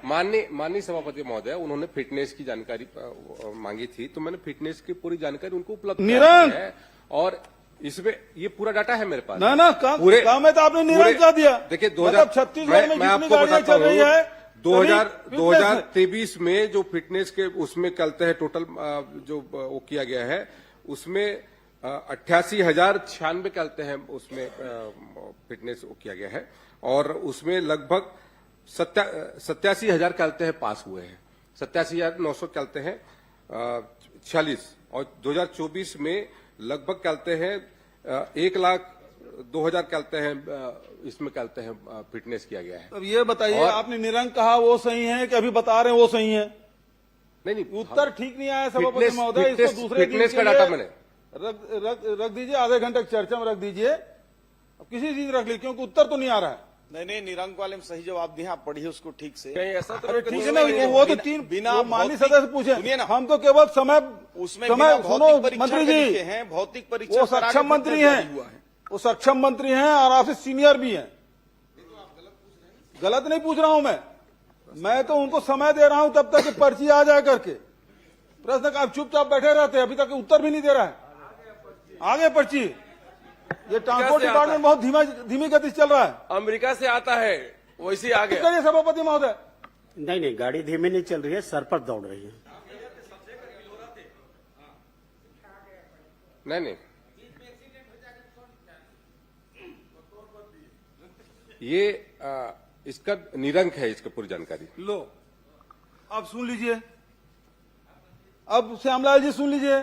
पहले आंकड़े दे रहे थे, मतलब कुल मिला के तैयारी नहीं है। अब बिना तैयारी के विभाग ने कुछ भी उत्तर दे दिया है। या तो इसको दूसरे दिन के रखा जाए, नहीं तो हम इसका बाइकआउट करते हैं भाई। नहीं, किस बात के लिए? अरे आप उत्तर ही नहीं दे पा रहे हो। नहीं, आपने जो जानकारी मांगा मैंने अलग से बोला कि अलग से कहा को यदि ओवरलोडिंग का मामला है तो ओवरलोडिंग का अलग से दे दूंगा आपको जानकारी, कितने वाहनों पर किया गया है। लिखित उत्तर मांगा गया है भाई, मैं दे दूंगा जानकारी। मैंने बोला मैं सदन को बताने वाला सोच कर रहा हूँ, मैं इसकी पूरी जानकारी दे दूंगा। सभापति महोदय, इसको अलग से मैं निर्धारित किया जाए। उपलब्ध करा दूंगा बोल रहे हैं। नहीं, उपलब्ध कैसे होगा? ये तो लिखित उत्तर है। ये तो मंत्री विभाग को प्रताड़ित करना चाहिए, इनके पास कोई काम है ही नहीं है। एक उत्तर आंकड़ा नहीं दे पा रहे हैं। मंत्री जी माननीय सदस्य को उपलब्ध करा देंगे आप? नहीं, माननीय सभापति महोदय, क्योंकि मैं लिखित में जानकारी मांगी तो मुझे लिखित में जानकारी मिलना चाहिए। ये जो तैयारी है विभाग का, ये बहुत ही शून्य है, क्योंकि सब चीज में निरंक दिया। चलो मैं तो कहा के छोड़ दिया हूँ। खा में आपका जो जवाब है मैं उसमें संतुष्ट नहीं हूँ, तो मैं चाहता हूँ कि इसको आगे बढ़ाया जाए अगला दिन में। देखिए, आपका प्रश्न आप देखिए जी, आपने उसमें पूछा है कि परिवहन विभाग द्वारा वाहनों की ओवरलोड, 1 मिनट, ओवरलोडिंग, बिना परमिट संचालन तथा बिना बीमा पाए जाने पर कितने प्रकरण बनाए गए, कितनी राशि वसूल की गई। अब उसका ये जो जवाब दिया गया है कि पाए जाने पर 77,810 प्रकरण बनाए गए, आप केवल उसमें अब ये चाह रहे हैं, लिखित उत्तर आपको दे दिया है, आप ये चाह रहे हैं कि उसको अलग अलग बताएं। मंत्री जी आपको उपलब्ध करा देंगे जिलेवार पृथकता जानकारी। जी, जिलेवार माननीय जिलेवार भी उपलब्ध करा देंगे आप, वो भी उपलब्ध करा देंगे। नहीं, आप प्रश्न पढ़ लीजिए। बहुत मुश्किल प्रश्न में जो दिया गया है, माननीय सभापति महोदय, प्रश्न पूछने का अधिकार है माननीय भूपेश बघेल जी को, लेकिन धमकाने का अधिकार नहीं है। आप धमका रहे थे, मैं बहिष्कार करूंगा करके, बाइकाट करेंगे करके आप धमका रहे थे मंत्री, अभी धमका रहे थे। और आप ऐसा नहीं पूछते, प्रश्नकाल ऐसा नहीं चलता, आपकी मर्जी से प्रश्नकाल नहीं रहे, अपनी बात रखे, प्रश्नकाल नहीं चलेगा, धमकी नहीं चलेगी आपकी। आपने धमकाया, बाइकाट करूंगा करके, आपने कहा ऐसा धमकी नहीं दी है, आपको बाइकाट किया, आपको बाइकाट किया गया है। धमकी दी, अभी धमकी दी आपने, धमकी नहीं दी, आपने धमकी दी, बात रखने का अधिकार है सभापति। आप बैठ जाए, आप भी बैठिए, आप भी बैठिए, आप बैठिए, सब बैठिए। आपको कौन सी जानकारी चाहिए? आप बैठिए, आप भी बैठिए। नहीं, भूपेश बघेल जी, आपसे बात कर रहा हूँ। माननीय मंत्री जी इनका बाइकाट किए थे, भूल गए आप? मंत्री जी, आप मंत्री जी नहीं दे रहे, मौन धारण टाइप का लग रहा है। सुना नहीं, कुछ नहीं लग रहा है। आप बैठिए, क्या होगा? आप बैठिए ना। आप राम कुमार जी, माननीय सदस्य, आप बैठे। आपने जो पूछा मैंने आपको पढ़ के बताया। आप जो बोल रहे हो ना लिखित में उसका जवाब आया है, मैंने आपको पढ़ के बताया है। आपने जो प्रश्न किया उसको पढ़ लीजिए। और आपने उसमें पृथकता जानकारी नहीं मांगी है, आपने जो मांगी है जानकारी, मंत्री जी ने उसका जवाब दिया है, यही मैं आपको बोला हूं। और इसलिए उसमें अंतिम प्रश्न और कुछ करना है तो कर लीजिए, उसके बाद आगे बढ़ते हैं। सभापति महोदय, क्योंकि मैंने पॉइंट टू पॉइंट मांगा है। भाई आप पढ़िए, पॉइंट टू पॉइंट मैं पढ़ देता हूं। एक बार मैं पढ़ता हूं आपको। जी, उक्त अवधि में परिवहन विभाग द्वारा वाहनों की ओवरलोडिंग, बिना परमिट संचालन एवं बिना बीमा पाए जाने पर कितने प्रकरण बनाए गए तथा कितनी राशि वसूल की गई। अब आप पढ़िए। उक्त अवधि में ओवरलोडिंग, बिना परमिट संचालन एवं बिना बीमा पाए जाने पर 77,810 प्रकरण बनाए गए। उसकी राशि भी दी गई है कि कितना उसमें। आपने जो पूछा मंत्री ने वही, आप इसमें आप मेरे को ये बताइए, आप जो पूछे अभी, आप जो अभी पूछे, तो मैंने कहा मंत्री जी को जानकारी लेकर के आपको उपलब्ध कराए। नहीं, माननीय सभापति को जानकारी चाहिए, इसलिए बाइकाट अलग करके देना है। अरे पूरे प्रदेश का पूरा प्रदेश का हुआ है 77,810। ये तो बेहद दुर्भाग्यजनक है। विभाग में कोई कंट्रोल मंत्री जी का नहीं है, अभी तक के उत्तर नहीं आ पाया है, और नहीं आ पाया इसलिए हम लोग बहिर्गमन कर रहे हैं। भाई माननीय सभापति श्री कुंवर सिंह निषाद,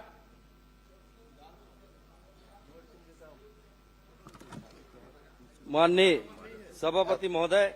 सभापति जी, ये सब क्या बात करेंगे? ये सब रणछोड़ दास हैं, रणछोड़ दास। महोदय मोर चालू होत ना काका, तो हूँ छोड़ हो नहीं, तुम छोड़ के बात। अरे तुम तो जा भाई, तो बहिर्गमन में नाम कट गई, नेताजी के पीछे रहो, टिकट पानी है तो टिकट बहिर्गमन करो। जेल ला चिंता हुई ना, तेवन पाछू पाछू घूमे। मोलापन कर्म पे भरोसा है, मोलापन कर्म पे भरोसा है। ठीक, धीरे धीरे उमन के निपटा। माननीय सभापति महोदय, आज प्रदेश के यशस्वी मुख्यमंत्री जी से सवाल पूछने का सौभाग्य मिला, मैं बहुत बहुत धन्यवाद देता हूं। और मैंने स्पेसिफिक प्रश्न किया माननीय मुख्यमंत्री जी से कि जिला कांकेर तहसील भानु प्रतापपुर के कच्चेआरी डोंगरी में जो माइन संचालित हो रहा है, गोदावरी पावर एंड इस्पात लिमिटेड को माननीय सभापति महोदय जैसा कि जवाब में आया है, उक्त कंपनी को 74.05 हेक्टेयर लगभग 250 एकड़ जमीन खनन के लिए नहीं अपितु किस वैज्ञानिक पद्धति से वेस्ट मटेरियल डंप किए जाने के लिए गैर खनिज युक्त अतिरिक्त क्षेत्र को दिया गया है, चूंकि वह जमीन एक रिजर्व एरिया में। माननीय सभापति महोदय, अब सवाल यह उठता है कि किस विभाग या किस अधिकारी द्वारा यह तय किया गया है कि वो जमीन गैर खनिज युक्त है, जबकि वह जमीन पूर्व में आवंटित 138.96 हेक्टेयर की जमीन से लगा हुआ है। माननीय सभापति महोदय, तो ये जरूर मैं माननीय मुख्यमंत्री से सवाल कर रहा हूं, मैं इसका जवाब चाहता हूं। माननीय सभापति महोदय। माननीय सभापति महोदय, माननीय सदस्य के प्रश्न के जवाब में मैं बताना चाहूंगा कि इनके समय जब इनकी सरकार थी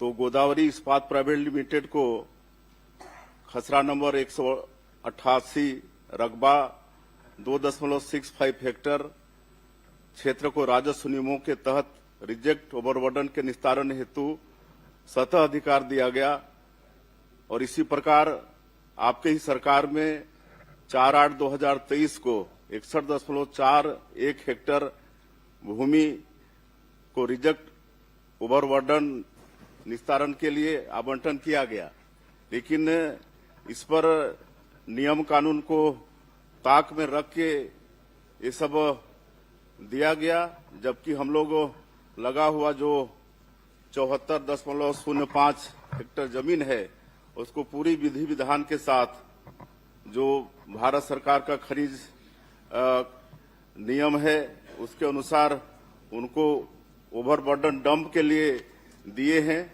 और वैसे नहीं दिए हैं।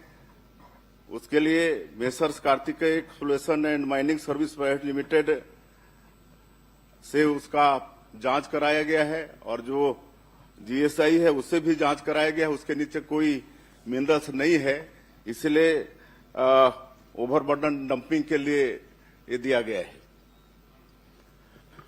माननीय सभापति महोदय, माननीय मंत्री जी का जवाब आया है कि जांच कराई गई है। मैं आपके माध्यम से यह जानना चाहता हूं कि 2015 के बाद राजस्व बढ़ाने के लिए शासन द्वारा एक पारदर्शी प्रक्रिया अपनाई गई है ऑनलाइन टेंडर का, जिसमें पारदर्शी भी बने रहे और राज्य की आमदनी बढ़े। ये हुआ भी है चाहे सरकार किसी की भी रहे माननीय सभापति महोदय, लेकिन अभी जो टेंडर हुआ है 11 साल में पहली बार ये प्रक्रिया हुआ माननीय सभापति महोदय कि इस नियम को पहले बिना निविदा के पीछे दरवाजे से सीधा फर्म को दिया गया माननीय सभापति महोदय। और मैं तो सीधा सीधा सीएम साहब से ये कहना चाहूंगा, आप बड़े उदार हैं, बड़े सीधे हैं, बड़े सहर हैं माननीय मुख्यमंत्री जी। आपके नाक के नीचे ये जो काम हो रहा है निश्चित ही ये सोचने वाली बात है। सबसे बड़ी बात यह है कि जो ऑनलाइन टेंडर की प्रक्रिया होती है वो प्रक्रिया नहीं हो पाई है और आपने जो कहा है कि 23/5/2025 में जीएसआई के माध्यम से सशर्त हमने ये टेंडर किया है, तो आप ये बता दें कि जीएसआई के माध्यम से जो हुआ है कि किस आधार पर आपने सहमति दी है और यदि आपने सशर्त आदेश जारी किया है तो उसकी एक कॉपी उपलब्ध करा दें माननीय सभापति महोदय। माननीय सभापति महोदय, मैं माननीय सदस्य को बताना चाहूंगा कि भारत सरकार खान मंत्रालय के पत्र दिनांक 28/11/2024 के माध्यम से यह स्पष्ट किया गया है कि स्वीकृत खनिज पट्टा क्षेत्र से लगकर गैर खनिज युक्त भूमि पर नीलामी की आवश्यकता नहीं होती है। माननीय सभापति महोदय, ये 250 एकड़ जमीन का मामला है, जहां पे आपके खनन चल रहे हैं उससे लगा हुआ जमीन है। क्या किसी कंपनी को उसी आधार पर दे दिया जाएगा कि वो वहां पर माल को डंप करे? उसके दूर में भी तो और जमीन है माननीय सभापति महोदय, उसे भी दिया जा सकता था, लेकिन ये कहीं ना कहीं इसमें अधिकारियों की मिलीभगत है। माननीय मुख्यमंत्री जी को पूरी जानकारी नहीं दे पा रहे हैं और कहीं न कहीं पर इसमें एक बड़ा ही मामला दिखता है माननीय सभापति महोदय। मैं आपके माध्यम से यही कहना चाहूंगा, क्या एक बार फिर इस पर पुनर्विचार करेंगे या जांच कराकर जो जीएसआई का जो जूलॉजिकल सर्वे ऑफ इंडिया है उसके आधार पर ये मापदंड तय करेंगे कि जो वैज्ञानिक पद्धति आपने कहा है और किस वैज्ञानिक पद्धति के आधार में उस जमीन का आपने आवंटन वहां पर किया है। माननीय सभापति महोदय, मैं बता चुका हूं कि इसमें नीलामी की आवश्यकता नहीं होती है और इसको जो लगा हुआ भूमि आवंटित किए हैं 74.05 हेक्टेयर, उससे उसका माइनिंग क्षमता बढ़ा है 2.35 मिलियन टन से 6 मिलियन टन उसका उत्पादन होगा, जिससे प्रतिवर्ष 190 करोड़ का अतिरिक्त राजस्व प्रदेश को मिलेगा। और इतना ही नहीं, डीएमएफ में 57 करोड़, डीएमएफ में 5.7 करोड़, एनएमईटी में तथा 13.80 लाख पर्यावरण अधोसंरचना उपकर की प्राप्ति होगी। इससे राज्य सरकार को राजस्व में लाभ होगा। नहीं, वो जो जमीन जो डंप करने के लिए आवंटित की गई है उससे सरकार को क्या फायदा हो रहा है, मैं ये जानना चाहता हूं। क्या उसे जूलॉजिकल सर्वे ऑफ इंडिया इस एजेंसी से जांच करवाएंगे क्या? मैं ये बस अभी हम बताएं ना आपको किससे लाभ हो रहा है, और जीएसआई से और प्राइवेट एजेंसी से जांच करवा चुके हैं, उसमें नीचे कोई मिनरल्स नहीं। सुशांत शुक्ला। सभापति महोदय, मेरा प्रश्न 1635 है और इसमें ये 74.05 हेक्टेयर अतिरिक्त आपने दिया। मैंने निवेदन किया, निवेदन करके ही पूछ रहा हूं भाई। वो बहुत बड़ी नहीं, नाम ले चुके हैं, ले चुके हैं, उसके बाद उन्होंने अनुमति मिल गई सुशांत आसंदी शुक्ला से। जी का नाम ले आसंदी से चुके अनुमति हैं, मिल गई, प्रक्रिया आगे बढ़ गई है। नहीं, आसंदी से मैंने आसंदी से रिक्वेस्ट किया और यहाँ से मुझे अनुमति मिली है। एक छोटा सा प्रश्न ये है कि आपने उत्तर ये दिया है कि इस जमीन के नीचे कोई खनिज नहीं है, ठीक है, लेकिन ये जमीन राजस्व की है कि वन विभाग की? और वन विभाग की है तो इसके क्या प्रक्रिया है आवंटन करने की? उसका पालन हुआ कि नहीं हुआ? बिल्कुल पालन हुआ है। नहीं, कौन से विभाग का जमीन किसके है? वन का है कि राजस्व का है? राजस्व का है। सुशांत शुक्ला। सभापति महोदय, पूर्ववर्ती सरकार में राजनीतिक विचारों को केंद्र रखते हुए चलने वाली पत्रिका जिसका डिजिटल एडिशन नेशनल हेराल्ड के नाम से जाना जाता है, मेरे प्रश्न पर लिपिकी त्रुटि हो गई है। मैं आग्रह आपके माध्यम से करूंगा उसको सुधारें। संडे नवजीवन भी एक उसकी हिंदी एडिशन है और पिछली सरकार में इसको 4 करोड़ 24 लाख रुपया डिजिटल एडिशन के रूप में भुगतान किया गया। चूंकि त्रुटि हो गई थी तो संडे नवजीवन का विवरण नहीं आ पाया। मैं आपके माध्यम से माननीय मुख्यमंत्री जी से जानना चाहूंगा कि संडे नवजीवन को कितना भुगतान किया गया। माननीय सभापति महोदय, माननीय सदस्य ने संडे नवजीवन को जो भुगतान किया गया है उसकी जानकारी चाहिए है। संडे नवजीवन को वर्ष 2019-20 से लेकर वर्ष 2023-24 तक कुल 3 करोड़ 6 लाख रुपए का विज्ञापन दिया गया, उतना भुगतान किया गया है। मैं आपके माध्यम से प्रश्न में पूछा था कि संबंधित दोनों मीडिया संस्थानों के स्वामी प्रबंधकर्ता यानी ओनर, ट्रस्ट और कंपनी कौन हैं, इसका विवरण के रूप में सिर्फ एक नाम मीडिया प्रबंधकर्ता के रूप में जवाब में आया है। मैं आपके माध्यम से जानना चाहता हूं कि क्या शासन के पास संबंधित प्रकाशन के स्वामित्व, ट्रस्ट या उससे अन्य जानकारी उपलब्ध है क्या? अगर है तो वो दे दें। माननीय सभापति महोदय, ये दोनों अखबार के प्रबंधकर्ता तत्कालीन समय में एसोसिएट जर्नल्स लिमिटेड के प्रबंध निदेशक पवन बंसल हैं। बाकी ये दोनों पेपर किसके मुखपत्र हैं इसको पूरा देश जानता है। सभापति महोदय, मैं स्पष्ट तौर पर पूछ रहा हूं कि इसका प्रकाशन 2008 से बंद हो चुका है। 2017 में इसके हिंदी एडिशन के रूप में साप्ताहिक अखबार चालू किया गया। नेशनल हेराल्ड को चलाने वाली संस्था एसोसिएट जनरल अपने कार्य में स्पष्ट तौर पर उल्लेखित किया है कि कांग्रेस के नीतियों पर आधार पर प्रकाशन करेंगे। तो मैं आपके माध्यम से पूछना चाहता हूं कि क्या सरकार राजनीतिक दलों के मुखपत्र को भी विज्ञापन जारी करती है क्या, या उसके कोई प्रावधान अलग से हैं तो बता दें। अब अपने समय में तो ऐसा है नहीं। सभापति महोदय, यहीं पर एक विषय है, तो मैं आपके माध्यम से मांग करता हूं कि संबंधित तत्कालीन समय में ऐसे समाचार पत्र जो किसी राजनीतिक दल की विचारोधाराओं पर आधारित प्रकाशन करते हैं, उसको राशि आवंटित करने वाले अधिकारियों के विरुद्ध कार्रवाई सुनिश्चित करेंगे क्या?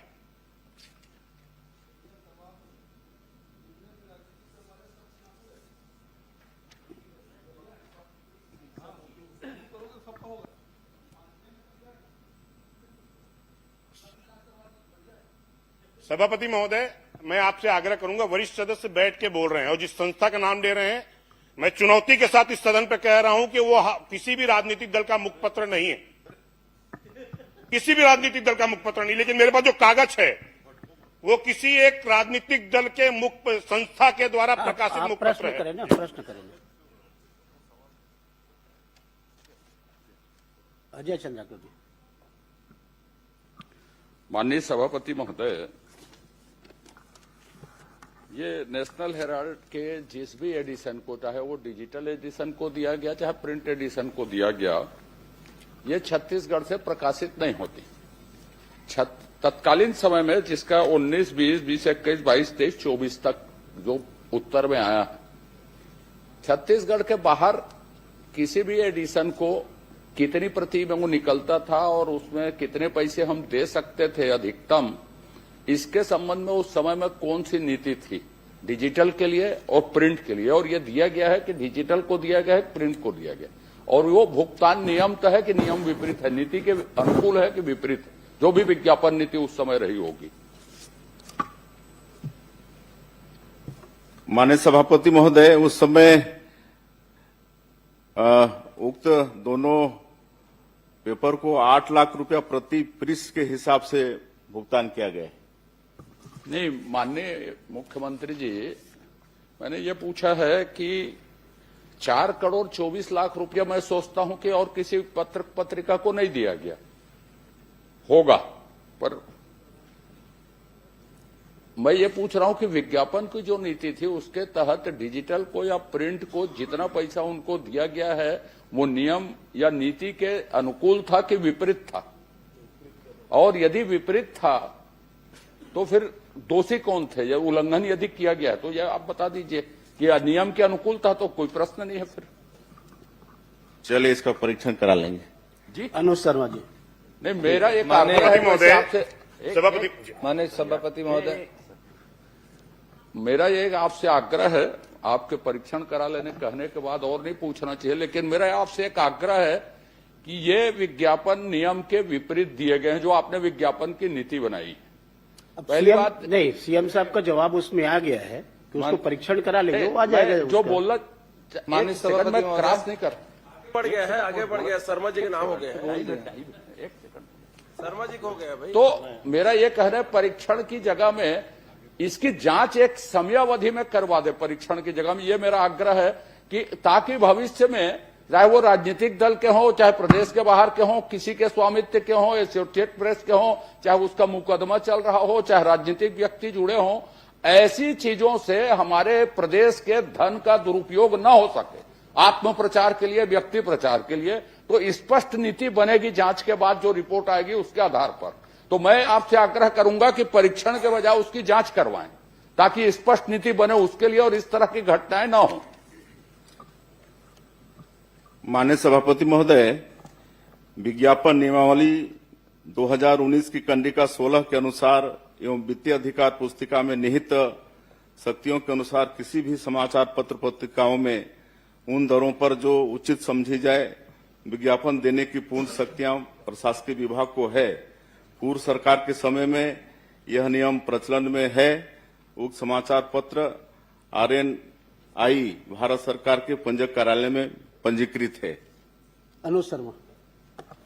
माननीय सभापति जी, बहुत बहुत आभार, आपने अवसर दिया। मैं माननीय मुख्यमंत्री जी से मैंने एक जानकारी चाहिए थी आपके माध्यम से, धरसींवा विधानसभा क्षेत्र में स्थापित क्रेशर मशीनों की जांच के संबंध में। मैं माननीय मुख्यमंत्री जी से जानना चाहता हूं कि इन क्रेशर मशीन की जांच का क्या नियम है, कब कब किया जाना चाहिए। इस संबंध में मैं उनसे जानना चाहता हूं कि जांच के क्या नियम है और कब कब किया जाना चाहिए। ऐसी कोई प्रक्रिया है क्या जांच के लिए?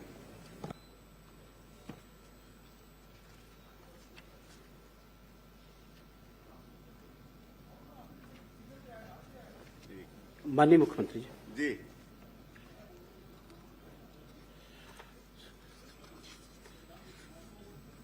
माननीय सभापति,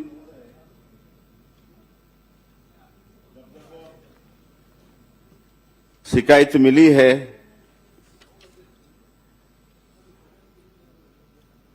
भंडारण नियम 2009 के तहत जांच की जाती है जब जब शिकायत मिली है, और माननीय सदस्य के विधानसभा क्षेत्र से कुल 7 शिकायत पिछले 2 वर्षों में मिली है और सबकी जांच माइनिंग विभाग से हुई है और उन पर कार्रवाई हुई है। माननीय सभापति महोदय, कुल मिलाकर 2018 से लेकर 2026 तक 10 बार जांच की गई है और इस 10 बार की जांच में 6 जांच ऐसी पाई गई जिसमें कोई अनियमितता नहीं थी। केवल 4 संस्थाओं के विरुद्ध कार्रवाई हुई है और इसमें सबसे बड़ी बात यह रहती है माननीय सभापति महोदय, जिसमें सरकारी खजाने का बहुत बड़ा नुकसान होता है।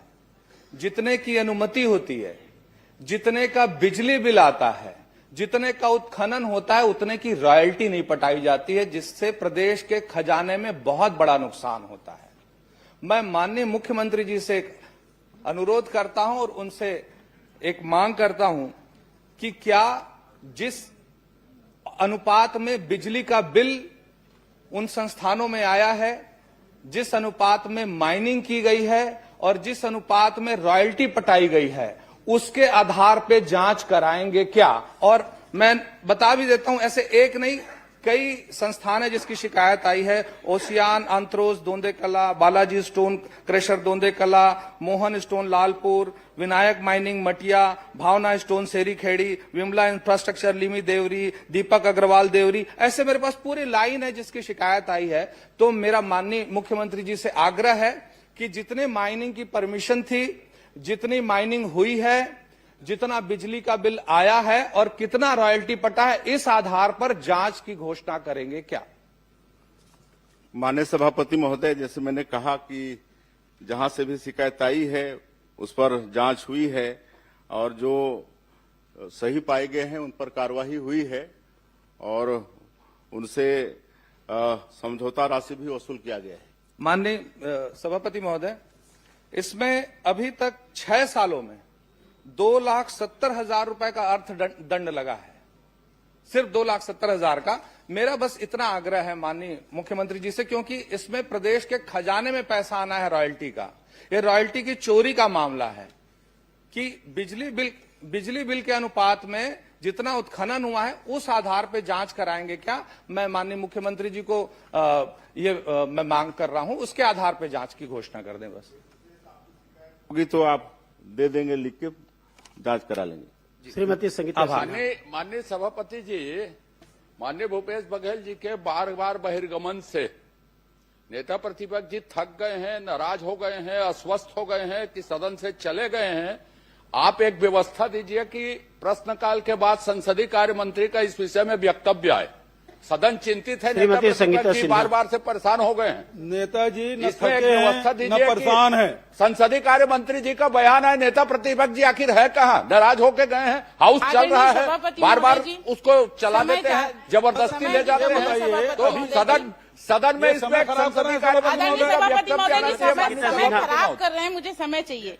आप कृपया सदन को निर्देशित कर दें, प्रश्नकाल के बाद उसमें वक्तव्य आ जाए नेता प्रतिपक्ष जी की सिचुएशन स्थिति के बारे में। सभापति महोदय जी, समय। संगीता सिन्हा जी। संगीता, ये क्या है कि आज 3 प्रश्न में ही सत्ता पक्ष की हालत खराब हो गई। और इस कारण से मोर्चा संभालना पड़ रहा आपको, लेकिन इससे कुछ फर्क पड़ने वाला नहीं है। नेताजी पे पूरा विश्वास कुछ मिलने वाला भी नहीं। और इसमें नेताजी का वक्तव्य आना सबको है। चाहिए संसदीय कार्य मंत्री का। आखिर नेता प्रतिपक्ष को परेशान किया जा रहा है, प्रश्न वो करने है दीजिए। कहाँ? नाराज होके चले गए हैं, थक गए हैं, क्या है? नहीं लिया गया, उसमें बयान आना किया जा रहा है। राजस्व न्यायालयों के द्वारा किन किन अतिक्रमण दबाव महसूस कर रहे हैं। प्रश्नकाल अरे मुख्यमंत्री और संसदीय कार्य मंत्री के को पूरा बाइकाट किए हैं। आप वित्त मंत्री देख लीजिए और दूसरे गृह मंत्री देख लीजिए, दोनों गायब हैं, वो आए ही नहीं प्रश्नकाल में। आप लोग कुछ आदरणीय सभापति महोदय जी, राजस्व न्यायालयों के द्वारा किन किन अतिक्रमणकारियों को अतिक्रमित भूमि के बेदखल किए जाने के संबंध में वारंट जारी किया गया सभापति महोदय जी। और इसी में एक दूसरा प्रश्न है सभापति महोदय जी, किन कारणों से अभी तक बेदखली के कार्रवाई को नहीं की गई है? मैं हाजिर हूँ भाई चंद्राकर जी, मैं हाजिर हूँ, आप चिंता न करें।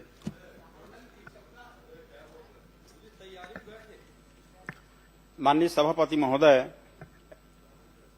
माननीय विधायक ने अपने विधानसभा क्षेत्र संजारी बालोद के अतिक्रमण के संबंध में 1 जनवरी 2023 से लेकर के 31 जनवरी 2026 तक के अपने ग्रामीण क्षेत्र और नगरीय निकाय के शासकीय भूमि पे अतिक्रमण, अवैध निर्माण की शिकायत के संबंध में बहुत विस्तार से जानकारी चाहिए है। मैं बताना चाहूंगा माननीय सभापति महोदय कि बालोद विधानसभा, संजारी बालोद विधानसभा क्षेत्र के अंतर्गत आने वाले ग्राम और नगरीय निकायों की शासकीय भूमि पर अतिक्रमण, अवैध निर्माण के संबंध में बालोद में कुल 22 प्रकरण दर्ज किए गए हैं, जिसमें 21 प्रकरण ग्रामीण क्षेत्र से आते हैं। माननीय सभापति महोदय जी, मंत्री महोदय जी का ये उत्तर है मेरे पास। सभापति महोदय जी, बस मैं इतना जानना चाहती हूँ, जो दो मतलब आपसे जो आपके अधिकारी हैं वो छुपाए हैं। आदरणीय सभापति महोदय जी, क्या प्रदीप साहू का प्रकरण आपके पास नहीं है? इसमें मेरे पास जो उत्तर में जवाब आया है उसमें नहीं है। आदरणीय सभापति महोदय जी, एक प्रदीप साहू का प्रकरण है सभापति महोदय जी, जो तहसीलदार गुरूर द्वारा बेदखली का वारंट जारी किया गया है 17/9/2025 को। उसमें आज तक कोई कार्रवाई नहीं हुई सभापति महोदय जी। इसी में दूसरा तहसीलदार गुरूर जो दुर्गानंद साहू पे तहसीलदार गुरूर द्वारा बेदखली वारंट जारी किया गया 11/12/2025 को, इसका यहाँ पे कहीं पे इसमें नहीं है सभापति महोदय जी। आपके अधिकारी आपको गलत जानकारी दे रहे हैं सभापति महोदय जी। इसी में जो 2 प्रकरण तोड़ा गया है, मतलब 2 तोड़ा गया है 12/7/2024 को बाजार चौक गुरूर में 50 दुकान को तोड़ा गया सभापति महोदय जी, सवेरे 5 बजे आके।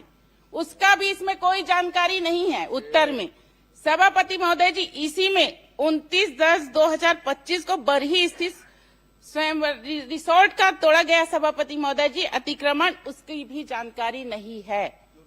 आदरणीय सभापति, मैं बहुत पूछना चाहती हूँ कि इन सब प्रकरण का जो बहुत महत्वपूर्ण है, इनकी जानकारी आपके पास क्यों नहीं है? माननीय सभापति महोदय, मैं बताना चाहूंगा कि हमारे विभाग के द्वारा कोई जानकारी छिपाई नहीं गई और न ही हम जानकारी छिपा रहे हैं। इन्होंने जो प्रश्नावधि में जो हमसे प्रश्न किए हैं, स्पष्ट रूप से पूछा गया है कि 1 जनवरी 2023 से 31 जनवरी 2026 तक के अतिक्रमण, अवैध कब्जा के संबंध में जानकारी चाहिए गई है। हम वही जानकारी बता रहे हैं। यदि आपको और जानकारी चाहिए थी तो पुराने प्रकरण आप बता रहे थे कि 2015 से 2020 से जो जानकारी चाहिए थी, आपने जिस अवधि का हमसे जानकारी चाहिए वही जानकारी हम आपको दे रहे हैं।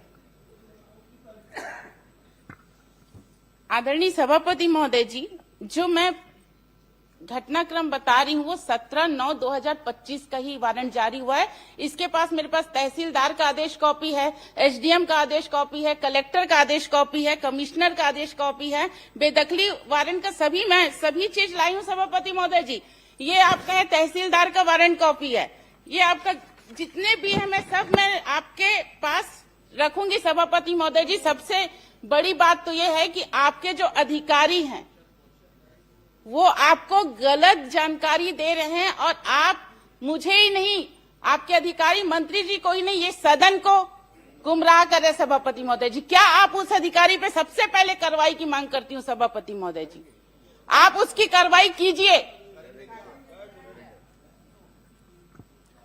माननीय सभापति महोदय, जैसे मैं बताया कि 31 जनवरी 2023 से 31 जनवरी 2026 तक हमारे पास अतिक्रमणकारियों की पूरी सूची है, और जैसा माननीय विधायक बता रहे हैं कि इस 2025 की घटना है, और यदि इसमें हमारे सूची में नहीं आया है तो मैं जो नाम आप दे रहे हैं उसको मैं चेक कराऊंगा, जांच कराऊंगा। अगर हमारे सूची में सम्मिलित नहीं है तो क्यों सूची नहीं सम्मिलित नहीं है उस पर अपन कार्रवाई करेंगे, हम आपको आश्वासन दे रहे हैं। यदि सूची में शामिल नहीं है और इस बीच की घटना का है 1 जनवरी 2023 से 31 जनवरी 2026 तक के बीच की घटना है जो आप बता रहे हैं, वो अगर हमारे सूची में शामिल नहीं है और आप बता रहे हैं कि है तो हम उस पर कार्रवाई करेंगे कि ये सूची में शामिल क्यों नहीं है। चलिए राजेश आदरणीय सभापति महोदय गया जी, ठीक है। और क्या है? जांच कर सभापति महोदय, देंगे, ठीक है, कार्रवाई कर इसमें देंगे, क्या शामिल बचा नहीं है, शामिल नहीं है, मैं मानने को तैयार हूँ सभापति महोदय जी। ये दोनों प्रकरण मोह कब तक तोड़ देंगे अवैध वाला को? वारंट जारी हो चुका है, सभी कॉपी मेरे पास है,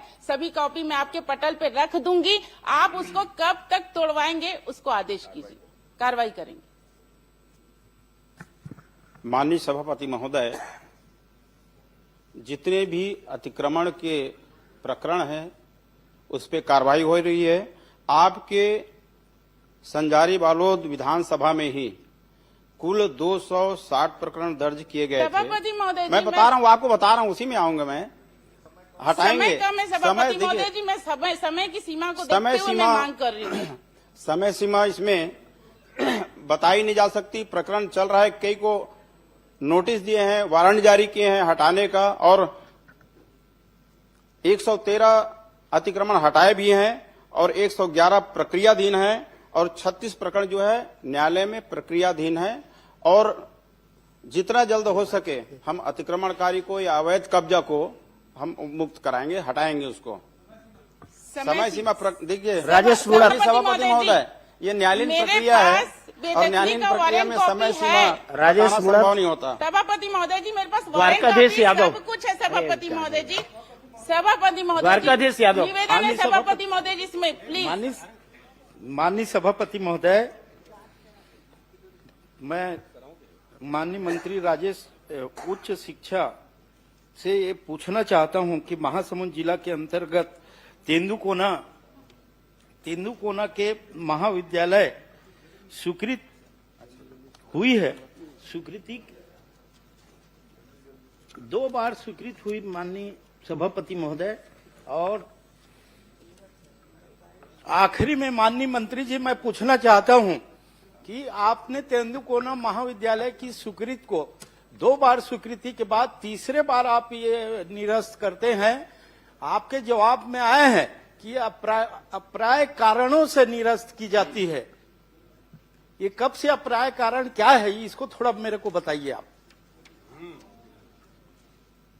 माननीय सभापति महोदय, पहले तो मैं माननीय विधायक जी को बधाई देता हूं कि आपके महाविद्यालय का टेंडर भी हो गया है, भूमि पूजन भी हो गया है, पर लेट क्यों हुआ उसके बारे में जानकारी माननीय मंत्री जी बता रहा हूं। टेंडर ओपन हो गए तो डेट बता दीजिए, और टेंडर कब लगा है बता दीजिए आप। बता देते हैं, आपको बता देते हैं। माननीय सभापति महोदय, लोक निर्माण विभाग कार्यपालन अभियंता के द्वारा इनकी टेंडर प्रक्रिया पूरी कर ली गई है, और ये 6/2/2026 को संबंधित जो ठेकेदार हैं अशोक चंद्राकर जी। माननीय मंत्री जी, समय कम है, आप जानकारी गलत दे रहे हैं। वो टेंडर निरस्त हो चुका है, गलत जानकारी पर कार्रवाई करेंगे क्या? ये टेंडर निरस्त हो चुका है। आपको अशोक चंद्राकर टेंडर निरस्त हो चुका है, कार्रवाई करेंगे क्या गलत जानकारी के लिए? ये कैसे चली आए भाई? आप इसकी जांच कराएंगे? इसका हम परीक्षण करेंगे, उसके बाद फिर नहीं, अगर टेंडर निरस्त हो गए हैं तो आप कार्रवाई का आश्वासन दीजिए, कार्रवाई करेंगे क्या? ये कैसे चली आए भाई साहब? ये 6/2 अभी लेटेस्ट 6/2/2026 को जारी हुआ है, अशोक चंद्राकर का टेंडर निरस्त हो चुका है, जिसको आप टेंडर अभी 6 को बता दीजिए ना, 6 को बता दीजिए। नहीं, उस जानकारी को बताइए ना। एक मिनट, अरे सुनो तो, आपका कॉलेज बनना चाहिए ना। नहीं, अब वो सवाल 6 उस को बात बता से रहे नहीं हैं तो है। बता दीजिए उसको। सभापति महोदय, दूसरी बात ये, तो इसमें मैं आश्वासन चाहूंगा, 6 को बता शिलान्यास की नीति क्या है, किनको किनको बुलाया गया था। जो जनप्रतिनिधि नहीं है वो 4 करोड़ के बिल्डिंग में, शिलालेख में उनका नाम अंकित हो रहा है। प्रोटोकॉल नियम पूर्व में क्षेत्रीय विधायक को बुलाया जाता था, वर्तमान में है कि नहीं, आप बताइए। लोकतंत्र का हत्या है। आप कार्रवाई करेंगे क्या? प्रोटोकॉल नीति के सब जगह यही है। तो इनके लिए कोई ऐसा नियमावली तो मैं नहीं पढ़ा हूं कि शिलान्यास और लोकार्पण के लिए किसको किसको बिल्कुल है। माननीय मंत्री जी, आप सदन में गलत जानकारी दे रहे हैं। सामान्य प्रशासन से मंगाइए आप। सभापति महोदय जी, यही है डबल इंजन है। चुने हुए जनप्रतिनिधि ताक में रख करके जो गांव में हार के किंदा तिकरे फोटो छपाते, अब विधायक के अपमान होते। ये डबल इंजन है। ये आप मैंने कथनी करने के फर्क है। देखा लोकतंत्र ला, बाबा साहब के कानून ला आपन नहीं माना। माननीय मंत्री जी, मेरा 2 ही सवाल है। गलत जानकारी दिया गया है, टेंडर निरस्त हो गए हैं, जिसको आप टेंडर मिला है बता रहे हैं। दूसरा, जो प्रोटोकॉल की पालन नहीं किया गया है, उस अधिकारी के ऊपर आप कार्रवाई करेंगे क्या? माननीय सभापति महोदय, जिस प्रोटोकॉल की बात कर रहे हैं माननीय विधायक, तो पूर्व की सरकार में भी इस तरह की घटना घटित हुई है, जहां पे सत्ता पक्ष लोग हैं। अभी तो आप हैं मंत्री जी, आप बताइए ना, इनका भी उदाहरण बताइए, वर्तमान बताइए। मंत्री जी, टेंडर की गलत जानकारी आई है, उसमें कार्रवाई करेंगे क्या? इसको हम ये अभी फरवरी का है, 6 तारीख का। नहीं मंत्री जी, आप स्वयं सदन के रिकॉर्ड में है, अशोक चंद्राकर ठेकेदार को टेंडर मिला है बताए हैं। वही बता रहा हूँ। तो अशोक चंद्राकर, मैं तो बोल रहा हूँ टेंडर निरस्त हो गए। इनको 12 महीने टेंडर निरस्त हो गए माननीय मंत्री जी। टेंडर निरस्त हो चुका है। जिस ठेकेदार का आप नाम ले रहे हो, आप निरस्त होने की जानकारी दे रहे हैं, तो हम एक बार इसको जांच करेंगे। मैं पेपर उपलब्ध करा दूंगा आपको। हाँ जी, धन्यवाद। तो कार्रवाई करेंगे ना? गलत जानकारी का परीक्षण करेंगे, कार्रवाई करेंगे। आप दिलाइए। धन्यवाद सभापति। समाप्त प्रश्नकाल।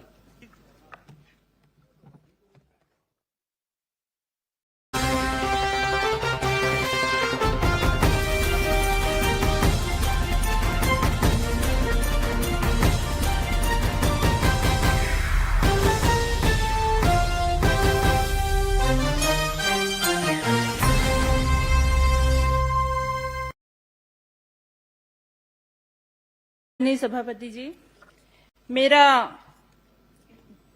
जिला सहकारी केंद्रीय बैंक के ऊपर एक ये प्रश्न है, जिसमें आदरणीय मंत्री जी द्वारा जवाब भी मिला है, लेकिन ये संतोषजनक नहीं है। जैसे मेरा सवाल था इसमें, क्या जिला सहकारी केंद्रीय बैंक शाखा डोंगरगढ़ के प्रस्ताव के आधार पर पंजीयक सहकारी संस्थाएं द्वारा दिनांक 24/8/2023 को भवन निर्माण की अनुमति दी गई? इन्होंने कहा हाँ। और कितनी राशि तो इन्होंने की स्वीकृति की गई है कहा गया, तो उसमें कहा 39 लाख की स्वीकृति दी गई। और उस जगहों पे अतिक्रमण है, उसे क्यों नहीं हटाया गया? ये भी मेरा क्वेश्चन था। तो इनका ये भी जवाब आया है कि अतिक्रमण होने के कारण शाखा भवन निर्माण हेतु अन्यत्र भूमि आवंटित करने हेतु कलेक्टर जिला राजनांदगांव से मांग किया गया है और वो जमीन को नहीं हटाएगा। मेरा इसमें सवाल ये है, क्या मंत्री जी यह बताने की कष्ट करेंगे कि जिला सहकारी केंद्रीय बैंक राजनांदगांव शाखा द्वारा कितनी भूपाटक राशि पटाया गया था इस अतिक्रमण वाली जगह के लिए, और प्रक्रिया जब पूर्ण हो चुकी थी तो कितनी राशि का राशि पूर्ण पटाया गया है, इसका बताया जाए।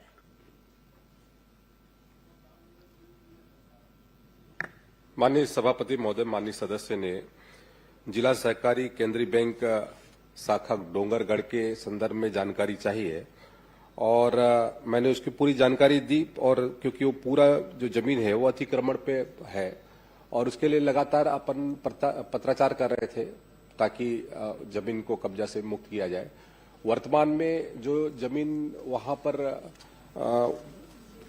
उपलब्धता की दृष्टि से हमारी कोशिश जारी है कि जल्द से जल्द ये जो भवन का निर्माण हो सके ताकि वहां के लोगों को सुविधाएं मिले। पूर्व में जो जमीन दिया गया था वो भी जो वहां पे अध्यक्ष रहे वो उनके ही जमीन के नजदीक में उनको कहते हैं वो किया गया था, तो वहां पर पार्किंग की सुविधा और बाकी सुविधाएं व्यवस्थित नहीं हो पा रही थी। तो इसके लिए भी हम लगातार चर्चा कर रहे हैं, क्योंकि बैंक का मामला है, तो इसलिए वहां तत्काल उनको उनके सुविधा के हिसाब से वो जमीन उपलब्ध कराने का निर्णय भी। आदरणीय के जो भूमि है, जिस जगह पे भू अर्जन के लिए भू पटक की जो प्रक्रिया होती है, उसकी राशि बैंक के द्वारा सहकारी केंद्रीय बैंक राजनांदगांव के द्वारा उसका भू राशि दिया गया। उसके बाद उसके भूमि पूजन हो चुका, उसके बाद उसमें आज टेंडर भी लग चुका है, और उसके बाद आज जब आदेश प्रक्रिया के तहत वर्क ऑर्डर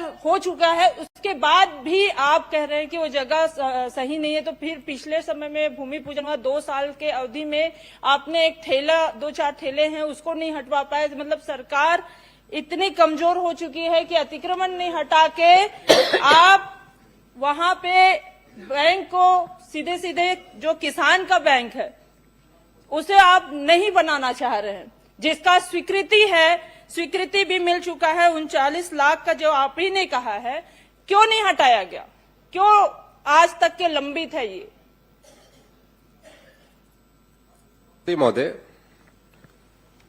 ये जो स्वीकृति है लगभग 2023 का है सभापति महोदय, और इसके लिए लगातार प्रक्रिया चल रही थी, और वर्तमान में जो स्थल है वहां पर पार्किंग की सुविधा और जो अन्य सुविधाएं होनी चाहिए वो उसके लिए उपयुक्त स्थिति नहीं है। इसलिए कलेक्टर से चर्चा करके उसके संदर्भ में अलग जहां पर अच्छी जमीन हो इसके संदर्भ में चर्चा कर रहे हैं। बार बार महोदय जी कह रहे हैं, मंत्री जी, कि पार्किंग की सुविधा, ये सारी चीजों को पहले देखा गया, तभी वहां पे वर्क ऑर्डर निकला, तभी वहां का टेंडर हुआ, तभी भूमि पूजन हुआ। अब ये सब होने के बाद आज वो किराए से संचालित है, वो भी भारतीय जनता पार्टी के एक नेता के रिश्तेदार के घर पे।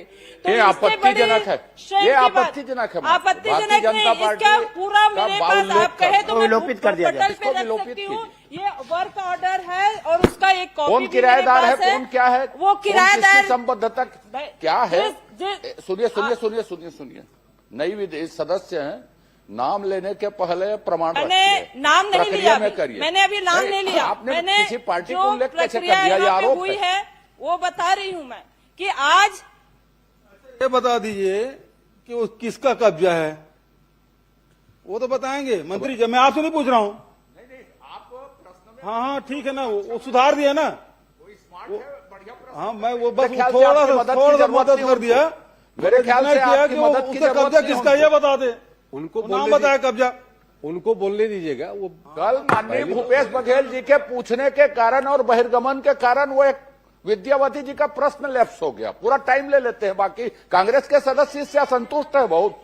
अच्छा सभापति महोदय, समय कौन ले? आप टाइम नहीं लेते हैं, बाकी लोग लेते हैं टाइम। पूरा सदन में सच आप ही का टाइम चल रहा है। आप प्रश्न कर लीजिए। सभापति जी, मैंने किसी का नाम नहीं लिया। इसमें यही कहा गया है कि यहाँ जब वर्क ऑर्डर हो चुका था, टेंडर लग चुका था, उसके बाद भूमि पूजन की प्रक्रिया हो गई थी, उसके बाद भी आज वहां पे ये कार्य संपन्न नहीं है, और अतिक्रमण की बात बार बार करके 2 साल से इसे किराए से चलाया जा रहा है। और जब सामने बात आई, जब मेरा ध्यान आकर्षण लगा, प्रश्न करें जी मैं कर रही हूँ, ध्यान आकर्षण लगा, उसके बाद जब पता चला कि ये एक निजी व्यक्ति को लाभ देने के लिए, सीधे लाभ देने के लिए आज सरकार ने इसे किराए पे चला रहा है।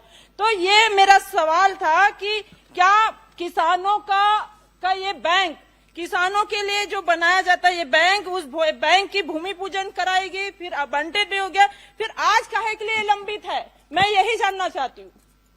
मंत्री जी, मैंने अपने उत्तर में कहा कि वो जो जमीन है वहां पर पर्याप्त, आज के दृष्टिकोण से वहां पर आपने कोई आवंटित, जो कोई भी जगह आवंटन किया, किराए से चलाया जा रहा है, जबकि इसकी राशि सैंक्शन है, स्वीकृत है। किराए, अब जब भवन नहीं है तो किराए से चलाया जा रहा है। और 2 साल में आपने अभी तक के आपने अतिक्रमण नहीं हटा पाए, भवन नहीं है तो किराए में चलाइए। अब आप कहेंगे कि किराए में भी मत चलाइए। भाई, तो वो तो मेरा वो तो सवाल तय वही है, वहां पे मंत्री जी, कलेक्टर के आदरणीय माध्यम से मंत्री जी, यही मेरा उसका रेट सवाल है कि 2 साल में आपने वो जगहों को क्यों या तो आपने उस जगह को अतिक्रमण हटाते या फिर कोई पे कलेक्टर महोदय द्वारा आवंटन कर दिया जाता जगह को, लेकिन ना ही जगह का आवंटन हुआ है और ना ही वहां से अतिक्रमण हटा है। मतलब इसमें सीधी सीधी बात सामने आ रही है जो कि मैंने कहा भारतीय जनता पार्टी के नेता के रिश्तेदार को लाभ पहुंचाने के, मैं इसमें गलत बात है ये। गलत बात नहीं, रिश्तेदार आखिर कोई ना कोई किसी रिश्तेदार होगा ही, तो ये बात नहीं करती, इसमें मैंने ये थोड़ी किसी ना का है। नाम नहीं लिया और जो नियम के तहत है वो किया जा रहा है। सभापति जी, जो- पार्टी का नाम है। मैंने उसको अगर- रिपीट करने के लिए पहले बोल दिया था। आदरणीय सभापति जी, ये बार यही बात को मैं कहना चाहूंगी, किसानों का शेयर जिससे आज सहकारी केंद्रीय बैंक का संचालन होता है, उसके बाद उसको भवन निर्माण किया जाता है ताकि किसानों को कोई असुविधा न हो। अब जब बैंक उस जगह को खरीद चुकी है, उसके बाद आज वो जगह को हम ये कह रहे हैं कि वहाँ पे पार्किंग की सुविधा नहीं है और उसके बाद उसको अतिक्रमण हटाया नहीं जा रहा है, ये कैसी बात हुई? प्रश्न मेरा यही है कि आज कब तक हटेगा ये अतिक्रमण और कब तक नया भवन बनेगा? सम्मानीय सभापति महोदय, जल्द से जल्द बनेगा। ठीक, आप मुझे समय दीजिए जी। माननीय सभापति महोदय, ये आपको बैंक बनाने के लिए कितनी जमीन की आवश्यकता है और पार्किंग के लिए कितनी जगह की आवश्यकता है और वहां पे कितना जमीन आपको अलाट हुआ है?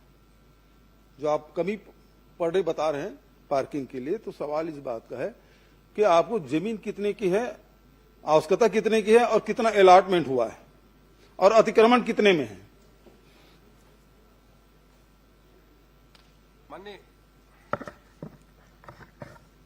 माननीय सभापति महोदय, लगभग वहां पर जो जमीन अलाट हुआ है वो लगभग 2200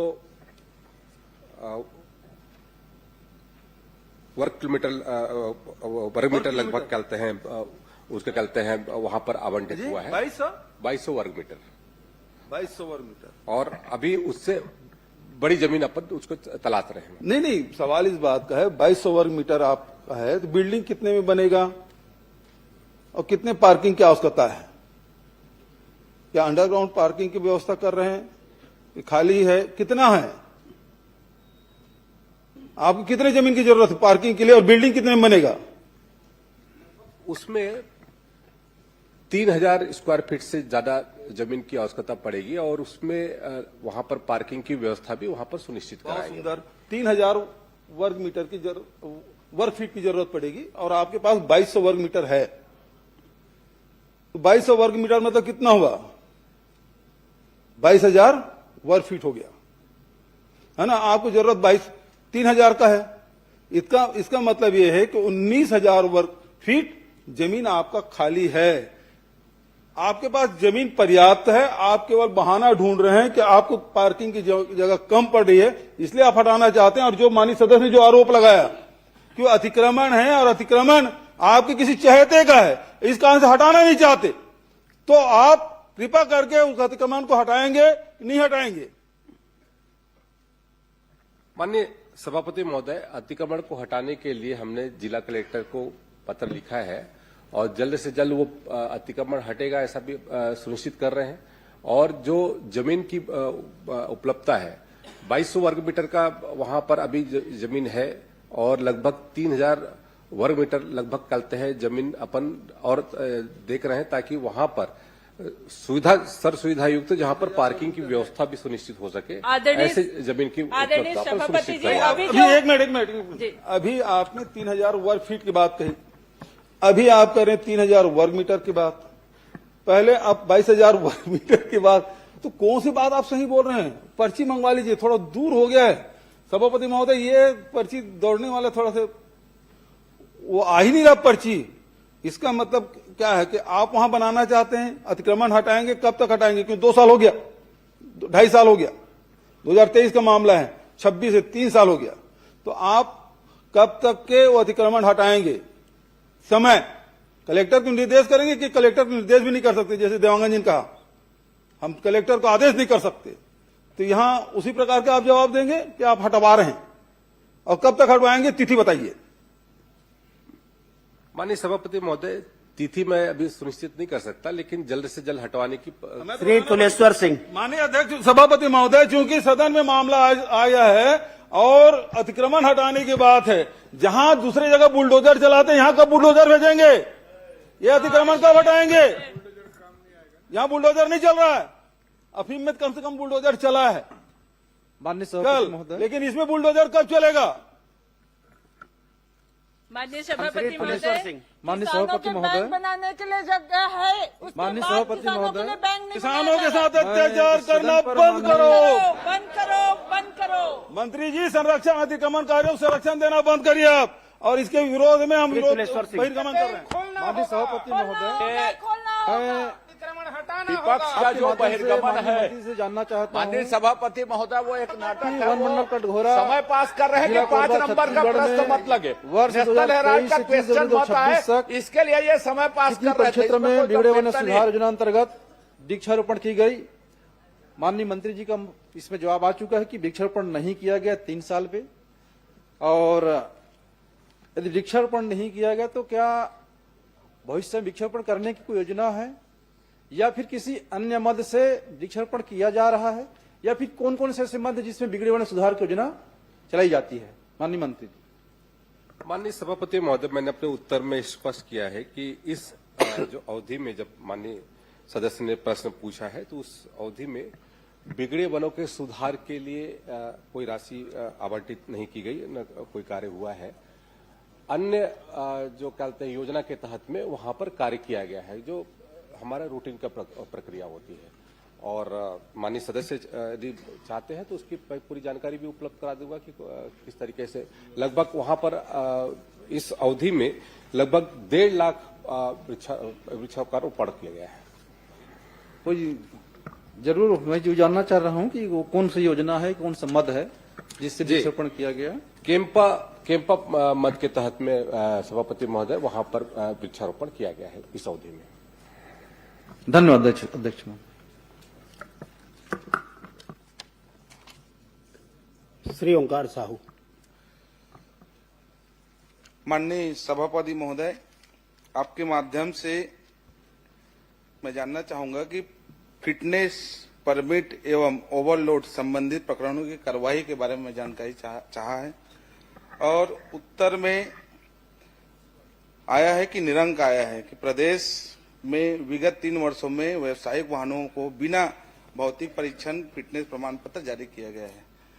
तो ठीक है, लेकिन खा नंबर में मैं जानकारी चाहा कि ओवरलोडिंग में कितने प्रकरण हैं, क्योंकि मंत्री महोदय द्वारा जानकारी मिली है कि 77,810 प्रकरण, लेकिन ये मैं पॉइंट पे मांगा हूं, पॉइंट टू पॉइंट। तो ओवरलोडिंग में कितना है ये बताने का कष्ट करेंगे।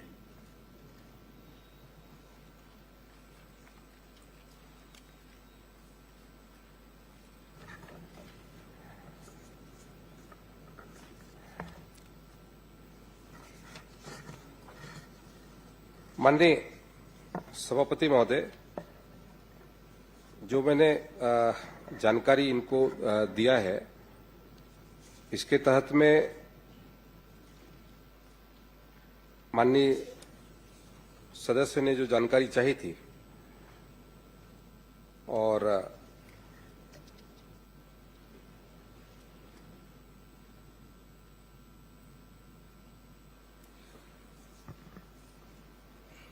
ओवरलोड के,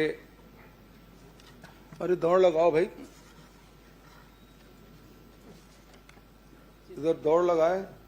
3 ही प्रश्न है उसमें, ओवरलोडिंग की कितना है, बिना परमिट कितना, बिना नहीं, उन्होंने बिना बीमा कितना है, फिटनेस तीनों प्रश्न है, फिटनेस का उन्होंने जानकारी मांगा था, बहुत लंबा उसमें जानकारी मांगा था, इसलिए मैंने कल लंबा कुछ नहीं है।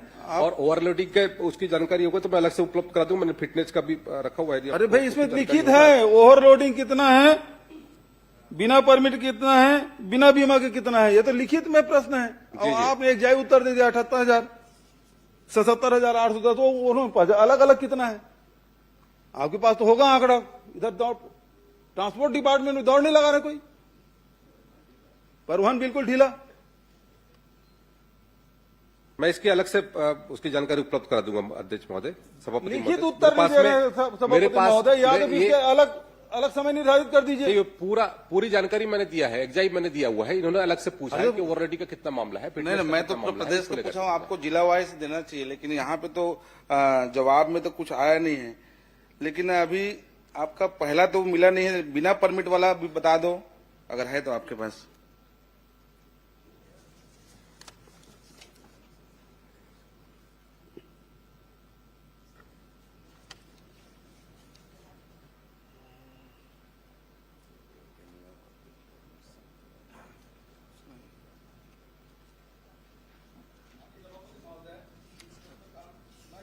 कर रहा हूं कि मंत्री जी की तैयारी पूरी नहीं है, आसंदी से व्यवस्था आनी चाहिए। सभापति महोदय बता रहे हैं, मंत्री जी बता रहे हैं। कुछ बता ही नहीं रहे ना, न क का उत्तर आ रहा है न ख का उत्तर आ रहा है। भाई बिना वो व्यवसायिक वाहन के बिना भौतिक परीक्षण के बिना फिटनेस के कितने हैं वो तो पूछा ही नहीं भाई। व्यवसायिक उसके बारे में आप कुछ बोले नहीं। मतलब जितने भी हैं वो सब फिटनेस वाले हैं। माननीय सभापति महोदय, उन्होंने फिटनेस की जानकारी मांगी थी, तो मैंने फिटनेस की पूरी जानकारी उनको उपलब्ध कराई है। और इसमें ये पूरा डाटा है मेरे पास। ना काम है तो आपने निरंक कर दिया। देखिए, छत्तीसगढ़ में जितनी गाड़ियां चल रही है 2023 में जो फिटनेस के उसमें चलते हैं, टोटल जो वो किया गया है उसमें 88,096 चलते हैं, उसमें फिटनेस वो किया गया है। और उसमें लगभग 87,000 चलते हैं पास हुए हैं, 87,900 चलते हैं 46। और 2024 में लगभग चलते हैं 1,02,000 चलते हैं, इसमें चलते हैं फिटनेस किया गया है। अब ये बताइए, आपने निरंक कहा वो सही है कि अभी बता रहे हैं वो सही है? नहीं, उत्तर ठीक नहीं आया सभापति महोदय। इसको दूसरे फिटनेस का डाटा मैंने रख दीजिए, आधे घंटे की चर्चा में रख दीजिए। अब किसी चीज रख ली, क्योंकि उत्तर तो नहीं आ रहा है। नहीं, निरंक वाले में सही जवाब दिए, आप पढ़िए उसको ठीक से। ऐसा तो ठीक है ना, वो तो तीन बिना माननीय सदस्य पूछे, हम तो केवल समय सुनो मंत्री जी हैं, भौतिक परीक्षा वो सक्षम मंत्री हैं, वो सक्षम मंत्री हैं और आपसे सीनियर भी हैं। गलत नहीं पूछ रहा हूं मैं तो उनको समय दे रहा हूं तब तक कि पर्ची आ जाए करके। प्रश्न का आप चुपचाप बैठे रहते हैं, अभी तक उत्तर भी नहीं दे रहा है। आगे पर्ची, ये ट्रांसपोर्ट डिपार्टमेंट बहुत धीमी गति से चल रहा है। अमेरिका से आता है वैसे ही आगे। करिए सभापति महोदय। नहीं, गाड़ी धीमी नहीं चल रही है, सर पर दौड़ रही है। नहीं, ये इसका निरंक है, इसका पूरी जानकारी लो। अब सुन लीजिए, अब श्यामलाल जी सुन लीजिए। पहले आंकड़े दे रहे थे, मतलब कुल मिला के तैयारी नहीं है। अब बिना तैयारी के विभाग ने कुछ भी उत्तर दे दिया है। या तो इसको दूसरे दिन के रखा जाए, नहीं तो हम इसका बाइकाट करते हैं भाई। नहीं, किस बात के लिए? अरे आप उत्तर ही नहीं दे पा रहे हो। नहीं, आपने जो जानकारी मांगा, मैंने अलग से बोला कि अलग से कहेगा। यदि ओवरलोड का मामला है तो जब आप लिखित उत्तर दिया, जानकारी कितने वाहनों पर किया गया है, लिखित उत्तर मांगा गया है भाई। मैं दे दूंगा जानकारी। मैंने बोला मैं सदन को बताने वाला आश्वस्त कर रहा हूँ, मैं इसकी पूरी जानकारी दे दूंगा। सभापति महोदय, इसको अलग समय निर्धारित किया जाए। उपलब्ध करा दूंगा बोल रहे हैं। नहीं, उपलब्ध कैसे होगा? ये तो लिखित उत्तर है। ये तो मंत्री विभाग को प्रताड़ित करना चाहिए, इनके पास कोई काम है ही नहीं है। एक उत्तर आंकड़ा नहीं दे पा रहे हैं। मंत्री जी माननीय सदस्य को उपलब्ध करा देंगे आप? बिल्कुल नहीं माननीय सभापति महोदय, क्योंकि मैं लिखित में जानकारी मांगी तो मुझे लिखित में जानकारी मिलना चाहिए। ये जो तैयारी है विभाग का, ये बहुत ही शून्य है, क्योंकि सब चीज में निरंक दिया। चलो मैं तो कहा के छोड़ दिया हूँ। में आपका जो जवाब है मैं उसमें संतुष्ट नहीं हूँ, तो मैं चाहता हूँ कि इसको आगे बढ़ाया जाए अगला दिन में। देखिए, आपका प्रश्न आप देखिए जी, आपने उसमें पूछा है कि परिवहन विभाग द्वारा वाहनों की ओवरलोड, 1 मिनट, ओवरलोडिंग, बिना परमिट संचालन तथा बिना बीमा पाए जाने पर कितने प्रकरण बनाए गए, कितनी राशि वसूल की गई। अब उसका ये जो जवाब दिया गया है कि पाए जाने पर 77,810 प्रकरण बनाए गए, आप केवल उसमें अब ये चाह रहे हैं, लिखित उत्तर आपको दे दिया है, आप ये चाह रहे हैं कि उसको अलग अलग बताएं। मंत्री जी आपको उपलब्ध करा देंगे जिलेवार पृथकता जानकारी। जी, जिलेवार। माननीय जिलेवार भी उपलब्ध करा देंगे आपको, वो भी उपलब्ध करा देंगे। प्रश्न नहीं, आप प्रश्न पढ़ लीजिए। बहुत मुश्किल प्रश्न में जो दिया गया है, माननीय सभापति महोदय, प्रश्न पूछने का अधिकार है माननीय भूपेश बघेल जी को, लेकिन धमकाने का अधिकार नहीं है। आप धमका रहे थे, मैं बहिष्कार करूंगा करके, बाइकाट करेंगे करके आप धमका रहे थे, अभी धमका रहे थे। और आप ऐसा नहीं पूछते, प्रश्नकाल ऐसा नहीं चलता, आपकी मर्जी से प्रश्नकाल नहीं चलेगा, प्रश्नकाल नहीं चलेगा, धमकी नहीं चलेगी आपकी। आपने धमकाया, आपने कहा ऐसा धमकी नहीं दी है, आपको बाइकाट किए थे, आपको बाइकाट किए थे, याद है? धमकी दी, अभी धमकी दी आपने, धमकी नहीं दिया, आपने धमकी दी, बात आप बैठ जाए, आप भी बैठिए, आप भी बैठिए, आप बैठिए, सब बैठिए। आपको कौन सी जानकारी चाहिए? माननीय आप बैठिए, आप भी बैठिए। माननीय भूपेश बघेल जी, आपसे बात कर रहा हूँ। माननीय मंत्री जी थे, आप इनका बाइकाट किए थे, भूल गए आप? मंत्री जी, आप मंत्री जी नहीं दे रहे, मौन धारण टाइप का लग रहा है, सुना नहीं, कुछ नहीं लग रहा है, आप बैठिए। क्या होगा? आप बैठिए ना। आप राम कुमार जी, माननीय सदस्य, आप बैठे। आपने जो पूछा मैंने आपको पढ़ के बताया। आप जो बोल रहे हो ना लिखित में उसका जवाब आया है, मैंने आपको पढ़ के बताया है। आपने जो प्रश्न किया है उसको पढ़ लीजिए। और आपने उसमें पृथकतः जानकारी नहीं मांगी है, आपने जो मांगी है जानकारी, मंत्री जी ने उसका जवाब दिया है, यही मैं आपको बोला हूं। और इसलिए उसमें अंतिम प्रश्न और कुछ करना है तो कर लीजिए, उसके बाद आगे बढ़ते हैं। सभापति महोदय, क्योंकि मैंने पॉइंट टू पॉइंट मांगा है। भाई आप पढ़िए, पॉइंट टू पॉइंट मैं पढ़ देता हूं, एक बार मैं पढ़ता हूं आपको। जी, उक्त अवधि में परिवहन विभाग द्वारा वाहनों की ओवरलोडिंग, बिना परमिट संचालन एवं बिना बीमा पाए जाने पर कितने प्रकरण बनाए गए तथा कितनी राशि वसूल की गई। अब आप पढ़िए। उक्त अवधि में ओवरलोडिंग, बिना परमिट संचालन एवं बिना बीमा पाए जाने पर 77,810 प्रकरण बनाए गए। उसकी राशि भी दी गई है कि कितना उसमें। आपने जो पूछा मंत्री ने वही, आप इसमें आप मेरे को ये बताइए, आप जो पूछे अभी, आप जो अभी पूछे, तो मैंने कहा मंत्री जी को जानकारी लेकर के आपको उपलब्ध कराए। नहीं, माननीय सदस्य को जानकारी चाहिए, इससे बाइकाट अलग करके देना है। अरे पूरे प्रदेश का दिया है, इसे पूरा प्रदेश का हुआ है 77,810। ये तो बेहद दुर्भाग्यजनक है। विभाग में कोई कंट्रोल मंत्री जी का नहीं है, अभी तक के उत्तर नहीं आ पाया है, और नहीं आ पाया इसे हम लोग बहिर्गमन कर रहे हैं। भाई माननीय सभापति श्री कुंवर सिंह निषाद,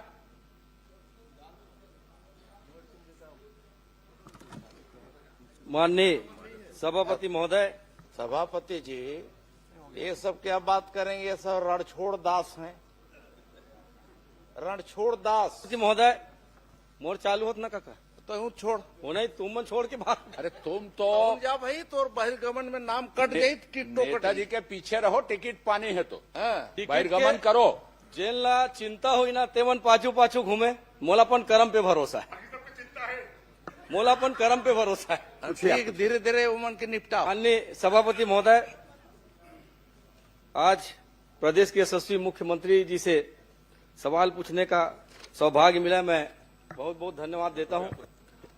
और मैंने स्पेसिफिक प्रश्न किया माननीय मुख्यमंत्री जी से कि जिला कांकेर तहसील भानु प्रतापपुर के कच्चेआरी डोंगरी में जो माइन संचालित हो रहा है गोदावरी पावर एंड इस्पात लिमिटेड को, माननीय सभापति महोदय, जैसा कि जवाब में आया है, उक्त कंपनी को 74.05 हेक्टेयर लगभग 250 एकड़ जमीन खनन के लिए नहीं अपितु किस वैज्ञानिक पद्धति से वेस्ट मटेरियल डंप किए जाने के लिए गैर खनिज युक्त अतिरिक्त क्षेत्र को दिया गया है, चूंकि वह जमीन एक रिजर्व एरिया में। माननीय सभापति महोदय, अब सवाल यह उठता है कि किस विभाग या किस अधिकारी द्वारा यह तय किया गया है कि वो जमीन गैर खनिज युक्त है, जबकि वह जमीन पूर्व में आवंटित 138.96 हेक्टेयर की जमीन से लगा हुआ है। माननीय सभापति महोदय, तो ये जरूर मैं माननीय मुख्यमंत्री से सवाल कर रहा हूं, मैं इसका जवाब चाहता हूं माननीय सभापति महोदय। माननीय सभापति महोदय, माननीय सदस्य के प्रश्न के जवाब में मैं बताना चाहूंगा कि इनके समय जब इनकी सरकार थी तो गोदावरी इस्पात प्राइवेट लिमिटेड को खसरा नंबर 188 रकबा 2.65 हेक्टर क्षेत्र को राजस्व नियमों के तहत रिजेक्ट ओवरबर्डन के निस्तारण हेतु सतह अधिकार दिया गया और इसी प्रकार आपके ही सरकार में 4/8/2023 को 61.41 हेक्टर भूमि को रिजेक्ट ओवरबर्डन निस्तारण के लिए आवंटन किया गया, लेकिन इस पर नियम कानून को ताक में रख के ये सब दिया गया, जबकि हम लोग लगा हुआ जो 74.05 हेक्टर जमीन है उसको पूरी विधि विधान के साथ जो भारत सरकार का खरीद नियम है उसके अनुसार उनको ओवरबर्डन डंप के लिए दिए हैं और वैसे ही नहीं दिए हैं। उसके लिए messrs Kartikeya exploration and mining service private limited से उसका जांच कराया गया है और जो जीएसआई है उससे भी जांच कराया गया है, उसके नीचे कोई मिनरल्स नहीं है, इसलिए ओवरबर्डन डंपिंग के लिए ये दिया गया है। माननीय सभापति महोदय, माननीय मंत्री जी का जवाब आया है कि जांच कराई गई है। मैं आपके माध्यम से यह जानना चाहता हूं कि 2015 के बाद राजस्व बढ़ाने के लिए शासन द्वारा एक पारदर्शी प्रक्रिया अपनाई गई है ऑनलाइन टेंडर का, जिसमें पारदर्शी भी बने रहे और राज्य की आमदनी बढ़े। ये हुआ भी है चाहे सरकार किसी की भी रहे माननीय सभापति महोदय, लेकिन अभी जो टेंडर हुआ है 11 साल में पहली बार ये प्रक्रिया हुआ माननीय सभापति महोदय कि इस नियम को पहले बिना निविदा के पीछे दरवाजे से सीधा फर्म को दिया गया माननीय सभापति महोदय। और मैं तो सीधा सीधा सीएम साहब से ये कहना चाहूंगा, आप बड़े उदार हैं, बड़े सीधे हैं, बड़े सहर हैं माननीय मुख्यमंत्री जी। आपके नाक के नीचे ये जो काम हो रहा है निश्चित ही ये सोचने वाली बात है। सबसे बड़ी बात यह है कि जो ऑनलाइन टेंडर की प्रक्रिया होती है वो प्रक्रिया नहीं हो पाई है और आपने जो कहा है कि 23/5/2025 में जीएसआई के माध्यम से सशर्त हमने ये टेंडर किया है, तो आप ये बता दें कि जीएसआई के माध्यम से जो हुआ है कि किस आधार पर आपने सहमति दी है और यदि आपने सशर्त आदेश जारी किया है तो उसकी एक कॉपी उपलब्ध करा दें माननीय सभापति महोदय। माननीय सभापति महोदय, मैं माननीय सदस्य को बताना चाहूंगा कि भारत सरकार खान मंत्रालय के पत्र दिनांक 28/11/2024 के माध्यम से यह स्पष्ट किया गया है कि स्वीकृत खनि पट्टा क्षेत्र से लगकर गैर खनिज युक्त भूमि पर नीलामी की आवश्यकता नहीं होती है। माननीय सभापति महोदय, ये 250 एकड़ जमीन का मामला है, जहां पे आपके खनन चल रहे हैं उससे लगा हुआ जमीन है। क्या किसी कंपनी को उसी आधार पर दे दिया जाएगा कि वो वहां पर माल को डंप करे? उसके दूर में भी तो और जमीन है माननीय सभापति महोदय, उसे भी दिया जा सकता था, लेकिन ये कहीं न कहीं इसमें अधिकारियों की मिलीभगत है। माननीय मुख्यमंत्री जी को पूरी जानकारी नहीं दे पा रहे हैं और कहीं न कहीं पर इसमें एक बड़ा ही मामला दिखता है। माननीय सभापति महोदय, मैं आपके माध्यम से यही कहना चाहूंगा, क्या एक बार फिर इस पर पुनर्विचार करेंगे या जांच कराकर जो जीएसआई का जो जूलॉजिकल सर्वे ऑफ इंडिया है उसके आधार पर ये मापदंड तय करेंगे कि जो वैज्ञानिक पद्धति आपने कहा है और किस वैज्ञानिक पद्धति के आधार में उस जमीन का आपने आवंटन वहां पर किया है? माननीय सभापति महोदय, मैं बता चुका हूं कि इसमें नीलामी की आवश्यकता नहीं होती है और इसको जो लगा हुआ भूमि आवंटित किए हैं 74.05 हेक्टेयर, उससे उसका माइनिंग क्षमता बढ़ा है 2.35 मिलियन टन से 6 मिलियन टन उसका उत्पादन होगा, जिससे प्रतिवर्ष 190 करोड़ का अतिरिक्त राजस्व प्रदेश को मिलेगा।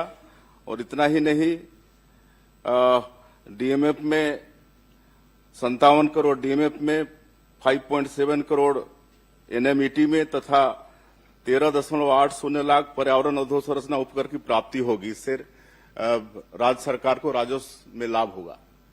नहीं, वो जो जमीन जो डंप करने के लिए आवंटित की गई है उससे सरकार को क्या फायदा हो रहा है, मैं ये जानना चाहता हूं। क्या उसे जूलॉजिकल सर्वे ऑफ इंडिया इस एजेंसी से जांच करवाएंगे क्या? मैं ये अभी हम बताएं ना आपको किससे लाभ हो रहा है, और जीएसआई से और प्राइवेट एजेंसी से जांच करवा चुके हैं, उसमें नीचे कोई मिनरल्स नहीं। सुशांत शुक्ला। सभापति महोदय, मेरा प्रश्न 1635 है और इसमें ये 74.05 हेक्टेयर अतिरिक्त आपने दिया।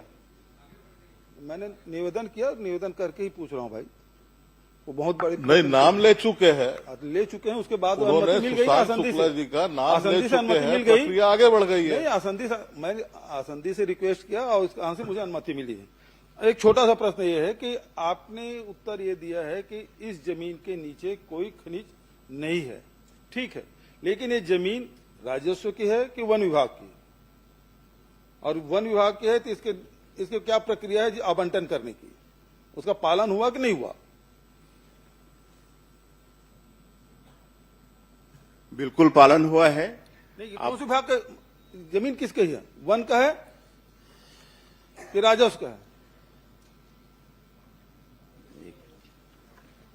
राजस्व का है। सुशांत शुक्ला। सभापति महोदय, पूर्ववर्ती सरकार में राजनीतिक विचारों को केंद्र रखते हुए चलने वाली पत्रिका, जिसका डिजिटल एडिशन नेशनल हेराल्ड के नाम से जाना जाता है, मेरे प्रश्न पर लिपिकी त्रुटि हो गई है। मैं आग्रह आपके माध्यम से करूंगा उसको सुधारें। संडे नवजीवन भी एक उसकी हिंदी एडिशन है और पिछली सरकार में इसको 4 करोड़ 24 लाख रुपया डिजिटल एडिशन के रूप में भुगतान किया गया। चूंकि त्रुटि हो गई थी तो संडे नवजीवन का विवरण नहीं आ पाया। मैं आपके माध्यम से माननीय मुख्यमंत्री जी से जानना चाहूंगा कि संडे नवजीवन को कितना भुगतान किया गया।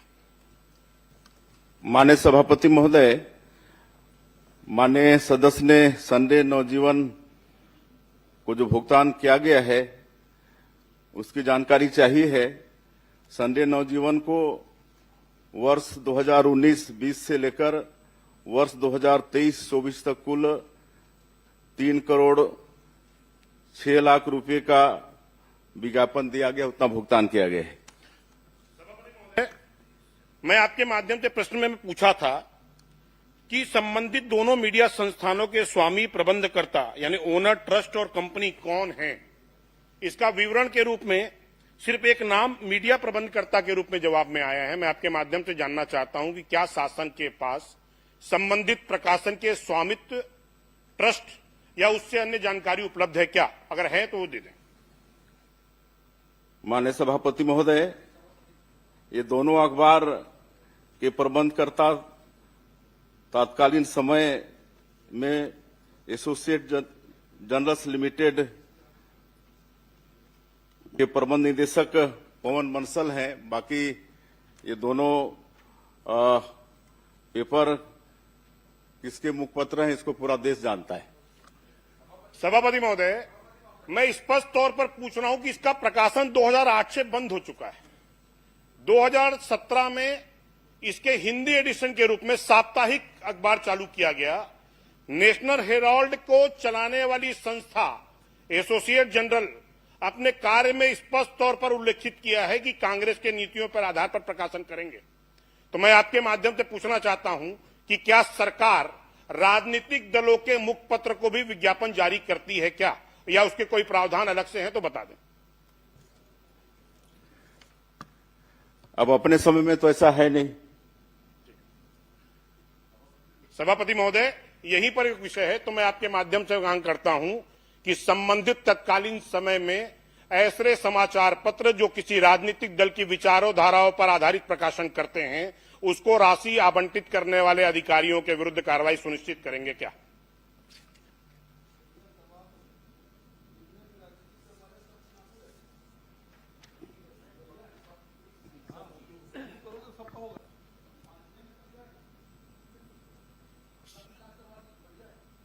सभापति महोदय, मैं आपसे आग्रह करूंगा, वरिष्ठ सदस्य बैठ के बोल रहे हैं और जिस संस्था का नाम ले रहे हैं, मैं चुनौती के साथ इस सदन पर कह रहा हूं कि वो किसी भी राजनीतिक दल का मुखपत्र नहीं है, किसी भी राजनीतिक दल का मुखपत्र नहीं। लेकिन मेरे पास जो कागज है वो किसी एक राजनीतिक दल के मुख संस्था के द्वारा प्रकाशित मुखपत्र है। प्रश्न करें ना। अजय चंद्राकर जी। माननीय सभापति महोदय,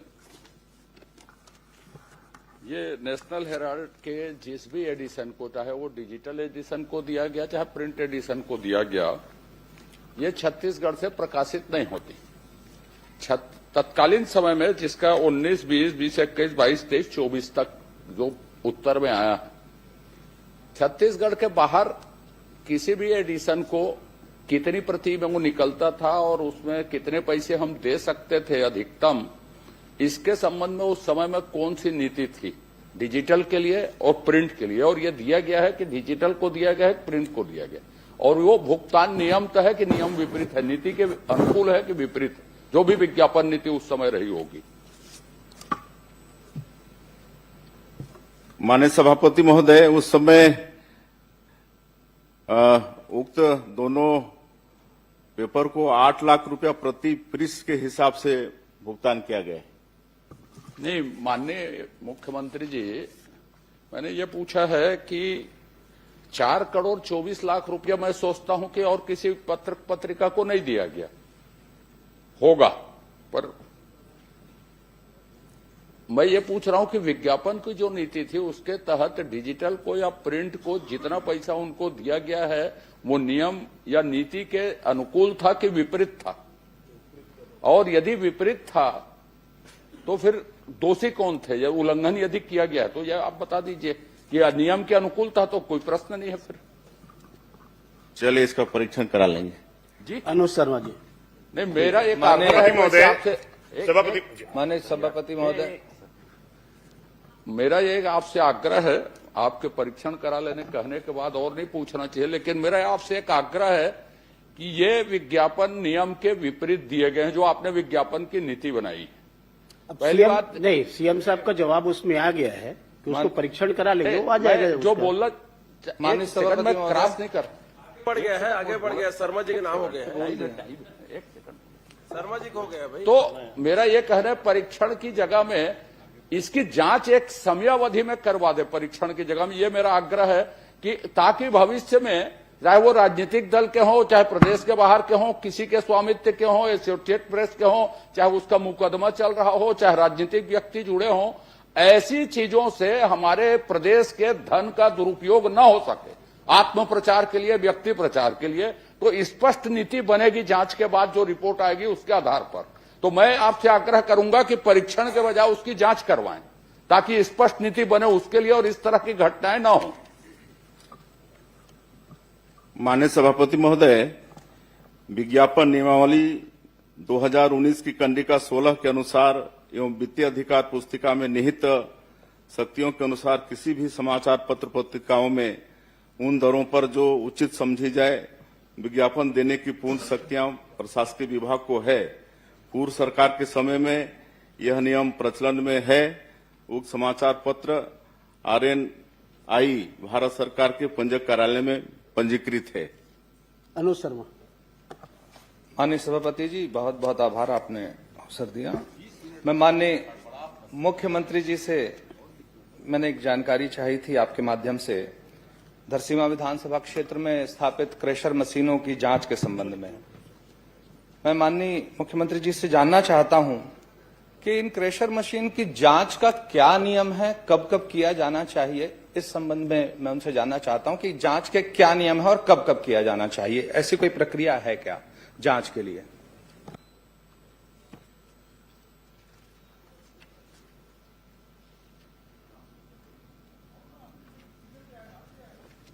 माननीय मुख्यमंत्री जी।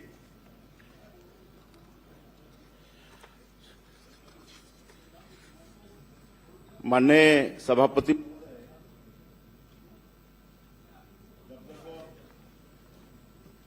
शिकायत मिली है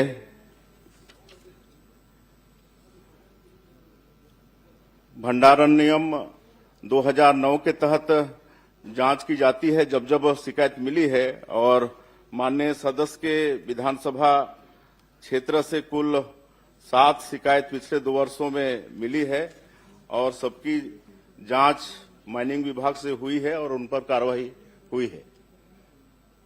माननीय सभापति महोदय, कुल मिलाकर 2018 से लेकर 2026 तक 10 बार जांच की गई है और इस 10 बार की जांच में 6 जांच ऐसी पाई गई जिसमें कोई अनियमितता नहीं थी। केवल 4 संस्थाओं के विरुद्ध कार्रवाई हुई है और इसमें सबसे बड़ी बात यह रहती है माननीय सभापति महोदय, जिसमें सरकारी खजाने का बहुत बड़ा नुकसान होता है। जितने की अनुमति होती है, जितने का बिजली बिल आता है, जितने का उत्खनन होता है, उतने की रॉयल्टी नहीं पटाई जाती है, जिससे प्रदेश के खजाने में बहुत बड़ा नुकसान होता है। मैं माननीय मुख्यमंत्री जी से अनुरोध करता हूं और उनसे एक मांग करता हूं कि क्या जिस अनुपात में बिजली का बिल उन संस्थानों में आया है, जिस अनुपात में माइनिंग की गई है और जिस अनुपात में रॉयल्टी पटाई गई है, उसके आधार पे जांच कराएंगे क्या? और मैं बता भी देता हूं, ऐसे एक नहीं कई संस्थान है जिसकी शिकायत आई है। Ocean, अंत्रोज Dondekala, Balaji stone crusher Dondekala, Mohan stone Lalpur, Vinayak mining Matiya, Bhavna stone Seri Khedi, Vimla infrastructure लिमी देवरी, दीपक अग्रवाल देवरी, ऐसे मेरे पास पूरी लाइन है जिसकी शिकायत आई है। तो मेरा माननीय मुख्यमंत्री जी से आग्रह है कि जितने माइनिंग की परमिशन थी, जितनी माइनिंग हुई है, जितना बिजली का बिल आया है और कितना रॉयल्टी पटा है, इस आधार पर जांच की घोषणा करेंगे क्या? माननीय सभापति महोदय, जैसे मैंने कहा कि जहां से भी शिकायत आई है उस पर जांच हुई है और जो सही पाए गए हैं उन पर कार्रवाई हुई है और उनसे समझौता राशि भी वसूल किया गया है। माननीय सभापति महोदय, इसमें अभी तक 6 सालों में 2,70,000 रुपए का अर्थदंड लगा है, सिर्फ 2,70,000 का। मेरा बस इतना आग्रह है माननीय मुख्यमंत्री जी से, क्योंकि इसमें प्रदेश के खजाने में पैसा आना है रॉयल्टी का। ये रॉयल्टी की चोरी का मामला है कि बिजली बिल के अनुपात में जितना उत्खनन हुआ है उस आधार पर जांच कराएंगे क्या? मैं माननीय मुख्यमंत्री जी को मैं मांग कर रहा हूं, उसके आधार पर जांच की घोषणा कर दें। बस होगी तो आप दे देंगे, लिख के जांच करा लेंगे। श्रीमती संगीता माननीय सभापति जी, माननीय भूपेश बघेल जी के बार बार बहिर्गमन से नेता प्रतिपक्ष जी थक गए हैं, नाराज हो गए हैं, अस्वस्थ हो गए हैं कि सदन से चले गए हैं। आप एक व्यवस्था दीजिए कि प्रश्नकाल के बाद संसदीय कार्य मंत्री का इस विषय में वक्तव्य आए। सदन चिंतित है, नेता प्रतिपक्ष जी बार बार से परेशान हो गए हैं। नेताजी न इसमें एक थके हैं, व्यवस्था न दीजिए परेशान है। संसदीय कार्य मंत्री जी का बयान है, नेता प्रतिपक्ष जी आखिर है कहाँ? नाराज होके गए हैं, हाउस चल रहा है, बार बार उसको चला देते हैं, जबरदस्ती ले जाते हैं। तो सदन में इसमें संसदीय कार्य मंत्री का वक्तव्य आना चाहिए। समय खराब कर रहे हैं, मुझे समय चाहिए। आप कृपया शासन को निर्देशित कर दें, प्रश्नकाल के बाद उसका वक्तव्य आ जाए नेता प्रतिपक्ष जी की सिचुएशन, स्थिति के बारे में। सभापति महोदय जी, समय। संगीता सिन्हा जी, ये क्या है कि आज 3 प्रश्न में ही सत्ता पक्ष की हालत खराब हो गई और इस कारण से मोर्चा संभालना पड़ रहा आपको, लेकिन इससे कुछ फर्क पड़ने वाला नहीं है। नेताजी पे पूरा विश्वास, कुछ मिलने वाला भी नहीं है। इसमें वक्तव्य आना चाहिए संसदीय कार्य मंत्री का। आखिर नेता प्रतिपक्ष को परेशान किया जा रहा है, तो है कहाँ? नाराज होकर चले गए हैं, थक गए हैं, क्या है? संगीता सिन्हा जी नहीं लिया गया, उसमें बयान आना किया जा रहा है। राजस्व न्यायालयों के द्वारा किन प्रतिपक्ष दबाव महसूस कर रहे हैं। प्रश्नकाल अरे मुख्यमंत्री और संसदीय कार्य मंत्री के को पूरा बाइकाट किए हैं। आप वित्त मंत्री देख लीजिए और दूसरे गृह मंत्री देख लीजिए, दोनों गायब हैं, वो आए ही नहीं प्रश्नकाल में। आप लोग कुछ आदरणीय सभापति महोदय जी, राजस्व न्यायालयों के द्वारा किन किन अतिक्रमणकारियों को अतिक्रमित भूमि के बेदखल किए जाने के संबंध में वारंट जारी किया गया सभापति महोदय जी? और इसी में एक दूसरा प्रश्न है सभापति महोदय जी, किन कारणों से अभी तक बेदखली के कार्रवाई को नहीं की गई है? मैं हाजिर हूं भाई। चंद्राकर जी मैं हाजिर हूँ, आप चिंता न करें।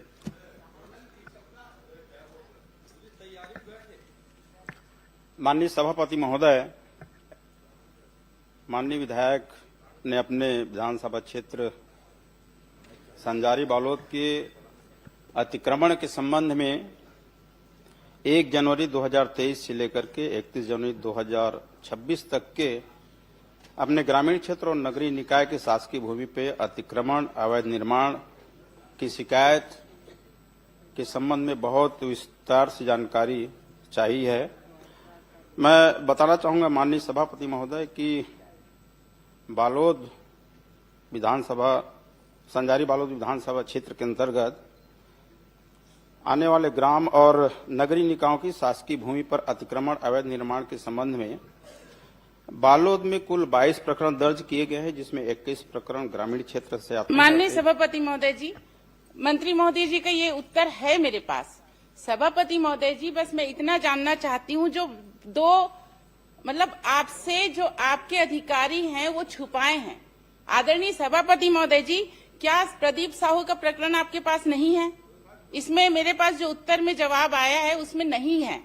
आदरणीय सभापति महोदय जी, एक प्रदीप साहू का प्रकरण है सभापति महोदय जी, जो तहसीलदार गुरूर द्वारा बेदखली का वारंट जारी किया गया है 17/9/2025 को। उसमें आज तक कोई कार्रवाई नहीं हुई सभापति महोदय जी। इसी में दूसरा तहसीलदार गुरूर जो दुर्गानंद साहू पे तहसीलदार गुरूर द्वारा बेदखली वारंट जारी किया गया 11/12/2025 को, इसका यहाँ पे कहीं पे इसमें नहीं है सभापति महोदय जी। आपके अधिकारी आपको गलत जानकारी दे रहे हैं सभापति महोदय जी। इसी में जो 2 प्रकरण तोड़ा गया है, मतलब 2 तोड़ा गया है 12/7/2024 को बाजार चौक गुरूर में 50 दुकान को तोड़ा गया सभापति महोदय जी, सवेरे 5 बजे आके। उसका भी इसमें कोई जानकारी नहीं है उत्तर में सभापति महोदय जी। इसी में 29/10/2025 को बरही स्थित स्वयं रिसोर्ट का तोड़ा गया सभापति महोदय जी, अतिक्रमण, उसकी भी जानकारी नहीं है। आदरणीय सभापति, मैं बहुत पूछना चाहती हूँ कि इन सब प्रकरण का जो बहुत महत्वपूर्ण है, इनकी जानकारी आपके पास क्यों नहीं है? माननीय सभापति महोदय, मैं बताना चाहूंगा कि हमारे विभाग के द्वारा कोई जानकारी छिपाई नहीं गई और नहीं हम जानकारी छिपा रहे हैं। इन्होंने जो प्रश्नावधि में जो हमसे प्रश्न किए हैं, स्पष्ट रूप से पूछा गया है कि 1 जनवरी 2023 से 31 जनवरी 2026 तक के अतिक्रमण, अवैध कब्जा के संबंध में जानकारी चाहिए गई है। हम वही जानकारी बता रहे हैं। यदि आपको और जानकारी चाहिए थी तो पुराने प्रकरण आप बता रहे थे कि 2015 से 2020 से जो जानकारी चाहिए थी, आपने जिस अवधि का हमसे जानकारी चाहिए वही जानकारी हम आपको दे रहे हैं। आदरणीय सभापति महोदय जी, जो मैं घटनाक्रम बता रही हूँ वो 17/9/2025 का ही वारंट जारी हुआ है। इसके पास मेरे पास तहसीलदार का आदेश कॉपी है, एसडीएम का आदेश कॉपी है, कलेक्टर का आदेश कॉपी है, कमिश्नर का आदेश कॉपी है, बेदखली वारंट का सभी चीज लाई हूँ सभापति महोदय जी। ये आपका है तहसीलदार का वारंट कॉपी है, ये आपका जितने भी है मैं आपके पास रखूंगी सभापति महोदय जी। सबसे बड़ी बात तो ये है कि आपके जो अधिकारी हैं वो आपको गलत जानकारी दे रहे हैं, और आप मुझे ही नहीं, आपके अधिकारी मंत्री जी को ही नहीं, ये सदन को गुमराह कर रहे सभापति महोदय जी। क्या आप उस अधिकारी पे सबसे पहले कार्रवाई की मांग करती हूँ सभापति महोदय जी, आप उसकी कार्रवाई कीजिए।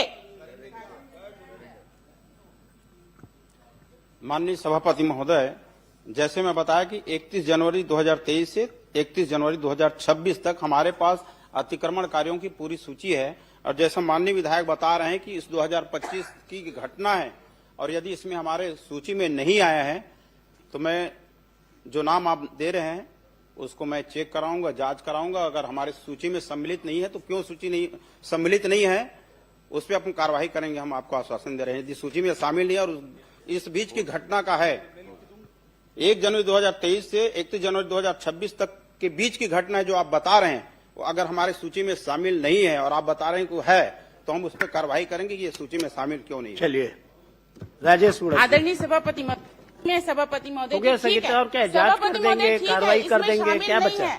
शामिल नहीं है, मैं मानने को तैयार हूं सभापति महोदय जी। ये दोनों प्रकरण मोह कब तक तोड़ देंगे अवैध वाला को? वारंट जारी हो चुका है, सभी कॉपी मेरे पास है, सभी कॉपी मैं आपके पटल पे रख दूंगी। आप उसको कब तक तोड़वाएंगे उसको आदेश कीजिए, कार्रवाई करेंगे।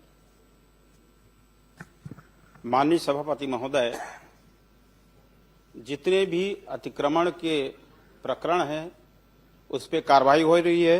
आपके संजारी बालोद विधानसभा में ही कुल 260 प्रकरण दर्ज किए गए थे। सभापति महोदय जी, मैं बता रहा हूँ, आपको बता रहा हूँ, उसी में आऊंगा मैं। हटाएंगे समय कम है सभापति महोदय जी, मैं समय की सीमा को देखते हुए मैं मांग कर रही हूँ। समय सीमा इसमें बताई नहीं जा सकती। प्रकरण चल रहा है, कई को नोटिस दिए हैं, वारंट जारी किए हैं हटाने का, और 113 अतिक्रमण हटाए भी हैं और 111 प्रक्रियाधीन हैं और 36 प्रकरण जो है न्यायालय में प्रक्रियाधीन है। और जितना जल्द हो सके हम अतिक्रमणकारी को या अवैध कब्जा को हम मुक्त कराएंगे, हटाएंगे उसको। समय सीमा देखिए राजेश सभापति महोदय, ये न्यायालयीन प्रक्रिया है और न्यायालयीन प्रक्रिया में समय सीमा राजेश संभव नहीं होता। सभापति महोदय जी, मेरे पास द्वारकाधीश यादव, सब कुछ है सभापति महोदय जी। सभापति महोदय द्वारकाधीश यादव, निवेदन है सभापति महोदय जी, इसमें प्लीज। माननीय सभापति महोदय, मैं माननीय मंत्री राजेश उच्च शिक्षा से ये पूछना चाहता हूं कि महासमुंद जिला के अंतर्गत तेंदुकोना के महाविद्यालय स्वीकृत हुई है, स्वीकृति 2 बार स्वीकृत हुई माननीय सभापति महोदय। और आखिरी में माननीय मंत्री जी, मैं पूछना चाहता हूं कि आपने तेंदुकोना महाविद्यालय की स्वीकृति को 2 बार स्वीकृति के बाद तीसरे बार आप ये निरस्त करते हैं। आपके जवाब में आए हैं कि अप्राय कारणों से निरस्त की जाती है। ये कब से अप्राय कारण क्या है, इसको थोड़ा मेरे को बताइए आप। माननीय सभापति महोदय, पहले तो मैं माननीय विधायक जी को बधाई देता हूं कि आपके महाविद्यालय का टेंडर भी हो गया है, भूमि पूजन भी हो गया है, पर लेट क्यों हुआ उसके बारे में जानकारी माननीय मंत्री जी बता रहा हूं। टेंडर ओपन हो गए तो डेट बता दीजिए और टेंडर कब लगा है बता दीजिए। आप बता देते हैं, आपको बता देते हैं। माननीय सभापति महोदय, लोक निर्माण विभाग कार्यपालन अभियंता के द्वारा इनकी टेंडर प्रक्रिया पूरी कर ली गई है और ये 6/2/2026 को संबंधित जो ठेकेदार हैं अशोक चंद्राकर जी। माननीय मंत्री जी, समय कम है, आप जानकारी गलत दे रहे हैं। वो टेंडर निरस्त हो चुका है, गलत जानकारी पर कार्रवाई करेंगे क्या? ये टेंडर निरस्त हो चुका है। आपको अशोक चंद्राकर टेंडर निरस्त हो चुका है, कार्रवाई करेंगे क्या गलत जानकारी के लिए? ये कैसे चली आए भाई? आप इसकी जांच कराएंगे? इसका हम परीक्षण करेंगे, उसके बाद फिर नहीं, अगर टेंडर निरस्त हो गए है तो आप कार्रवाई का आश्वासन दीजिए, कार्रवाई करेंगे क्या? ये कैसे चली आए भाई साहब? ये 6/2 अभी लेटेस्ट 6/2/2026 को जारी हुआ है। अशोक चंद्राकर का टेंडर निरस्त हो चुका है, जिसको आप टेंडर अभी 6/2 को बता दीजिए ना, 6/2 को बता दीजिए। नहीं, उस जानकारी को बताइए ना। एक मिनट, अरे सुनो तो, आपका कॉलेज बनना चाहिए ना। नहीं, अब वो 6/2 को बता रहे हैं तो बता दीजिए सभापति महोदय। दूसरी बात ये, तो इसमें मैं आश्वासन चाहूंगा, 6/2 को शिलान्यास की नीति क्या है?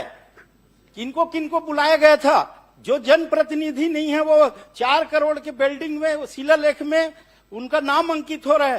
प्रोटोकॉल नियम पूर्व में क्षेत्रीय विधायक को बुलाया जाता था, वर्तमान में है कि नहीं, आप बताइए।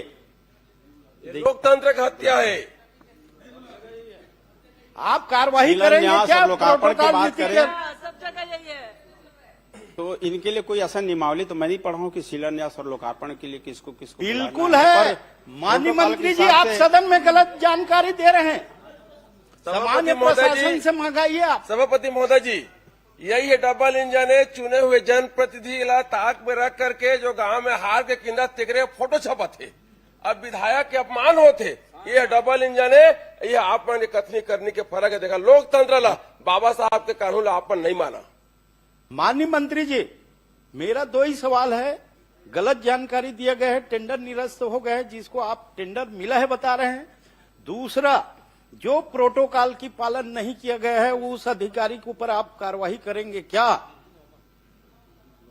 माननीय सभापति महोदय, जिस प्रोटोकॉल की बात कर रहे हैं माननीय विधायक, तो पूर्व की सरकार में भी इस तरह की घटना घटित हुई है, जहां पे सत्ता पक्ष लोग हैं। अभी तो आप हैं मंत्री जी, आप बताइए ना, पूर्व में क्यों जा रहे हैं? उदाहरण बताइए, वर्तमान बताइए। मंत्री जी, टेंडर की गलत जानकारी आई है, उसमें कार्रवाई करेंगे क्या? इसको हम ये अभी फरवरी का है, 6 तारीख का। नहीं मंत्री जी, आप स्वयं सदन के रिकॉर्ड में है, अशोक चंद्राकर ठेकेदार को टेंडर मिला है बताए हैं। वही बता रहा हूँ। तो अशोक चंद्राकर, मैं तो बोल रहा हूँ टेंडर निरस्त हो गए, इनको 12 महीने टेंडर निरस्त हो गए। माननीय मंत्री जी, टेंडर निरस्त हो चुका है। जिस ठेकेदार का आप नाम ले रहे हो, आप निरस्त होने की जानकारी दे रहे हैं, तो हम एक बार इसको जांच करेंगे। मैं पेपर उपलब्ध करा दूंगा आपको। हाँ जी, धन्यवाद। तो कार्रवाई करेंगे ना? गलत जानकारी का परीक्षण करेंगे, कार्रवाई करेंगे। आप दिलाइएगा। धन्यवाद सभापति। समाप्त प्रश्नकाल।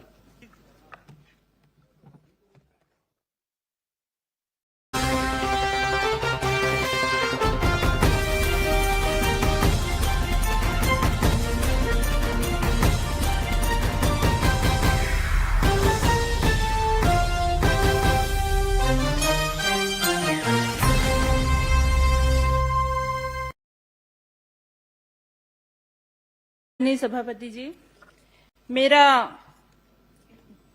जिला सहकारी केंद्रीय बैंक के ऊपर एक ये प्रश्न है, जिसमें आदरणीय मंत्री जी द्वारा जवाब भी मिला है, लेकिन ये संतोषजनक नहीं है। जैसे मेरा सवाल था इसमें, क्या जिला सहकारी केंद्रीय बैंक शाखा डोंगरगढ़ के प्रस्ताव के आधार पर पंजीयक सहकारी संस्थाएं द्वारा दिनांक 24/8/2023 को भवन निर्माण की अनुमति दी गई? इन्होंने कहा हाँ। और कितनी राशि तो इन्होंने की स्वीकृति की गई है कहा गया, तो उसमें कहा 39 लाख की स्वीकृति दी गई। और उस जगहों पे अतिक्रमण है, उसे क्यों नहीं हटाया गया? ये भी मेरा क्वेश्चन था। तो इनका ये भी जवाब आया है कि अतिक्रमण होने के कारण शाखा भवन निर्माण हेतु अन्यत्र भूमि आवंटित करने हेतु कलेक्टर जिला राजनांदगांव से मांग किया गया है और वो जमीन को नहीं हटाएगा। मेरा इसमें सवाल ये है, क्या मंत्री जी यह बताने की कष्ट करेंगे कि जिला सहकारी केंद्रीय बैंक राजनांदगांव शाखा द्वारा कितनी भूपाटक राशि पटाया गया था इस अतिक्रमण वाली जगह के लिए, और प्रक्रिया जब पूर्ण हो चुकी थी तो कितनी राशि का राशि पूर्ण पटाया गया है, इसका बताया जाए।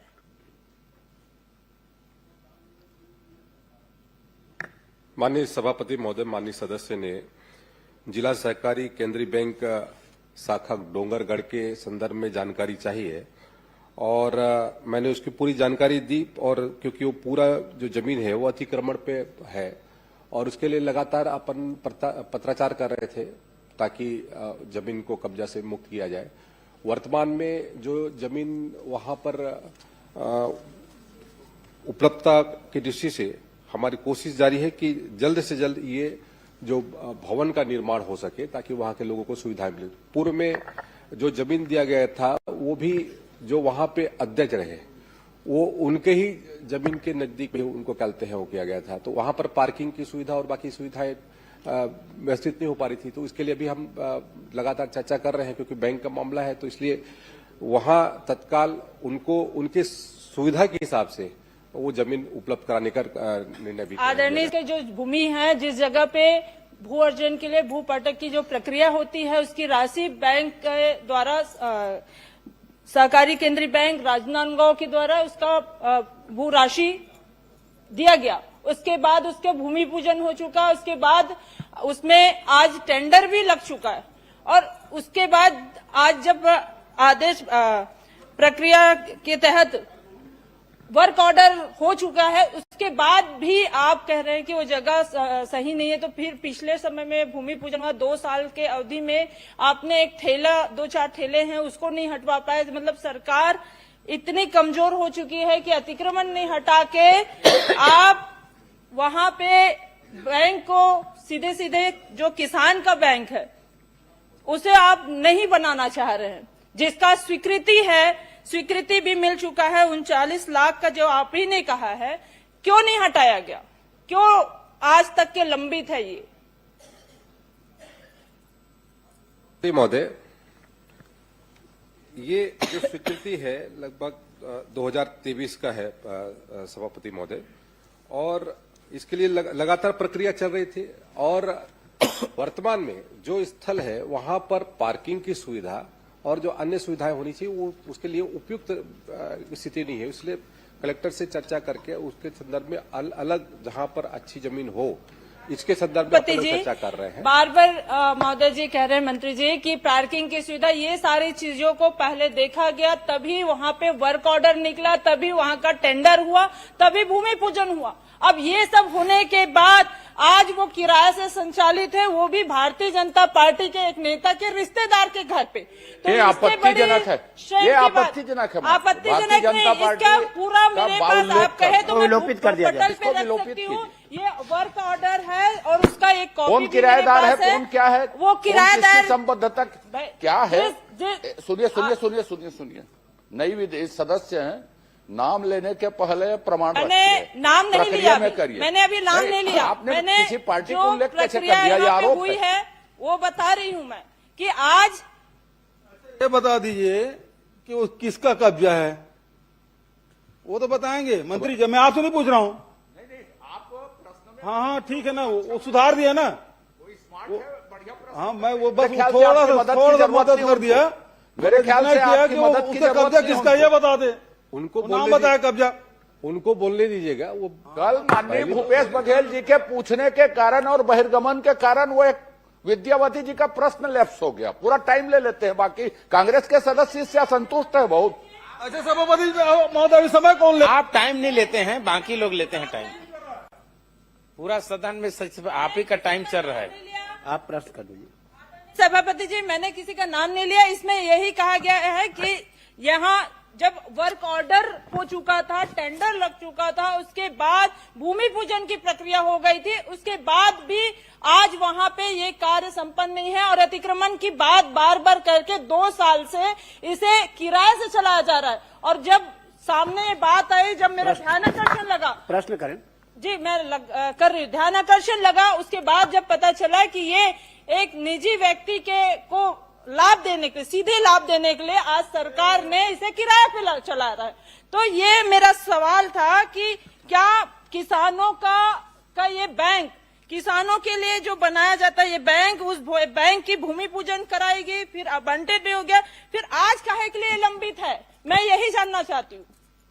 मंत्री जी, मैंने अपने उत्तर में कहा कि वो जो जमीन है वहां पर पर्याप्त, आज के दृष्टिकोण से वहां पर आपने कोई आवंटित, जो कोई भी जगह आवंटन किया, किराए से चलाया जा रहा है, जबकि इसकी राशि सैंक्शन है, स्वीकृत है। किराए, अब जब भवन नहीं है तो किराए से चलाया जा रहा है। और तो 2 साल में आपने अभी तक के आपने अतिक्रमण नहीं हटा पाए, भवन नहीं है तो किराए में चलाइए। अब आप कहेंगे कि किराए में भी मत चलाइए, तो वो तो तय वहां पे कलेक्टर के माध्यम से। यही मेरा सवाल है कि 2 साल में आपने वो जगह को क्यों, या तो आपने उस जगह को अतिक्रमण हटाते या फिर कोई पे कलेक्टर महोदय द्वारा आवंटन कर दिया जाता जगह को, लेकिन ना ही जगह का आवंटन हुआ है और ना ही वहां से अतिक्रमण हटा है। मतलब इसमें सीधी सीधी बात सामने आ रही है, जो कि मैंने कहा भारतीय जनता पार्टी के नेता के रिश्तेदार को लाभ पहुंचाने के,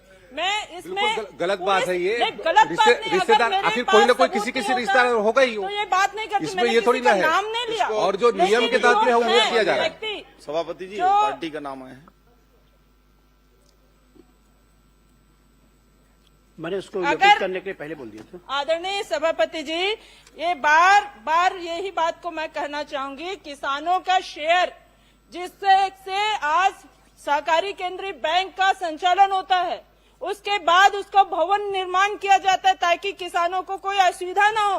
अब जब बैंक उस जगह को खरीद चुकी है, उसके बाद आज वो जगह को हम ये कह रहे हैं कि वहाँ पे पार्किंग की सुविधा नहीं है और उसके बाद उसको अतिक्रमण हटाया नहीं जा रहा है।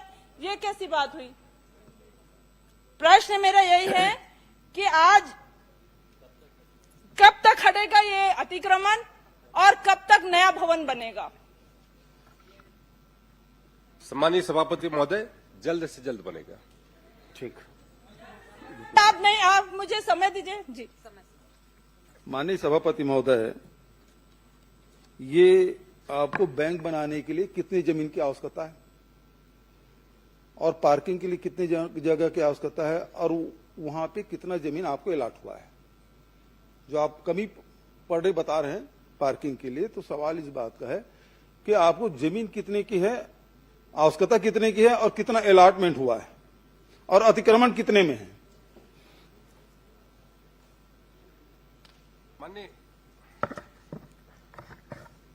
माननीय सभापति महोदय, लगभग वहां पर जो जमीन अलॉट हुआ है वो लगभग 2200 वर्ग मीटर लगभग कहते हैं, उसके कहते हैं वहां पर आवंटित हुआ है 2200 वर्ग मीटर। 2200 वर्ग मीटर। और अभी उससे बड़ी जमीन अपन उसको तलाश रहे हैं। नहीं, सवाल इस बात का है 2200 वर्ग मीटर आपका है, तो बिल्डिंग कितने में बनेगा और कितने पार्किंग की आवश्यकता है? क्या अंडरग्राउंड पार्किंग की व्यवस्था कर रहे हैं? खाली है? कितना है? आपको कितने जमीन की जरूरत है पार्किंग के लिए और बिल्डिंग कितने में बनेगा? उसमें 3000 स्क्वायर फीट से ज्यादा जमीन की आवश्यकता पड़ेगी और उसमें वहां पर पार्किंग की व्यवस्था भी वहां पर सुनिश्चित कराएंगे। सुंदर। 3000 वर्ग मीटर की वर्ग फीट की जरूरत पड़ेगी और आपके पास 2200 वर्ग मीटर है, तो 2200 वर्ग मीटर मतलब कितना हुआ? 22,000 वर्ग फीट हो गया, है ना? आपको जरूरत 3000 का है। इसका मतलब यह है कि 19,000 वर्ग फीट जमीन आपका खाली है। आपके पास जमीन पर्याप्त है, आप केवल बहाना ढूंढ रहे हैं कि आपको पार्किंग की जगह कम पड़ रही है, इसलिए आप हटाना चाहते हैं। और जो माननीय सदस्य ने जो आरोप लगाया कि वो अतिक्रमण है और अतिक्रमण आपके किसी चहेते का है, इस कारण से हटाना नहीं चाहते, तो आप कृपा करके उस अतिक्रमण को हटाएंगे, नहीं हटाएंगे?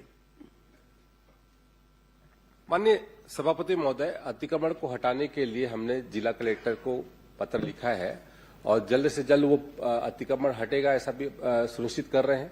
और जो जमीन की उपलब्धता है 2200 वर्ग मीटर का वहां पर अभी जमीन है और लगभग 3000 वर्ग मीटर लगभग कहते हैं जमीन अपन और देख रहे हैं, ताकि वहां पर सुविधा युक्त जहां पर पार्किंग की व्यवस्था भी सुनिश्चित हो सके, ऐसे जमीन की उपलब्धता पर सुनिश्चित करें। अभी एक मिनट, अभी आपने 3000 वर्ग फीट की बात कही, अभी आप कर रहे हैं 3000 वर्ग मीटर की बात, पहले आप 22,000 वर्ग मीटर की बात, तो कौन सी बात आप सही बोल रहे हैं? पर्ची मंगवा लीजिए, थोड़ा दूर हो गया है सभापति महोदय, ये पर्ची दौड़ने वाला थोड़ा सा वो आ ही नहीं रहा पर्ची। इसका मतलब क्या है कि आप वहां बनाना चाहते हैं, अतिक्रमण हटाएंगे, कब तक हटाएंगे? क्योंकि 2 साल हो गया, 2.5 साल हो गया, 2023 का मामला है, 26 से 3 साल हो गया, तो आप कब तक के वो अतिक्रमण हटाएंगे?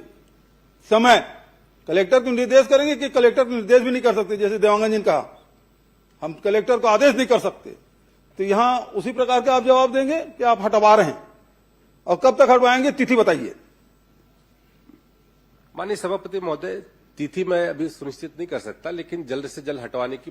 श्री तुलेश्वर सिंह। माननीय अध्यक्ष सभापति महोदय, चूंकि सदन में मामला आया है और अतिक्रमण हटाने की बात है, जहां दूसरी जगह बुलडोजर चलाते हैं, यहां कब बुलडोजर भेजेंगे? ये अतिक्रमण कब हटाएंगे? यहां बुलडोजर नहीं चल रहा है, अफीम में कम से कम बुलडोजर चला है माननीय सभापति महोदय, लेकिन इसमें बुलडोजर कब चलेगा? माननीय सभापति महोदय, माननीय सभापति महोदय, बनाने के लिए जगह है, माननीय सभापति महोदय, किसानों के साथ अत्याचार करना बंद करो, बंद करो, बंद करो। मंत्री जी, संरक्षण अतिक्रमणकारियों को संरक्षण देना बंद करिए आप, और इसके विरोध में हम बहिर्गमन कर रहे हैं। माननीय सभापति महोदय, अतिक्रमण हटाना विपक्ष का आपके जो माध्यम से बहिर्गमन माननीय है, मंत्री से जानना चाहता माननीय हूँ सभापति महोदय, वो एक नाटक है। वन वो मंडल कटघोरा समय पास कर रहे हैं कि 5 नंबर का प्रश्न मत लगे, नेशनल हेराल्ड का क्वेश्चन मत आए, इसके लिए ये समय पास कर रहे थे। क्षेत्र में इसमें कोई बिगड़े वन गंभीरता नहीं सुधार है। योजना अंतर्गत वृक्षारोपण की गई। माननीय मंत्री जी का इसमें जवाब आ चुका है कि वृक्षारोपण नहीं किया गया 3 साल पे, और यदि वृक्षारोपण नहीं किया गया तो क्या भविष्य में वृक्षारोपण करने की कोई योजना है, या फिर किसी अन्य मद से वृक्षारोपण किया जा रहा है, या फिर कौन कौन से ऐसे मद जिसमें बिगड़े वन सुधार की योजना चलाई जाती है? माननीय मंत्री जी। माननीय सभापति महोदय, मैंने अपने उत्तर में स्पष्ट किया है कि इस जो अवधि में जब माननीय सदस्य ने प्रश्न पूछा है तो उस अवधि में बिगड़े वनों के सुधार के लिए कोई राशि आवंटित नहीं की गई, न कोई कार्य हुआ है। अन्य जो कहते हैं योजना के तहत में वहां पर कार्य किया गया है, जो हमारा रूटीन का प्रक्रिया होती है। और माननीय सदस्य यदि चाहते हैं तो उसकी पूरी जानकारी भी उपलब्ध करा दूंगा कि किस तरीके से लगभग वहां पर इस अवधि में लगभग 1.5 लाख वृक्षारोपण किया गया है। कोई जरूर मैं जो जानना चाह रहा हूं कि वो कौन सी योजना है, कौन सा मद है जिससे वृक्षारोपण किया गया? केम्पा मद के तहत में सभापति महोदय वहां पर वृक्षारोपण किया गया है इस अवधि में। धन्यवाद अध्यक्ष।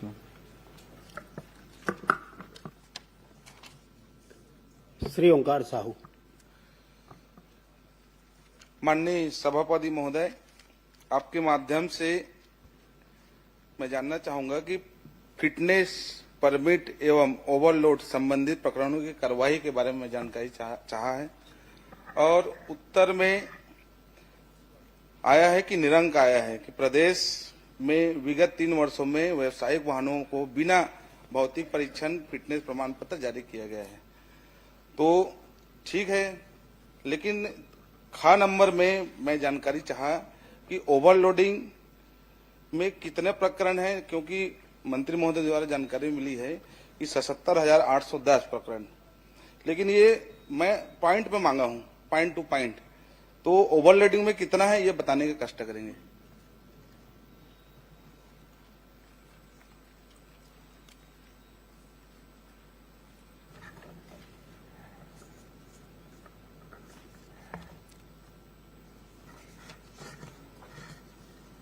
माननीय सभापति महोदय, जो मैंने जानकारी इनको दिया है, इसके तहत में माननीय सदस्य ने जो जानकारी चाही थी, और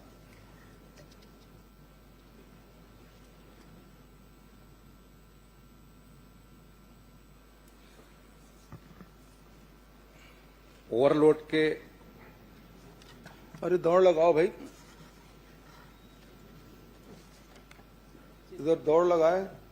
3 ही प्रश्न है उसमें, ओवरलोडिंग की कितना है, बिना परमिट कितना, बिना नहीं, उन्होंने बिना बीमा कितना है, फिटनेस तीनों प्रश्न है। फिटनेस का उन्होंने जानकारी मांगा था, बहुत लंबा उसमें जानकारी मांगा था, इसलिए मैंने कहा लंबा कुछ नहीं है। और ओवरलोडिंग के उसकी जानकारी होगा तो मैं अलग से उपलब्ध करा दूंगा। मैंने फिटनेस का भी रखा हुआ है। अरे भाई, इसमें लिखित है ओवरलोडिंग कितना है, बिना परमिट कितना है, बिना बीमा के कितना है, ये तो लिखित में प्रश्न है। और आपने एक जाय उत्तर दे दिया 78,000, 77,810, तो उन्होंने अलग अलग कितना है आपके पास तो होगा आंकड़ा। इधर दौड़, ट्रांसपोर्ट डिपार्टमेंट में दौड़ नहीं लगा रहे कोई, परिवहन बिल्कुल ढीला। मैं इसकी अलग से उसकी जानकारी उपलब्ध करा दूंगा अध्यक्ष महोदय, सभापति लिखित उत्तर नहीं दे रहे सभापति महोदय, या तो इसके अलग समय निर्धारित कर दीजिए। ये पूरी जानकारी मैंने दिया है, एग्जाइट मैंने दिया हुआ है। इन्होंने अलग से पूछा है कि ओवरलोडिंग का कितना मामला है। नहीं, मैं तो प्रदेश को पूछा हूँ, आपको जिला वाइज देना चाहिए, लेकिन यहाँ पे तो जवाब में तो कुछ आया नहीं है। लेकिन अभी आपका पहला तो मिला नहीं है, बिना परमिट वाला भी बता दो अगर है तो आपके पास।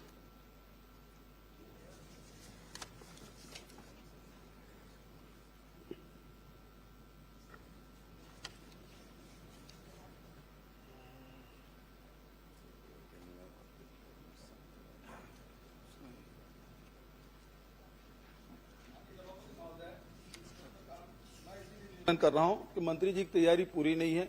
आसंदी से व्यवस्था आनी चाहिए सभापति महोदय। बता रहे हैं मंत्री जी, बता रहे हैं। बता ही नहीं रहे ना, न क का उत्तर आ रहा है न ख का उत्तर आ रहा है। भाई बिना वो व्यवसायिक वाहन के बिना भौतिक परीक्षण के बिना फिटनेस के कितने हैं वो तो पूछा ही नहीं भाई। व्यवसायिक उसके बारे में आप कुछ बोले नहीं।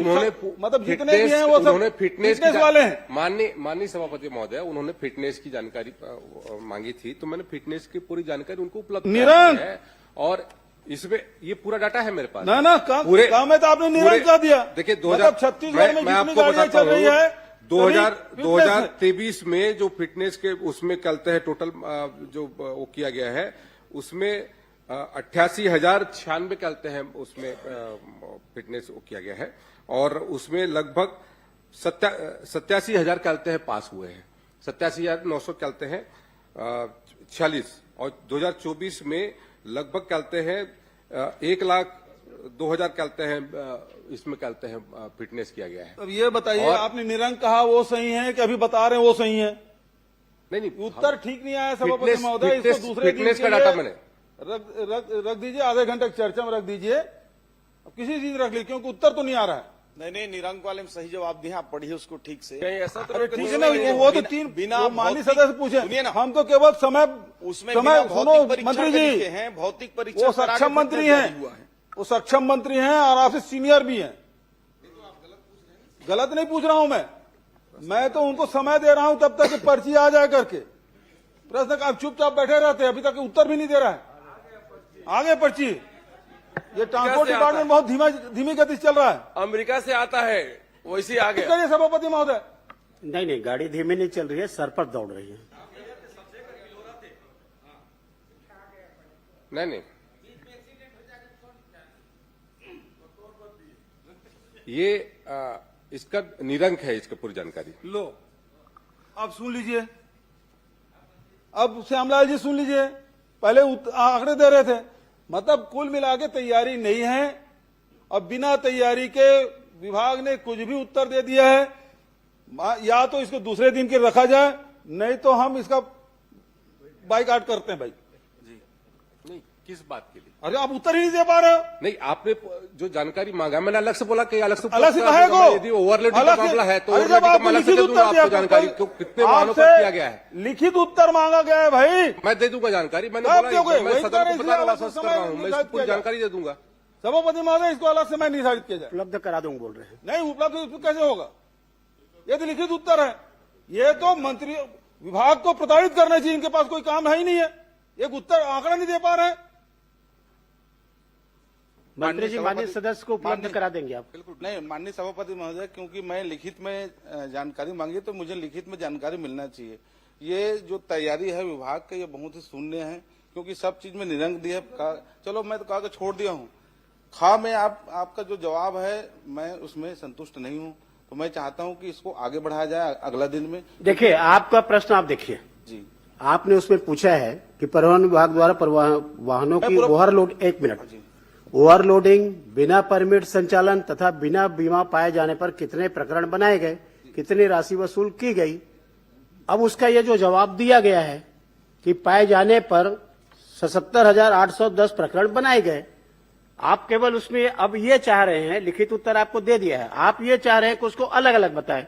मंत्री जी आपको उपलब्ध करा देंगे जिलेवार पृथकता जानकारी। जी जिलेवार माननीय जिलेवार भी उपलब्ध करा देंगे आप, वो भी उपलब्ध करा देंगे।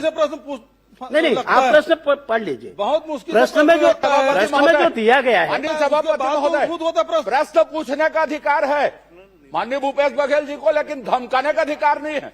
आप धमका रहे थे, मैं बहिष्कार करूंगा करके, बाइकाट करेंगे करके आप धमका रहे थे। मंत्री अभी धमका रहे थे और आप ऐसा नहीं पूछते। प्रश्नकाल ऐसा नहीं चलता, आपकी मर्जी से प्रश्नकाल नहीं रहे। अपनी बात रखें, प्रश्नकाल नहीं चलेगा, धमकी नहीं चलेगी आपकी। आपने धमकाया, आपने कहा बढ़ रहे हैं, मंत्री जी को ऐसा धमकी नहीं दी है। आपको बाइकाट किया थे, आपको बाइकाट किया थे, धमकी दी, अभी धमकी दी आपने, धमकी नहीं दिया, आपने धमकी दी, बात रखने का अधिकार है। आप बैठ जाए, आप भी बैठिए, आप भी बैठिए। आप बैठिए, सब बैठिए। आपको कौन सी जानकारी चाहिए?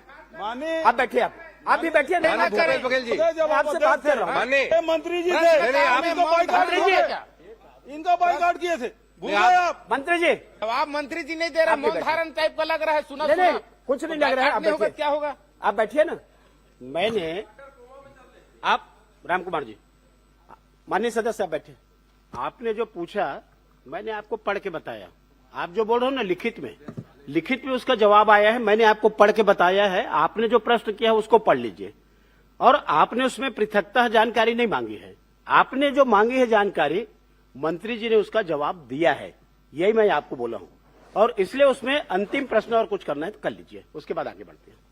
सभापति महोदय, क्योंकि मैंने पॉइंट टू पॉइंट मांगा है। भाई आप पढ़िए, पॉइंट टू पॉइंट मैं पढ़ देता हूं। एक बार मैं पढ़ता हूं आपको। जी, उक्त अवधि में परिवहन विभाग द्वारा वाहनों की ओवरलोडिंग, बिना परमिट संचालन एवं बिना बीमा पाए जाने पर कितने प्रकरण बनाए गए तथा कितनी राशि वसूल की गई। अब आप पढ़िए। उक्त अवधि में ओवरलोडिंग, बिना परमिट संचालन एवं बिना बीमा पाए जाने पर 77,810 प्रकरण बनाए गए। उसकी राशि भी दी गई है कि कितना उसमें। आपने जो पूछा मंत्री ने वही आप इसमें आप मेरे को ये बताइए, आप जो पूछे अभी, आप जो अभी पूछे तो मैंने कहा मंत्री जी को जानकारी लेकर के आपको उपलब्ध कराए। नहीं, माननीय सदस्य को जानकारी चाहिए, इससे बाइफरकेट अलग करके देना है। मैंने पूरे प्रदेश का दिया, इसे पूरा प्रदेश का हुआ है 77,810। ये तो बेहद दुर्भाग्यजनक है। विभाग में कोई कंट्रोल मंत्री जी का नहीं है, अभी तक के उत्तर नहीं आ पाया है और नहीं आ पाया, इसे हम लोग बहिर्गमन कर रहे हैं। भाई माननीय सभापति श्री कुंवर सिंह निषाद,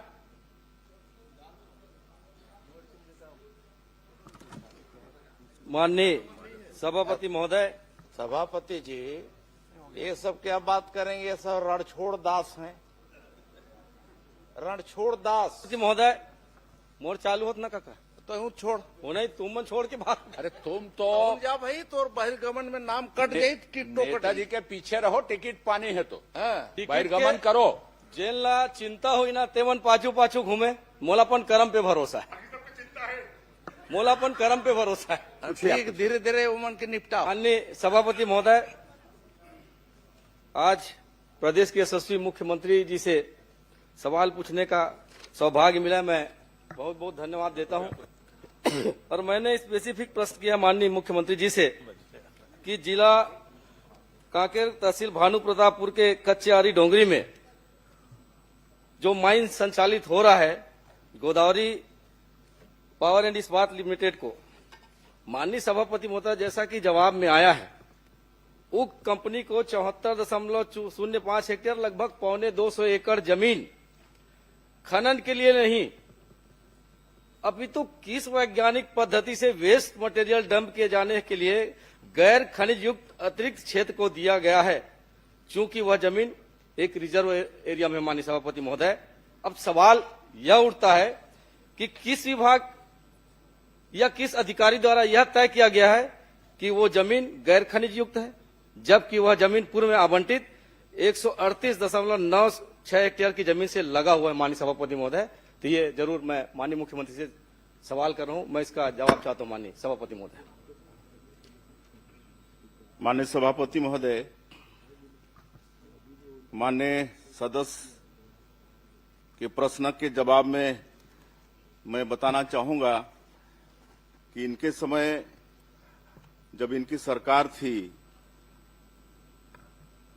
तो गोदावरी इस्पात प्राइवेट लिमिटेड को खसरा नंबर 188 रकबा 2.65 हेक्टेयर क्षेत्र को राजस्व नियमों के तहत रिजेक्ट ओवरबर्डन के निस्तारण हेतु सतह अधिकार दिया गया। और इसी प्रकार आपके ही सरकार में 4/8/2023 को 61.41 हेक्टेयर भूमि को रिजेक्ट ओवरबर्डन निस्तारण के लिए आवंटन किया गया, लेकिन इस पर नियम कानून को ताक में रख के ये सब दिया गया, जबकि हम लोग लगा हुआ जो 74.05 हेक्टेयर जमीन है उसको पूरी विधि विधान के साथ जो भारत सरकार का खनिज नियम है उसके अनुसार उनको ओवरबर्डन डंप के लिए दिए हैं और वैसे नहीं दिए हैं। उसके लिए messrs Kartikeya exploration and mining service private limited से उसका जांच कराया गया है और जो जीएसआई है उससे भी जांच कराया गया है। उसके नीचे कोई मिनरल्स नहीं है, इसलिए ओवरबर्डन डंपिंग के लिए ये दिया गया है। माननीय सभापति महोदय, माननीय मंत्री जी का जवाब आया है कि जांच कराई गई है। मैं आपके माध्यम से यह जानना चाहता हूं कि 2015 के बाद राजस्व बढ़ाने के लिए शासन द्वारा एक पारदर्शी प्रक्रिया अपनाई गई है ऑनलाइन टेंडर का, जिसमें पारदर्शी भी बने रहे और राज्य की आमदनी बढ़े। ये हुआ भी है, चाहे सरकार किसी की भी रहे माननीय सभापति महोदय।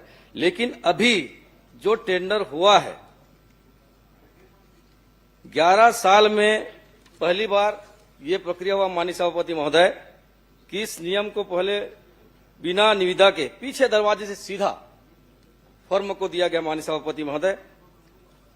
और मैं तो सीधा सीधा सीएम साहब से ये कहना चाहूंगा, आप बड़े उदार हैं, बड़े सीधे हैं, बड़े सहर हैं माननीय मुख्यमंत्री जी। आपके नाक के नीचे ये जो काम हो रहा है निश्चित ही ये सोचने वाली बात है। सबसे बड़ी बात यह है कि जो ऑनलाइन टेंडर की प्रक्रिया होती है वो प्रक्रिया नहीं हो पाई है। और आपने जो कहा है कि 23/5/2025 में जीएसआई के माध्यम से सशर्त हमने ये टेंडर किया है, तो आप ये बता दें कि जीएसआई के माध्यम से जो हुआ है कि किस आधार पर आपने सहमति दी है, और यदि आपने सशर्त आदेश जारी किया है तो उसकी एक कॉपी उपलब्ध करा दें माननीय सभापति महोदय।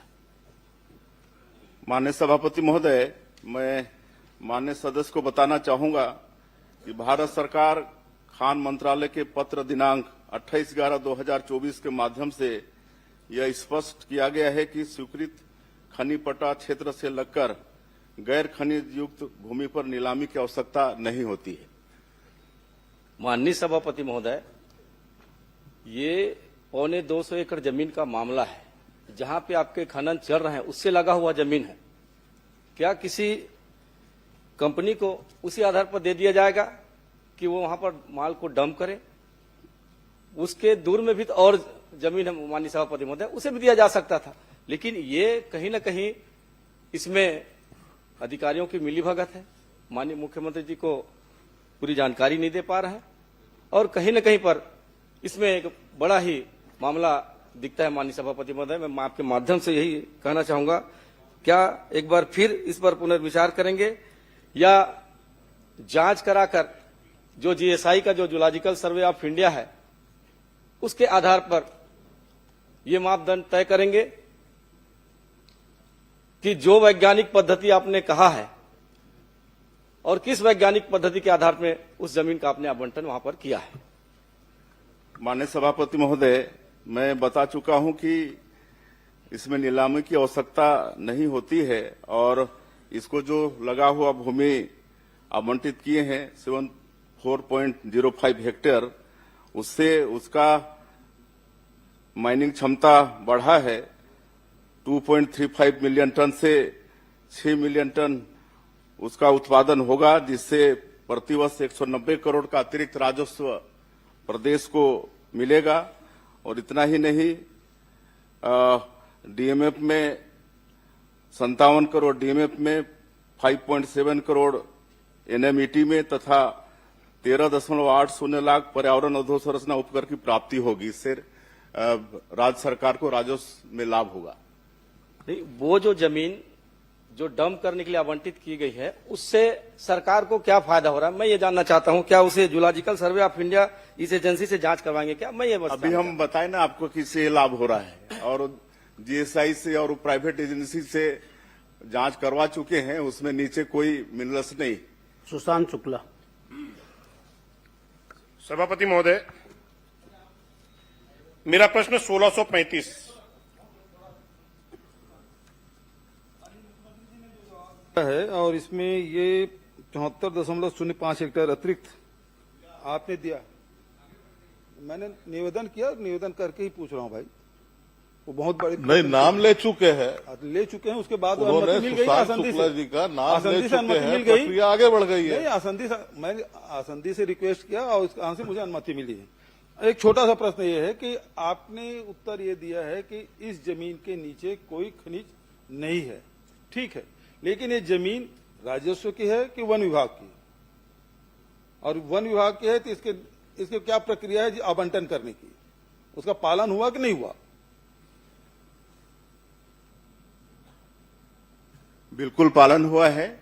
नहीं, कौन से विभाग का जमीन किसके है? वन का है कि राजस्व का है? राजस्व का है। सुशांत शुक्ला। सभापति महोदय, पूर्ववर्ती सरकार में राजनीतिक विचारों को केंद्र रखते हुए चलने वाली पत्रिका, जिसका डिजिटल एडिशन नेशनल हेराल्ड के नाम से जाना जाता है, मेरे प्रश्न पर लिपिकी त्रुटि हो गई है। मैं आग्रह आपके माध्यम से करूंगा उसको सुधारें। संडे नवजीवन भी एक उसकी हिंदी एडिशन है और पिछली सरकार में इसको 4,24,00,000 रुपया डिजिटल एडिशन के रूप में भुगतान किया गया। चूंकि त्रुटि हो गई थी तो संडे नवजीवन का विवरण नहीं आ पाया। मैं आपके माध्यम से माननीय मुख्यमंत्री जी से जानना चाहूंगा कि संडे नवजीवन को कितना भुगतान किया गया। माननीय सभापति महोदय, माननीय सदस्य ने संडे नवजीवन को जो भुगतान किया गया है उसकी जानकारी चाहिए है।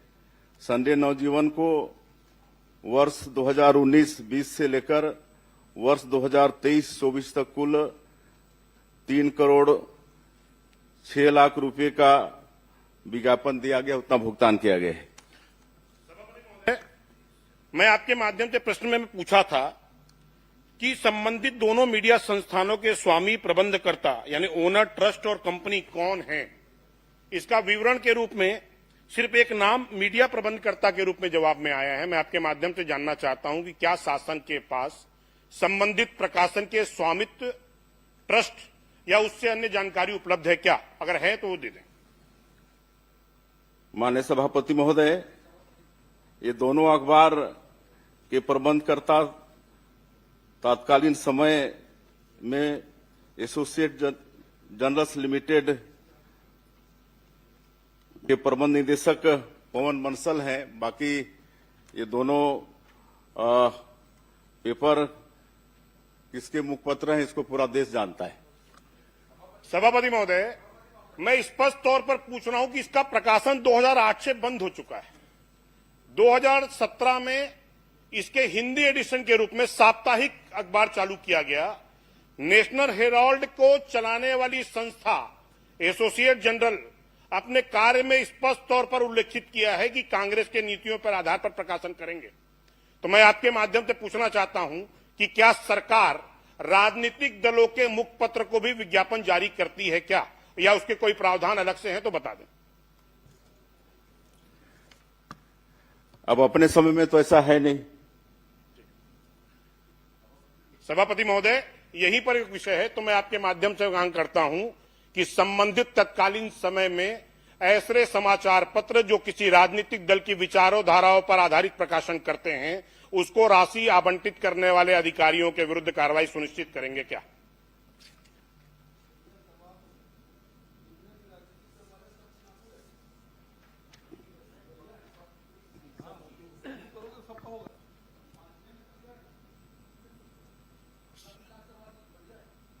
सभापति महोदय, मैं आपसे आग्रह करूंगा, वरिष्ठ सदस्य बैठ के बोल रहे हैं और जिस संस्था का नाम ले रहे हैं, मैं चुनौती के साथ इस सदन पर कह रहा हूं कि वो किसी भी राजनीतिक दल का मुखपत्र नहीं है, किसी भी राजनीतिक दल का मुखपत्र नहीं। लेकिन मेरे पास जो कागज है वो किसी एक राजनीतिक दल के मुख संस्था के द्वारा प्रकाशित मुखपत्र है। प्रश्न करें ना।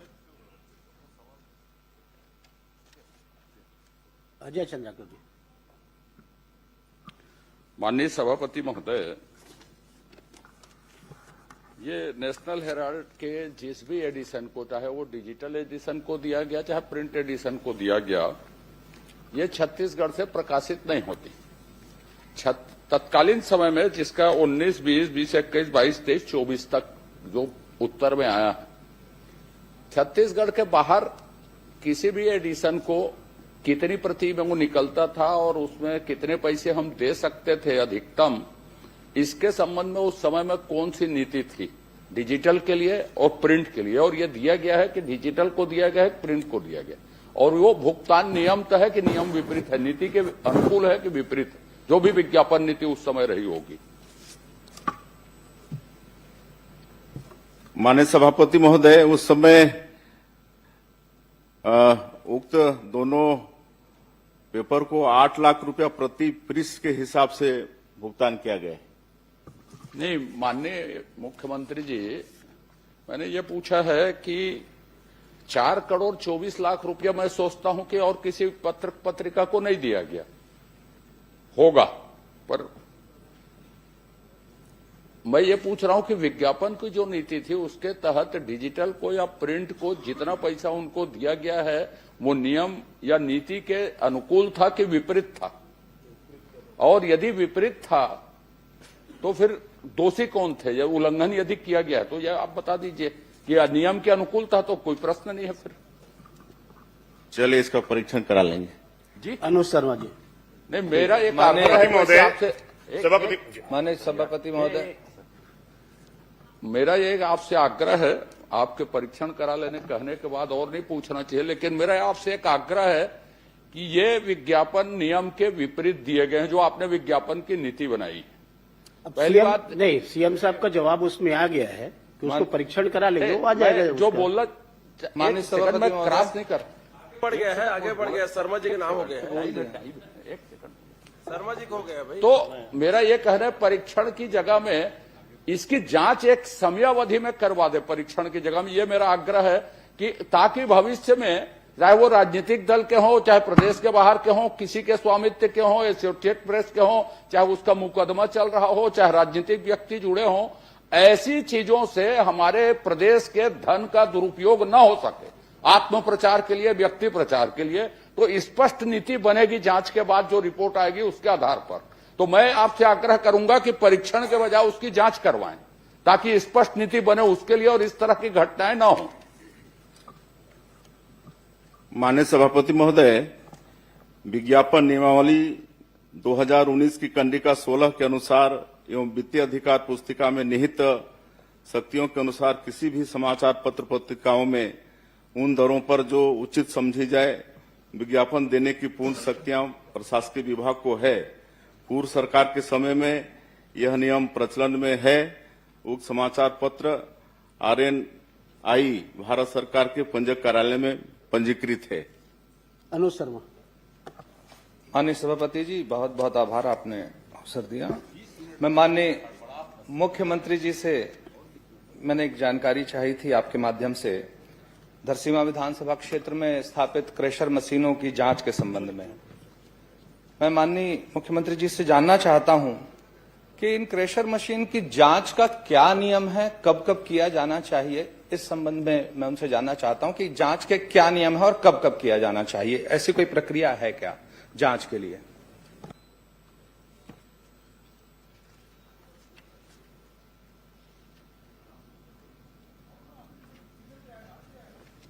माननीय मुख्यमंत्री जी।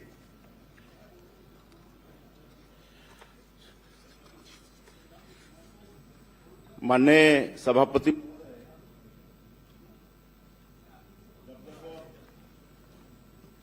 शिकायत मिली है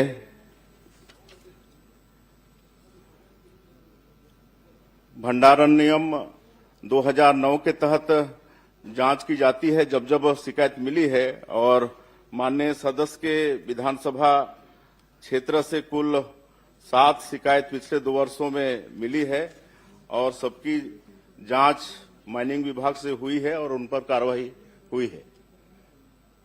माननीय सभापति महोदय, कुल मिलाकर 2018 से लेकर 2026 तक 10 बार जांच की गई है और इस 10 बार की जांच में 6 जांच ऐसी पाई गई जिसमें कोई अनियमितता नहीं थी। केवल 4 संस्थाओं के विरुद्ध कार्रवाई हुई है और इसमें सबसे बड़ी बात यह रहती है माननीय सभापति महोदय, जिसमें सरकारी खजाने का बहुत बड़ा नुकसान होता है। जितने की अनुमति होती है, जितने का बिजली बिल आता है, जितने का उत्खनन होता है, उतने की रॉयल्टी नहीं पटाई जाती है, जिससे प्रदेश के खजाने में बहुत बड़ा नुकसान होता है। मैं माननीय मुख्यमंत्री जी से अनुरोध करता हूं और उनसे एक मांग करता हूं कि क्या जिस अनुपात में बिजली का बिल उन संस्थानों में आया है, जिस अनुपात में माइनिंग की गई है और जिस अनुपात में रॉयल्टी पटाई गई है, उसके आधार पे जांच कराएंगे क्या? और मैं बता भी देता हूं, ऐसे एक नहीं कई संस्थान है जिसकी शिकायत आई है। Ocean, अंत्रोज Dondekala, Balaji stone crusher Dondekala, Mohan stone Lalpur, Vinayak mining Matiya, Bhavna stone Seri Khedi, Vimla infrastructure लिमी देवरी, दीपक अग्रवाल देवरी, ऐसे मेरे पास पूरी लाइन है जिसकी शिकायत आई है। तो मेरा माननीय मुख्यमंत्री जी से आग्रह है कि जितने माइनिंग की परमिशन थी, जितनी माइनिंग हुई है, जितना बिजली का बिल आया है और कितना रॉयल्टी पटा है, इस आधार पर जांच की घोषणा करेंगे क्या? माननीय सभापति महोदय, जैसे मैंने कहा कि जहां से भी शिकायत आई है उस पर जांच हुई है और जो सही पाए गए हैं उन पर कार्रवाई हुई है और उनसे समझौता राशि भी वसूल किया गया है। माननीय सभापति महोदय, इसमें अभी तक 6 सालों में 2,70,000 रुपए का अर्थदंड लगा है, सिर्फ 2,70,000 का। मेरा बस इतना आग्रह है माननीय मुख्यमंत्री जी से, क्योंकि इसमें प्रदेश के खजाने में पैसा आना है रॉयल्टी का, ये रॉयल्टी की चोरी का मामला है कि बिजली बिल के अनुपात में जितना उत्खनन हुआ है उस आधार पर जांच कराएंगे क्या? मैं माननीय मुख्यमंत्री जी को मैं मांग कर रहा हूं, उसके आधार पर जांच की घोषणा कर दें बस। होगी तो आप दे देंगे, लिख के जांच करा लेंगे। श्रीमती संगीता माननीय सभापति जी, माननीय भूपेश बघेल जी के बार बार बहिर्गमन से नेता प्रतिपक्ष जी थक गए हैं, नाराज हो गए हैं, अस्वस्थ हो गए हैं कि सदन से चले गए हैं। आप एक व्यवस्था दीजिए कि प्रश्नकाल के बाद संसदीय कार्य मंत्री का इस विषय में वक्तव्य आए। सदन चिंतित है, नेता प्रतिपक्ष जी बार बार से परेशान हो गए हैं। नेताजी न इसमें एक थके व्यवस्था हैं न दीजिए परेशान है। संसदीय कार्य मंत्री जी का बयान है, नेता प्रतिपक्ष जी आखिर है कहाँ? नाराज होके गए हैं, हाउस चल रहा है, बार बार उसको चला देते हैं, जबरदस्ती ले जाते हैं। तो सदन में इसमें संसदीय कार्य मंत्री का वक्तव्य आना चाहिए। समय खराब कर रहे हैं, मुझे समय चाहिए। आप कृपया शासन को निर्देशित कर दें, प्रश्नकाल के बाद उनका वक्तव्य आ जाए नेता प्रतिपक्ष जी की सिचुएशन स्थिति के बारे में। सभापति महोदय जी, समय। संगीता सिन्हा जी, संगीता, ये क्या है कि आज 3 प्रश्न में ही सत्ता पक्ष की हालत खराब हो गई और इस कारण से मोर्चा संभालना पड़ रहा आपको, लेकिन इससे कुछ फर्क पड़ने वाला नहीं है। नेताजी पे पूरा विश्वास, कुछ मिलने वाला भी नहीं। इसमें वक्तव्य आना चाहिए संसदीय कार्य मंत्री का। आखिर नेता प्रतिपक्ष को परेशान किया जा रहा है, कहाँ? नाराज होकर चले गए हैं, थक गए हैं, क्या है? ले लिया गया, उसमें बयान किया जा रहा है। राजस्व न्यायालयों के द्वारा किन अधिकारियों दबाव महसूस कर रहे हैं? प्रश्नकाल के मुख्यमंत्री और संसदीय कार्य मंत्री के को पूरा बाइकाट किए हैं। आप वित्त मंत्री देख लीजिए और दूसरे गृह मंत्री देख लीजिए, दोनों गायब हैं, वो आए नहीं प्रश्नकाल में। आप लोग कुछ आदरणीय सभापति महोदय जी, राजस्व न्यायालयों के द्वारा किन अतिक्रमणकारियों को अतिक्रमित भूमि के बेदखल किए जाने के संबंध में वारंट जारी किया गया सभापति महोदय जी? और इसी में एक दूसरा प्रश्न है सभापति महोदय जी, किन कारणों से अभी तक बेदखली के कार्रवाई को नहीं की गई है? मैं हाजिर हूं भाई चंद्राकर जी, मैं हाजिर हूं, आप चिंता न करें।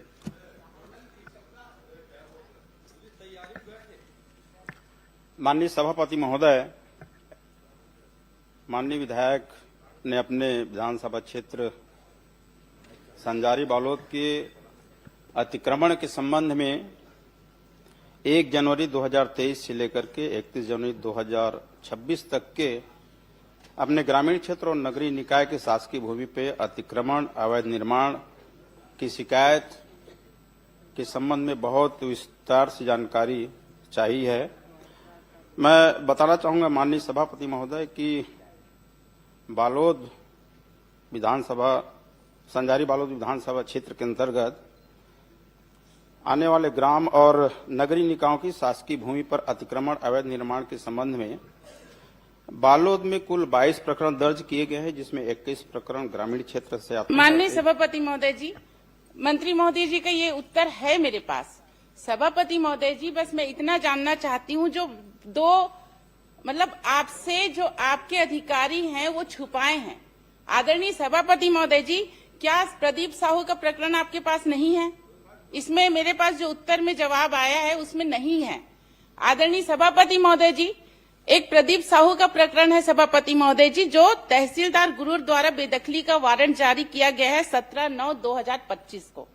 उसमें आज तक कोई कार्रवाई नहीं हुआ सभापति महोदय जी। इसी में दूसरा तहसीलदार गुरूर जो दुर्गानंद साहू पे तहसीलदार गुरूर द्वारा बेदखली वारंट जारी किया गया 11/12/2025 को, इसका यहाँ पे कहीं पे इसमें नहीं है सभापति महोदय जी। आपके अधिकारी आपको गलत जानकारी दे रहे हैं सभापति महोदय जी। इसी में जो 2 प्रकरण तोड़ा गया है, मतलब 2 तोड़ा गया है 12/7/2024 को बाजार चौक गुरूर में 50 दुकान को तोड़ा गया सभापति महोदय जी, सवेरे 5 बजे आके। उसका भी इसमें कोई जानकारी नहीं है उत्तर में सभापति महोदय जी। इसी में 29/10/2025 को बरही स्थित स्वयं रिसोर्ट का तोड़ा गया सभापति महोदय जी, अतिक्रमण उसकी भी जानकारी नहीं है। आदरणीय सभापति, मैं बहुत पूछना चाहती हूँ कि इन सब प्रकरण का जो बहुत महत्वपूर्ण है, इनकी जानकारी आपके पास क्यों नहीं है?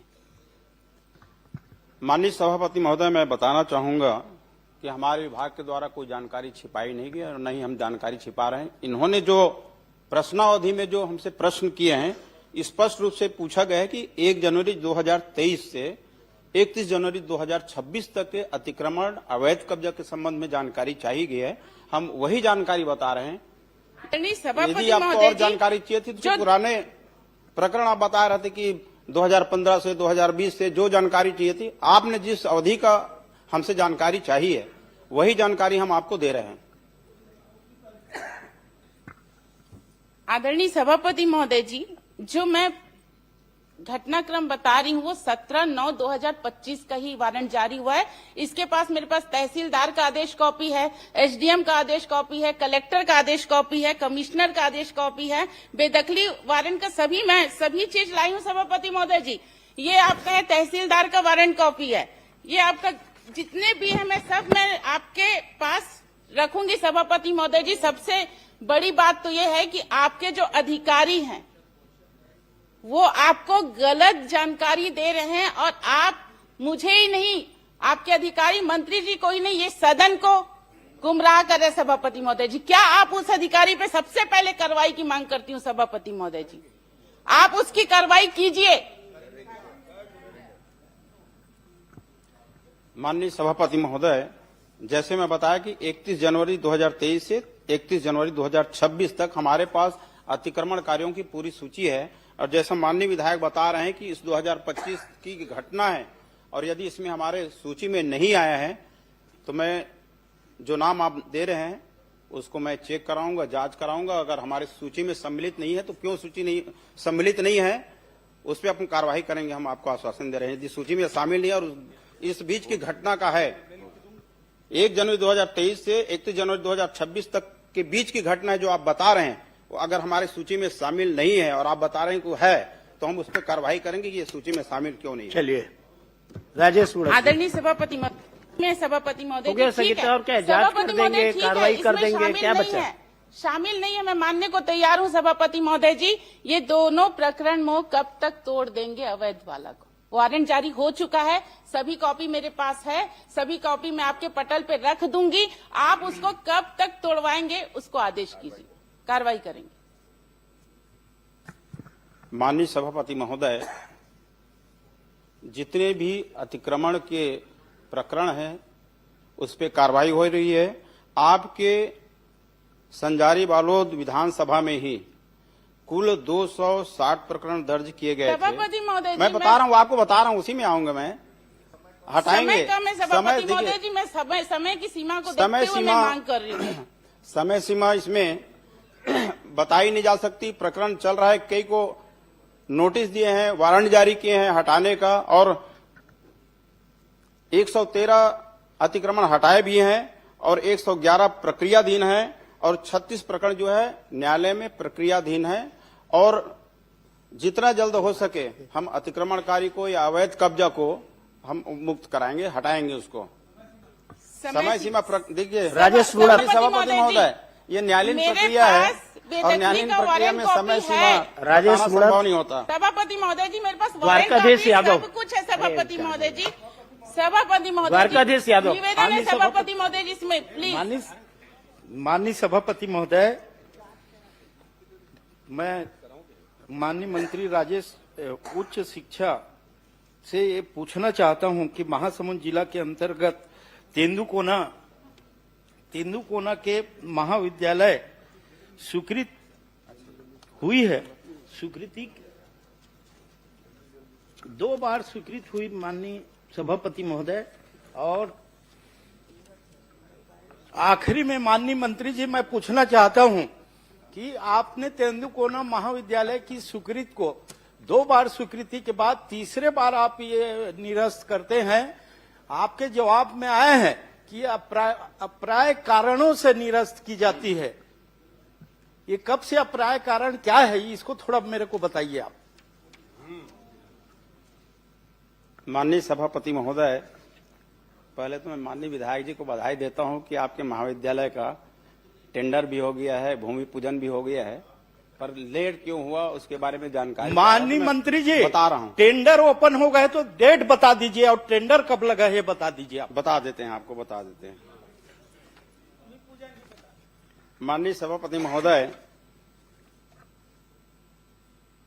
लोक निर्माण विभाग कार्यपालन अभियंता के द्वारा इनकी टेंडर प्रक्रिया पूरी कर ली गई है और ये 6/2/2026 को संबंधित जो ठेकेदार हैं अशोक चंद्राकर जी। माननीय मंत्री जी, समय कम है, आप जानकारी गलत दे रहे हैं। वो टेंडर निरस्त हो चुका है, गलत जानकारी पर कार्रवाई करेंगे क्या?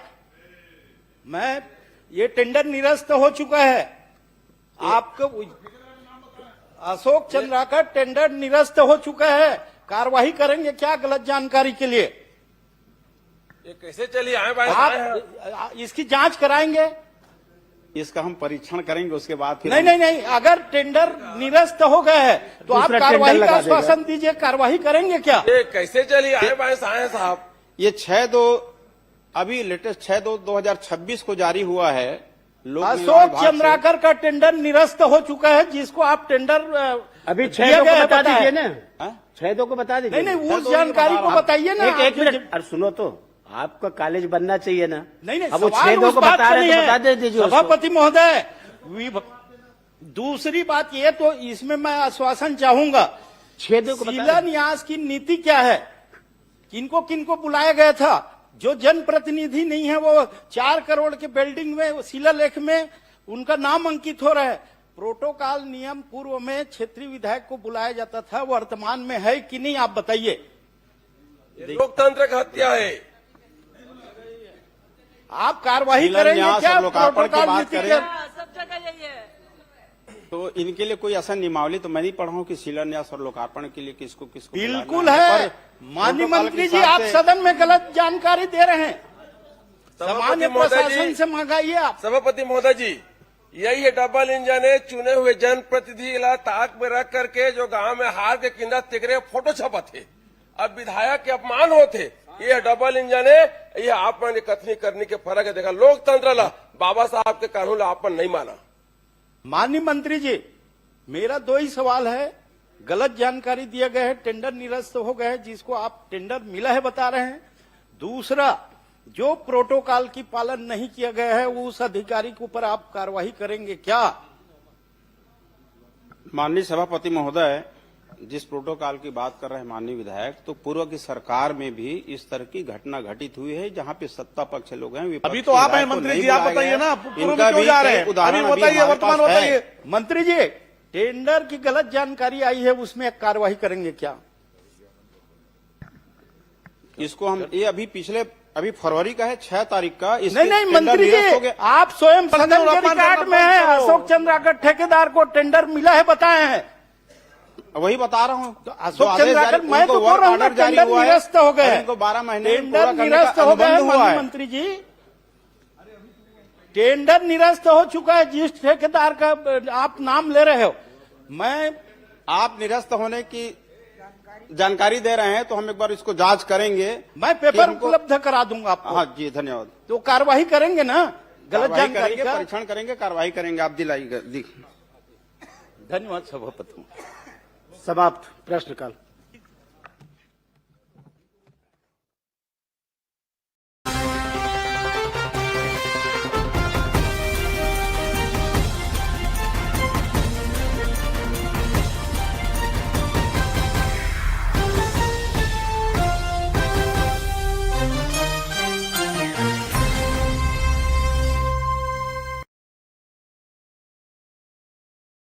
सभापति जी, मेरा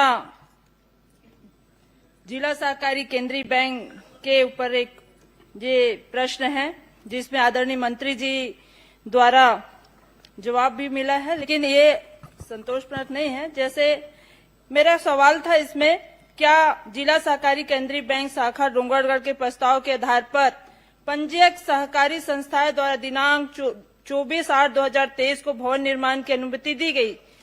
इन्होंने कहा हाँ। और कितनी राशि तो इन्होंने की स्वीकृति की गई है कहा गया, तो उसमें कहा 39 लाख की स्वीकृति दी गई। और उस जगहों पे अतिक्रमण है, उसे क्यों नहीं हटाया गया? ये भी मेरा क्वेश्चन था। तो इनका ये भी जवाब आया है कि अतिक्रमण होने का कारण शाखा भवन निर्माण हेतु अन्यत्र भूमि आवंटित करने हेतु कलेक्टर जिला राजनांदगांव से मांग किया गया है और वो जमीन को नहीं हटाएगा। मेरा इसमें सवाल ये है, क्या मंत्री जी यह बताने की कष्ट करेंगे कि जिला सहकारी केंद्रीय बैंक राजनांदगांव शाखा द्वारा कितनी भूपाटक राशि पटाया गया था इस अतिक्रमण वाली जगह के लिए, और प्रक्रिया जब पूर्ण हो चुकी थी तो कितनी राशि का राशि पूर्ण पटाया गया है, इसका बताया जाए।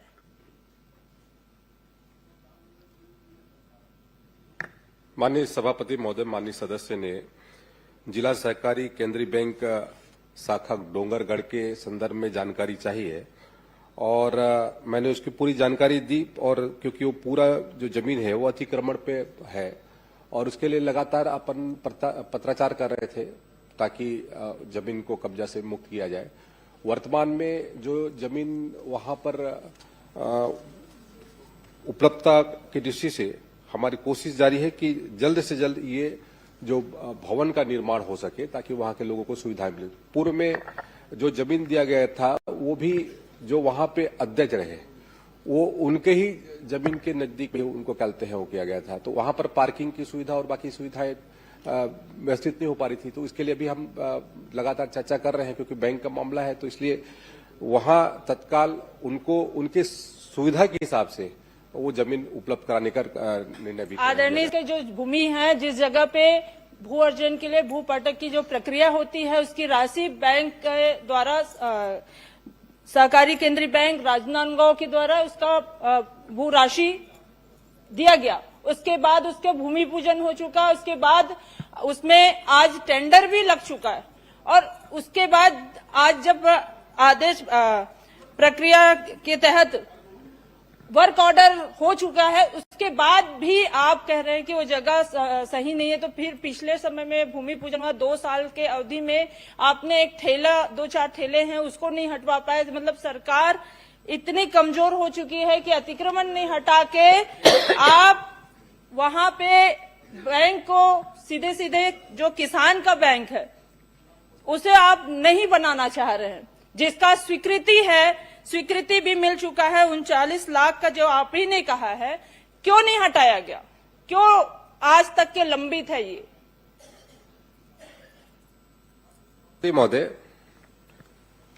ये जो स्वीकृति है लगभग 2023 का है सभापति महोदय, और इसके लिए लगातार प्रक्रिया चल रही थी और वर्तमान में जो स्थल है वहां पर पार्किंग की सुविधा और जो अन्य सुविधाएं होनी चाहिए वो उसके लिए उपयुक्त स्थिति नहीं है। इसलिए कलेक्टर से चर्चा करके उसके संदर्भ में अलग जहां पर अच्छी जमीन हो इसके संदर्भ में पति अपन जी चर्चा कर रहे हैं। बार बार महोदय जी कह रहे हैं मंत्री जी कि पार्किंग की सुविधा, ये सारी चीजों को पहले देखा गया, तभी वहां पे वर्क ऑर्डर निकला, तभी वहां का टेंडर हुआ, तभी भूमि पूजन हुआ। अब ये सब होने के बाद आज वो किराए से संचालित है, वो भी भारतीय जनता पार्टी के एक नेता के रिश्तेदार के घर पे। तो ये आपत्तिजनक है, ये आपत्तिजनक है, आपत्तिजनक नहीं, इसका पूरा मेरे पास आप कहे तो मैं विलोपित कर दिया जाए। पटल पे रख सकती हूँ। ये वर्क ऑर्डर है और उसका एक कॉपी कौन किराएदार है, कौन क्या है, वो किराएदार संबद्धता क्या है।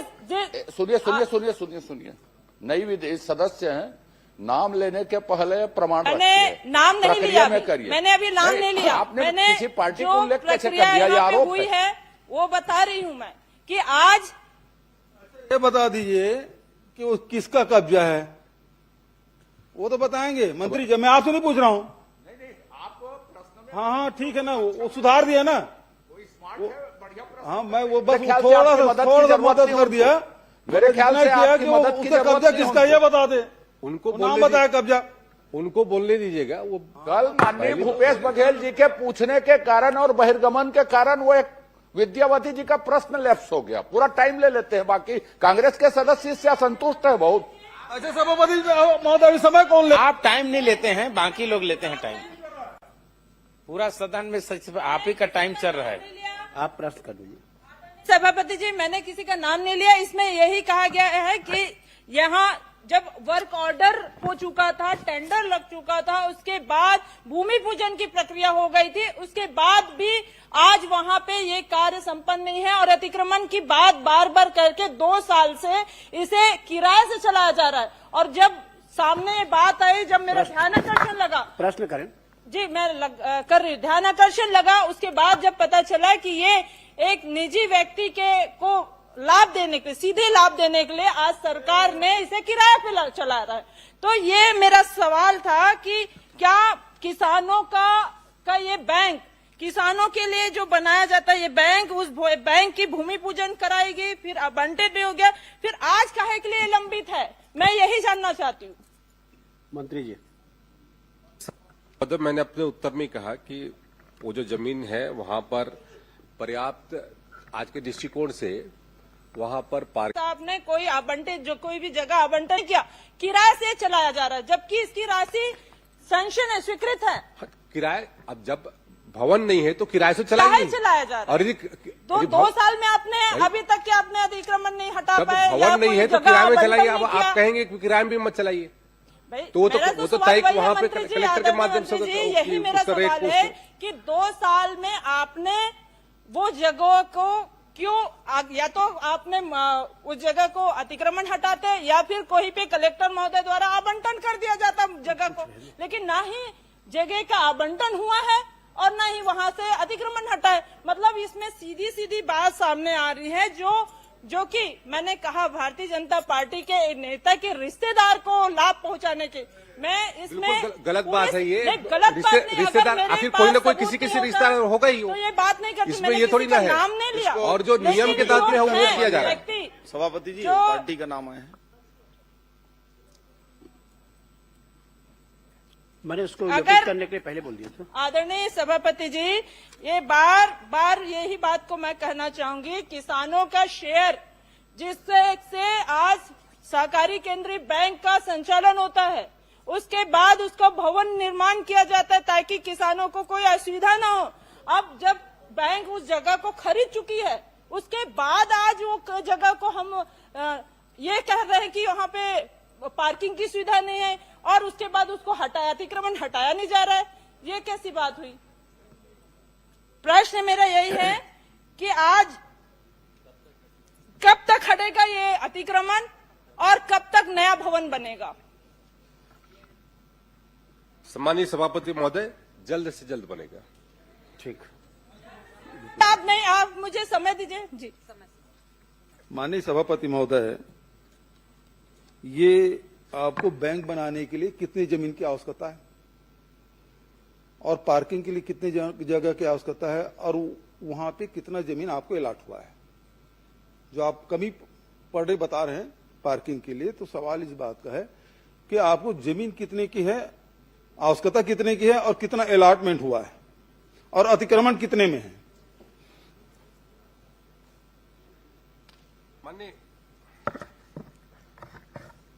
माननीय सभापति महोदय, लगभग वहां पर जो जमीन अलॉट हुआ है वो लगभग 2200 वर्ग मीटर लगभग कहते हैं, उसके कहते हैं वहां पर आवंटित हुआ है 2200 वर्ग मीटर। 2200 वर्ग मीटर। और अभी उससे बड़ी जमीन अपन उसको तलाश रहे हैं। नहीं, सवाल इस बात का है 2200 वर्ग मीटर आपका है तो बिल्डिंग कितने में बनेगा और कितने पार्किंग की आवश्यकता है? क्या अंडरग्राउंड पार्किंग की व्यवस्था कर रहे हैं?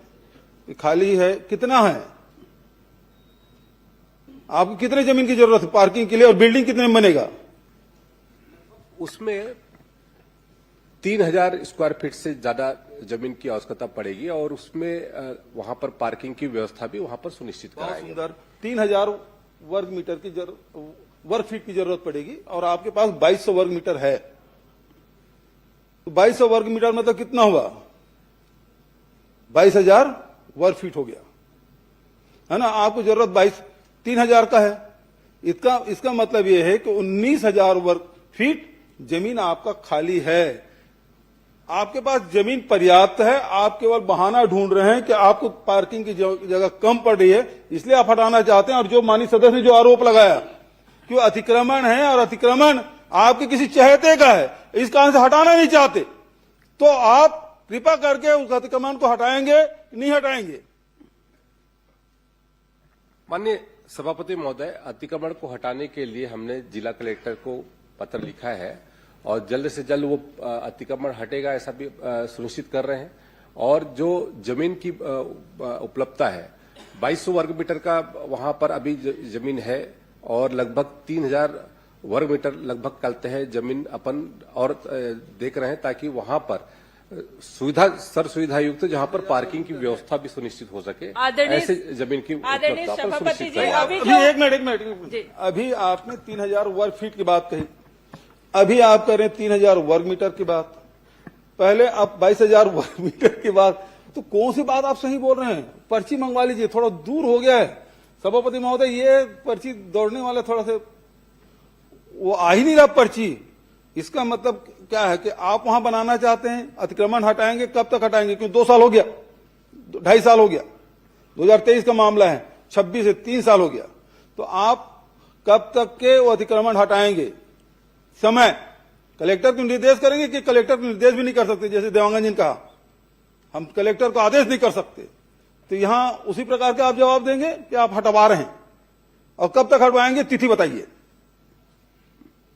माननीय सभापति महोदय, तिथि मैं अभी सुनिश्चित नहीं कर सकता, लेकिन जल्द से जल्द हटवाने की श्री तुलेश्वर सिंह। माननीय अध्यक्ष सभापति महोदय, चूंकि सदन में मामला आया है और अतिक्रमण हटाने की बात है, जहां दूसरी जगह बुलडोजर चलाते हैं यहां कब बुलडोजर भेजेंगे? ये अतिक्रमण कब हटाएंगे? यहां बुलडोजर नहीं चल रहा है, अफीम में कम से कम बुलडोजर चला है माननीय सभापति महोदय, लेकिन इसमें बुलडोजर कब चलेगा? माननीय सभापति महोदय, माननीय सभापति महोदय, बनाने के लिए जगह है, माननीय सभापति महोदय, किसानों के साथ अत्याचार करना बंद करो, बंद करो, बंद करो। मंत्री जी, संरक्षण अतिक्रमणकारियों को संरक्षण देना बंद करिए आप, और इसके विरोध में हम बहिर्गमन कर रहे हैं। माननीय सभापति महोदय, विपक्ष का जो बहिर्गमन है से जानना चाहता माननीय हूँ, सभापति महोदय, वो एक नाटक है, वन मंडल कटघोरा समय पास कर रहे हैं कि 5 नंबर का प्रश्न मत लगे, नेशनल हेराल्ड का क्वेश्चन मत आए, इसके लिए ये समय पास कर रहे थे। क्षेत्र में बिगड़े वन सुधार योजना अंतर्गत वृक्षारोपण की गई। माननीय मंत्री जी का इसमें जवाब आ चुका है कि वृक्षारोपण नहीं किया गया 3 साल पे, और यदि वृक्षारोपण नहीं किया गया तो क्या भविष्य में वृक्षारोपण करने की कोई योजना है, या फिर किसी अन्य मद से वृक्षारोपण किया जा रहा है, या फिर कौन कौन से ऐसे मद जिसमें बिगड़े वन सुधार की योजना चलाई जाती है? माननीय मंत्री जी। माननीय सभापति महोदय, मैंने अपने उत्तर में स्पष्ट किया है कि इस जो अवधि में जब माननीय सदस्य ने प्रश्न पूछा है तो उस अवधि में बिगड़े वनों के सुधार के लिए कोई राशि आवंटित नहीं की गई, न कोई कार्य हुआ है। अन्य जो कहते हैं योजना के तहत में वहां पर कार्य किया गया है, जो हमारा रूटीन का प्रक्रिया होती है। और माननीय सदस्य यदि चाहते हैं तो उसकी पूरी जानकारी भी उपलब्ध करा दूंगा कि किस तरीके से लगभग वहां पर इस अवधि में लगभग 1.5 लाख वृक्षारोपण किया गया है। कोई जरूर मैं जो जानना चाह रहा हूं कि वो कौन सी योजना है, कौन सा मद है जिससे वृक्षारोपण किया गया? केम्पा मद के तहत में सभापति महोदय वहां पर वृक्षारोपण किया गया है इस अवधि में। धन्यवाद अध्यक्ष।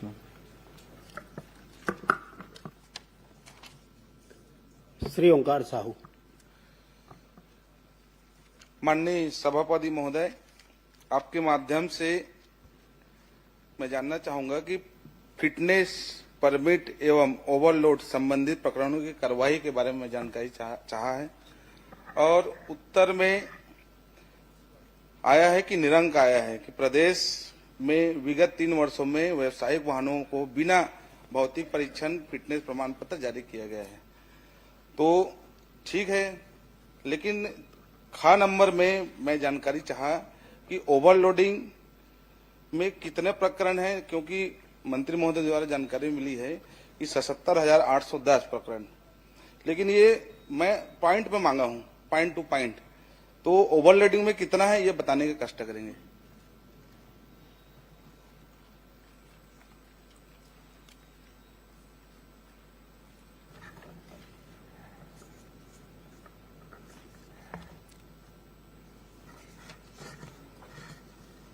माननीय सभापति महोदय, जो मैंने जानकारी इनको दिया है इसके तहत में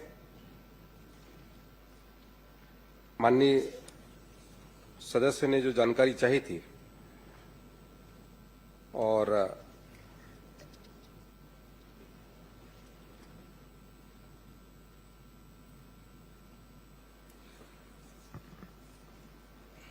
ओवरलोड के अरे दौड़ लगाओ भाई, इधर दौड़ लगाए। 3 ही प्रश्न है उसमें, ओवरलोडिंग की कितना है, बिना परमिट कितना, बिना उन्होंने बिना बीमा कितना है, उससे फिटनेस तीनों प्रश्न है, फिटनेस का में है, उन्होंने जानकारी अलग मांगा अलग था, पूछ रहे हैं। बहुत लंबा उसमें जानकारी मांगा था, इसलिए नहीं, मैंने नहीं, लंबा कुछ नहीं है। और ओवरलोडिंग के उसकी जानकारी होगा तो मैं अलग से उपलब्ध करा दूंगा। मैंने फिटनेस का भी रखा हुआ है। अरे भाई इसमें लिखित है ओवरलोडिंग कितना है, बिना परमिट कितना है, बिना बीमा के कितना है, ये तो लिखित में प्रश्न है। और आपने एक जाय उत्तर दे दिया 78,000, 77,810, तो उन्होंने अलग अलग कितना है आपके पास तो होगा आंकड़ा। इधर दौड़, ट्रांसपोर्ट डिपार्टमेंट में दौड़ नहीं लगा रहे कोई, परिवहन बिल्कुल ढीला। मैं इसकी अलग से उसकी जानकारी उपलब्ध करा दूंगा अध्यक्ष महोदय। सभापति लिखित उत्तर नहीं दे रहे सभापति महोदय, या तो इसके अलग समय निर्धारित कर दीजिए। पूरी जानकारी मैंने दिया है, एग्जाइट मैंने दिया हुआ है। इन्होंने अलग से पूछा है कि ओवरलोडिंग का कितना मामला है। नहीं, मैं तो प्रदेश को पूछा हूँ, आपको जिला वाइज देना चाहिए, लेकिन यहाँ पे तो जवाब में तो कुछ आया नहीं है। लेकिन अभी आपका पहला तो मिला नहीं है, बिना परमिट वाला भी बता दो अगर है तो आपके पास।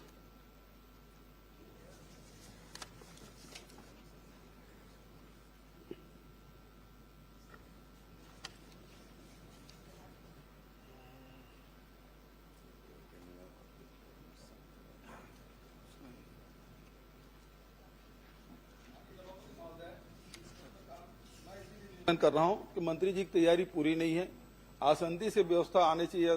सभापति महोदय बता रहे हैं, मंत्री जी बता रहे हैं, कुछ बता ही नहीं रहे ना, न क का उत्तर आ रहा है न ख का उत्तर आ रहा है।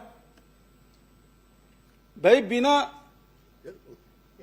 वो व्यवसायिक वाहन के बिना भौतिक परीक्षण के, बिना फिटनेस के कितने हैं वो तो पूछा ही नहीं भाई। उसके बारे में आप कुछ बोले नहीं, मतलब जितने भी हैं वो सब फिटनेस वाले हैं। माननीय सभापति महोदय, उन्होंने फिटनेस की जानकारी मांगी थी तो मैंने फिटनेस की पूरी जानकारी उनको उपलब्ध कराई है। और इसमें ये पूरा डाटा है मेरे पास। ना पूरे काम है तो आपने निरंक कर दिया। देखिए, छत्तीसगढ़ में जितनी गाड़ियां चल रही है 2023 में जो फिटनेस के उसमें चलते हैं, टोटल जो वो किया गया है उसमें 88,096 चलते हैं, उसमें फिटनेस किया गया है। और उसमें लगभग 87,000 चलते हैं पास हुए हैं, 87,900 चलते हैं 46। और 2024 में लगभग चलते हैं 1 लाख 2000 कहते हैं, इसमें कहते हैं फिटनेस किया गया है। अब ये बताइए, और- आपने निरंक कहा वो सही है कि अभी बता रहे हैं वो सही है? नहीं, उत्तर ठीक नहीं आया सभापति फिटनेस- महोदय। इसको फिटनेस- दूसरे दिन फिटनेस के का लिए डाटा मैंने रख दीजिए, आधे घंटे की चर्चा में रख दीजिए। अब किसी दिन रख ली, क्योंकि उत्तर तो नहीं आ रहा है। नहीं, निरंक वाले में सही जवाब दिया, आप पढ़िए उसको ठीक से। कहीं ऐसा तो अरे नहीं ठीक कि है ना, वो तो तीन बिना वो माननीय भौतिक- सदस्य पूछे, सुनिए ना। हम तो केवल समय उसमें समय बिना सुनो भौतिक परीक्षण मंत्री के जी, लिखे हैं, भौतिक परीक्षण वो करा के सक्षम मंत्री फिटनेस हैं, जारी हुआ है। वो सक्षम मंत्री हैं और आपसे सीनियर भी हैं। गलत नहीं पूछ रहा हूं मैं तो उनको समय दे रहा हूं तब तक कि पर्ची आ जाए करके। प्रश्न का आप चुपचाप बैठे रहते हैं, अभी तक उत्तर भी नहीं दे रहा है। आगे पर्ची, ये ट्रांसपोर्ट कैसे डिपार्टमेंट बहुत धीमी गति से चल रहा है। अमेरिका से आता है वैसे आ गया। करिए सभापति महोदय। नहीं, गाड़ी धीमी नहीं चल रही है, सर पर दौड़ रही है। नहीं, ये इसका निरंक है, इसका पूरी जानकारी। लो, अब सुन लीजिए, अब श्यामलाल जी सुन लीजिए। पहले आंकड़े दे रहे थे, मतलब कुल मिला के तैयारी नहीं है। अब बिना तैयारी के विभाग ने कुछ भी उत्तर दे दिया है। या तो इसको दूसरे दिन के रखा जाए, नहीं तो हम इसका बाइकआउट करते हैं भाई। नहीं, किस बात के लिए? अरे आप उत्तर ही नहीं दे पा रहे हो। नहीं, आपने जो जानकारी मांगा, मैंने अलग से बोला कि अलग से कहे को यदि ओवरलोड का मामला है तो अरे जब ओवरलोड आपको का अलग से लिखित दे दूंगा उत्तर दिया, आपको जानकारी, क्यों कितने वाहनों पर आपसे किया गया है। लिखित उत्तर मांगा गया है भाई। मैं दे दूंगा जानकारी, मैंने आप बोला दोगे, मैं वही सदन कह रहे को हैं, बताने वाला इसलिए आश्वस्त कर रहा हूँ, मैं इसकी पूरी किया जानकारी दे दूंगा। सभापति महोदय, इसको अलग से मैं निर्धारित किया जाए। उपलब्ध करा दूं बोल रहे हैं। नहीं, उपलब्ध कैसे होगा? ये तो लिखित उत्तर है। ये तो मंत्री विभाग को प्रताड़ित करना चाहिए, इनके पास कोई काम है ही नहीं है। एक उत्तर आंकड़ा नहीं दे पा रहे हैं। मंत्री जी माननीय सदस्य को उपलब्ध करा देंगे आप? नहीं, माननीय सभापति महोदय, क्योंकि मैं लिखित में जानकारी मांगी तो मुझे लिखित में जानकारी मिलना चाहिए। ये जो तैयारी है विभाग का, ये बहुत ही शून्य है, क्योंकि सब चीज में निरंक दिया। चलो मैं तो कहा छोड़ दिया हूँ। मैं आपका जो जवाब है मैं उसमें संतुष्ट नहीं हूँ, तो मैं चाहता हूँ कि इसको आगे बढ़ाया जाए अगला दिन में। देखिए, आपका प्रश्न आप देखिए जी, आपने उसमें पूछा है कि परिवहन विभाग द्वारा वाहनों की ओवरलोड, 1 मिनट, ओवरलोडिंग, बिना परमिट संचालन तथा बिना बीमा पाए जाने पर कितने प्रकरण बनाए गए, कितनी राशि वसूल की गई।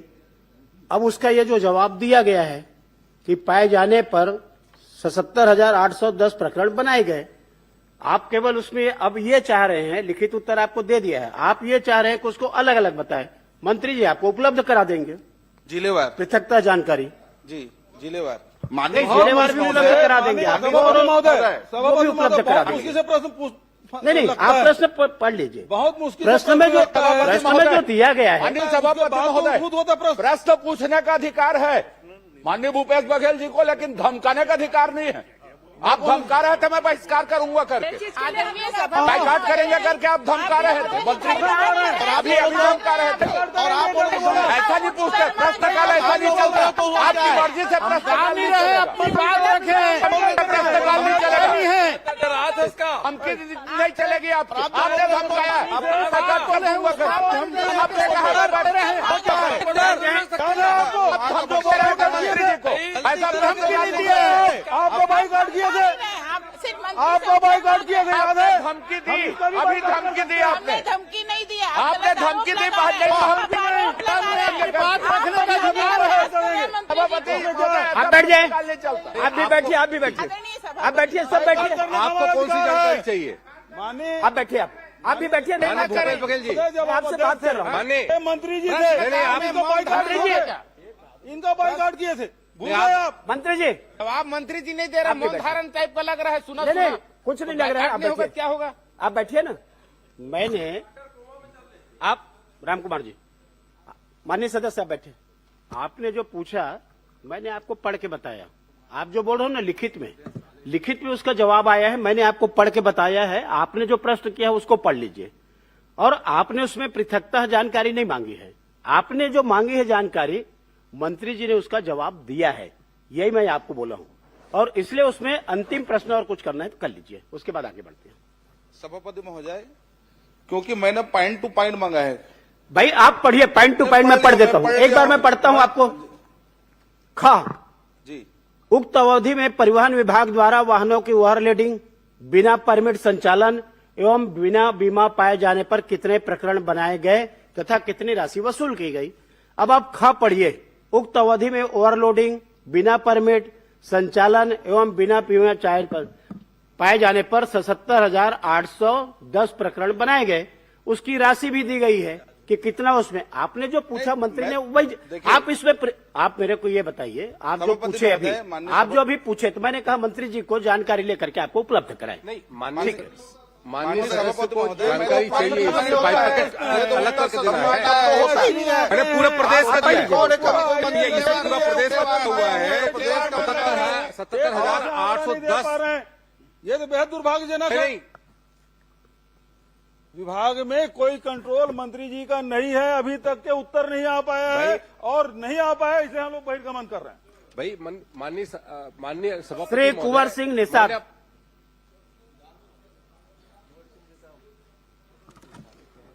माननीय सभापति महोदय। सभापति जी, ये सब क्या बात करेंगे, ये सब रणछोड़ दास हैं, रणछोड़ दास। महोदय मोर चालू होत ना काका, तो यूं छोड़ हो नहीं, तुम मन छोड़ के बात। अरे तुम तो जा भाई, तो बहिर्गमन में नाम कट गई, नेताजी के पीछे रहो, टिकट पानी है तो टिकट बहिर्गमन के करो। जेल ला चिंता हुई ना तेवन पाछू पाछू घूमे। मोलापन कर्म पे भरोसा है, मोलापन कर्म पे भरोसा है। ठीक, धीरे धीरे उमन के निपटा। माननीय सभापति महोदय, आज प्रदेश के यशस्वी मुख्यमंत्री जी से सवाल पूछने का सौभाग्य मिला। मैं बहुत बहुत धन्यवाद देता हूं। और मैंने स्पेसिफिक प्रश्न किया माननीय मुख्यमंत्री जी से कि जिला कांकेर तहसील भानु प्रतापपुर के कच्चेआरी डोंगरी में जो माइन संचालित हो रहा है गोदावरी पावर एंड इस्पात लिमिटेड को, माननीय सभापति महोदय जैसा कि जवाब में आया है, उक्त कंपनी को 74.05 हेक्टेयर लगभग 250 एकड़ जमीन खनन के लिए नहीं अपितु किस वैज्ञानिक पद्धति से वेस्ट मटेरियल डंप किए जाने के लिए गैर खनिज युक्त अतिरिक्त क्षेत्र को दिया गया है, चूंकि वह जमीन एक रिजर्व एरिया में। माननीय सभापति महोदय, अब सवाल यह उठता है कि किस विभाग या किस अधिकारी द्वारा यह तय किया गया है कि वो जमीन गैर खनिज युक्त है, जबकि वह जमीन पूर्व में आवंटित 138.96 हेक्टेयर की जमीन से लगा हुआ है। माननीय सभापति महोदय, तो ये जरूर मैं माननीय मुख्यमंत्री से सवाल कर रहा हूं, मैं इसका जवाब चाहता हूं माननीय सभापति महोदय। माननीय सभापति महोदय, माननीय सदस्य के प्रश्न के जवाब में मैं बताना चाहूंगा कि इनके समय जब इनकी सरकार थी तो गोदावरी इस्पात प्राइवेट लिमिटेड को खसरा नंबर 188 रकबा 2.65 हेक्टेयर क्षेत्र को राजस्व नियमों के तहत रिजेक्ट ओवरबर्डन के निस्तारण हेतु सतह अधिकार दिया गया और इसी प्रकार आपके ही सरकार में 4/8/2023 को 61.41 हेक्टेयर भूमि को रिजेक्ट ओवरबर्डन निस्तारण के लिए आवंटन किया गया, लेकिन इस पर नियम कानून को ताक में रख के ये सब दिया गया, जबकि हम लोग लगा हुआ जो 74.05 हेक्टेयर जमीन है उसको पूरी विधि विधान के साथ जो भारत सरकार का खनिज नियम है उसके अनुसार उनको ओवरबर्डन डंप के लिए दिए हैं और वैसे नहीं दिए हैं।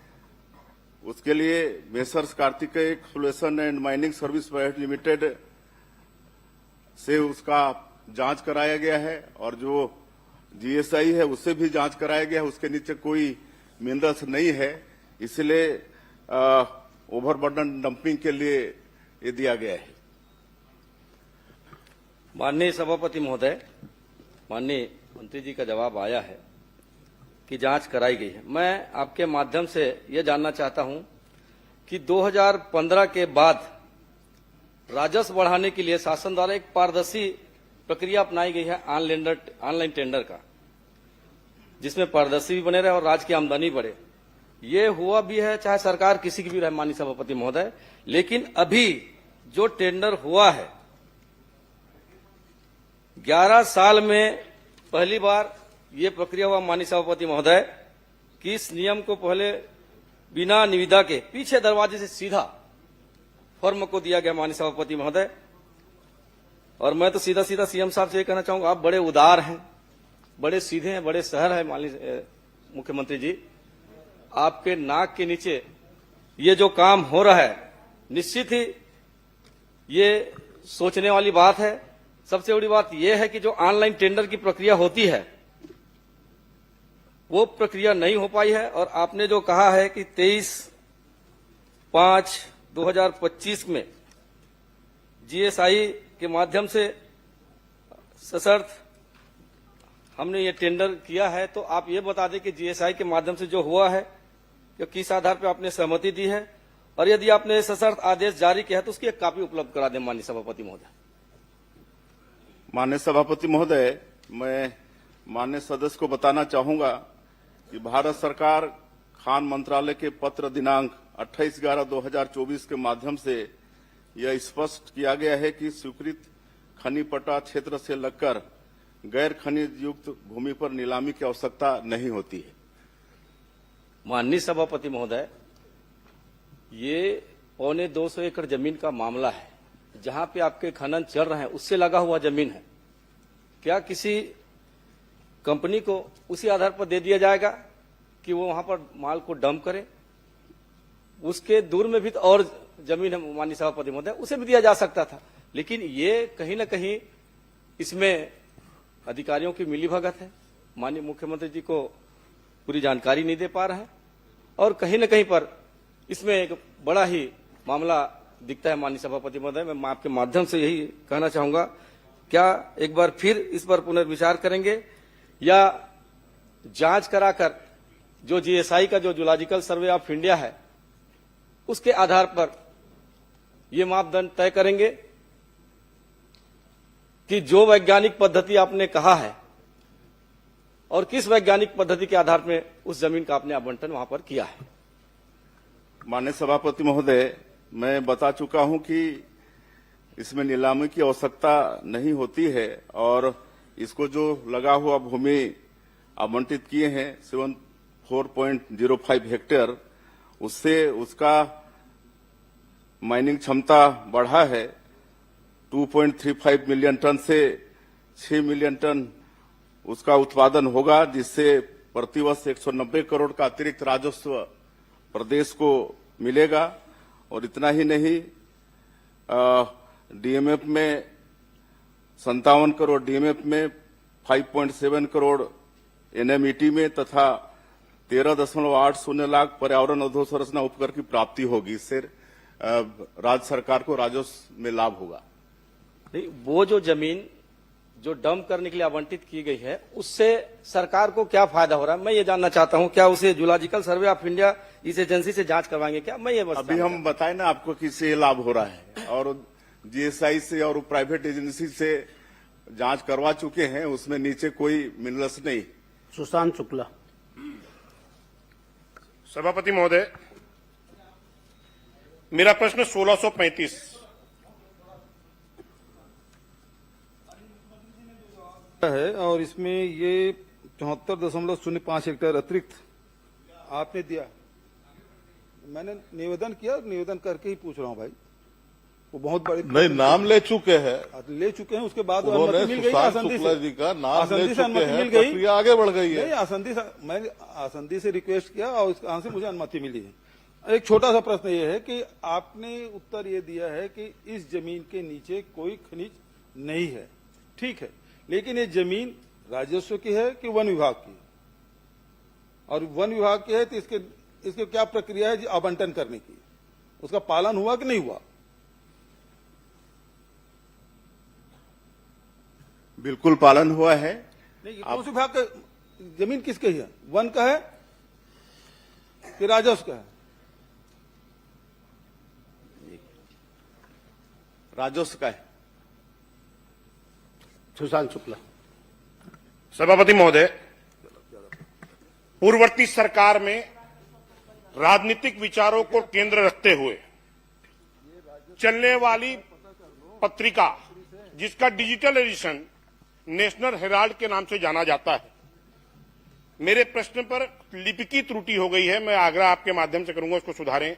संडे नवजीवन भी एक उसकी हिंदी एडिशन है और पिछली सरकार में इसको 4 करोड़ 24 लाख रुपया डिजिटल एडिशन के रूप में भुगतान किया गया। चूंकि त्रुटि हो गई थी तो संडे नवजीवन का विवरण नहीं आ पाया। मैं आपके माध्यम से माननीय मुख्यमंत्री जी से जानना चाहूंगा कि संडे नवजीवन को कितना भुगतान किया गया। माननीय सभापति महोदय, माननीय सदस्य ने संडे नवजीवन को जो भुगतान किया गया है उसकी जानकारी चाहिए है। संडे नवजीवन को वर्ष 2019-20 से लेकर वर्ष 2023-24 तक कुल 3 करोड़ 6 लाख रुपए का विज्ञापन दिया गया, उतना भुगतान किया गया है। मैं आपके माध्यम से प्रश्न में पूछा था कि संबंधित दोनों मीडिया संस्थानों के स्वामी प्रबंधकर्ता यानी ओनर, ट्रस्ट और कंपनी कौन है, इसका विवरण के रूप में सिर्फ एक नाम मीडिया प्रबंधकर्ता के रूप में जवाब में आया है। मैं आपके माध्यम से जानना चाहता हूं कि क्या शासन के पास संबंधित प्रकाशन के स्वामित्व, ट्रस्ट या उससे अन्य जानकारी उपलब्ध है क्या? अगर है तो वो दे दें। माननीय सभापति महोदय, ये दोनों अखबार के प्रबंधकर्ता तत्कालीन समय में एसोसिएट जर्नल्स लिमिटेड के प्रबंध निदेशक पवन बंसल हैं। बाकी ये दोनों पेपर किसके मुखपत्र हैं इसको पूरा देश जानता है। सभापति महोदय, मैं स्पष्ट तौर पर पूछ रहा हूं कि इसका प्रकाशन 2008 से बंद हो चुका है। 2017 में इसके हिंदी एडिशन के रूप में साप्ताहिक अखबार चालू किया गया। नेशनल हेराल्ड को चलाने वाली संस्था एसोसिएट जनरल अपने कार्य में स्पष्ट तौर पर उल्लेखित किया है कि कांग्रेस के नीतियों पर आधार पर प्रकाशन करेंगे। तो मैं आपके माध्यम से पूछना चाहता हूं कि क्या सरकार राजनीतिक दलों के मुखपत्र को भी विज्ञापन जारी करती है क्या, या उसके कोई प्रावधान अलग से हैं तो बता दें। अब अपने समय में तो ऐसा है नहीं। सभापति महोदय, यहीं पर एक विषय है तो मैं आपके माध्यम से मांग करता हूं कि संबंधित तत्कालीन समय में ऐसे समाचार पत्र जो किसी राजनीतिक दल की विचारों धाराओं पर आधारित प्रकाशन करते हैं उसको राशि आवंटित करने वाले अधिकारियों के विरुद्ध कार्रवाई सुनिश्चित करेंगे क्या?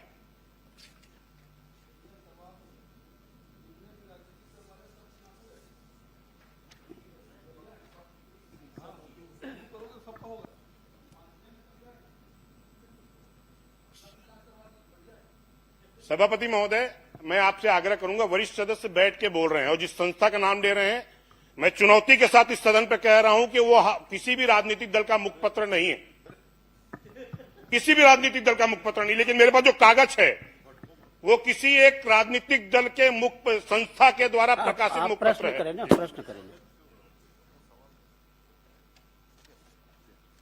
अजय चंद्राकर जी। माननीय सभापति महोदय, ये नेशनल हेराल्ड के जिस भी एडिशन को, चाहे वो डिजिटल एडिशन को दिया गया चाहे प्रिंट एडिशन को दिया गया, ये छत्तीसगढ़ से प्रकाशित नहीं होती।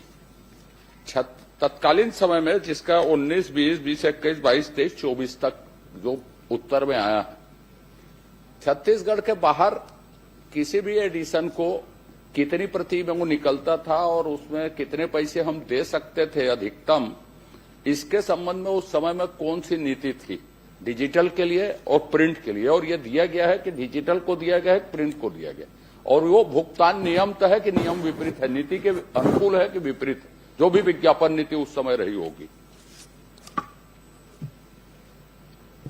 माननीय सभापति महोदय, उस समय उक्त दोनों पेपर को 8 लाख रुपया प्रति पृष्ठ के हिसाब से भुगतान किया गया है। नहीं माननीय मुख्यमंत्री जी, मैंने ये पूछा है कि 4 करोड़ 24 लाख रुपया मैं सोचता हूं कि और किसी पत्रिका को नहीं दिया गया होगा, पर मैं ये पूछ रहा हूं कि विज्ञापन की जो नीति थी उसके तहत डिजिटल को या प्रिंट को जितना पैसा उनको दिया गया है वो नियम या नीति के अनुकूल था कि विपरीत था, और यदि विपरीत था तो फिर दोषी कौन थे? यह उल्लंघन यदि किया गया तो यह आप बता दीजिए कि नियम के अनुकूल था तो कोई प्रश्न नहीं है। फिर चलिए इसका परीक्षण करा लेंगे जी। अनुज शर्मा जी। नहीं, मेरा एक माननीय सभापति महोदय, मेरा एक आपसे आग्रह है, आपके परीक्षण करा लेने कहने के बाद और नहीं पूछना चाहिए, लेकिन मेरा आपसे एक आग्रह है कि ये विज्ञापन नियम के विपरीत दिए गए हैं जो आपने विज्ञापन की नीति बनाई। पहली बात नहीं, सीएम साहब का जवाब उसमें आ गया है कि उसको परीक्षण करा लेंगे, वो आ जाएगा। जो बोलना माननीय सभापति मैं क्रॉस नहीं कर बढ़ गया है, आगे बढ़ गया, शर्मा जी के नाम हो गए हैं, शर्मा जी को हो गया भाई। तो मेरा ये कहना है परीक्षण की जगह में इसकी जांच एक समयावधि में करवा दे। परीक्षण की जगह में ये मेरा आग्रह है कि ताकि भविष्य में चाहे वो राजनीतिक दल के हों, चाहे प्रदेश के बाहर के हों, किसी के स्वामित्व के हों, एसोसिएटेड प्रेस के हों, चाहे उसका मुकदमा चल रहा हो, चाहे राजनीतिक व्यक्ति जुड़े हों, ऐसी चीजों से हमारे प्रदेश के धन का दुरुपयोग न हो सके। आत्म प्रचार के लिए, व्यक्ति प्रचार के लिए तो स्पष्ट नीति बनेगी जांच के बाद, जो रिपोर्ट आएगी उसके आधार पर। तो मैं आपसे आग्रह करूंगा कि परीक्षण के बजाय उसकी जांच करवाएं ताकि स्पष्ट नीति बने उसके लिए और इस तरह की घटनाएं न हो। माननीय सभापति महोदय, विज्ञापन नियमावली 2019 की कंडिका 16 के अनुसार एवं वित्तीय अधिकार पुस्तिका में निहित शक्तियों के अनुसार किसी भी समाचार पत्र पत्रिकाओं में उन दरों पर जो उचित समझी जाए विज्ञापन देने की पूर्ण शक्तियां प्रशासकीय विभाग को है। पूर्व सरकार के समय में यह नियम प्रचलन में है। उक्त समाचार पत्र RNI भारत सरकार के पंजीयक कार्यालय में पंजीकृत है। अनुज शर्मा। माननीय सभापति जी, बहुत बहुत आभार, आपने अवसर दिया। मैं माननीय मुख्यमंत्री जी से मैंने एक जानकारी चाही थी आपके माध्यम से, धरसींवा विधानसभा क्षेत्र में स्थापित क्रेशर मशीनों की जांच के संबंध में। मैं माननीय मुख्यमंत्री जी से जानना चाहता हूं कि इन क्रेशर मशीन की जांच का क्या नियम है, कब कब किया जाना चाहिए। इस संबंध में मैं उनसे जानना चाहता हूं कि जांच के क्या नियम है और कब कब किया जाना चाहिए। ऐसी कोई प्रक्रिया है क्या जांच के लिए?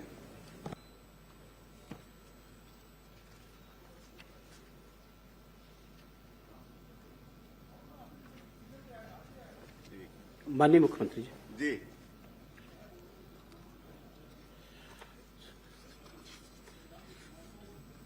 माननीय सभापति,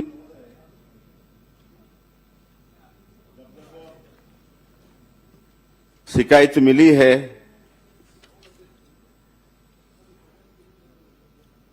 भंडारण नियम 2009 के तहत जांच की जाती है जब जब शिकायत मिली है, और माननीय सदस्य के विधानसभा क्षेत्र से कुल 7 शिकायत पिछले 2 वर्षों में मिली है और सबकी जांच माइनिंग विभाग से हुई है और उन पर कार्रवाई हुई है।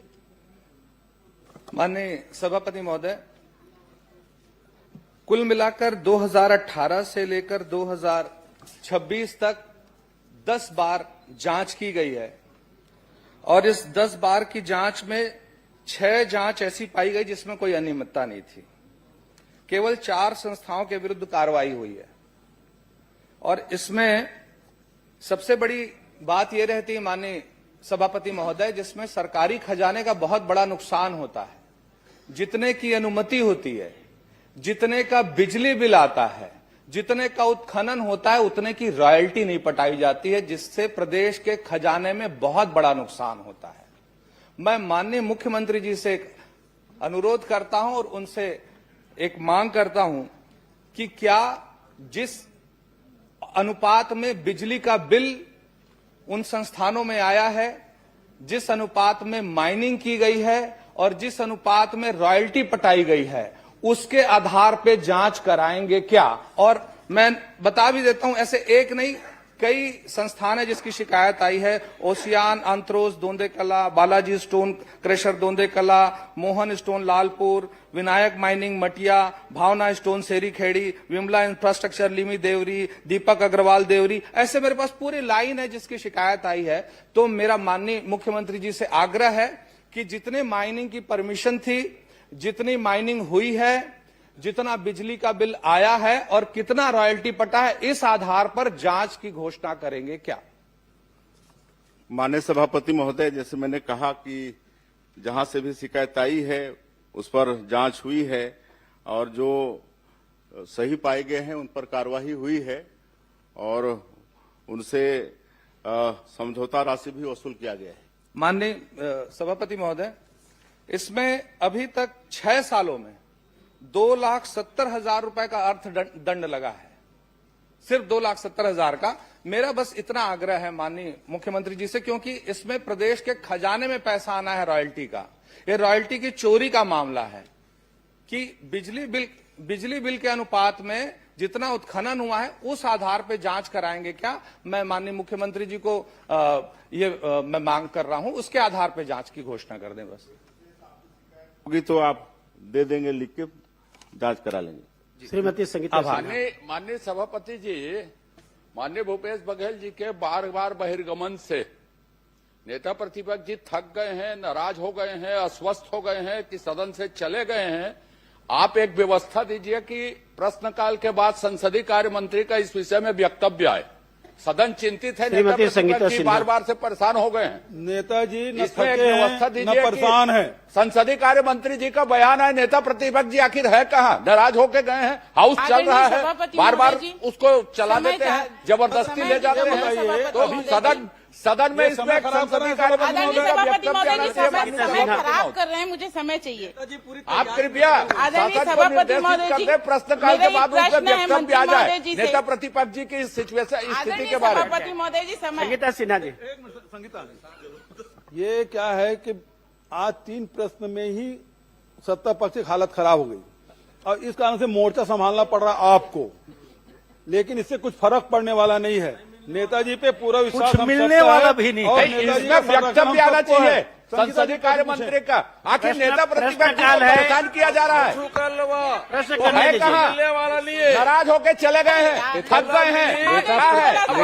संगीता सिन्हा जी ले लिया गया, उसमें बयान आना किया जा रहा है। राजस्व न्यायालयों के द्वारा किन नेता प्रतिपक्ष दबाव महसूस कर रहे हैं। प्रश्नकाल अरे मुख्यमंत्री और संसदीय कार्य मंत्री के को पूरा बाइकाट किए हैं। आप वित्त मंत्री देख लीजिए और दूसरे गृह मंत्री देख लीजिए, दोनों गायब हैं, वो आए ही नहीं प्रश्नकाल में। आप लोग कुछ आदरणीय सभापति महोदय जी, राजस्व न्यायालयों के द्वारा किन किन अतिक्रमणकारियों को अतिक्रमित भूमि के बेदखल किए जाने के संबंध में वारंट जारी किया गया सभापति महोदय जी? और इसी में एक दूसरा प्रश्न है सभापति महोदय जी, किन कारणों से अभी तक बेदखली के कार्रवाई को नहीं की गई है? मैं हाजिर हूं भाई चंद्राकर जी, मैं हाजिर हूं, आप चिंता न करें।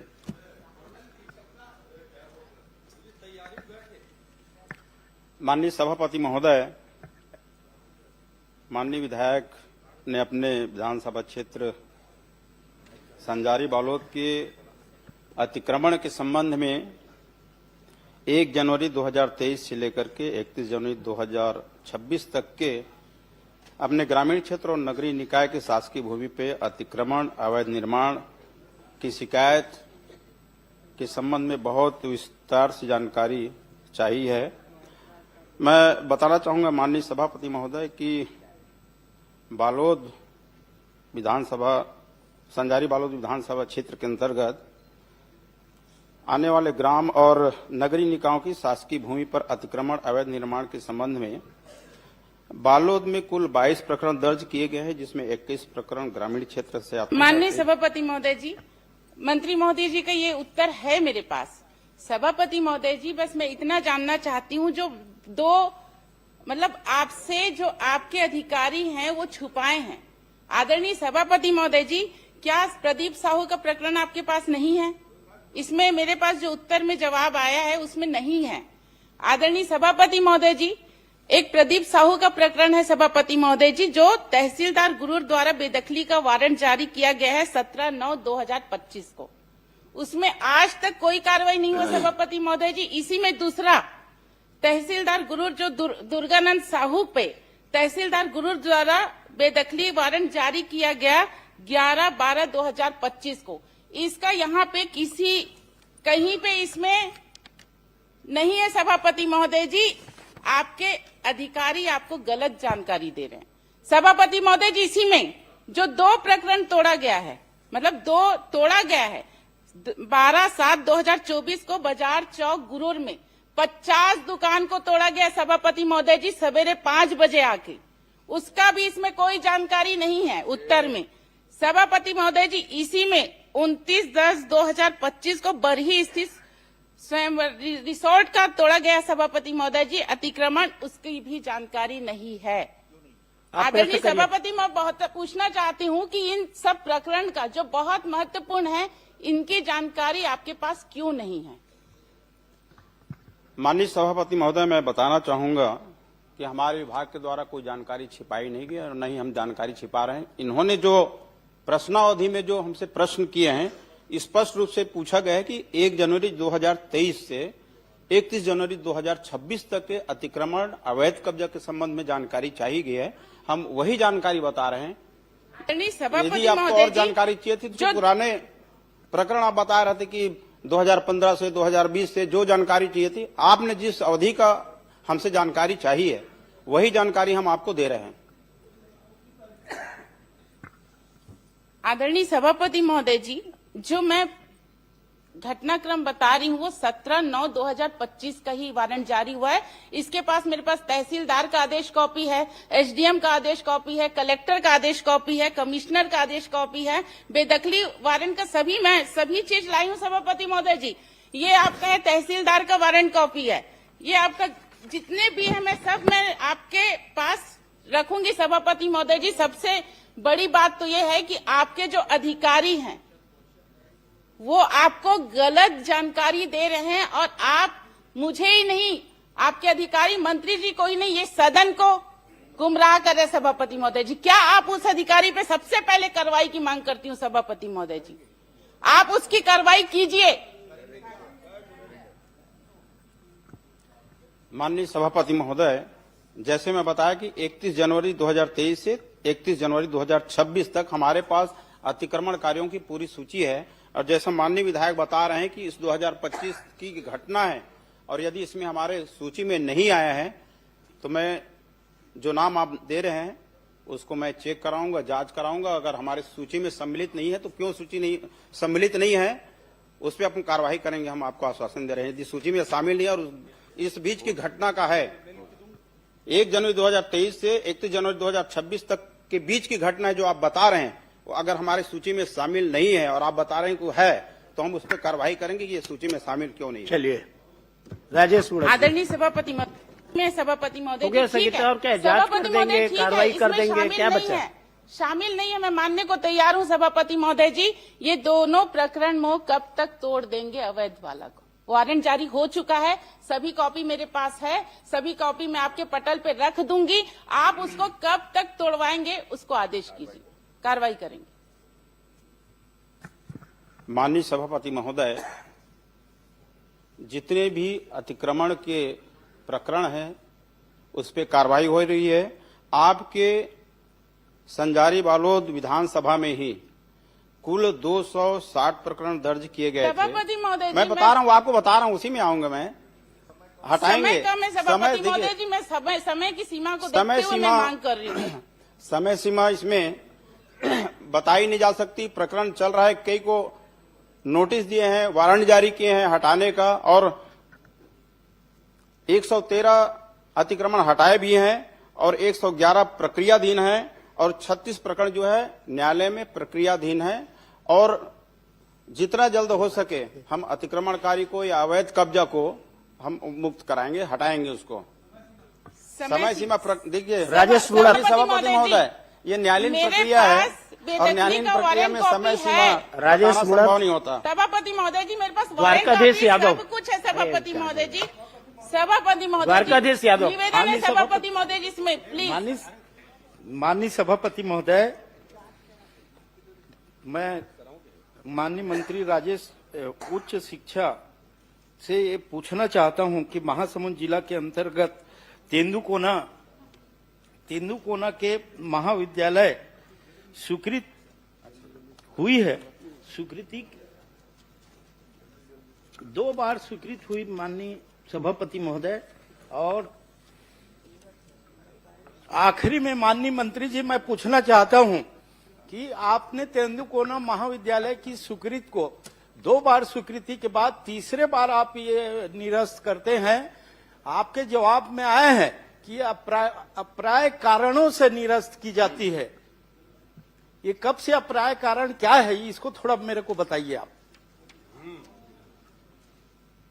माननीय सभापति महोदय, पहले तो मैं माननीय विधायक जी को बधाई देता हूं कि आपके महाविद्यालय का टेंडर भी हो गया है, भूमि पूजन भी हो गया है, पर लेट क्यों हुआ उसके बारे में जानकारी माननीय मंत्री जी बता रहा हूं। टेंडर ओपन हो गए तो डेट बता दीजिए और टेंडर कब लगा है बता दीजिए आप। बता देते हैं, आपको बता देते हैं।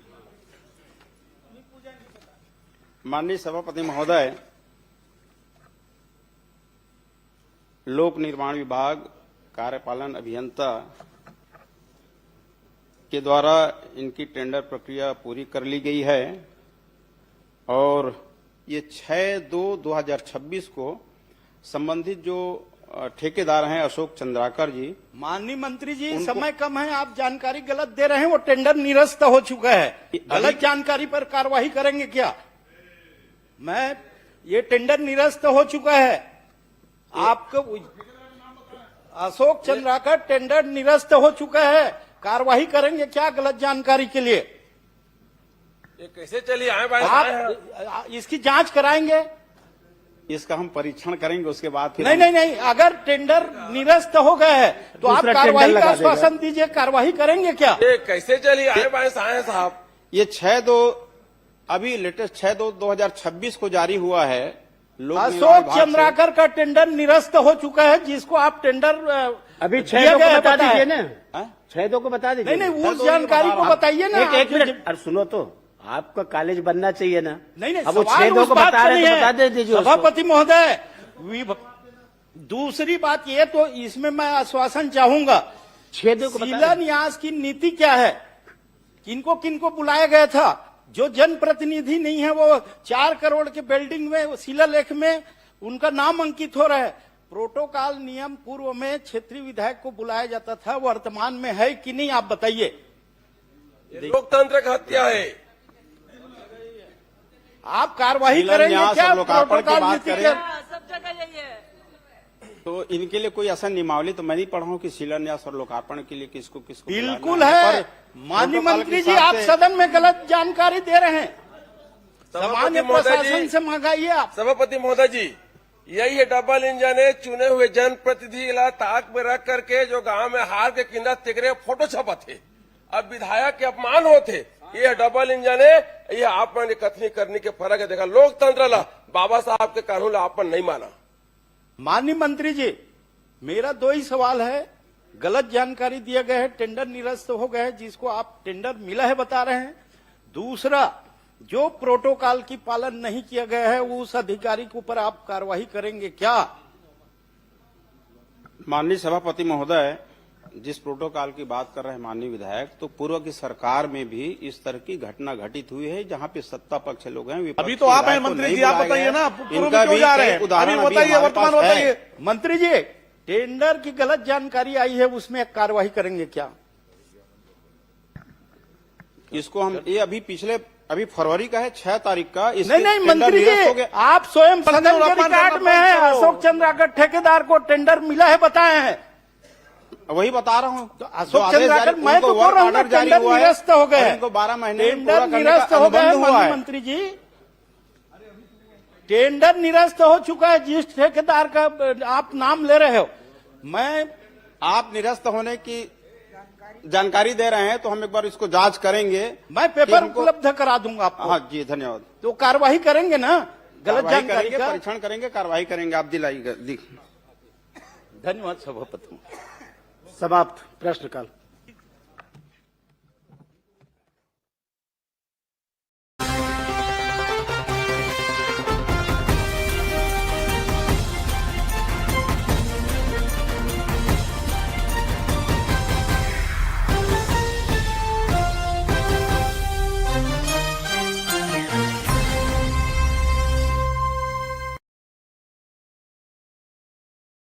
नहीं सभापति जी, मेरा जिला सहकारी केंद्रीय बैंक के ऊपर एक ये प्रश्न है जिसमें आदरणीय मंत्री जी द्वारा जवाब भी मिला है, लेकिन ये संतोषजनक नहीं है। जैसे मेरा सवाल था इसमें, क्या जिला सहकारी केंद्रीय बैंक शाखा डोंगरगढ़ के प्रस्ताव के आधार पर पंजीयक सहकारी संस्थाएं द्वारा दिनांक 24/8/2023 को भवन निर्माण की अनुमति दी गई? इन्होंने कहा हाँ। और कितनी राशि तो इन्होंने की स्वीकृति की गई है कहा गया, तो उसमें कहा 39 लाख की स्वीकृति दी गई। और उस जगहों पे अतिक्रमण है, उसे क्यों नहीं हटाया गया? ये भी मेरा क्वेश्चन था। तो इनका ये भी जवाब आया है कि अतिक्रमण होने का कारण शाखा भवन निर्माण हेतु अन्यत्र भूमि आवंटित करने हेतु कलेक्टर जिला राजनांदगांव से मांग किया गया है और वो जमीन को नहीं हटाएगा। मेरा इसमें सवाल ये है, क्या मंत्री जी यह बताने की कष्ट करेंगे कि जिला सहकारी केंद्रीय बैंक राजनांदगांव शाखा द्वारा कितनी भूपाटक राशि पटाया गया था इस अतिक्रमण वाली जगह के लिए, और प्रक्रिया जब पूर्ण हो चुकी थी तो कितनी राशि का राशि पूर्ण पटाया गया है, इसका बताया जाए।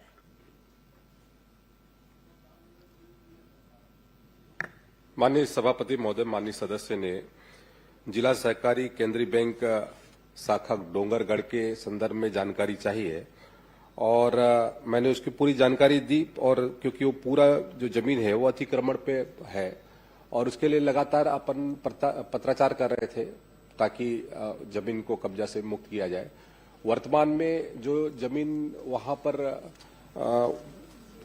उपलब्धता की दृष्टि से हमारी कोशिश जारी है कि जल्द से जल्द ये जो भवन का निर्माण हो सके ताकि वहां के लोगों को सुविधाएं मिले। पूर्व में जो जमीन दिया गया था वो भी जो वहां पे अध्यक्ष रहे वो उनके ही जमीन के नजदीक में उनको कहते हैं वो किया गया था, तो वहां पर पार्किंग की सुविधा और बाकी सुविधाएं व्यवस्थित नहीं हो पा रही थी। तो इसके लिए भी हम लगातार चर्चा कर रहे हैं क्योंकि बैंक का मामला है, तो इसलिए वहां तत्काल उनको उनके सुविधा के हिसाब से वो जमीन उपलब्ध कराने का निर्णय भी। आदरणीय के जो भूमि है, जिस जगह पे भू अर्जन के लिए भू पाटक की जो प्रक्रिया होती है उसकी राशि बैंक के द्वारा सहकारी केंद्रीय बैंक राजनांदगांव के द्वारा उसका भू राशि दिया गया। उसके बाद उसके भूमि पूजन हो चुका, उसके बाद उसमें आज टेंडर भी लग चुका है और उसके बाद आज जब आदेश प्रक्रिया के तहत वर्क ऑर्डर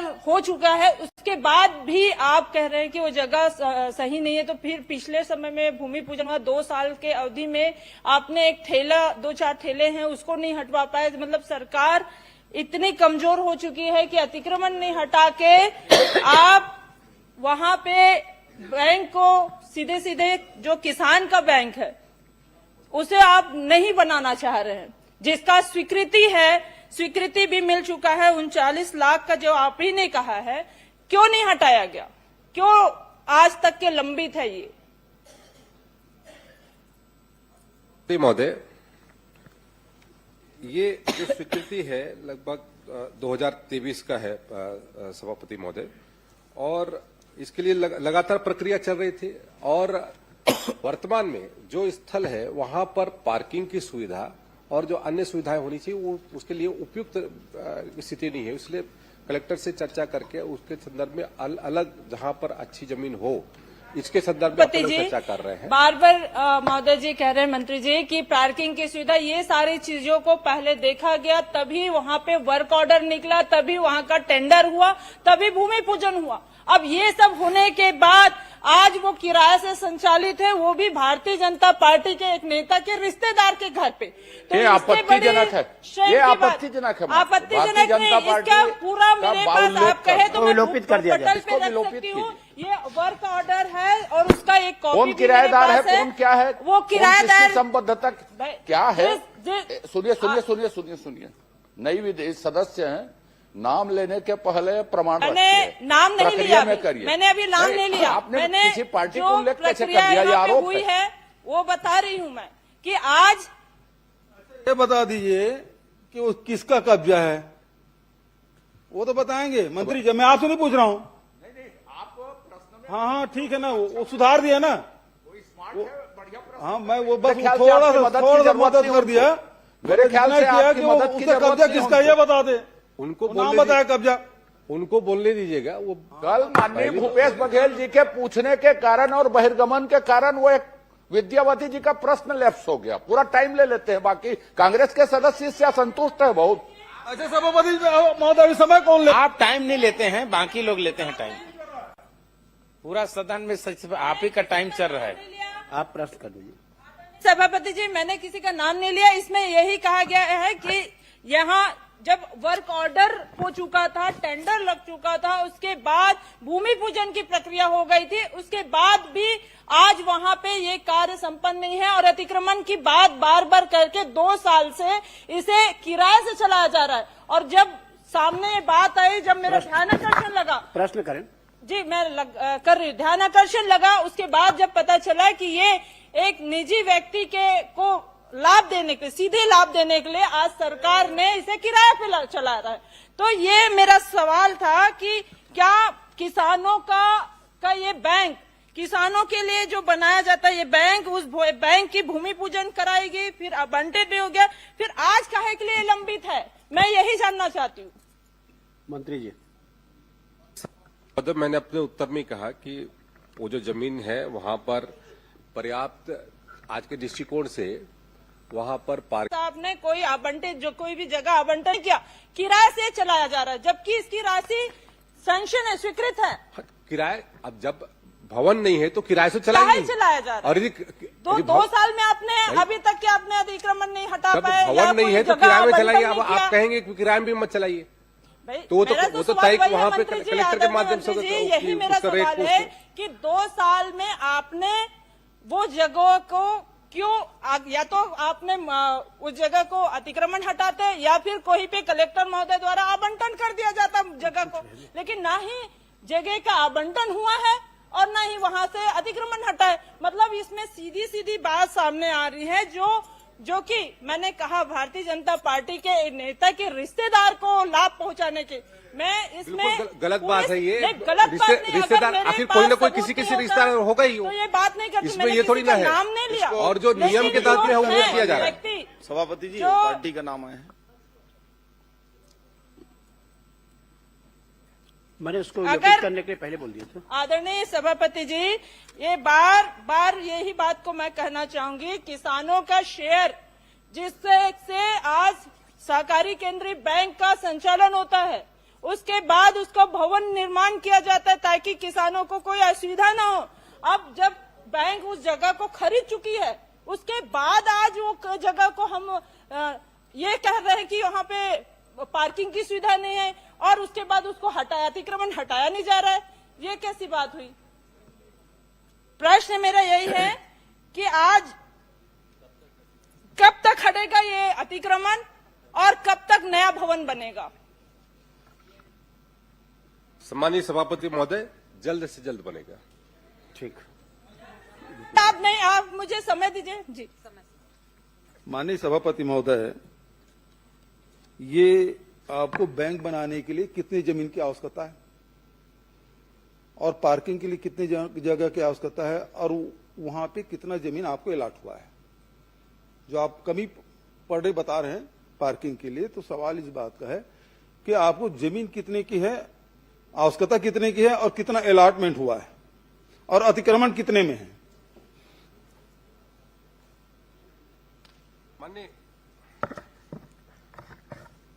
माननीय सभापति महोदय, लगभग वहां पर जो जमीन अलाट हुआ है वो लगभग 2200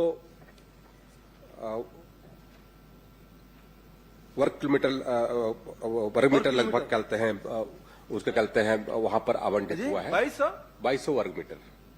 2200 वर्ग मीटर, और अभी उससे बड़ी जमीन अपन उसको तलाश रहे हैं। नहीं, सवाल इस बात का है 2200 वर्ग मीटर आपका है तो बिल्डिंग कितने में बनेगा और कितने पार्किंग की आवश्यकता है? क्या अंडरग्राउंड पार्किंग की व्यवस्था कर रहे हैं? खाली है? कितना है?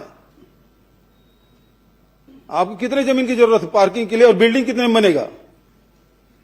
उसमें 3000 स्क्वायर फीट से ज्यादा जमीन की आवश्यकता पड़ेगी और उसमें वहां पर पार्किंग की व्यवस्था भी वहां पर सुनिश्चित कराएंगे। सुंदर, 3000 वर्ग मीटर की वर्ग फीट की जरूरत पड़ेगी और आपके पास 2200 वर्ग मीटर है, तो 2200 वर्ग मीटर मतलब कितना हुआ? 22,000 वर्ग फीट हो गया, है ना। आपको जरूरत 3,000 का है। इसका मतलब यह है कि 19,000 वर्ग फीट जमीन आपका खाली है।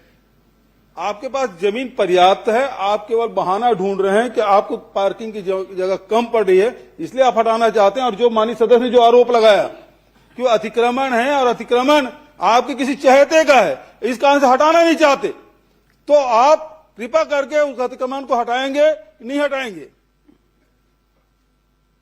माननीय सभापति महोदय, अतिक्रमण को हटाने के लिए हमने जिला कलेक्टर को पत्र लिखा है और जल्द से जल्द वो अतिक्रमण हटेगा ऐसा भी सुनिश्चित कर रहे हैं। और जो जमीन की उपलब्धता है 2200 वर्ग मीटर का वहां पर अभी जमीन है और लगभग 3,000 वर्ग मीटर लगभग कलते हैं जमीन अपन और देख रहे हैं, ताकि वहां पर सर्व सुविधा युक्त जहां पर पार्किंग की व्यवस्था भी सुनिश्चित हो सके, ऐसे जमीन की उपलब्धता पर सुनिश्चित करें। अभी एक मिनट अभी आपने 3,000 वर्ग फीट की बात कही, अभी आप कर रहे हैं 3,000 वर्ग मीटर की बात, पहले आप 22,000 वर्ग मीटर की बात, तो कौन सी बात आप सही बोल रहे हैं? पर्ची मंगवा लीजिए, थोड़ा दूर हो गया है सभापति महोदय, ये पर्ची दौड़ने वाले थोड़ा से वो आ ही नहीं रहा पर्ची। इसका मतलब क्या है कि आप वहां बनाना चाहते हैं, अतिक्रमण हटाएंगे, कब तक हटाएंगे? क्योंकि 2 साल हो गया, 2.5 साल हो गया, 2023 का मामला है, 26 से 3 साल हो गया, तो आप कब तक के वो अतिक्रमण हटाएंगे? समय कलेक्टर को निर्देश करेंगे कि कलेक्टर को निर्देश भी नहीं कर सकते, जैसे देवांगन जी ने कहा हम कलेक्टर को आदेश नहीं कर सकते, तो यहां उसी प्रकार का आप जवाब देंगे कि आप हटवा रहे हैं, और कब तक हटवाएंगे तिथि बताइए। माननीय सभापति महोदय, तिथि मैं अभी सुनिश्चित नहीं कर सकता, लेकिन जल्द से जल्द हटवाने की श्री तुलेश्वर सिंह। माननीय अध्यक्ष सभापति महोदय, चूंकि सदन में मामला आया है और अतिक्रमण हटाने की बात है, जहां दूसरी जगह बुलडोजर चलाते हैं यहां कब बुलडोजर भेजेंगे? ये अतिक्रमण कब हटाएंगे? यहां बुलडोजर नहीं चल रहा है, अफीम में कम से कम बुलडोजर चला है माननीय सभापति महोदय, लेकिन इसमें बुलडोजर कब चलेगा? माननीय सभापति महोदय, माननीय सभापति महोदय, बनाने के लिए जगह है, माननीय सभापति महोदय, किसानों के साथ अत्याचार करना बंद करो, बंद करो, बंद करो। मंत्री जी, संरक्षण अतिक्रमणकारियों को संरक्षण देना बंद करिए आप, और इसके विरोध में हम बहिर्गमन कर रहे हैं। माननीय सभापति महोदय, विपक्ष का जो बहिर्गमन है, से जानना चाहता हूँ, माननीय सभापति महोदय, वो एक नाटक है, वनमंडल कटघोरा समय पास कर रहे हैं कि 5 नंबर का प्रश्न मत लगे, नेशनल हेराल्ड का क्वेश्चन मत आए, इसके लिए ये समय पास कर रहे थे। क्षेत्र में बिगड़े वन सुधार योजना अंतर्गत वृक्षारोपण की गई। माननीय मंत्री जी का इसमें जवाब आ चुका है कि वृक्षारोपण नहीं किया गया 3 साल पे, और यदि वृक्षारोपण नहीं किया गया तो क्या भविष्य में वृक्षारोपण करने की कोई योजना है, या फिर किसी अन्य मद से वृक्षारोपण किया जा रहा है, या फिर कौन कौन से ऐसे मद है जिसमें बिगड़े वन सुधार की योजना चलाई जाती है? माननीय मंत्री जी। माननीय सभापति महोदय, मैंने अपने उत्तर में स्पष्ट किया है कि इस जो अवधि में जब माननीय सदस्य ने प्रश्न पूछा है, तो उस अवधि में बिगड़े वनों के सुधार के लिए कोई राशि आवंटित नहीं की गई, न कोई कार्य हुआ है। अन्य जो कहते हैं योजना के तहत में वहां पर कार्य किया गया है, जो हमारा रूटीन का प्रक्रिया होती है, और माननीय सदस्य यदि चाहते हैं तो उसकी पूरी जानकारी भी उपलब्ध करा दूंगा कि किस तरीके से लगभग वहां पर इस अवधि में लगभग 1.5 लाख वृक्षारोपण किया गया है। कोई जरूर मैं जो जानना चाह रहा हूं कि वो कौन सी योजना है, कौन सा मद है जिससे वृक्षारोपण किया गया? केम्पा मद के तहत में सभापति महोदय वहां पर वृक्षारोपण किया गया है इस अवधि में। धन्यवाद अध्यक्ष।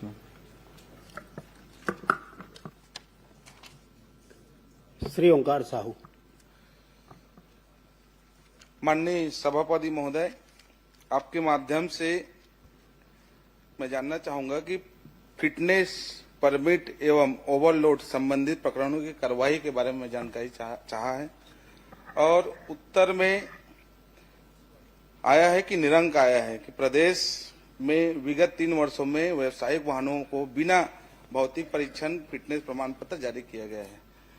तो ठीक है, लेकिन खा नंबर में मैं जानकारी चाहा कि ओवरलोडिंग में कितने प्रकरण हैं, क्योंकि मंत्री महोदय द्वारा जानकारी मिली है कि 77,810 प्रकरण, लेकिन ये मैं पॉइंट पे मांगा हूं, पॉइंट टू पॉइंट। तो ओवरलोडिंग में कितना है ये बताने के कष्ट करेंगे।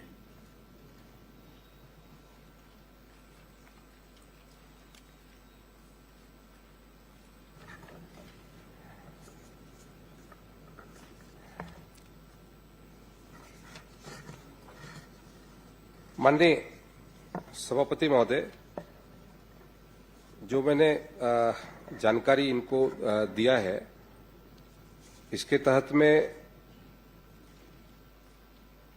माननीय सदस्य ने जो जानकारी चाहिए थी और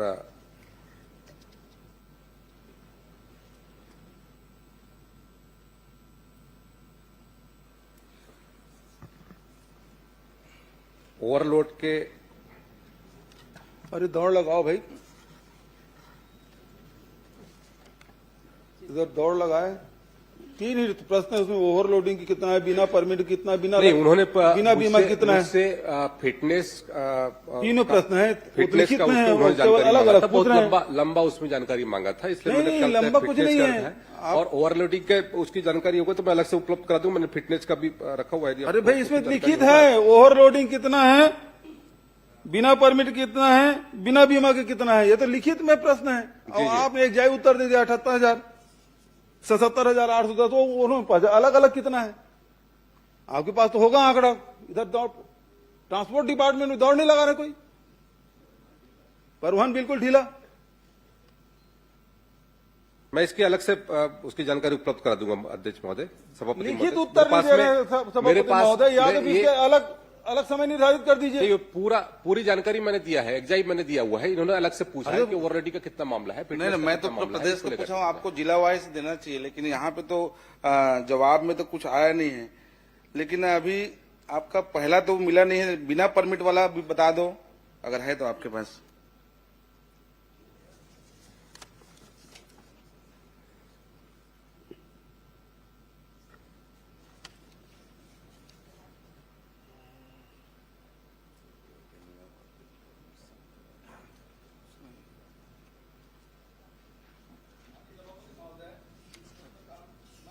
कर रहा हूं कि मंत्री जी की तैयारी पूरी नहीं है, आसंदी से व्यवस्था आनी चाहिए। सभापति महोदय बता रहे हैं, मंत्री जी बता रहे हैं, बता ही नहीं रहे ना, न क का उत्तर आ रहा है न ख का उत्तर आ रहा है। भाई बिना वो व्यवसायिक वाहन के बिना भौतिक परीक्षण के, बिना फिटनेस के कितने हैं वो तो पूछा ही नहीं भाई। उसके बारे में आप कुछ बोले नहीं, मतलब जितने भी हैं वो सब फिटनेस वाले हैं। माननीय सभापति महोदय, उन्होंने फिटनेस की जानकारी मांगी थी, तो मैंने फिटनेस की पूरी जानकारी उनको उपलब्ध निरंक है। और इसमें ये पूरा डाटा है मेरे पास। ना पूरे काम में तो आपने निरंक कर दिया। देखिए 2000 छत्तीसगढ़ में मैं आपको बताता हूँ, 2023 में जो फिटनेस के उसमें चलते हैं, टोटल जो वो किया गया है उसमें 88,096 कहते हैं, उसमें फिटनेस किया गया है।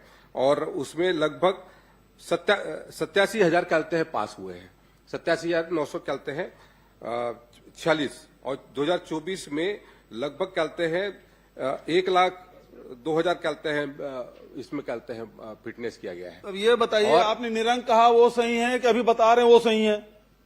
नहीं, उत्तर ठीक नहीं आया सभापति महोदय। इसको दूसरे फिटनेस का डाटा मैंने रख दीजिए, आधे घंटे की चर्चा में रख दीजिए, किसी चीज रख लीजिए, क्योंकि उत्तर तो नहीं आ रहा है।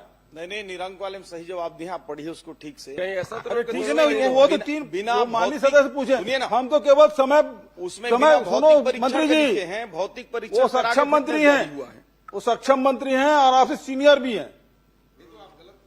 गलत नहीं पूछ रहा हूं मैं तो उनको समय दे रहा हूं तब तक कि पर्ची आ जाए करके। प्रश्न आप चुपचाप बैठे रहते हैं, अभी तक उत्तर भी नहीं दे रहा है। आगे पर्ची, ये ट्रांसपोर्ट डिपार्टमेंट बहुत धीमी गति से चल रहा है। अमेरिका से आता है वैसे आ गया। करिए सभापति महोदय। नहीं, गाड़ी धीमी नहीं चल रही है, सर पर दौड़ रही है। नहीं, ये इसका निरंक है, इसका पूरी जानकारी लो अब सुन लीजिए, अब श्यामलाल जी सुन लीजिए, पहले आंकड़े दे रहे थे, मतलब कुल मिला के तैयारी नहीं है।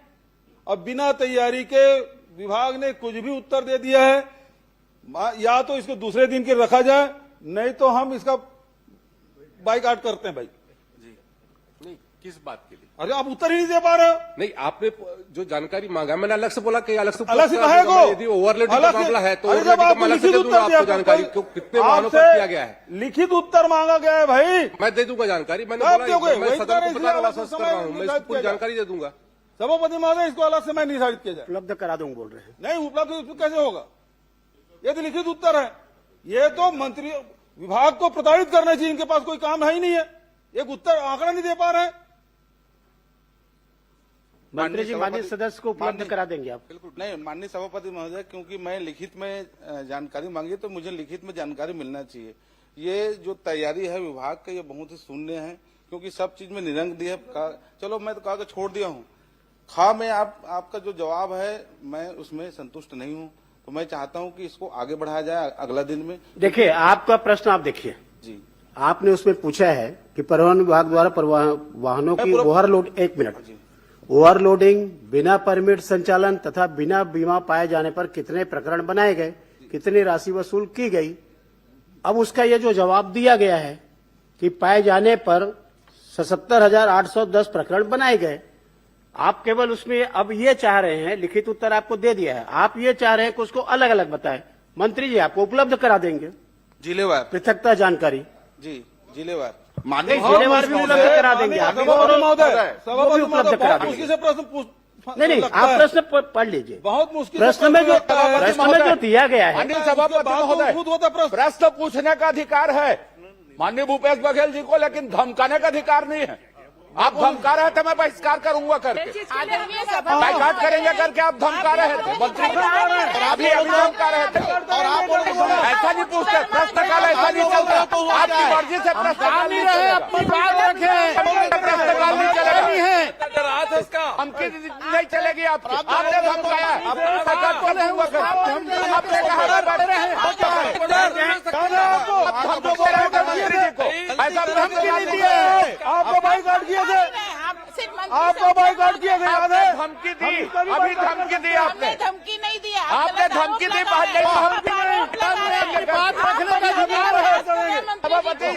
आप बैठ जाए, आप भी बैठिए, आप भी बैठिए, आप बैठिए, सब बैठिए। आपको कौन सी जानकारी चाहिए? आप बैठिए, आप भी बैठिए। भूपेश बघेल जी, आपसे बात कर रहा हूँ। माननीय मंत्री जी थे, इनका बाइकआउट किए थे, भूल गए आप? मंत्री जी, आप मंत्री जी नहीं दे रहा, मौन धारण टाइप का लग रहा है, सुना नहीं, कुछ नहीं लग रहा है। आप होगा, बैठिए, क्या होगा? आप बैठिए ना। मैंने, आप राम कुमार जी, माननीय सदस्य आप बैठे, आपने जो पूछा मैंने आपको पढ़ के बताया। आप जो बोल रहे हो ना लिखित में उसका जवाब आया है, मैंने आपको पढ़ के बताया है। आपने जो प्रश्न किया है उसको पढ़ लीजिए। और आपने उसमें पृथकता जानकारी नहीं मांगी है, आपने जो मांगी है जानकारी, मंत्री जी ने उसका जवाब दिया है, यही मैं आपको बोला हूं। और इसलिए उसमें अंतिम प्रश्न और कुछ करना है तो कर लीजिए, उसके बाद आगे बढ़ते हैं। सभापति महोदय, क्योंकि मैंने पॉइंट टू पॉइंट मांगा है। भाई आप पढ़िए, पॉइंट टू पॉइंट मैं पढ़ देता हूं, एक बार मैं पढ़ता हूं आपको। जी, उक्त अवधि में परिवहन विभाग द्वारा वाहनों की ओवरलोडिंग, बिना परमिट संचालन एवं बिना बीमा पाए जाने पर कितने प्रकरण बनाए गए तथा कितनी राशि वसूल की गई। अब आप पढ़िए, उक्त अवधि में ओवरलोडिंग, बिना परमिट संचालन एवं बिना बीमा पाए जाने पर 77,810 प्रकरण बनाए गए।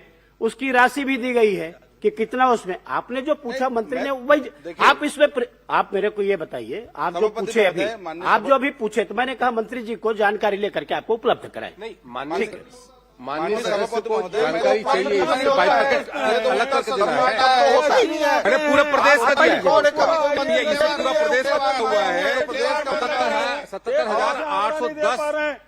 ये तो बेहद दुर्भाग्यजनक है। विभाग में कोई कंट्रोल मंत्री जी का नहीं है, अभी तक के उत्तर नहीं आ पाया है, और नहीं आ पाया इसलिए हम लोग बहिर्गमन कर रहे हैं। भाई माननीय सभापति श्री कुंवर सिंह निषाद,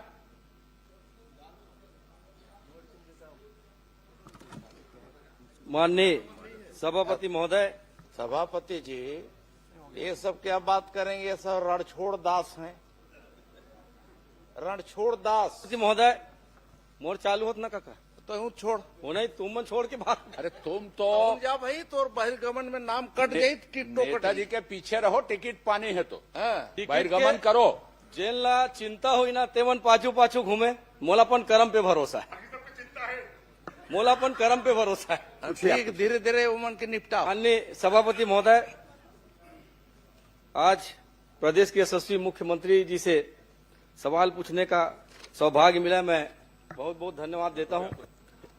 और मैंने स्पेसिफिक प्रश्न किया माननीय मुख्यमंत्री जी से कि जिला कांकेर तहसील भानु प्रतापपुर के कच्चेआरी डोंगरी में जो माइन संचालित हो रहा है गोदावरी पावर एंड इस्पात लिमिटेड को, माननीय सभापति महोदय जैसा कि जवाब में आया है, उक्त कंपनी को 74.05 हेक्टेयर लगभग 250 एकड़ जमीन खनन के लिए नहीं अपितु किस वैज्ञानिक पद्धति से वेस्ट मटेरियल डंप किए जाने के लिए गैर खनिज युक्त अतिरिक्त क्षेत्र को दिया गया है, चूंकि वह जमीन एक रिजर्व एरिया में। माननीय सभापति महोदय, अब सवाल यह उठता है कि किस विभाग या किस अधिकारी द्वारा यह तय किया गया है कि वो जमीन गैर खनिज युक्त है, जबकि वह जमीन पूर्व में आवंटित 138.96 हेक्टेयर की जमीन से लगा हुआ है। माननीय सभापति महोदय, तो ये जरूर मैं माननीय मुख्यमंत्री से सवाल कर रहा हूं, मैं इसका जवाब चाहता हूं माननीय सभापति महोदय। माननीय सभापति महोदय, माननीय सदस्य के प्रश्न के जवाब में मैं बताना चाहूंगा कि इनके समय जब इनकी सरकार थी तो गोदावरी इस्पात प्राइवेट लिमिटेड को खसरा नंबर 188 रकबा 2.65 हेक्टेयर क्षेत्र को राजस्व नियमों के तहत रिजेक्ट ओवरबर्डन के निस्तारण हेतु सतह अधिकार दिया गया। और इसी प्रकार आपके ही सरकार में 4/8/2023 को 61.41 हेक्टेयर भूमि को रिजेक्ट ओवरबर्डन निस्तारण के लिए आवंटन किया गया, लेकिन इस पर नियम कानून को ताक में रख के ये सब दिया गया, जबकि हम लोग लगा हुआ जो 74.05 हेक्टेयर जमीन है उसको पूरी विधि विधान के साथ जो भारत सरकार का खनिज नियम है उसके अनुसार उनको ओवरबर्डन डंप के लिए दिए हैं, और वो ऐसे नहीं दिए हैं। उसके लिए messrs Kartikeya exploration and mining service private limited से उसका जांच कराया गया है, और जो जीएसआई है उससे भी जांच कराया गया है, उसके नीचे कोई मिनरल्स नहीं है, इसलिए ओवरबर्डन डंपिंग के लिए ये दिया गया है। माननीय सभापति महोदय, माननीय मंत्री जी का जवाब आया है कि जांच कराई गई है। मैं आपके माध्यम से यह जानना चाहता हूं कि 2015 के बाद राजस्व बढ़ाने के लिए शासन द्वारा एक पारदर्शी प्रक्रिया अपनाई गई है ऑनलाइन टेंडर का, जिसमें पारदर्शी भी बने रहे और राज्य की आमदनी बढ़े। ये हुआ भी है चाहे सरकार किसी की भी रहे माननीय सभापति महोदय, लेकिन अभी जो टेंडर हुआ है 11 साल में पहली बार ये प्रक्रिया हुआ माननीय सभापति महोदय कि इस नियम को पहले बिना निविदा के पीछे दरवाजे से सीधा फर्म को दिया गया माननीय सभापति महोदय। और मैं तो सीधा सीधा सीएम साहब से ये कहना चाहूंगा, आप बड़े उदार हैं, बड़े सीधे हैं, बड़े सहल हैं माननीय मुख्यमंत्री जी। आपके नाक के नीचे ये जो काम हो रहा है निश्चित ही ये सोचने वाली बात है। सबसे बड़ी बात यह है कि जो ऑनलाइन टेंडर की प्रक्रिया होती है वो प्रक्रिया नहीं हो पाई है, और आपने जो कहा है कि 23/5/2025 में जीएसआई के माध्यम से सशर्त हमने ये टेंडर किया है, तो आप ये बता दें कि जीएसआई के माध्यम से जो हुआ है कि किस आधार पर आपने सहमति दी है, और यदि आपने सशर्त आदेश जारी किया है तो उसकी एक कॉपी उपलब्ध करा दें माननीय सभापति महोदय। माननीय सभापति महोदय, मैं माननीय सदस्य को बताना चाहूंगा कि भारत सरकार खान मंत्रालय के पत्र दिनांक 28/11/2024 के माध्यम से यह स्पष्ट किया गया है कि स्वीकृत खनी पट्टा क्षेत्र से लगकर गैर खनिज युक्त भूमि पर नीलामी की आवश्यकता नहीं होती है। माननीय सभापति महोदय, ये 250 एकड़ जमीन का मामला है, जहां पे आपके खनन चल रहे हैं उससे लगा हुआ जमीन है। क्या किसी कंपनी को उसी आधार पर दे दिया जाएगा कि वो वहां पर माल को डंप करे? उसके दूर में भी तो और जमीन है माननीय सभापति महोदय, उसे भी दिया जा सकता था। लेकिन ये कहीं न कहीं इसमें अधिकारियों की मिलीभगत है। माननीय मुख्यमंत्री जी को पूरी जानकारी नहीं दे पा रहे हैं और कहीं न कहीं पर इसमें एक बड़ा ही मामला दिखता है। माननीय सभापति महोदय, मैं आपके माध्यम से यही कहना चाहूंगा, क्या एक बार फिर इस पर पुनर्विचार करेंगे या जांच कराकर जो जीएसआई का जो जूलॉजिकल सर्वे ऑफ इंडिया है उसके आधार पर ये मापदंड तय करेंगे कि जो वैज्ञानिक पद्धति आपने कहा है और किस वैज्ञानिक पद्धति के आधार में उस जमीन का आपने आवंटन वहां पर किया है? माननीय सभापति महोदय, मैं बता चुका हूं कि इसमें नीलामी की आवश्यकता नहीं होती है और इसको जो लगा हुआ भूमि आवंटित किए हैं 74.05 हेक्टेयर, उससे उसका माइनिंग क्षमता बढ़ा है। 2.35 मिलियन टन से 6 मिलियन टन उसका उत्पादन होगा, जिससे प्रतिवर्ष 190 करोड़ का अतिरिक्त राजस्व प्रदेश को मिलेगा। और इतना ही नहीं, डीएमएफ में 57 करोड़, डीएमएफ में 5.7 करोड़, एनएमईटी में तथा 13.80 लाख पर्यावरण अधोसंरचना उपकर की प्राप्ति होगी। इससे राज्य सरकार को राजस्व में लाभ होगा। नहीं, वो जो जमीन जो डंप करने के लिए आवंटित की गई है उससे सरकार को क्या फायदा हो रहा है, मैं ये जानना चाहता हूं। क्या उसे जूलॉजिकल सर्वे ऑफ इंडिया इस एजेंसी से जांच करवाएंगे क्या? मैं ये अभी हम बताएं ना आपको किससे लाभ हो रहा है, और जीएसआई से और प्राइवेट एजेंसी से जांच करवा चुके हैं, उसमें नीचे कोई मिनरल्स नहीं। सुशांत शुक्ला। सभापति महोदय, मेरा प्रश्न 1635 है और इसमें ये 74.05 हेक्टेयर अतिरिक्त आपने दिया। मैंने निवेदन किया, निवेदन करके ही पूछ रहा हूं भाई। वो बहुत बड़ी नहीं, नाम ले चुके हैं, उसके बाद उन्होंने अनुमति मिल गई, सुशांत आसंदी शुक्ला से जी का नाम ले चुके अनुमति हैं, मिल गई, प्रक्रिया आगे बढ़ गई है। नहीं, मैंने आसंदी से रिक्वेस्ट किया और यहाँ से मुझे अनुमति मिली है। एक छोटा सा प्रश्न ये है कि आपने उत्तर ये दिया है कि इस जमीन के नीचे कोई खनिज नहीं है, ठीक है, लेकिन ये जमीन राजस्व की है कि वन विभाग की? और वन विभाग की है तो इसके क्या प्रक्रिया है आवंटन करने की? उसका पालन हुआ कि नहीं हुआ? बिल्कुल पालन हुआ है।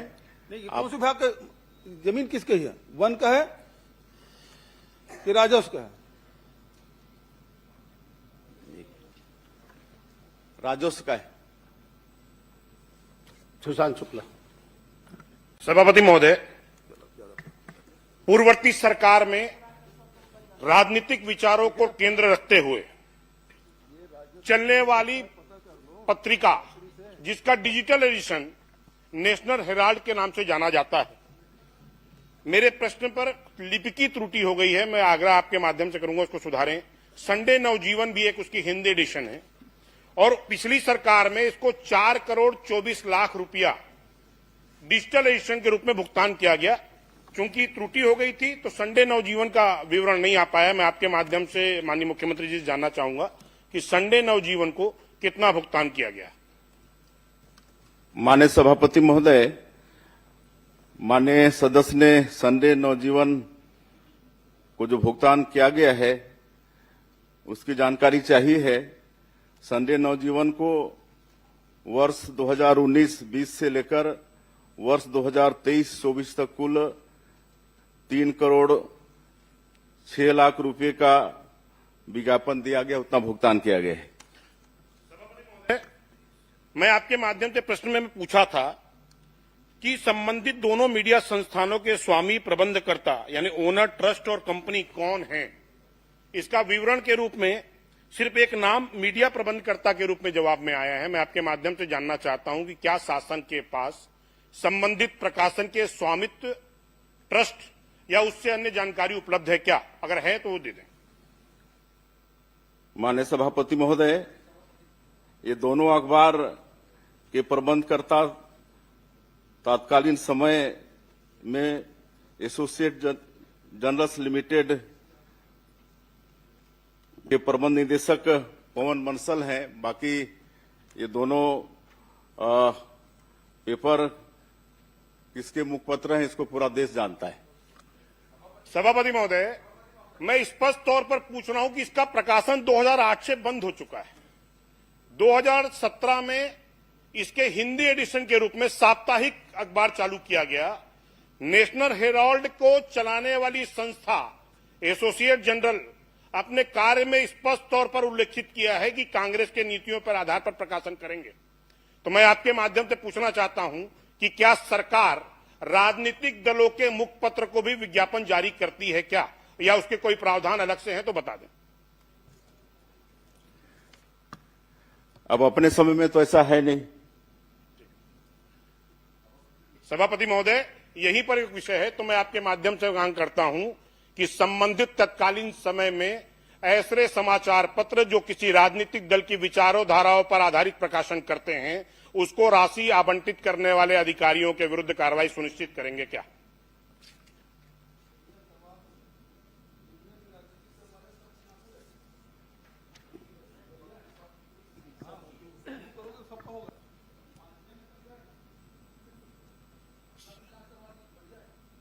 सभापति महोदय, मैं आपसे आग्रह करूंगा, वरिष्ठ सदस्य बैठ के बोल रहे हैं और जिस संस्था का नाम ले रहे हैं, मैं चुनौती के साथ इस सदन पर कह रहा हूं कि वो किसी भी राजनीतिक दल का मुखपत्र नहीं है, किसी भी राजनीतिक दल का मुखपत्र नहीं। लेकिन मेरे पास जो कागज है वो किसी एक राजनीतिक दल के मुख संस्था के द्वारा प्रकाशित मुखपत्र है। प्रश्न करें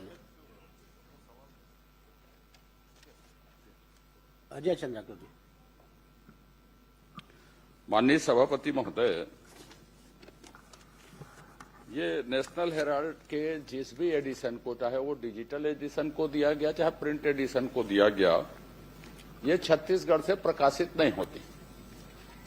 तत्कालीन समय में जिसका 19, 20, 21, 22, 23, 24 तक जो उत्तर में आया है, छत्तीसगढ़ के बाहर किसी भी एडिशन को कितनी प्रति में वो निकलता था और उसमें कितने पैसे हम दे सकते थे अधिकतम, इसके संबंध में उस समय में कौन सी नीति थी डिजिटल के लिए और प्रिंट के लिए, और ये दिया गया है कि डिजिटल को दिया गया है, प्रिंट को दिया गया, और वो भुगतान नियम तो है कि नियम विपरीत है, नीति के अनुकूल है कि विपरीत है, जो भी विज्ञापन नीति उस समय रही होगी। माननीय सभापति महोदय, उस समय उक्त दोनों पेपर को 8 लाख रुपया प्रति पृष्ठ के हिसाब से भुगतान किया गया। नहीं माननीय मुख्यमंत्री जी, मैंने ये पूछा है कि 4 करोड़ 24 लाख रुपया मैं सोचता हूं कि और किसी पत्रिका को नहीं दिया गया होगा, पर मैं ये पूछ रहा हूं कि विज्ञापन की जो नीति थी उसके तहत डिजिटल को या प्रिंट को जितना पैसा उनको दिया गया है वो नियम या नीति के अनुकूल था कि विपरीत था, और यदि विपरीत था तो फिर दोषी कौन थे, या उल्लंघन यदि किया गया तो यह आप बता दीजिए कि नियम के अनुकूल था तो कोई प्रश्न नहीं है। फिर चलिए इसका परीक्षण करा लेंगे जी। अनुज शर्मा जी। नहीं, मेरा एक आग्रह है आपसे, माननीय सभापति महोदय, मेरा एक आपसे आग्रह है, आपके परीक्षण करा लेने कहने के बाद और नहीं पूछना चाहिए, लेकिन मेरा आपसे एक आग्रह है कि ये विज्ञापन नियम के विपरीत दिए गए हैं जो आपने विज्ञापन की नीति बनाई। पहली बात नहीं, सीएम साहब का जवाब उसमें आ गया है कि उसको परीक्षण करा लेंगे, वो आ जाएगा। जो बोलना माननीय सभापति मैं क्रॉस नहीं कर बढ़ गया है, आगे बढ़ गया, शर्मा जी का नाम हो गया है, शर्मा जी को हो गया भाई। तो मेरा ये कहना है परीक्षण की जगह में इसकी जांच एक समयावधि में करवा दे, परीक्षण की जगह में, ये मेरा आग्रह है कि ताकि भविष्य में चाहे वो राजनीतिक दल के हों, चाहे प्रदेश के बाहर के हों, किसी के स्वामित्व के हों, एसोसिएट प्रेस के हों, चाहे उसका मुकदमा चल रहा हो, चाहे राजनीतिक व्यक्ति जुड़े हों, ऐसी चीजों से हमारे प्रदेश के धन का दुरुपयोग न हो सके, आत्म प्रचार के लिए, व्यक्ति प्रचार के लिए, तो स्पष्ट नीति बनेगी जांच के बाद जो रिपोर्ट आएगी उसके आधार पर। तो मैं आपसे आग्रह करूंगा कि परीक्षण के बजाय उसकी जांच करवाएं ताकि स्पष्ट नीति बने उसके लिए और इस तरह की घटनाएं न हो। माननीय सभापति महोदय, विज्ञापन नियमावली 2019 की कंडिका 16 के अनुसार एवं वित्तीय अधिकार पुस्तिका में निहित शक्तियों के अनुसार किसी भी समाचार पत्र पत्रिकाओं में उन दरों पर जो उचित समझी जाए विज्ञापन देने की पूर्ण शक्तियां प्रशासकीय विभाग को है। पूर्व सरकार के समय में यह नियम प्रचलन में है। उक्त समाचार पत्र RNI भारत सरकार के पंजीयक कार्यालय में पंजीकृत है। अनुज शर्मा। माननीय सभापति जी, बहुत बहुत आभार, आपने अवसर दिया। मैं माननीय मुख्यमंत्री जी से मैंने एक जानकारी चाही थी आपके माध्यम से धरसींवा विधानसभा क्षेत्र में स्थापित क्रेशर मशीनों की जांच के संबंध में। मैं माननीय मुख्यमंत्री जी से जानना चाहता हूं कि इन क्रेशर मशीन की जांच का क्या नियम है, कब कब किया जाना चाहिए। इस संबंध में मैं उनसे जानना चाहता हूं कि जांच के क्या नियम है और कब कब किया जाना चाहिए। ऐसी कोई प्रक्रिया है क्या जांच के लिए?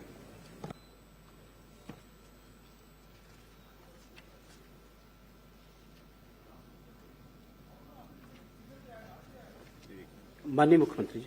जी,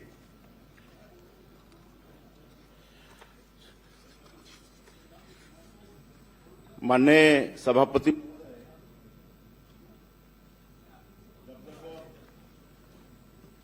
शिकायत मिली है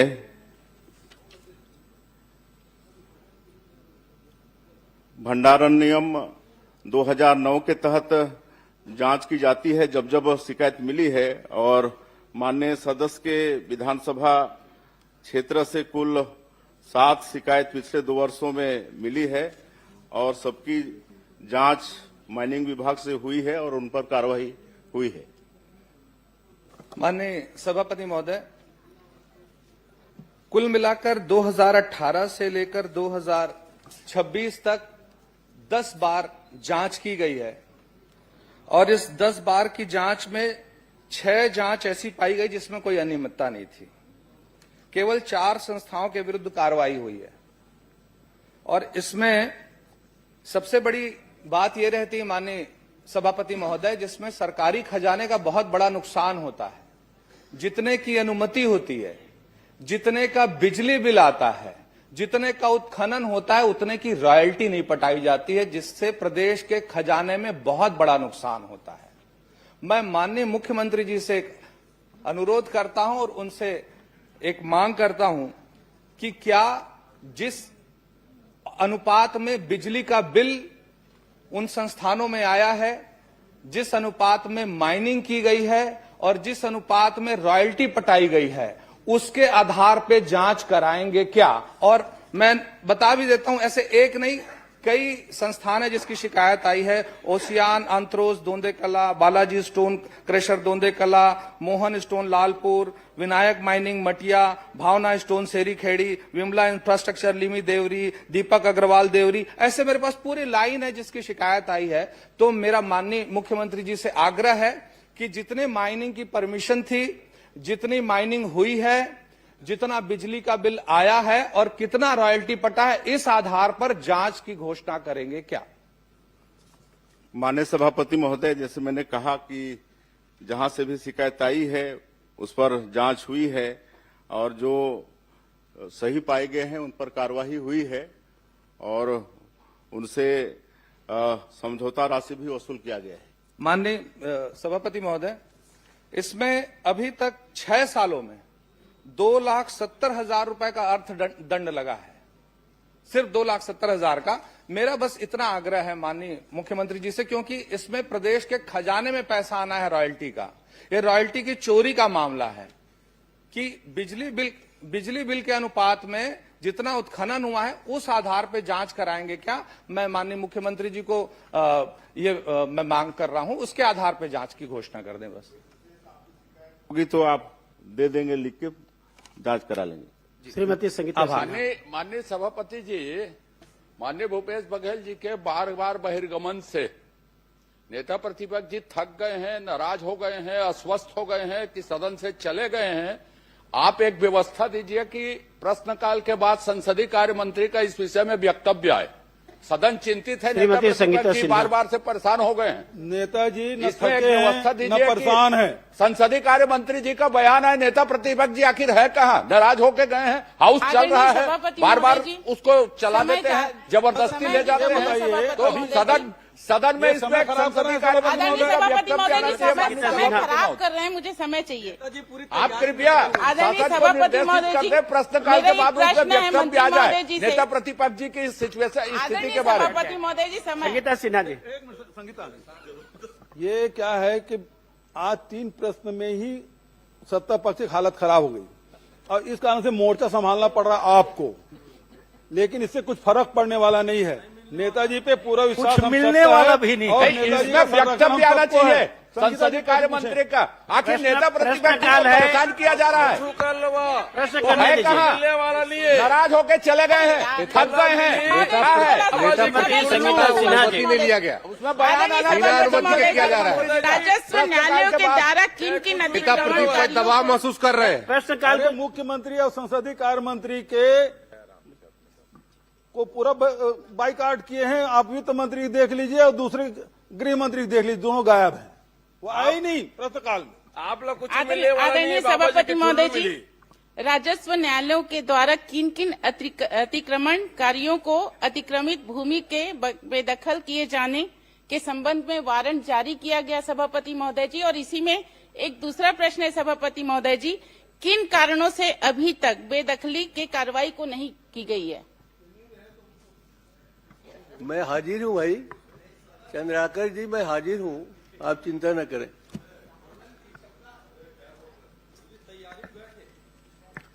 माननीय सभापति महोदय, माननीय विधायक ने अपने विधानसभा क्षेत्र संजारी बालोद के अतिक्रमण के संबंध में 1 जनवरी 2023 से लेकर के 31 जनवरी 2026 तक के अपने ग्रामीण क्षेत्र और नगरीय निकाय के शासकीय भूमि पे अतिक्रमण, अवैध निर्माण की शिकायत के संबंध में बहुत विस्तार से जानकारी चाहिए है।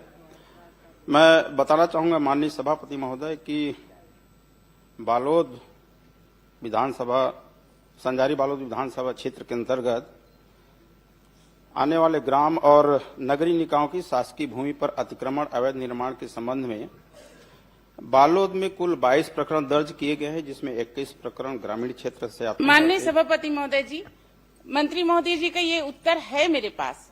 सभापति महोदय जी, बस मैं इतना जानना चाहती हूँ, जो मतलब आपसे जो आपके अधिकारी हैं वो छुपाए हैं। आदरणीय सभापति महोदय जी, क्या प्रदीप साहू का प्रकरण आपके पास नहीं है? इसमें मेरे पास जो उत्तर में जवाब आया है उसमें नहीं है। आदरणीय सभापति महोदय जी, एक प्रदीप साहू का प्रकरण है सभापति महोदय जी, जो तहसीलदार गुरूर द्वारा बेदखली का वारंट जारी किया गया है 17/9/2025 को। उसमें आज तक कोई कार्रवाई नहीं हुई सभापति महोदय जी। इसी में दूसरा तहसीलदार गुरूर जो दुर्गानंद साहू पे तहसीलदार गुरूर द्वारा बेदखली वारंट जारी किया गया 11/12/2025 को। इसका यहाँ पे कहीं पे इसमें नहीं है सभापति महोदय जी। आपके अधिकारी आपको गलत जानकारी दे रहे हैं सभापति महोदय जी। इसी में जो 2 प्रकरण तोड़ा गया है, मतलब 2 तोड़ा गया है 12/7/2024 को बाजार चौक गुरूर में 50 दुकान को तोड़ा गया सभापति महोदय जी, सवेरे 5 बजे आके। उसका भी इसमें कोई जानकारी नहीं है उत्तर में सभापति महोदय जी। इसी में 29/10/2025 को बरही स्थित स्वयं रिसोर्ट का तोड़ा गया सभापति महोदय जी, अतिक्रमण उसकी भी जानकारी नहीं है। आदरणीय सभापति, मैं बहुत पूछना चाहती हूँ कि इन सब प्रकरण का जो बहुत महत्वपूर्ण है, इनकी जानकारी आपके पास क्यों नहीं है? माननीय सभापति महोदय, मैं बताना चाहूंगा कि हमारे विभाग के द्वारा कोई जानकारी छिपाई नहीं गई और न ही हम जानकारी छिपा रहे हैं। इन्होंने जो प्रश्नावधि में जो हमसे प्रश्न किए हैं, स्पष्ट रूप से पूछा गया है कि 1 जनवरी 2023 से 31 जनवरी 2026 तक के अतिक्रमण अवैध कब्जा के संबंध में जानकारी चाहिए गई है। हम वही जानकारी बता रहे हैं। यदि आपको और जानकारी चाहिए थी तो पुराने प्रकरण आप बता रहे थे कि 2015 से 2020 से जो जानकारी चाहिए थी, आपने जिस अवधि का हमसे जानकारी चाहिए वही जानकारी हम आपको दे रहे हैं। आदरणीय सभापति महोदय जी, जो मैं घटनाक्रम बता रही हूँ वो 17/9/2025 का ही वारंट जारी हुआ है। इसके पास मेरे पास तहसीलदार का आदेश कॉपी है, एसडीएम का आदेश कॉपी है, कलेक्टर का आदेश कॉपी है, कमिश्नर का आदेश कॉपी है, बेदखली वारंट का सभी चीज लाई हूँ सभापति महोदय जी।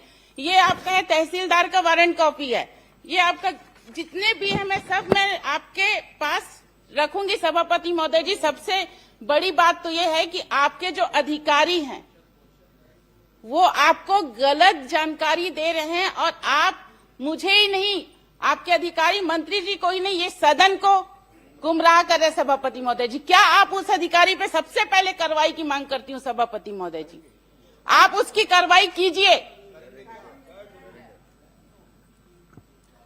माननीय सभापति महोदय, जैसे मैं बताया कि 31 जनवरी 2023 से 31 जनवरी 2026 तक हमारे पास अतिक्रमण कार्यों की पूरी सूची है, और जैसा माननीय विधायक बता रहे हैं कि इस 2025 की घटना है, और यदि इसमें हमारे सूची में नहीं आया है तो मैं जो नाम आप दे रहे हैं उसको मैं चेक कराऊंगा, जांच कराऊंगा। अगर हमारे सूची में सम्मिलित नहीं है तो क्यों सूची नहीं सम्मिलित नहीं है उस पर अपन कार्रवाई करेंगे, हम आपको आश्वासन दे रहे हैं। यदि सूची में शामिल नहीं है और इस बीच की घटना का है 1 जनवरी 2023 से 31 जनवरी 2026 तक के बीच की घटना है जो आप बता रहे हैं, वो अगर हमारे सूची में शामिल नहीं है और आप बता रहे हैं कि है तो हम उस पर कार्रवाई करेंगे कि ये सूची में शामिल क्यों नहीं है। चलिए राजेश आदरणीय सभापति महोदय हो ठीक है, और क्या जांच कर देंगे, कार्रवाई कर देंगे, क्या बचा?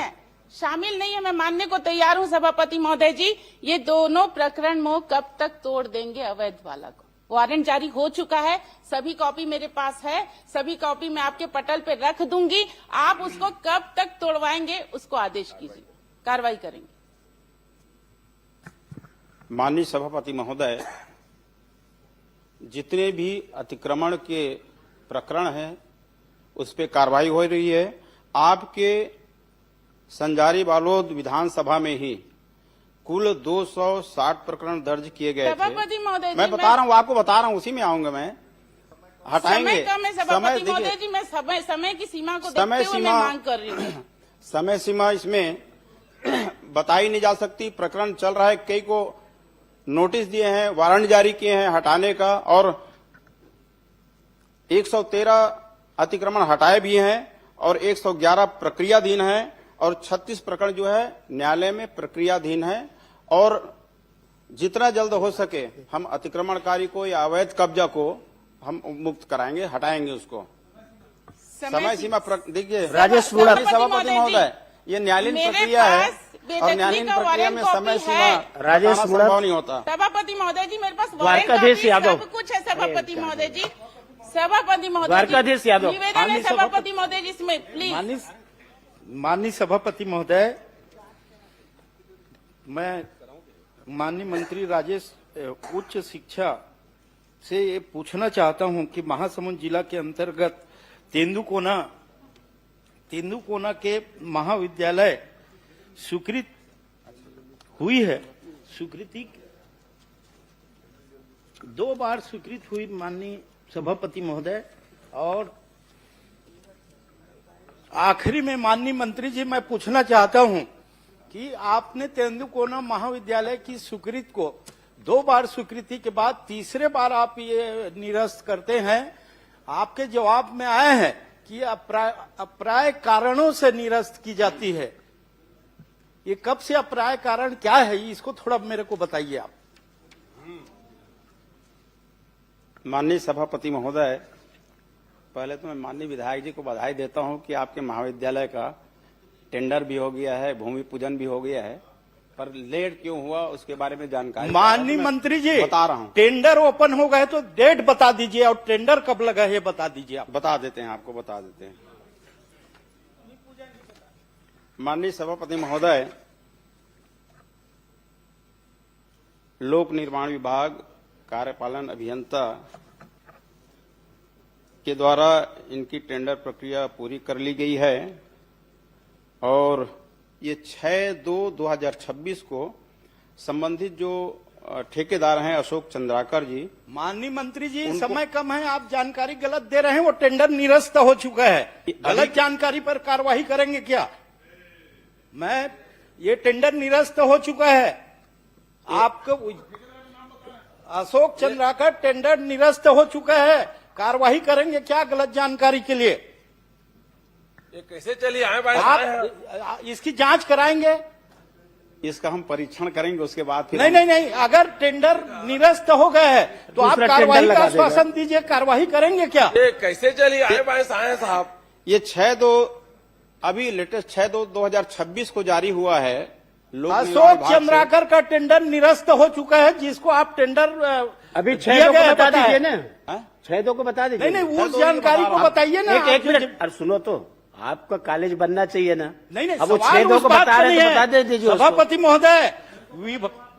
दूसरी बात ये, तो इसमें मैं आश्वासन चाहूंगा, 6/2 को शिलान्यास की नीति क्या है? किनको किनको बुलाया गया था? जो जनप्रतिनिधि नहीं है वो 4 करोड़ के बिल्डिंग में शिलालेख में उनका नाम अंकित हो रहा है। प्रोटोकॉल नियम पूर्व में क्षेत्रीय विधायक को बुलाया जाता था, वर्तमान में है कि नहीं, आप बताइए। लोकतंत्र की हत्या है।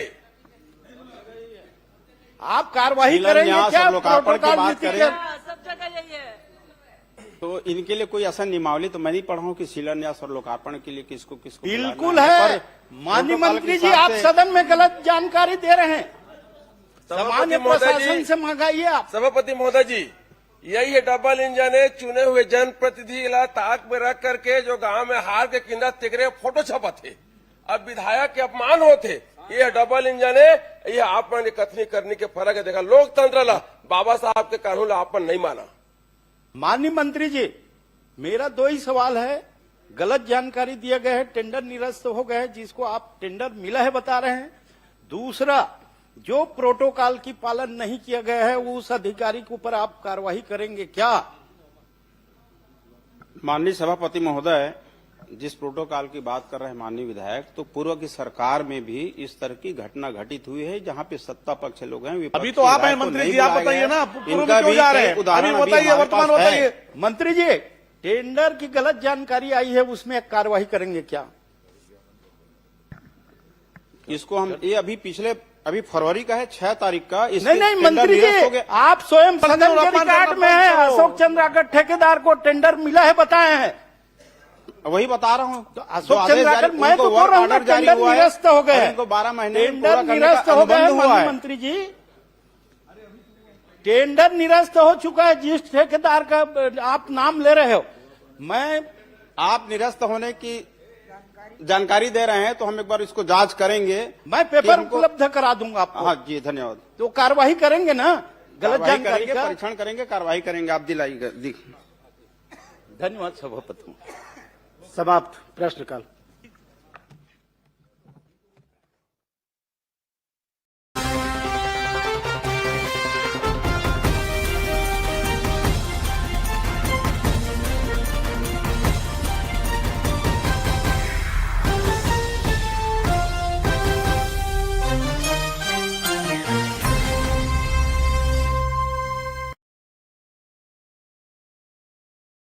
सभापति जी, मेरा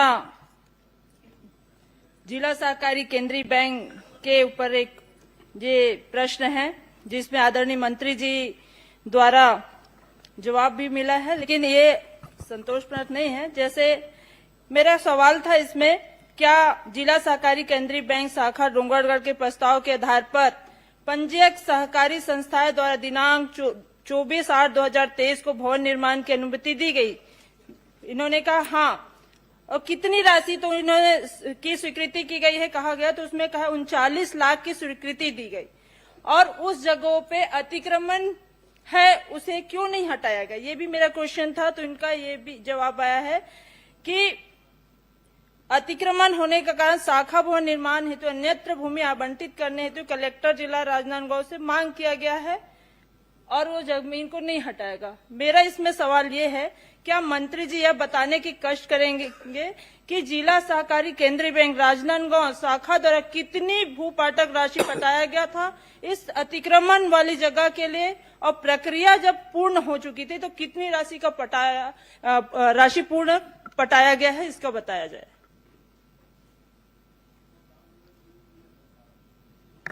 माननीय सभापति महोदय, माननीय सदस्य ने जिला सहकारी केंद्रीय बैंक शाखा डोंगरगढ़ के संदर्भ में जानकारी चाहिए और मैंने उसकी पूरी जानकारी दी, और क्योंकि वो पूरा जो जमीन है वो अतिक्रमण पे है और उसके लिए लगातार अपन पत्राचार कर रहे थे ताकि जमीन को कब्जा से मुक्त किया जाए। वर्तमान में जो जमीन वहां पर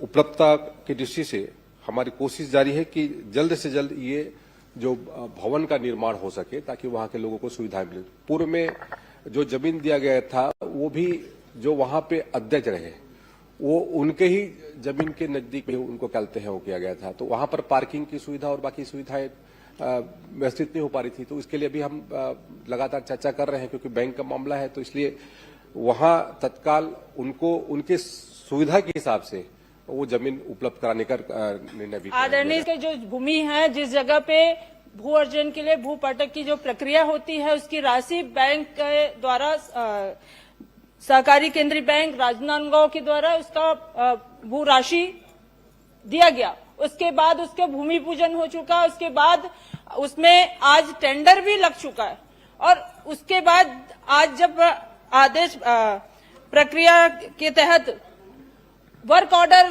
हो चुका है, उसके बाद भी आप कह रहे हैं कि वो जगह सही नहीं है। तो फिर पिछले समय में भूमि पूजन हुआ 2 साल के अवधि में आपने एक ठेला 2-4 ठेले हैं उसको नहीं हटवा पाए। मतलब सरकार इतनी कमजोर हो चुकी है कि अतिक्रमण नहीं हटा के आप वहां पे बैंक को सीधे सीधे जो किसान का बैंक है उसे आप नहीं बनाना चाह रहे हैं, जिसका स्वीकृति भी मिल चुका है। 39 लाख का जो आप ही ने कहा है, क्यों नहीं हटाया गया, क्यों आज तक के लंबित है ये? महोदय, ये जो स्वीकृति है लगभग 2023 का है सभापति महोदय, और इसके लिए लगातार प्रक्रिया चल रही थी और वर्तमान में जो स्थल है वहां पर पार्किंग की सुविधा और जो अन्य सुविधाएं होनी चाहिए वो उसके लिए उपयुक्त स्थिति नहीं है। इसलिए कलेक्टर से चर्चा करके उसके संदर्भ में अलग जहां पर अच्छी जमीन हो इसके संदर्भ में अपन चर्चा कर रहे हैं। बार बार महोदय जी कह रहे हैं मंत्री जी कि पार्किंग की सुविधा, ये सारी चीजों को पहले देखा गया, तभी वहां पे वर्क ऑर्डर निकला, तभी वहां का टेंडर हुआ, तभी भूमि पूजन हुआ। अब ये सब होने के बाद आज वो किराए से संचालित है, वो भी भारतीय जनता पार्टी के एक नेता के रिश्तेदार के घर पे। तो ये आपत्तिजनक है, ये आपत्तिजनक है। आपत्तिजनक नहीं, इसका पूरा मेरे पास आप कहे तो मैं विलोपित कर दिया जाए। पे रख सकती हूँ। ये वर्क ऑर्डर है और उसका एक कॉपी कौन किराएदार है, कौन क्या है, वो किराएदार संबद्धता क्या है? सुनिए, नई सदस्य हैं, नाम लेने के पहले प्रमाण मैंने नाम नहीं लिया, मैंने अभी नाम नहीं लिया। आपने मैंने किसी पार्टी जो को उल्लेख कैसे कर प्रक्रिया दिया? ये यहाँ पे आरोप हुई है वो बता रही हूँ मैं कि आज ये बता दीजिए कि वो किसका कब्जा है, वो तो बताएंगे मंत्री जी। मैं आपसे नहीं पूछ रहा हूँ। हाँ ठीक है ना, वो सुधार दिया ना। हाँ मैं वो बस थोड़ा सा मदद कर दिया। मेरे ख्याल से आपकी मदद की जरूरत कब्जा किसका ये बता दे, उनको नाम बताया कब्जा, उनको बोलने दीजिएगा। वो कल माननीय भूपेश बघेल जी के पूछने के कारण और बहिर्गमन के कारण वो एक विद्यावती जी का प्रश्न लैप्स हो गया। पूरा टाइम ले लेते हैं, बाकी कांग्रेस के सदस्य इससे असंतुष्ट है बहुत। अच्छा सभापति महोदय, समय कौन ले? आप टाइम नहीं लेते हैं, बाकी लोग लेते हैं टाइम। पूरा सदन में सच आप ही का टाइम चल रहा है। आप प्रश्न कर दीजिए। सभापति जी, मैंने किसी का नाम नहीं लिया। इसमें यही कहा गया है कि यहाँ जब वर्क ऑर्डर हो चुका था, टेंडर लग चुका था, उसके बाद भूमि पूजन की प्रक्रिया हो गई थी, उसके बाद भी आज वहां पे ये कार्य संपन्न नहीं है और अतिक्रमण की बात बार बार करके 2 साल से इसे किराए से चलाया जा रहा है। और जब सामने ये बात आई, जब मेरा ध्यान आकर्षण लगा, प्रश्न करें। जी मैं कर रही हूँ। ध्यान आकर्षण लगा, उसके बाद जब पता चला कि ये एक निजी व्यक्ति को लाभ देने के लिए, सीधे लाभ देने के लिए आज सरकार ने इसे किराए पे चला रहा है। तो ये मेरा सवाल था कि क्या किसानों का ये बैंक, किसानों के लिए जो बनाया जाता है ये बैंक, उस बैंक की भूमि पूजन कराएगी, फिर आवंटित हो गया, फिर आज काहे के लिए लंबित है, मैं यही जानना चाहती हूँ। मंत्री जी, मतलब मैंने अपने उत्तर में कहा कि वो जो जमीन है वहां पर पर्याप्त, आज के दृष्टिकोण से वहां पर आपने कोई आवंटित, जो कोई भी जगह आवंटन किया, किराए से चलाया जा रहा है, जबकि इसकी राशि सैंक्शन है, स्वीकृत है। किराए, अब जब भवन नहीं है तो किराए से चलाया जा रहा है। और दो साल में आपने अभी तक के आपने अतिक्रमण नहीं हटा पाए, भवन नहीं है तो किराए में चलाइए। अब आप कहेंगे कि किराए में मत चलाइए, तो वो तो तय वहां पे कलेक्टर के माध्यम से यही मेरा सवाल है कि 2 साल में आपने वो जगह को क्यों, या तो आपने उस जगह को अतिक्रमण हटाते या फिर कोई पे कलेक्टर महोदय द्वारा आवंटन कर दिया जाता जगह को, लेकिन ना ही जगह का आवंटन हुआ है और ना ही वहां से अतिक्रमण हटा है। मतलब इसमें सीधी सीधी बात सामने आ रही है, जो कि मैंने कहा भारतीय जनता पार्टी के नेता के रिश्तेदार को लाभ पहुंचाने के, मैं इसमें गलत बात है ये। गलत बात नहीं, रिश्तेदार आखिर कोई ना कोई किसी रिश्तेदार होगा ही, तो ये बात नहीं करती, इसमें ये थोड़ी ना है, नाम नहीं लिया और जो नियम के तहत में वो किया जा रहा है। सभापति जी, पार्टी का नाम है,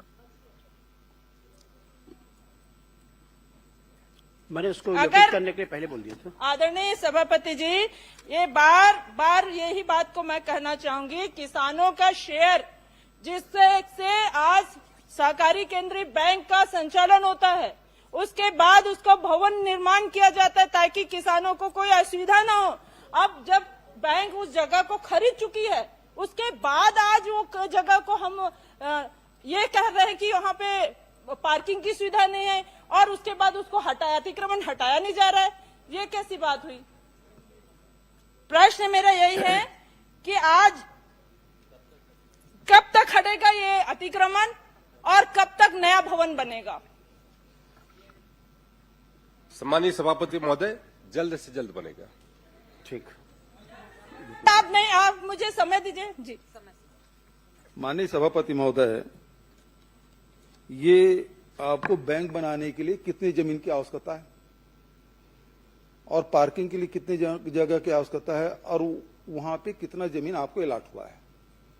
जो आप कमी पर डे बता रहे हैं पार्किंग के लिए, तो सवाल इस बात का है कि आपको जमीन कितने की है, आवश्यकता कितने की है, और कितना अलाटमेंट हुआ है, और अतिक्रमण कितने में है?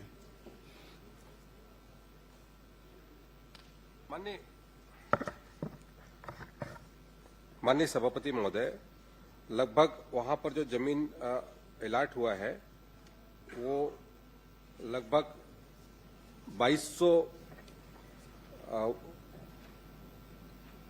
वर्ग मीटर लगभग कहते हैं, उसके कहते हैं वहां पर आवंटित हुआ है 2200 वर्ग मीटर। 2200 वर्ग मीटर, और अभी उससे बड़ी जमीन अपन उसको तलाश रहे हैं। नहीं, सवाल इस बात का है, 2200 वर्ग मीटर आपका है तो बिल्डिंग कितने में बनेगा और कितने पार्किंग की आवश्यकता है? क्या अंडरग्राउंड पार्किंग की व्यवस्था कर रहे हैं? खाली है, कितना है? आपको कितने जमीन की जरूरत है पार्किंग के लिए, और बिल्डिंग कितने में बनेगा? उसमें 3000 स्क्वायर फीट से ज्यादा जमीन की आवश्यकता पड़ेगी, और उसमें वहां पर पार्किंग की व्यवस्था भी वहां पर सुनिश्चित कराएंगे। सुंदर, 3000 वर्ग मीटर की वर्ग फीट की जरूरत पड़ेगी, और आपके पास 2200 वर्ग मीटर है, तो 2200 वर्ग मीटर मतलब कितना हुआ? 22000 वर्ग फीट हो गया, है ना? आपको जरूरत 3000 का है। इसका मतलब यह है कि 19000 वर्ग फीट जमीन आपका खाली है। आपके पास जमीन पर्याप्त है, आप केवल बहाना ढूंढ रहे हैं कि आपको पार्किंग की जगह कम पड़ रही है, इसलिए आप हटाना चाहते हैं। और जो माननीय सदस्य ने जो आरोप लगाया कि वो अतिक्रमण है और अतिक्रमण आपके किसी चहेते का है, इस कारण से हटाना नहीं चाहते, तो आप कृपा करके उस अतिक्रमण को हटाएंगे, नहीं हटाएंगे? माननीय सभापति महोदय, अतिक्रमण को हटाने के लिए हमने जिला कलेक्टर को पत्र लिखा है, और जल्द से जल्द वो अतिक्रमण हटेगा ऐसा भी सुनिश्चित कर रहे हैं। और जो जमीन की उपलब्धता है 2200 वर्ग मीटर का वहां पर अभी जमीन है और लगभग 3000 वर्ग मीटर लगभग कहते हैं जमीन अपन और देख रहे हैं ताकि वहां पर सुविधा युक्त जहां पर पार्किंग की व्यवस्था भी सुनिश्चित हो सके, ऐसे जमीन की उपलब्धता पर सुनिश्चित करें। अभी एक मिनट अभी आपने 3000 वर्ग फीट की बात कही, अभी आप करें 3000 वर्ग मीटर की बात, पहले आप 22000 वर्ग मीटर की बात, तो कौन सी बात आप सही बोल रहे हैं? पर्ची मंगवा लीजिए, थोड़ा दूर हो गया है सभापति महोदय, ये पर्ची दौड़ने वाले थोड़ा से वो आ ही नहीं रहा पर्ची।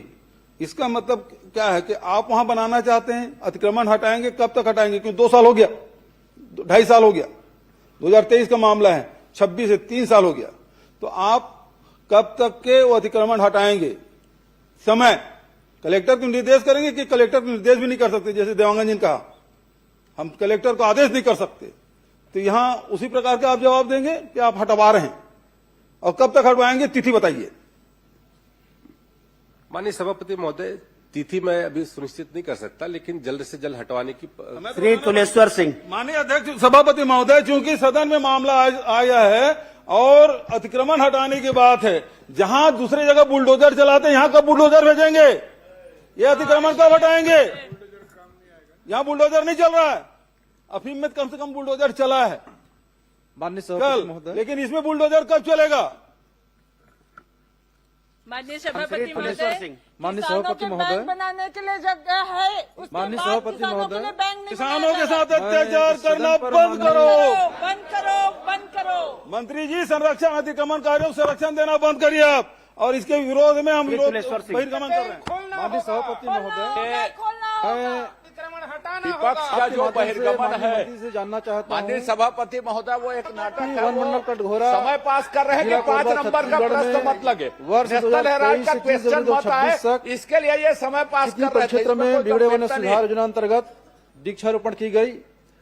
माननीय मंत्री जी का इसमें जवाब आ चुका है कि वृक्षारोपण नहीं किया गया 3 साल पे, और यदि वृक्षारोपण नहीं किया गया तो क्या भविष्य में वृक्षारोपण करने की कोई योजना है, या फिर किसी अन्य मद से वृक्षारोपण किया जा रहा है, या फिर कौन कौन से ऐसे मद जिसमें बिगड़े वन सुधार की योजना चलाई जाती है? माननीय मंत्री जी। माननीय सभापति महोदय, मैंने अपने उत्तर में स्पष्ट किया है कि इस जो अवधि में जब माननीय सदस्य ने प्रश्न पूछा है तो उस अवधि में बिगड़े वनों के सुधार के लिए कोई राशि आवंटित नहीं की गई, न कोई कार्य हुआ है। अन्य जो कहते हैं योजना के तहत में वहां पर कार्य किया गया है, जो हमारा रूटीन का प्रक्रिया होती है, और माननीय सदस्य यदि चाहते हैं तो उसकी पूरी जानकारी भी उपलब्ध करा दूंगा कि किस तरीके से लगभग वहां पर इस अवधि में लगभग 1.5 लाख वृक्षारोपण किया गया है। कोई जरूर मैं जो जानना चाह रहा हूं कि वो कौन सी योजना है, कौन सा मद है जिससे वृक्षारोपण किया गया? केम्पा मद के तहत में सभापति महोदय वहां पर वृक्षारोपण किया गया है इस अवधि में। धन्यवाद अध्यक्ष।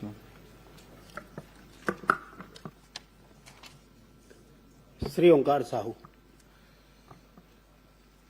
माननीय सभापति महोदय, आपके माध्यम से मैं जानना चाहूंगा कि फिटनेस परमिट एवं ओवरलोड संबंधित प्रकरणों की कार्रवाई के बारे में जानकारी चाहा है, और उत्तर में आया है कि निरंक आया है कि प्रदेश में विगत 3 वर्षों में व्यावसायिक वाहनों को बिना भौतिक परीक्षण फिटनेस प्रमाण पत्र जारी किया गया है। तो ठीक है, लेकिन खा नंबर में मैं जानकारी चाहा कि ओवरलोडिंग में कितने प्रकरण हैं, क्योंकि मंत्री महोदय द्वारा जानकारी मिली है कि 77,810 प्रकरण, लेकिन ये मैं पॉइंट पे मांगा हूं, पॉइंट टू पॉइंट, तो ओवरलोडिंग में कितना है ये बताने के कष्ट करेंगे।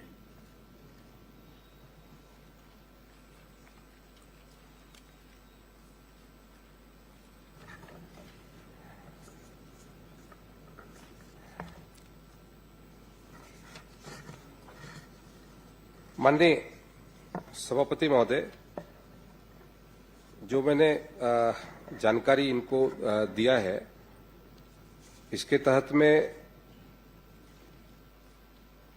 माननीय सदस्य ने जो जानकारी चाहिए थी और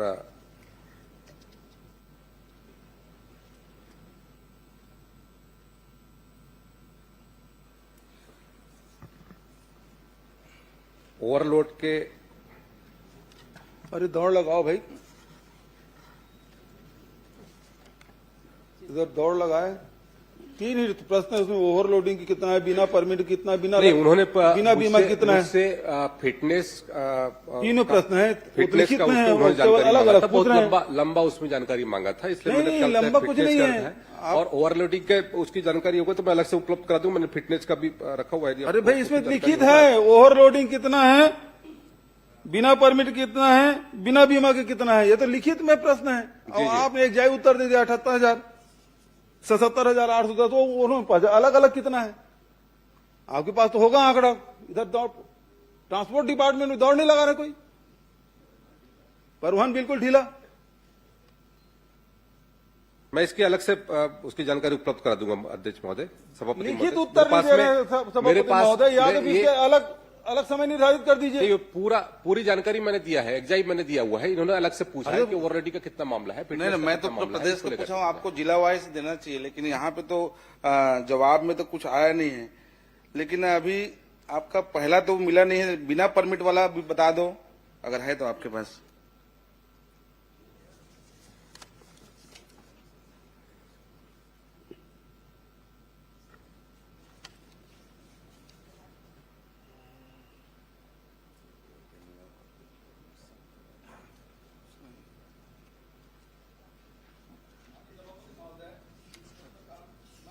कर रहा हूं कि मंत्री जी की तैयारी पूरी नहीं है, आसंदी से व्यवस्था आनी चाहिए। सभापति महोदय बता रहे हैं, मंत्री जी बता रहे हैं, बता ही नहीं रहे ना, न क का उत्तर आ रहा है न ख का उत्तर आ रहा है। भाई बिना वो व्यवसायिक वाहन के बिना भौतिक परीक्षण के, बिना फिटनेस के कितने हैं वो तो पूछा ही नहीं भाई। उसके बारे में आप कुछ बोले नहीं। मतलब जितने भी हैं वो सब फिटनेस वाले हैं। माननीय सभापति महोदय, उन्होंने फिटनेस की जानकारी मांगी थी, तो मैंने फिटनेस की पूरी जानकारी उनको उपलब्ध निरंक है। और इसमें ये पूरा डाटा है मेरे पास। ना काम में तो आपने निरंक कर दिया। देखिए, छत्तीसगढ़ में जितनी गाड़ियां चल रही है 2023 में जो फिटनेस के उसमें कहते हैं टोटल जो वो किया गया है, उसमें 88,096 कहते हैं उसमें फिटनेस किया गया है। और उसमें लगभग 87,000 कहते हैं पास हुए हैं, 87,900 कहते हैं 46। और 2024 में लगभग कहते हैं 1,02,000 कहते हैं इसमें कहते हैं फिटनेस किया गया है। अब ये बताइए, आपने निरंक कहा वो सही है कि अभी बता रहे हैं वो सही है? नहीं, उत्तर ठीक नहीं आया सभापति महोदय। इसको दूसरे फिटनेस का डाटा मैंने रख दीजिए, आधे घंटे की चर्चा में रख दीजिए, अब किसी चीज रख लीजिए, क्योंकि उत्तर तो नहीं आ रहा है। नहीं, निरंक वाले में सही जवाब दिए, आप पढ़िए उसको ठीक से। ऐसा तो ठीक है ना, वो तो तीन बिना माननीय सदस्य पूछे, हम तो केवल समय सुनो मंत्री जी हैं, भौतिक परीक्षा वो सक्षम मंत्री हैं, वो सक्षम मंत्री हैं और आपसे सीनियर भी हैं। गलत नहीं पूछ रहा हूं मैं तो उनको समय दे रहा हूं तब तक कि पर्ची आ जाए करके। प्रश्न आप चुपचाप बैठे रहते हैं, अभी तक उत्तर भी नहीं दे रहा है। आगे पर्ची, ये ट्रांसपोर्ट डिपार्टमेंट बहुत धीमी गति से चल रहा है। अमेरिका से आता है वैसे आ गया। करिए सभापति महोदय। नहीं, गाड़ी धीमी नहीं चल रही है, सर पर दौड़ रही है। नहीं, ये इसका निरंक है, इसका पूरी जानकारी लो। अब सुन लीजिए, अब श्यामलाल जी सुन लीजिए, पहले आंकड़े दे रहे थे, मतलब कुल मिला के तैयारी नहीं है। अब बिना तैयारी के विभाग ने कुछ भी उत्तर दे दिया है, या तो इसको दूसरे दिन के रखा जाए, नहीं तो हम इसका बाइकआउट करते हैं भाई। नहीं, किस बात के लिए? अरे आप उत्तर ही नहीं दे पा रहे हो। नहीं, आपने जो जानकारी मांगा, मैंने अलग से बोला कि अलग से कहा को यदि ओवरलोडिंग का मामला है तो ओवरलोडिंग का अलग से दे दूंगा आपको जानकारी, कितने वाहनों पर किया गया है। लिखित उत्तर मांगा गया है भाई, मैं दे दूंगा जानकारी। मैंने बोला मैं सदन को बताने वाला सोच कर रहा हूं, मैं इसकी पूरी जानकारी दे दूंगा। सभापति महोदय, इसको अलग से मैं निर्धारित किया जाए, उपलब्ध करा दूंगा बोल रहे हैं। नहीं, उपलब्ध कैसे होगा? ये तो लिखित उत्तर है। ये तो मंत्री विभाग को प्रताड़ित करना चाहिए, इनके पास कोई काम है ही नहीं है। एक उत्तर आंकड़ा नहीं दे पा रहे हैं। मंत्री जी माननीय सदस्य को उपलब्ध करा देंगे आप? बिल्कुल नहीं, माननीय सभापति महोदय, क्योंकि मैं लिखित में जानकारी मांगी तो मुझे लिखित में जानकारी मिलना चाहिए। ये जो तैयारी है विभाग का, ये बहुत ही शून्य है, क्योंकि सब चीज में निरंक दिया। चलो मैं तो कहा के छोड़ दिया हूँ। खा में आपका जो जवाब है मैं उसमें संतुष्ट नहीं हूँ, तो मैं चाहता हूँ कि इसको आगे बढ़ाया जाए अगला दिन में। देखिए, आपका प्रश्न आप देखिए जी, आपने उसमें पूछा है कि परिवहन विभाग द्वारा वाहनों की ओवरलोड, 1 मिनट, ओवरलोडिंग, बिना परमिट संचालन तथा बिना बीमा पाए जाने पर कितने प्रकरण बनाए गए, कितनी राशि वसूल की गई। अब उसका ये जो जवाब दिया गया है कि पाए जाने पर 77,810 प्रकरण बनाए गए, आप केवल उसमें अब ये चाह रहे हैं, लिखित उत्तर आपको दे दिया है, आप ये चाह रहे हैं कि उसको अलग अलग बताए। मंत्री जी आपको उपलब्ध करा देंगे जिलेवार पृथकता जानकारी। जी, जिलेवार माननीय जिलेवार भी उपलब्ध करा देंगे आप, वो भी उपलब्ध करा देंगे। नहीं, आप प्रश्न पढ़ लीजिए। बहुत मुश्किल प्रश्न में जो दिया गया है, माननीय सभापति महोदय, प्रश्न पूछने का अधिकार है माननीय भूपेश बघेल जी को, लेकिन धमकाने का अधिकार नहीं है। आप धमका रहे थे, मैं बहिष्कार करूंगा करके, बाइकाट करेंगे करके आप धमका रहे थे मंत्री, अभी धमका रहे थे। और आप ऐसा नहीं पूछते, प्रश्नकाल ऐसा नहीं चलता, आपकी मर्जी से प्रश्नकाल नहीं चलेगा। अपनी बात रखें, प्रश्नकाल नहीं चलेगा, धमकी नहीं चलेगी आपकी। आपने धमकाया, बाइकाट करूंगा करके, आपने कहा बैठ रहे हैं, मंत्री जी को ऐसा धमकी नहीं दी है, आपको बाइकाट किया, आपको बाइकाट किया गया है। धमकी दी, अभी धमकी दी आपने, धमकी नहीं दिया, आपने धमकी दी, बात रखने का अधिकार है। सभापति आप बैठ जाए, आप भी बैठिए, आप भी बैठिए, आप बैठिए, सब बैठिए। आपको कौन सी जानकारी चाहिए? आप बैठिए, आप भी बैठिए। नहीं भूपेश बघेल जी, आपसे बात कर रहा हूँ। माननीय मंत्री जी मंत्री जी, इनका बाइकाट किए थे, भूल गए आप? मंत्री जी, आप मंत्री जी नहीं दे रहे, मौन धारण टाइप का लग रहा है। सुना नहीं, कुछ नहीं लग रहा है। आप बैठिए, क्या होगा? आप बैठिए ना। मैंने, आप राम कुमार जी, माननीय सदस्य आप बैठे। आपने जो पूछा मैंने आपको पढ़ के बताया। आप जो बोल रहे हो ना लिखित में उसका जवाब आया है, मैंने आपको पढ़ के बताया है। आपने जो प्रश्न किया उसको पढ़ लीजिए। और आपने उसमें पृथकता जानकारी नहीं मांगी है, आपने जो मांगी है जानकारी, मंत्री जी ने उसका जवाब दिया है, यही मैं आपको बोला हूं। और इसलिए उसमें अंतिम प्रश्न और कुछ करना है तो कर लीजिए, उसके बाद आगे बढ़ते हैं। सभापति महोदय, क्योंकि मैंने पॉइंट टू पॉइंट मांगा है। भाई आप पढ़िए, पॉइंट टू पॉइंट मैं पढ़ देता हूं, एक बार मैं पढ़ता हूं आपको। जी, उक्त अवधि में परिवहन विभाग द्वारा वाहनों की ओवरलोडिंग, बिना परमिट संचालन एवं बिना बीमा पाए जाने पर कितने प्रकरण बनाए गए तथा कितनी राशि वसूल की गई। अब आप पढ़िए। उक्त अवधि में ओवरलोडिंग, बिना परमिट संचालन एवं बिना बीमा पाए जाने पर 77,810 प्रकरण बनाए गए। उसकी राशि भी दी गई है कि कितना उसमें। आपने जो पूछा मंत्री ने वही, आप इसमें आप मेरे को ये बताइए, आप जो पूछे अभी, आप जो अभी पूछे, तो मैंने कहा मंत्री जी को जानकारी लेकर के आपको उपलब्ध कराए। नहीं, माननीय सदस्य को जानकारी चाहिए, इसलिए बाइकाट अलग करके देना है। अरे पूरे प्रदेश का दिया है, पूरा प्रदेश का हुआ है 77,810। ये तो बेहद दुर्भाग्यजनक है। विभाग में कोई कंट्रोल मंत्री जी का नहीं है, अभी तक के उत्तर नहीं आ पाया है, और नहीं आ पाया इसलिए हम लोग बहिर्गमन कर रहे हैं। भाई माननीय सभापति श्री कुंवर सिंह निषाद,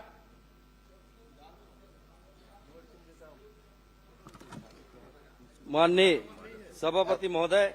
सभापति जी, ये सब क्या बात करेंगे, ये सब रणछोड़ दास हैं, रणछोड़ दास। महोदय मोर चालू होत ना काका, तो हूँ छोड़ हो नहीं, तुम मन छोड़ के बात। अरे तुम तो जा भाई, तो बहिर्गमन में नाम कट गई, नेताजी के पीछे रहो, टिकट पानी है तो टिकट बहिर्गमन करो। जेल ला चिंता हुई ना, तेवन पाछू पाछू घूमे। मोलापन कर्म पे भरोसा है, मोलापन कर्म पे भरोसा है। ठीक, धीरे धीरे उमन के निपटा। माननीय सभापति महोदय, आज प्रदेश के यशस्वी मुख्यमंत्री जी से सवाल पूछने का सौभाग्य मिला, मैं बहुत बहुत धन्यवाद देता हूं।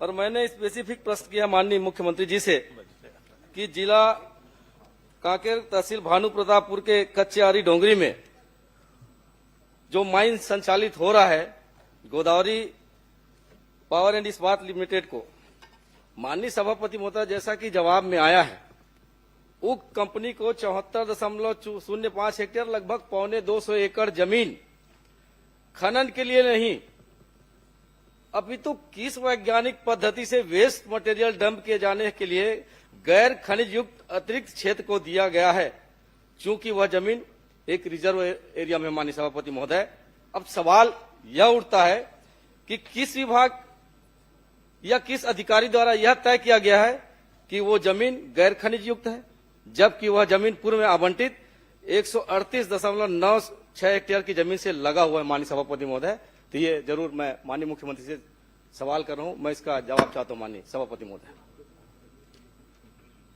माननीय सभापति महोदय, माननीय सदस्य के प्रश्न के जवाब में मैं बताना चाहूंगा कि इनके समय जब इनकी सरकार थी तो गोदावरी इस्पात प्राइवेट लिमिटेड को खसरा नंबर 188 रकबा 2.65 हेक्टेयर क्षेत्र को राजस्व नियमों के तहत रिजेक्ट ओवरबर्डन के निस्तारण हेतु सतह अधिकार दिया गया और इसी प्रकार आपके ही सरकार में 4/8/2023 को 61.41 हेक्टेयर भूमि को रिजेक्ट ओवरबर्डन निस्तारण के लिए आवंटन किया गया, लेकिन इस पर नियम कानून को ताक में रख के ये सब दिया गया, जबकि हम लोग लगा हुआ जो 74.05 हेक्टेयर जमीन है उसको पूरी विधि विधान के साथ जो भारत सरकार का खनिज नियम है उसके अनुसार उनको ओवरबर्डन डंप के लिए दिए हैं और वैसे नहीं दिए हैं। उसके लिए messrs Kartikeya exploration and mining service private limited से उसका जांच कराया गया है और जो जीएसआई है उससे भी जांच कराया गया है, उसके नीचे कोई मिनरल्स नहीं है, इसलिए ओवरबर्डन डंपिंग के लिए ये दिया गया है। माननीय सभापति महोदय, माननीय मंत्री जी का जवाब आया है कि जांच कराई गई है। मैं आपके माध्यम से यह जानना चाहता हूं कि 2015 के बाद राजस्व बढ़ाने के लिए शासन द्वारा एक पारदर्शी प्रक्रिया अपनाई गई है ऑनलाइन टेंडर का, जिसमें पारदर्शी भी बने रहे और राज्य की आमदनी बढ़े। ये हुआ भी है चाहे सरकार किसी की भी रहे माननीय सभापति महोदय, लेकिन अभी जो टेंडर हुआ है 11 साल में पहली बार ये प्रक्रिया हुआ माननीय सभापति महोदय कि इस नियम को पहले बिना निविदा के पीछे दरवाजे से सीधा फर्म को दिया गया माननीय सभापति महोदय। और मैं तो सीधा सीधा सीएम साहब से ये कहना चाहूंगा, आप बड़े उदार हैं, बड़े सीधे हैं, बड़े सहर हैं माननीय मुख्यमंत्री जी। आपके नाक के नीचे ये जो काम हो रहा है निश्चित ही ये सोचने वाली बात है। सबसे बड़ी बात यह है कि जो ऑनलाइन टेंडर की प्रक्रिया होती है वो प्रक्रिया नहीं हो पाई है और आपने जो कहा है कि 23/5/2025 में जीएसआई के माध्यम से सशर्त हमने ये टेंडर किया है, तो आप ये बता दें कि जीएसआई के माध्यम से जो हुआ है कि किस आधार पर आपने सहमति दी है और यदि आपने सशर्त आदेश जारी किया है तो उसकी एक कॉपी उपलब्ध करा दें माननीय सभापति महोदय। माननीय सभापति महोदय, मैं माननीय सदस्य को बताना चाहूंगा कि भारत सरकार खान मंत्रालय के पत्र दिनांक 28/11/2024 के माध्यम से यह स्पष्ट किया गया है कि स्वीकृत खनिज पट्टा क्षेत्र से लगकर गैर खनिज युक्त भूमि पर नीलामी की आवश्यकता नहीं होती है। माननीय सभापति महोदय, ये 250 एकड़ जमीन का मामला है, जहां पे आपके खनन चल रहे हैं उससे लगा हुआ जमीन है। क्या किसी कंपनी को उसी आधार पर दे दिया जाएगा कि वो वहां पर माल को डंप करे? उसके दूर में भी तो और जमीन है माननीय सभापति महोदय, उसे भी दिया जा सकता था, लेकिन ये कहीं ना कहीं इसमें अधिकारियों की मिलीभगत है। माननीय मुख्यमंत्री जी को पूरी जानकारी नहीं दे पा रहे हैं और कहीं न कहीं पर इसमें एक बड़ा ही मामला दिखता है माननीय सभापति महोदय। मैं आपके माध्यम से यही कहना चाहूंगा, क्या एक बार फिर इस पर पुनर्विचार करेंगे या जांच कराकर जो जीएसआई का जो जूलॉजिकल सर्वे ऑफ इंडिया है उसके आधार पर ये मापदंड तय करेंगे कि जो वैज्ञानिक पद्धति आपने कहा है और किस वैज्ञानिक पद्धति के आधार में उस जमीन का आपने आवंटन वहां पर किया है। माननीय सभापति महोदय, मैं बता चुका हूं कि इसमें नीलामी की आवश्यकता नहीं होती है और इसको जो लगा हुआ भूमि आवंटित किए हैं 74.05 हेक्टेयर, उससे उसका माइनिंग क्षमता बढ़ा है 2.35 मिलियन टन से 6 मिलियन टन उसका उत्पादन होगा, जिससे प्रतिवर्ष 190 करोड़ का अतिरिक्त राजस्व प्रदेश को मिलेगा। और इतना ही नहीं, डीएमएफ में 57 करोड़, डीएमएफ में 5.7 करोड़, एनएमईटी में तथा 13.80 लाख पर्यावरण अधोसंरचना उपकर की प्राप्ति होगी। इससे राज्य सरकार को राजस्व में लाभ होगा। नहीं, वो जो जमीन जो डंप करने के लिए आवंटित की गई है उससे सरकार को क्या फायदा हो रहा है, मैं ये जानना चाहता हूं। क्या उसे जूलॉजिकल सर्वे ऑफ इंडिया इस एजेंसी से जांच करवाएंगे क्या? मैं ये बस अभी हम बताएं ना आपको किससे लाभ हो रहा है, और जीएसआई से और प्राइवेट एजेंसी से जांच करवा चुके हैं, उसमें नीचे कोई मिनरल्स नहीं। सुशांत शुक्ला। सभापति महोदय, मेरा प्रश्न 1635 है और इसमें ये 74.05 हेक्टेयर अतिरिक्त आपने दिया। मैंने निवेदन किया, निवेदन करके ही पूछ रहा हूं भाई। वो बहुत बड़े नहीं, नाम ले चुके हैं, ले चुके हैं, उसके बाद उन्होंने अनुमति मिल गई आसंदी शुक्ला से। जी का नाम ले आसंदी से चुके अनुमति हैं, मिल गई, प्रक्रिया आगे बढ़ गई है। नहीं, आसंदी से मैंने आसंदी से रिक्वेस्ट किया और वहां से मुझे अनुमति मिली है। एक छोटा सा प्रश्न ये है कि आपने उत्तर ये दिया है कि इस जमीन के नीचे कोई खनिज नहीं है, ठीक है, लेकिन ये जमीन राजस्व की है कि वन विभाग की? और वन विभाग की है तो इसके क्या प्रक्रिया है आवंटन करने की? उसका पालन हुआ कि नहीं हुआ? बिल्कुल पालन हुआ है। नहीं, कौन से विभाग का जमीन किसके है? वन का है कि राजस्व का है?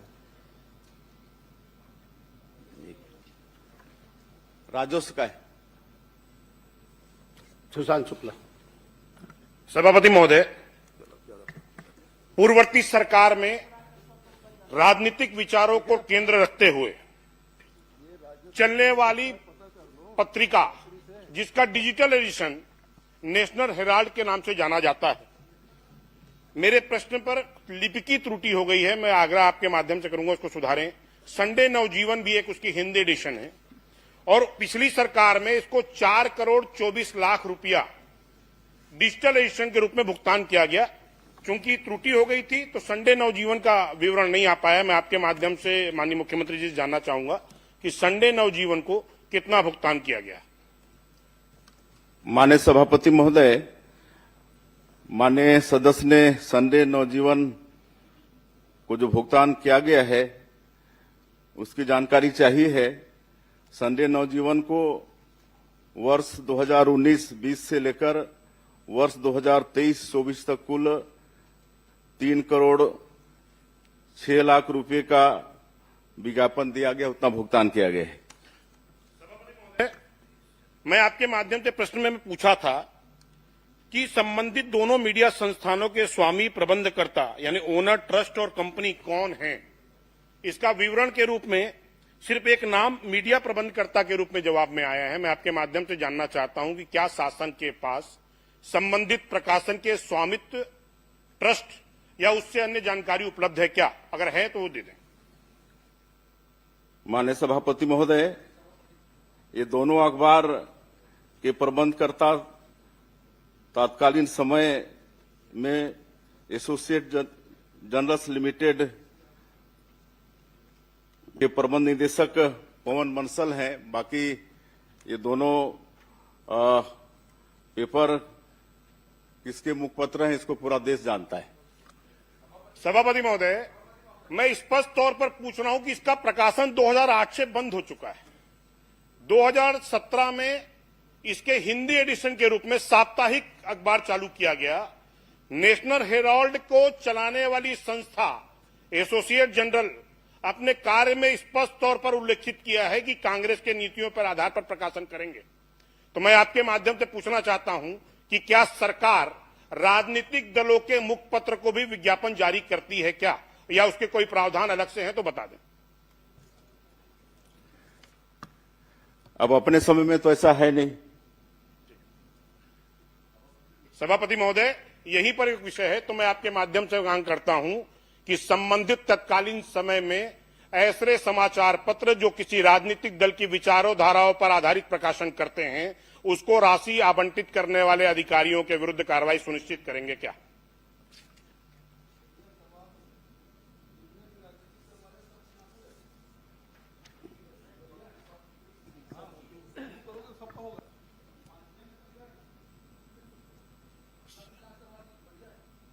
सभापति महोदय, मैं आपसे आग्रह करूंगा, वरिष्ठ सदस्य बैठ के बोल रहे हैं और जिस संस्था का नाम ले रहे हैं, मैं चुनौती के साथ इस सदन पर कह रहा हूं कि वो किसी भी राजनीतिक दल का मुखपत्र नहीं है, किसी भी राजनीतिक दल का मुखपत्र नहीं। लेकिन मेरे पास जो कागज है वो किसी एक राजनीतिक दल के मुख संस्था के द्वारा प्रकाशित मुखपत्र है। प्रश्न करें अजय चंद्राकर जी। माननीय सभापति महोदय, ये नेशनल हेराल्ड के जिस भी एडिशन को, चाहे वो डिजिटल एडिशन को दिया गया चाहे प्रिंट एडिशन को दिया गया, ये छत्तीसगढ़ से प्रकाशित नहीं होती। तत्कालीन समय में जिसका 19, 20, 21, 22, 23, 24 तक जो उत्तर में आया है, छत्तीसगढ़ के बाहर किसी भी एडिशन को कितनी प्रति में वो निकलता था और उसमें कितने पैसे हम दे सकते थे अधिकतम, इसके संबंध में उस समय में कौन सी नीति थी डिजिटल के लिए और प्रिंट के लिए, और ये दिया गया है कि डिजिटल को दिया गया है, प्रिंट को दिया गया, और वो भुगतान नियम तो है कि नियम विपरीत है, नीति के अनुकूल है कि विपरीत है, जो भी विज्ञापन नीति उस समय रही होगी। माननीय सभापति महोदय, उस समय उक्त दोनों पेपर को 8 लाख रुपया प्रति पृष्ठ के हिसाब से भुगतान किया गया। नहीं माननीय मुख्यमंत्री जी, मैंने ये पूछा है कि 4 करोड़ 24 लाख रुपया मैं सोचता हूं कि और किसी पत्रिका को नहीं दिया गया होगा, पर मैं ये पूछ रहा हूं कि विज्ञापन की जो नीति थी उसके तहत डिजिटल को या प्रिंट को जितना पैसा उनको दिया गया है वो नियम या नीति के अनुकूल था कि विपरीत था, और यदि विपरीत था तो फिर दोषी कौन थे, या उल्लंघन यदि किया गया है तो यह आप बता दीजिए कि नियम के अनुकूल था तो कोई प्रश्न नहीं है। फिर चलिए इसका परीक्षण करा लेंगे जी। अनुज शर्मा जी। नहीं, मेरा एक आग्रह है माननीय सभापति महोदय, मेरा ये आपसे आग्रह है, आपके परीक्षण करा लेने कहने के बाद और नहीं पूछना चाहिए, लेकिन मेरा आपसे एक आग्रह है कि ये विज्ञापन नियम के विपरीत दिए गए हैं जो आपने विज्ञापन की नीति बनाई। पहली बात नहीं, सीएम साहब का जवाब उसमें आ गया है कि उसको परीक्षण करा लेंगे, वो आ जाएगा। जो बोलना माननीय सभापति मैं क्रॉस नहीं कर बढ़ गया है, आगे बढ़ गया, शर्मा जी के नाम हो गया है, शर्मा जी को हो गया भाई। तो मेरा ये कहना है परीक्षण की जगह में इसकी जांच एक समयावधि में करवा दे, परीक्षण की जगह में, ये मेरा आग्रह है कि ताकि भविष्य में चाहे वो राजनीतिक दल के हों, चाहे प्रदेश के बाहर के हों, किसी के स्वामित्व के हों, एसोसिएट प्रेस के हों, चाहे उसका मुकदमा चल रहा हो, चाहे राजनीतिक व्यक्ति जुड़े हों, ऐसी चीजों से हमारे प्रदेश के धन का दुरुपयोग न हो सके, आत्म प्रचार के लिए, व्यक्ति प्रचार के लिए, तो स्पष्ट नीति बनेगी जांच के बाद जो रिपोर्ट आएगी उसके आधार पर। तो मैं आपसे आग्रह करूंगा कि परीक्षण के बजाय उसकी जांच करवाएं ताकि स्पष्ट नीति बने उसके लिए और इस तरह की घटनाएं न हो।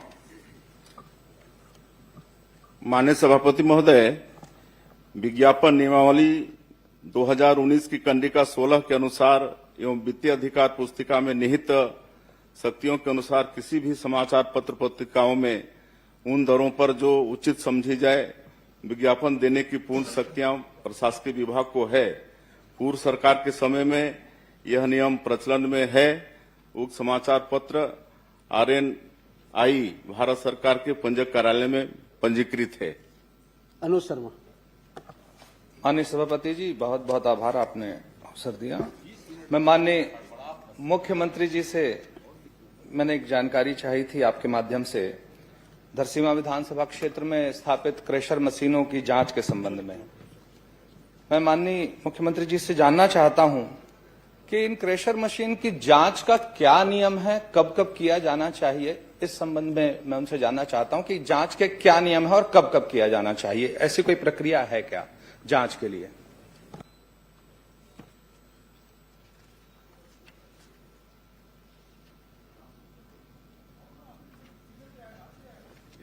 माननीय मुख्यमंत्री जी। जी,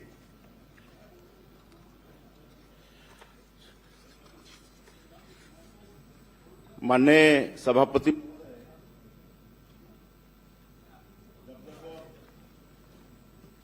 शिकायत मिली है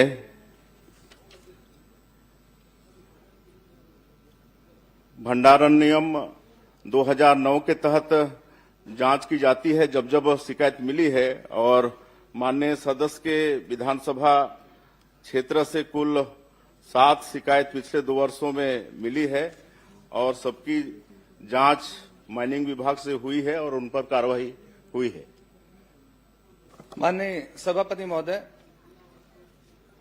कुल मिलाकर 2018 से लेकर 2026 तक 10 बार जांच की गई है और इस 10 बार की जांच में 6 जांच ऐसी पाई गई जिसमें कोई अनियमितता नहीं थी। केवल 4 संस्थाओं के विरुद्ध कार्रवाई हुई है और इसमें सबसे बड़ी बात यह रहती है माननीय सभापति महोदय, जिसमें सरकारी खजाने का बहुत बड़ा नुकसान होता है। जितने की अनुमति होती है, जितने का बिजली बिल आता है, जितने का उत्खनन होता है, उतने की रॉयल्टी नहीं पटाई जाती है, जिससे प्रदेश के खजाने में बहुत बड़ा नुकसान होता है। मैं माननीय मुख्यमंत्री जी से एक अनुरोध करता हूं और उनसे एक मांग करता हूं कि क्या जिस अनुपात में बिजली का बिल उन संस्थानों में आया है, जिस अनुपात में माइनिंग की गई है और जिस अनुपात में रॉयल्टी पटाई गई है, उसके आधार पे जांच कराएंगे क्या? और मैं बता भी देता हूं, ऐसे एक नहीं कई संस्थान है जिसकी शिकायत आई है। ओशियान अंत्रोज Dondekala, Balaji stone crusher Dondekala, Mohan stone Lalpur, Vinayak mining Matiya, Bhavna stone Seri Khedi, Vimla infrastructure लिमी देवरी, दीपक अग्रवाल देवरी। ऐसे मेरे पास पूरी लाइन है जिसकी शिकायत आई है। तो मेरा माननीय मुख्यमंत्री जी से आग्रह है कि जितने माइनिंग की परमिशन थी, जितनी माइनिंग हुई है, जितना बिजली का बिल आया है और कितना रॉयल्टी पटा है, इस आधार पर जांच की घोषणा करेंगे क्या? माननीय सभापति महोदय, जैसे मैंने कहा कि जहां से भी शिकायत आई है उस पर जांच हुई है और जो सही पाए गए हैं उन पर कार्रवाई हुई है और उनसे समझौता राशि भी वसूल किया गया है। माननीय सभापति महोदय, इसमें अभी तक 6 सालों में 2,70,000 रुपए का अर्थ दंड लगा है, सिर्फ 2,70,000 का। मेरा बस इतना आग्रह है माननीय मुख्यमंत्री जी से, क्योंकि इसमें प्रदेश के खजाने में पैसा आना है रॉयल्टी का। ये रॉयल्टी की चोरी का मामला है कि बिजली बिल के अनुपात में जितना उत्खनन हुआ है उस आधार पे जांच कराएंगे क्या? मैं माननीय मुख्यमंत्री जी को मैं मांग कर रहा हूं, उसके आधार पे जांच की घोषणा कर दें बस। होगी तो आप दे देंगे, लिख के जांच करा लेंगे। श्रीमती संगीता सिन्हा। माननीय सभापति जी, माननीय भूपेश बघेल जी के बार बार बहिर्गमन से नेता प्रतिपक्ष जी थक गए हैं, नाराज हो गए हैं, अस्वस्थ हो गए हैं कि सदन से चले गए हैं। आप एक व्यवस्था दीजिए कि प्रश्नकाल के बाद संसदीय कार्य मंत्री का इस विषय में वक्तव्य आए। सदन चिंतित है, नेता प्रतिपक्ष जी बार बार से परेशान हो गए हैं। नेताजी न इसमें एक थके व्यवस्था हैं, दीजिए न परेशान है। संसदीय कार्य मंत्री जी का बयान है, नेता प्रतिपक्ष जी आखिर है कहाँ? नाराज होके गए हैं, हाउस चल रहा है, बार बार उसको चला देते हैं, जबरदस्ती ले जाते हैं। तो सदन में इसमें संसदीय कार्य मंत्री का वक्तव्य आना चाहिए। समय खराब कर रहे हैं, मुझे समय चाहिए। आप कृपया शासन को निर्देशित कर दें, प्रश्नकाल के बाद उसमें वक्तव्य आ जाए नेता प्रतिपक्ष जी की सिचुएशन स्थिति के बारे में। सभापति महोदय जी, समय। संगीता सिन्हा जी। संगीता, ये क्या है कि आज 3 प्रश्न में ही सत्ता पक्ष की हालत खराब हो गई और इस कारण से मोर्चा संभालना पड़ रहा आपको, लेकिन इससे कुछ फर्क पड़ने वाला नहीं है। नेताजी पे पूरा विश्वास कुछ मिलने वाला भी नहीं है। इसमें वक्तव्य आना चाहिए संसदीय कार्य मंत्री का। आखिर नेता प्रतिपक्ष को परेशान किया जा रहा है, है कहाँ? नाराज होकर चले गए हैं, थक गए हैं, क्या है? नहीं लिया गया, उसमें बयान किया जा रहा है। राजस्व न्यायालयों के द्वारा किन किन नेता प्रतिपक्ष दबाव महसूस कर रहे हैं। प्रश्नकाल में मुख्यमंत्री और संसदीय कार्य मंत्री के को पूरा बाइकाट किए हैं। आप वित्त मंत्री देख लीजिए और दूसरे गृह मंत्री देख लीजिए, दोनों गायब हैं, वो आए नहीं प्रश्नकाल में। आप लोग कुछ आदरणीय सभापति महोदय जी, राजस्व न्यायालयों के द्वारा किन किन अतिक्रमणकारियों को अतिक्रमित भूमि के बेदखल किए जाने के संबंध में वारंट जारी किया गया सभापति महोदय जी। और इसी में एक दूसरा प्रश्न है सभापति महोदय जी, किन कारणों से अभी तक बेदखली के कार्रवाई को नहीं की गई है? मैं हाजिर हूँ भाई चंद्राकर जी, मैं हाजिर हूँ, आप चिंता न करें।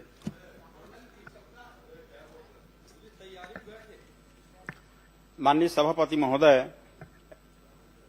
माननीय विधायक ने अपने विधानसभा क्षेत्र संजारी बालोद के अतिक्रमण के संबंध में 1 जनवरी 2023 से लेकर के 31 जनवरी 2026 तक के अपने ग्रामीण क्षेत्र और नगरीय निकाय के शासकीय भूमि पे अतिक्रमण, अवैध निर्माण की शिकायत के संबंध में बहुत विस्तार से जानकारी चाहिए है। मैं बताना चाहूंगा माननीय सभापति महोदय कि बालोद विधानसभा, संजारी बालोद विधानसभा क्षेत्र के अंतर्गत आने वाले ग्राम और नगरीय निकायों की शासकीय भूमि पर अतिक्रमण, अवैध निर्माण के संबंध में बालोद में कुल 22 प्रकरण दर्ज किए गए हैं, जिसमें 21 प्रकरण ग्रामीण क्षेत्र से आते हैं। माननीय सभापति महोदय जी, मंत्री महोदय जी का ये उत्तर है मेरे पास। सभापति महोदय जी, बस मैं इतना जानना चाहती हूँ, जो दो मतलब आपसे जो आपके अधिकारी हैं वो छुपाए हैं। आदरणीय सभापति महोदय जी, क्या प्रदीप साहू का प्रकरण आपके पास नहीं है? इसमें मेरे पास जो उत्तर में जवाब आया है उसमें नहीं है। आदरणीय सभापति महोदय जी, एक प्रदीप साहू का प्रकरण है सभापति महोदय जी, जो तहसीलदार गुरूर द्वारा बेदखली का वारंट जारी किया गया है 17/9/2025 को। उसमें आज तक कोई कार्रवाई नहीं हुआ सभापति महोदय जी। इसी में दूसरा तहसीलदार गुरूर जो दुर्गानंद साहू पे तहसीलदार गुरूर द्वारा बेदखली वारंट जारी किया गया 11/12/2025 को, इसका यहाँ पे कहीं पे इसमें नहीं है सभापति महोदय जी। आपके अधिकारी आपको गलत जानकारी दे रहे हैं सभापति महोदय जी। इसी में जो 2 प्रकरण तोड़ा गया है, मतलब 2 तोड़ा गया है 12/7/2024 को बाजार चौक गुरूर में 50 दुकान को तोड़ा गया सभापति महोदय जी, सवेरे 5 बजे आके। उसका भी इसमें कोई जानकारी नहीं है उत्तर में सभापति महोदय जी। इसी में 29/10/2025 को बरही स्थित स्वयं रिसोर्ट का तोड़ा गया सभापति महोदय जी, अतिक्रमण, उसकी भी जानकारी नहीं है। आदरणीय सभापति, मैं बहुत पूछना चाहती हूँ कि इन सब प्रकरण का जो बहुत महत्वपूर्ण है, इनकी जानकारी आपके पास क्यों नहीं है?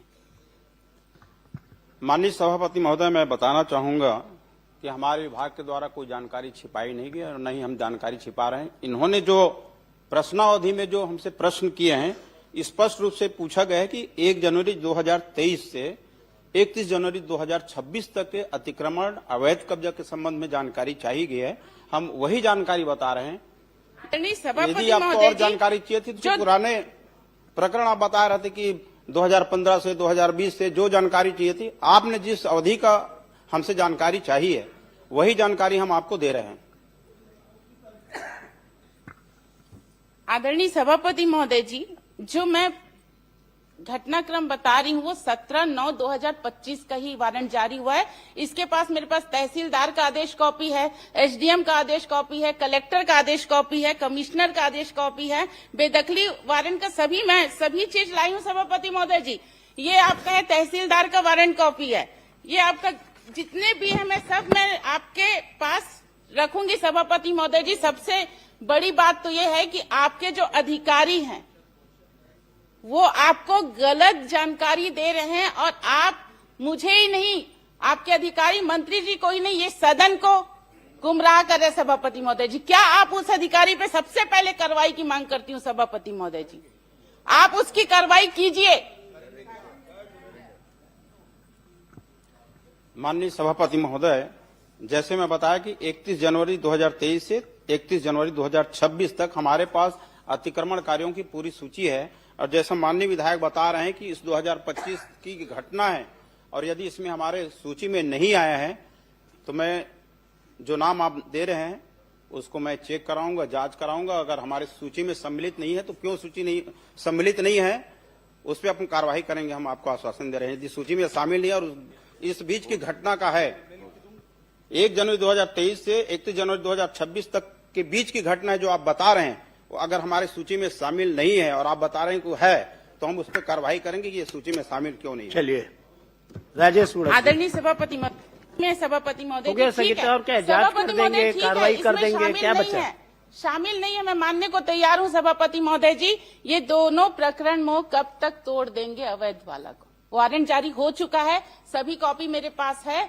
सभी कॉपी मैं आपके पटल पे रख दूंगी, आप उसको कब तक तोड़वाएंगे उसको आदेश कीजिए, कार्रवाई करेंगे। माननीय सभापति महोदय, जितने भी अतिक्रमण के प्रकरण हैं उस पर कार्रवाई हो रही है। आपके संजारी बालोद विधानसभा में ही कुल 260 प्रकरण दर्ज किए गए थे। सभापति महोदय, मैं बता रहा हूँ, आपको बता रहा हूँ, उसी में आऊंगा मैं। हटाएंगे समय कम है सभापति महोदय जी, मैं समय की सीमा को देखते हुए मैं मांग कर रही हूँ। समय सीमा इसमें बताई नहीं जा सकती। प्रकरण चल रहा है, कई को नोटिस दिए हैं, वारंट जारी किए हैं हटाने का, और 113 अतिक्रमण हटाए भी हैं और 111 प्रक्रियाधीन हैं, और 36 प्रकरण जो है न्यायालय में प्रक्रियाधीन है। और जितना जल्द हो सके हम अतिक्रमणकारी को या अवैध कब्जा को हम मुक्त कराएंगे, हटाएंगे उसको। समय सीमा देखिए राजेश सभापति महोदय, ये न्यायालयीन प्रक्रिया है और न्यायालयीन प्रक्रिया में समय सीमा राजेश संभव नहीं होता। सभापति महोदय जी, मेरे पास द्वारकाधीश यादव सब कुछ है सभापति महोदय जी। सभापति महोदय द्वारकाधीश यादव, निवेदन है सभापति महोदय जी, इसमें प्लीज। माननीय सभापति महोदय, मैं माननीय मंत्री राजेश उच्च शिक्षा से ये पूछना चाहता हूं कि महासमुंद जिला के अंतर्गत तेंदुकोना के महाविद्यालय स्वीकृत हुई है, स्वीकृति 2 बार स्वीकृत हुई माननीय सभापति महोदय। और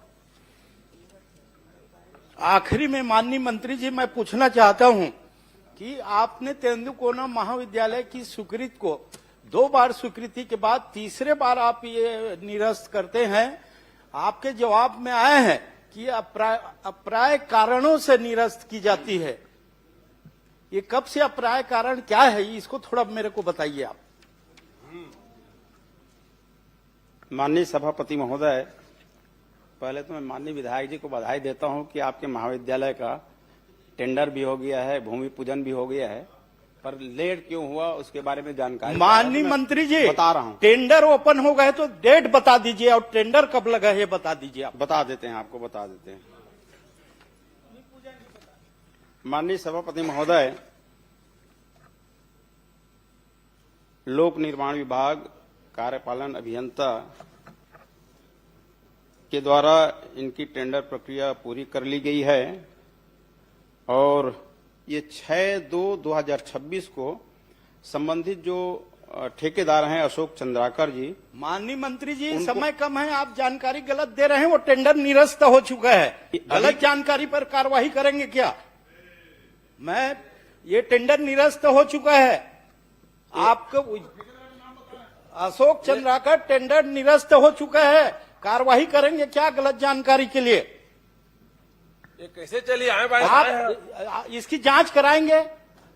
इसका हम परीक्षण करेंगे, उसके बाद फिर नहीं, अगर टेंडर निरस्त हो गए हैं तो आप कार्रवाई का आश्वासन दीजिए, कार्रवाई करेंगे क्या? ये कैसे चली आए भाई साहब? ये 6/2 अभी लेटेस्ट 6/2/2026 को जारी हुआ है अशोक चंद्राकर का टेंडर निरस्त हो चुका है, जिसको आप टेंडर अभी 6 को बता दीजिए ना, 6 को बता दीजिए। नहीं, उस जानकारी को बताइए ना। एक मिनट, अरे सुनो तो, आपका कॉलेज बनना चाहिए ना। नहीं, अब वो सवाल 6 उस को बात बता से रहे नहीं हैं तो है। बता दीजिए उसको। सभापति महोदय, दूसरी बात ये, तो इसमें मैं आश्वासन चाहूंगा, 6 को बता शिलान्यास की नीति क्या है, किनको किनको बुलाया गया था।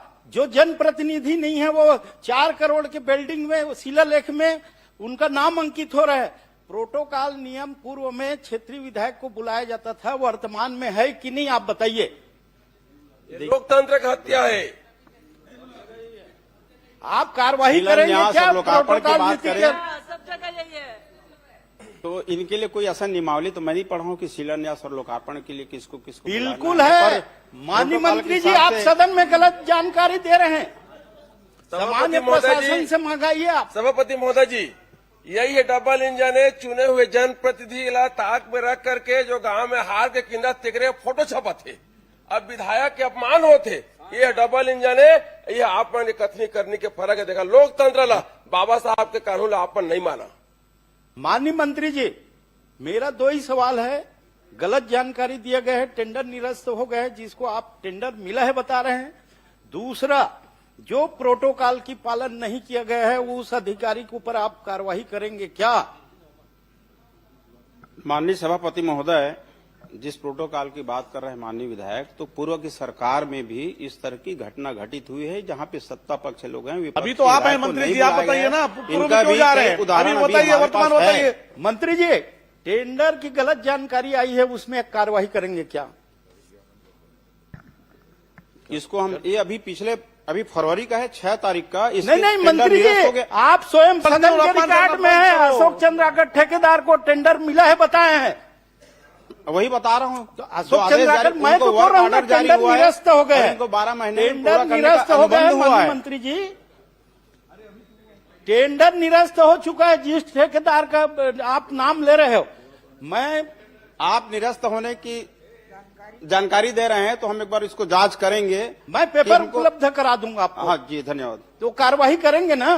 गलत जानकारी का परीक्षण करेंगे, कार्रवाई करेंगे। आप दिलाइए। धन्यवाद सभापति। समाप्त प्रश्नकाल।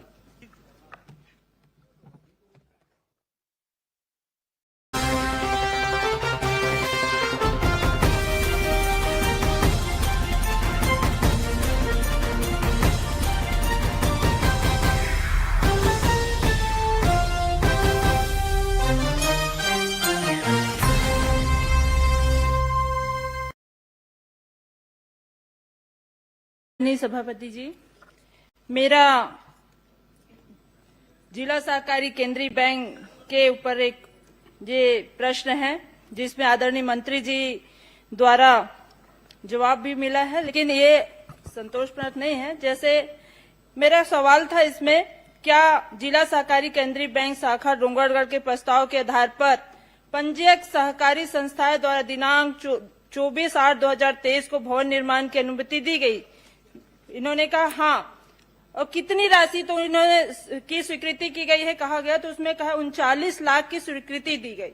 और उस जगहों पे अतिक्रमण है, उसे क्यों नहीं हटाया गया? ये भी मेरा क्वेश्चन था। तो इनका ये भी जवाब आया है कि अतिक्रमण होने के कारण शाखा भवन निर्माण हेतु अन्यत्र भूमि आवंटित करने हेतु कलेक्टर जिला राजनांदगांव से मांग किया गया है और वो जमीन को नहीं हटाएगा। मेरा इसमें सवाल ये है, क्या मंत्री जी यह बताने की कष्ट करेंगे कि जिला सहकारी केंद्रीय बैंक राजनांदगांव शाखा द्वारा कितनी भूपाटक राशि हटाया गया था इस अतिक्रमण वाली जगह के लिए, और प्रक्रिया जब पूर्ण हो चुकी थी तो कितनी राशि का राशि पूर्ण पटाया गया है, इसका बताया जाए।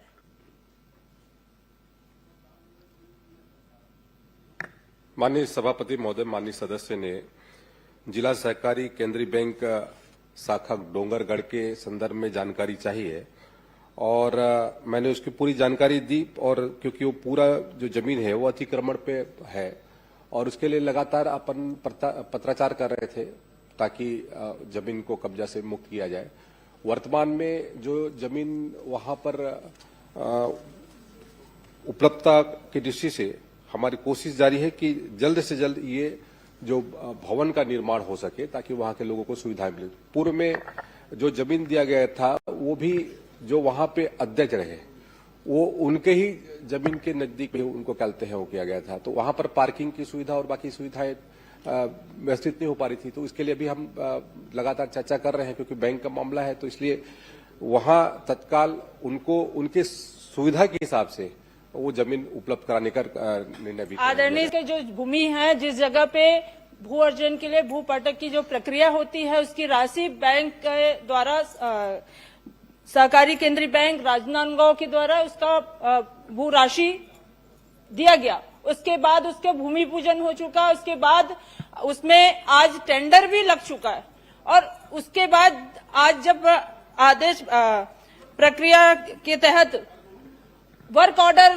हो चुका है, उसके बाद भी आप कह रहे हैं कि वो जगह सही नहीं है। तो फिर पिछले समय में भूमि पूजन हुआ, 2 साल के अवधि में आपने एक ठेला 2-4 ठेले हैं उसको नहीं हटवा पाए। मतलब सरकार इतनी कमजोर हो चुकी है कि अतिक्रमण नहीं हटा के आप वहां पे बैंक को सीधे सीधे जो किसान का बैंक है उसे आप नहीं बनाना चाह रहे हैं, जिसका स्वीकृति भी मिल चुका है। 39 लाख का जो आप ही ने कहा है, क्यों नहीं हटाया गया, क्यों आज तक के लंबित है ये?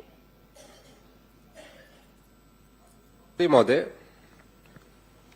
ये जो स्वीकृति है लगभग 2023 का है सभापति महोदय, और इसके लिए लगातार प्रक्रिया चल रही थी, और वर्तमान में जो स्थल है वहां पर पार्किंग की सुविधा और जो अन्य सुविधाएं होनी चाहिए वो उसके लिए उपयुक्त स्थिति नहीं है। इसलिए कलेक्टर से चर्चा करके उसके संदर्भ में अलग जहां पर अच्छी जमीन हो इसके संदर्भ में चर्चा कर रहे हैं। बार बार महोदय जी कह रहे हैं, मंत्री जी, कि पार्किंग की सुविधा, ये सारी चीजों को पहले देखा गया, तभी वहां पे वर्क ऑर्डर निकला, तभी वहां का टेंडर हुआ, तभी भूमि पूजन हुआ। अब ये सब होने के बाद आज वो किराए से संचालित है, वो भी भारतीय जनता पार्टी के एक नेता के रिश्तेदार के घर पे।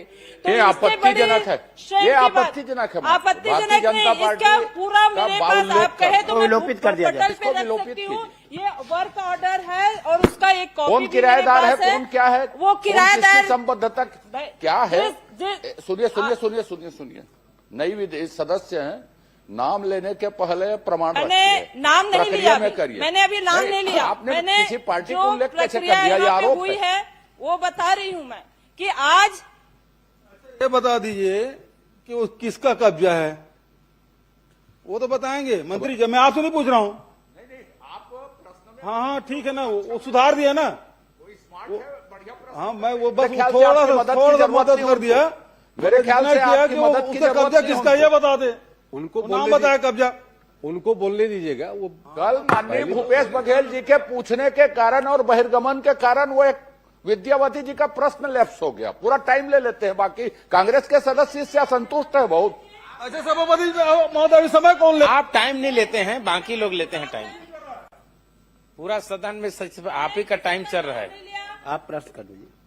सभापति जी, मैंने किसी का नाम नहीं लिया। इसमें यही कहा गया है कि यहाँ जब वर्क ऑर्डर हो चुका था, टेंडर लग चुका था, उसके बाद भूमि पूजन की प्रक्रिया हो गई थी, उसके बाद भी आज वहां पे ये कार्य संपन्न नहीं है, और अतिक्रमण की बात बार बार करके 2 साल से इसे किराए से चलाया जा रहा है। और जब सामने बात आई, जब मेरा ध्यान आकर्षण लगा, प्रश्न करें जी मैं कर रही हूँ, ध्यान आकर्षण लगा, उसके बाद जब पता चला कि ये एक निजी व्यक्ति को लाभ देने के लिए, सीधे लाभ देने के लिए आज सरकार ने इसे किराए पे चला रहा है। तो ये मेरा सवाल था कि क्या किसानों का ये बैंक, किसानों के लिए जो बनाया जाता है ये बैंक, उस बैंक की भूमि पूजन कराएगी, फिर आवंटित भी हो गया, फिर आज काहे के लिए लंबित है? मैं यही जानना चाहती हूँ। मंत्री जी, मतलब मैंने अपने उत्तर में कहा कि वो जो जमीन है वहां पर पर्याप्त, आज के दृष्टिकोण से वहां पर आपने कोई आवंटित, जो कोई भी जगह आवंटन किया, किराए से चलाया जा रहा है, जबकि इसकी राशि सैंक्शन है, स्वीकृत है। किराए, अब जब भवन नहीं है तो किराए से चलाया जा रहा है। और 2 साल में आपने अभी तक के आपने अतिक्रमण नहीं हटा पाए, भवन नहीं है तो किराए में चलाइए। अब आप कहेंगे कि किराए में भी मत चलाइए। भाई, तो वो तो मेरा वो तो सवाल तय वही है, वहां पे मंत्री जी, कलेक्टर के आदरणीय माध्यम से मंत्री जी, यही मेरा उसका रेट सवाल है पूछते। कि 2 साल में आपने वो जगह को क्यों या तो आपने उस जगह को अतिक्रमण हटाते या फिर कोई पे कलेक्टर महोदय द्वारा आवंटन कर दिया जाता जगह को, लेकिन ना ही जगह का आवंटन हुआ है और ना ही वहां से अतिक्रमण हटा है। मतलब इसमें सीधी सीधी बात सामने आ रही है जो कि मैंने कहा भारतीय जनता पार्टी के नेता के रिश्तेदार को लाभ पहुंचाने के, मैं इसमें गलत बात है ये। गलत बात नहीं, रिश्तेदार आखिर कोई ना कोई किसी रिश्तेदार होगा ही, तो ये बात नहीं करती, इसमें मैंने ये थोड़ी किसी ना का है। नाम नहीं लिया और जो नियम के तहत है वो किया जा रहा है। सभापति जी, जो- पार्टी का नाम है। मैंने उसको अगर- विरोध करने के लिए पहले बोल दिया था। आदरणीय सभापति जी, ये बार यही बात को मैं कहना चाहूंगी, किसानों का शेयर जिससे आज सहकारी केंद्रीय बैंक का संचालन होता है, उसके बाद उसका भवन निर्माण किया जाता है ताकि किसानों को कोई असुविधा न हो। अब जब बैंक उस जगह को खरीद चुकी है, उसके बाद आज वो जगह को हम ये कह रहे हैं कि वहाँ पे पार्किंग की सुविधा नहीं है और उसके बाद उसको अतिक्रमण हटाया नहीं जा रहा है, ये कैसी बात हुई? प्रश्न मेरा यही है कि आज कब तक हटेगा ये अतिक्रमण और कब तक नया भवन बनेगा? सम्मानीय सभापति महोदय, जल्द से जल्द बनेगा। ठीक, आप मुझे समय दीजिए जी। माननीय सभापति महोदय, ये आपको बैंक बनाने के लिए कितनी जमीन की आवश्यकता है और पार्किंग के लिए कितनी जगह की आवश्यकता है और वहां पे कितना जमीन आपको अलाट हुआ है? जो आप कमी पर डे बता रहे हैं पार्किंग के लिए, तो सवाल इस बात का है कि आपको जमीन कितने की है, आवश्यकता कितने की है और कितना अलाटमेंट हुआ है और अतिक्रमण कितने में है?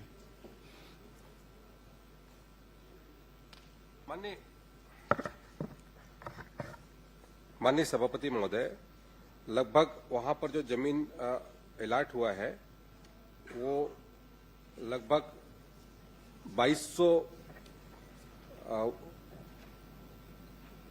वर्ग मीटर लगभग कहते हैं, उसके कहते हैं वहां पर आवंटित हुआ है 2200 वर्ग मीटर। 2200 वर्ग मीटर। और अभी उससे बड़ी जमीन अपन उसको तलाश रहे हैं। नहीं, सवाल इस बात का है, 2200 वर्ग मीटर आपका है तो बिल्डिंग कितने में बनेगा और कितने पार्किंग की आवश्यकता है? क्या अंडरग्राउंड पार्किंग की व्यवस्था कर रहे हैं? खाली है, कितना है? आपको कितने जमीन की जरूरत है पार्किंग के लिए और बिल्डिंग कितने में बनेगा? उसमें 3000 स्क्वायर फीट से ज्यादा जमीन की आवश्यकता पड़ेगी और उसमें वहां पर पार्किंग की व्यवस्था भी वहां पर सुनिश्चित कराएंगे। सुंदर, 3000 वर्ग मीटर की वर्ग फीट की जरूरत पड़ेगी और आपके पास 2200 वर्ग मीटर है, तो 2200 वर्ग मीटर मतलब कितना हुआ? 22000 वर्ग फीट हो गया, है ना? आपको जरूरत 3000 का है, इसका मतलब यह है कि 19000 वर्ग फीट जमीन आपका खाली है। आपके पास जमीन पर्याप्त है, आप केवल बहाना ढूंढ रहे हैं कि आपको पार्किंग की जगह कम पड़ रही है, इसलिए आप हटाना चाहते हैं। और जो माननीय सदस्य ने जो आरोप लगाया कि वो अतिक्रमण है और अतिक्रमण आपके किसी चहेते का है, इस कारण से हटाना नहीं चाहते, तो आप कृपा कर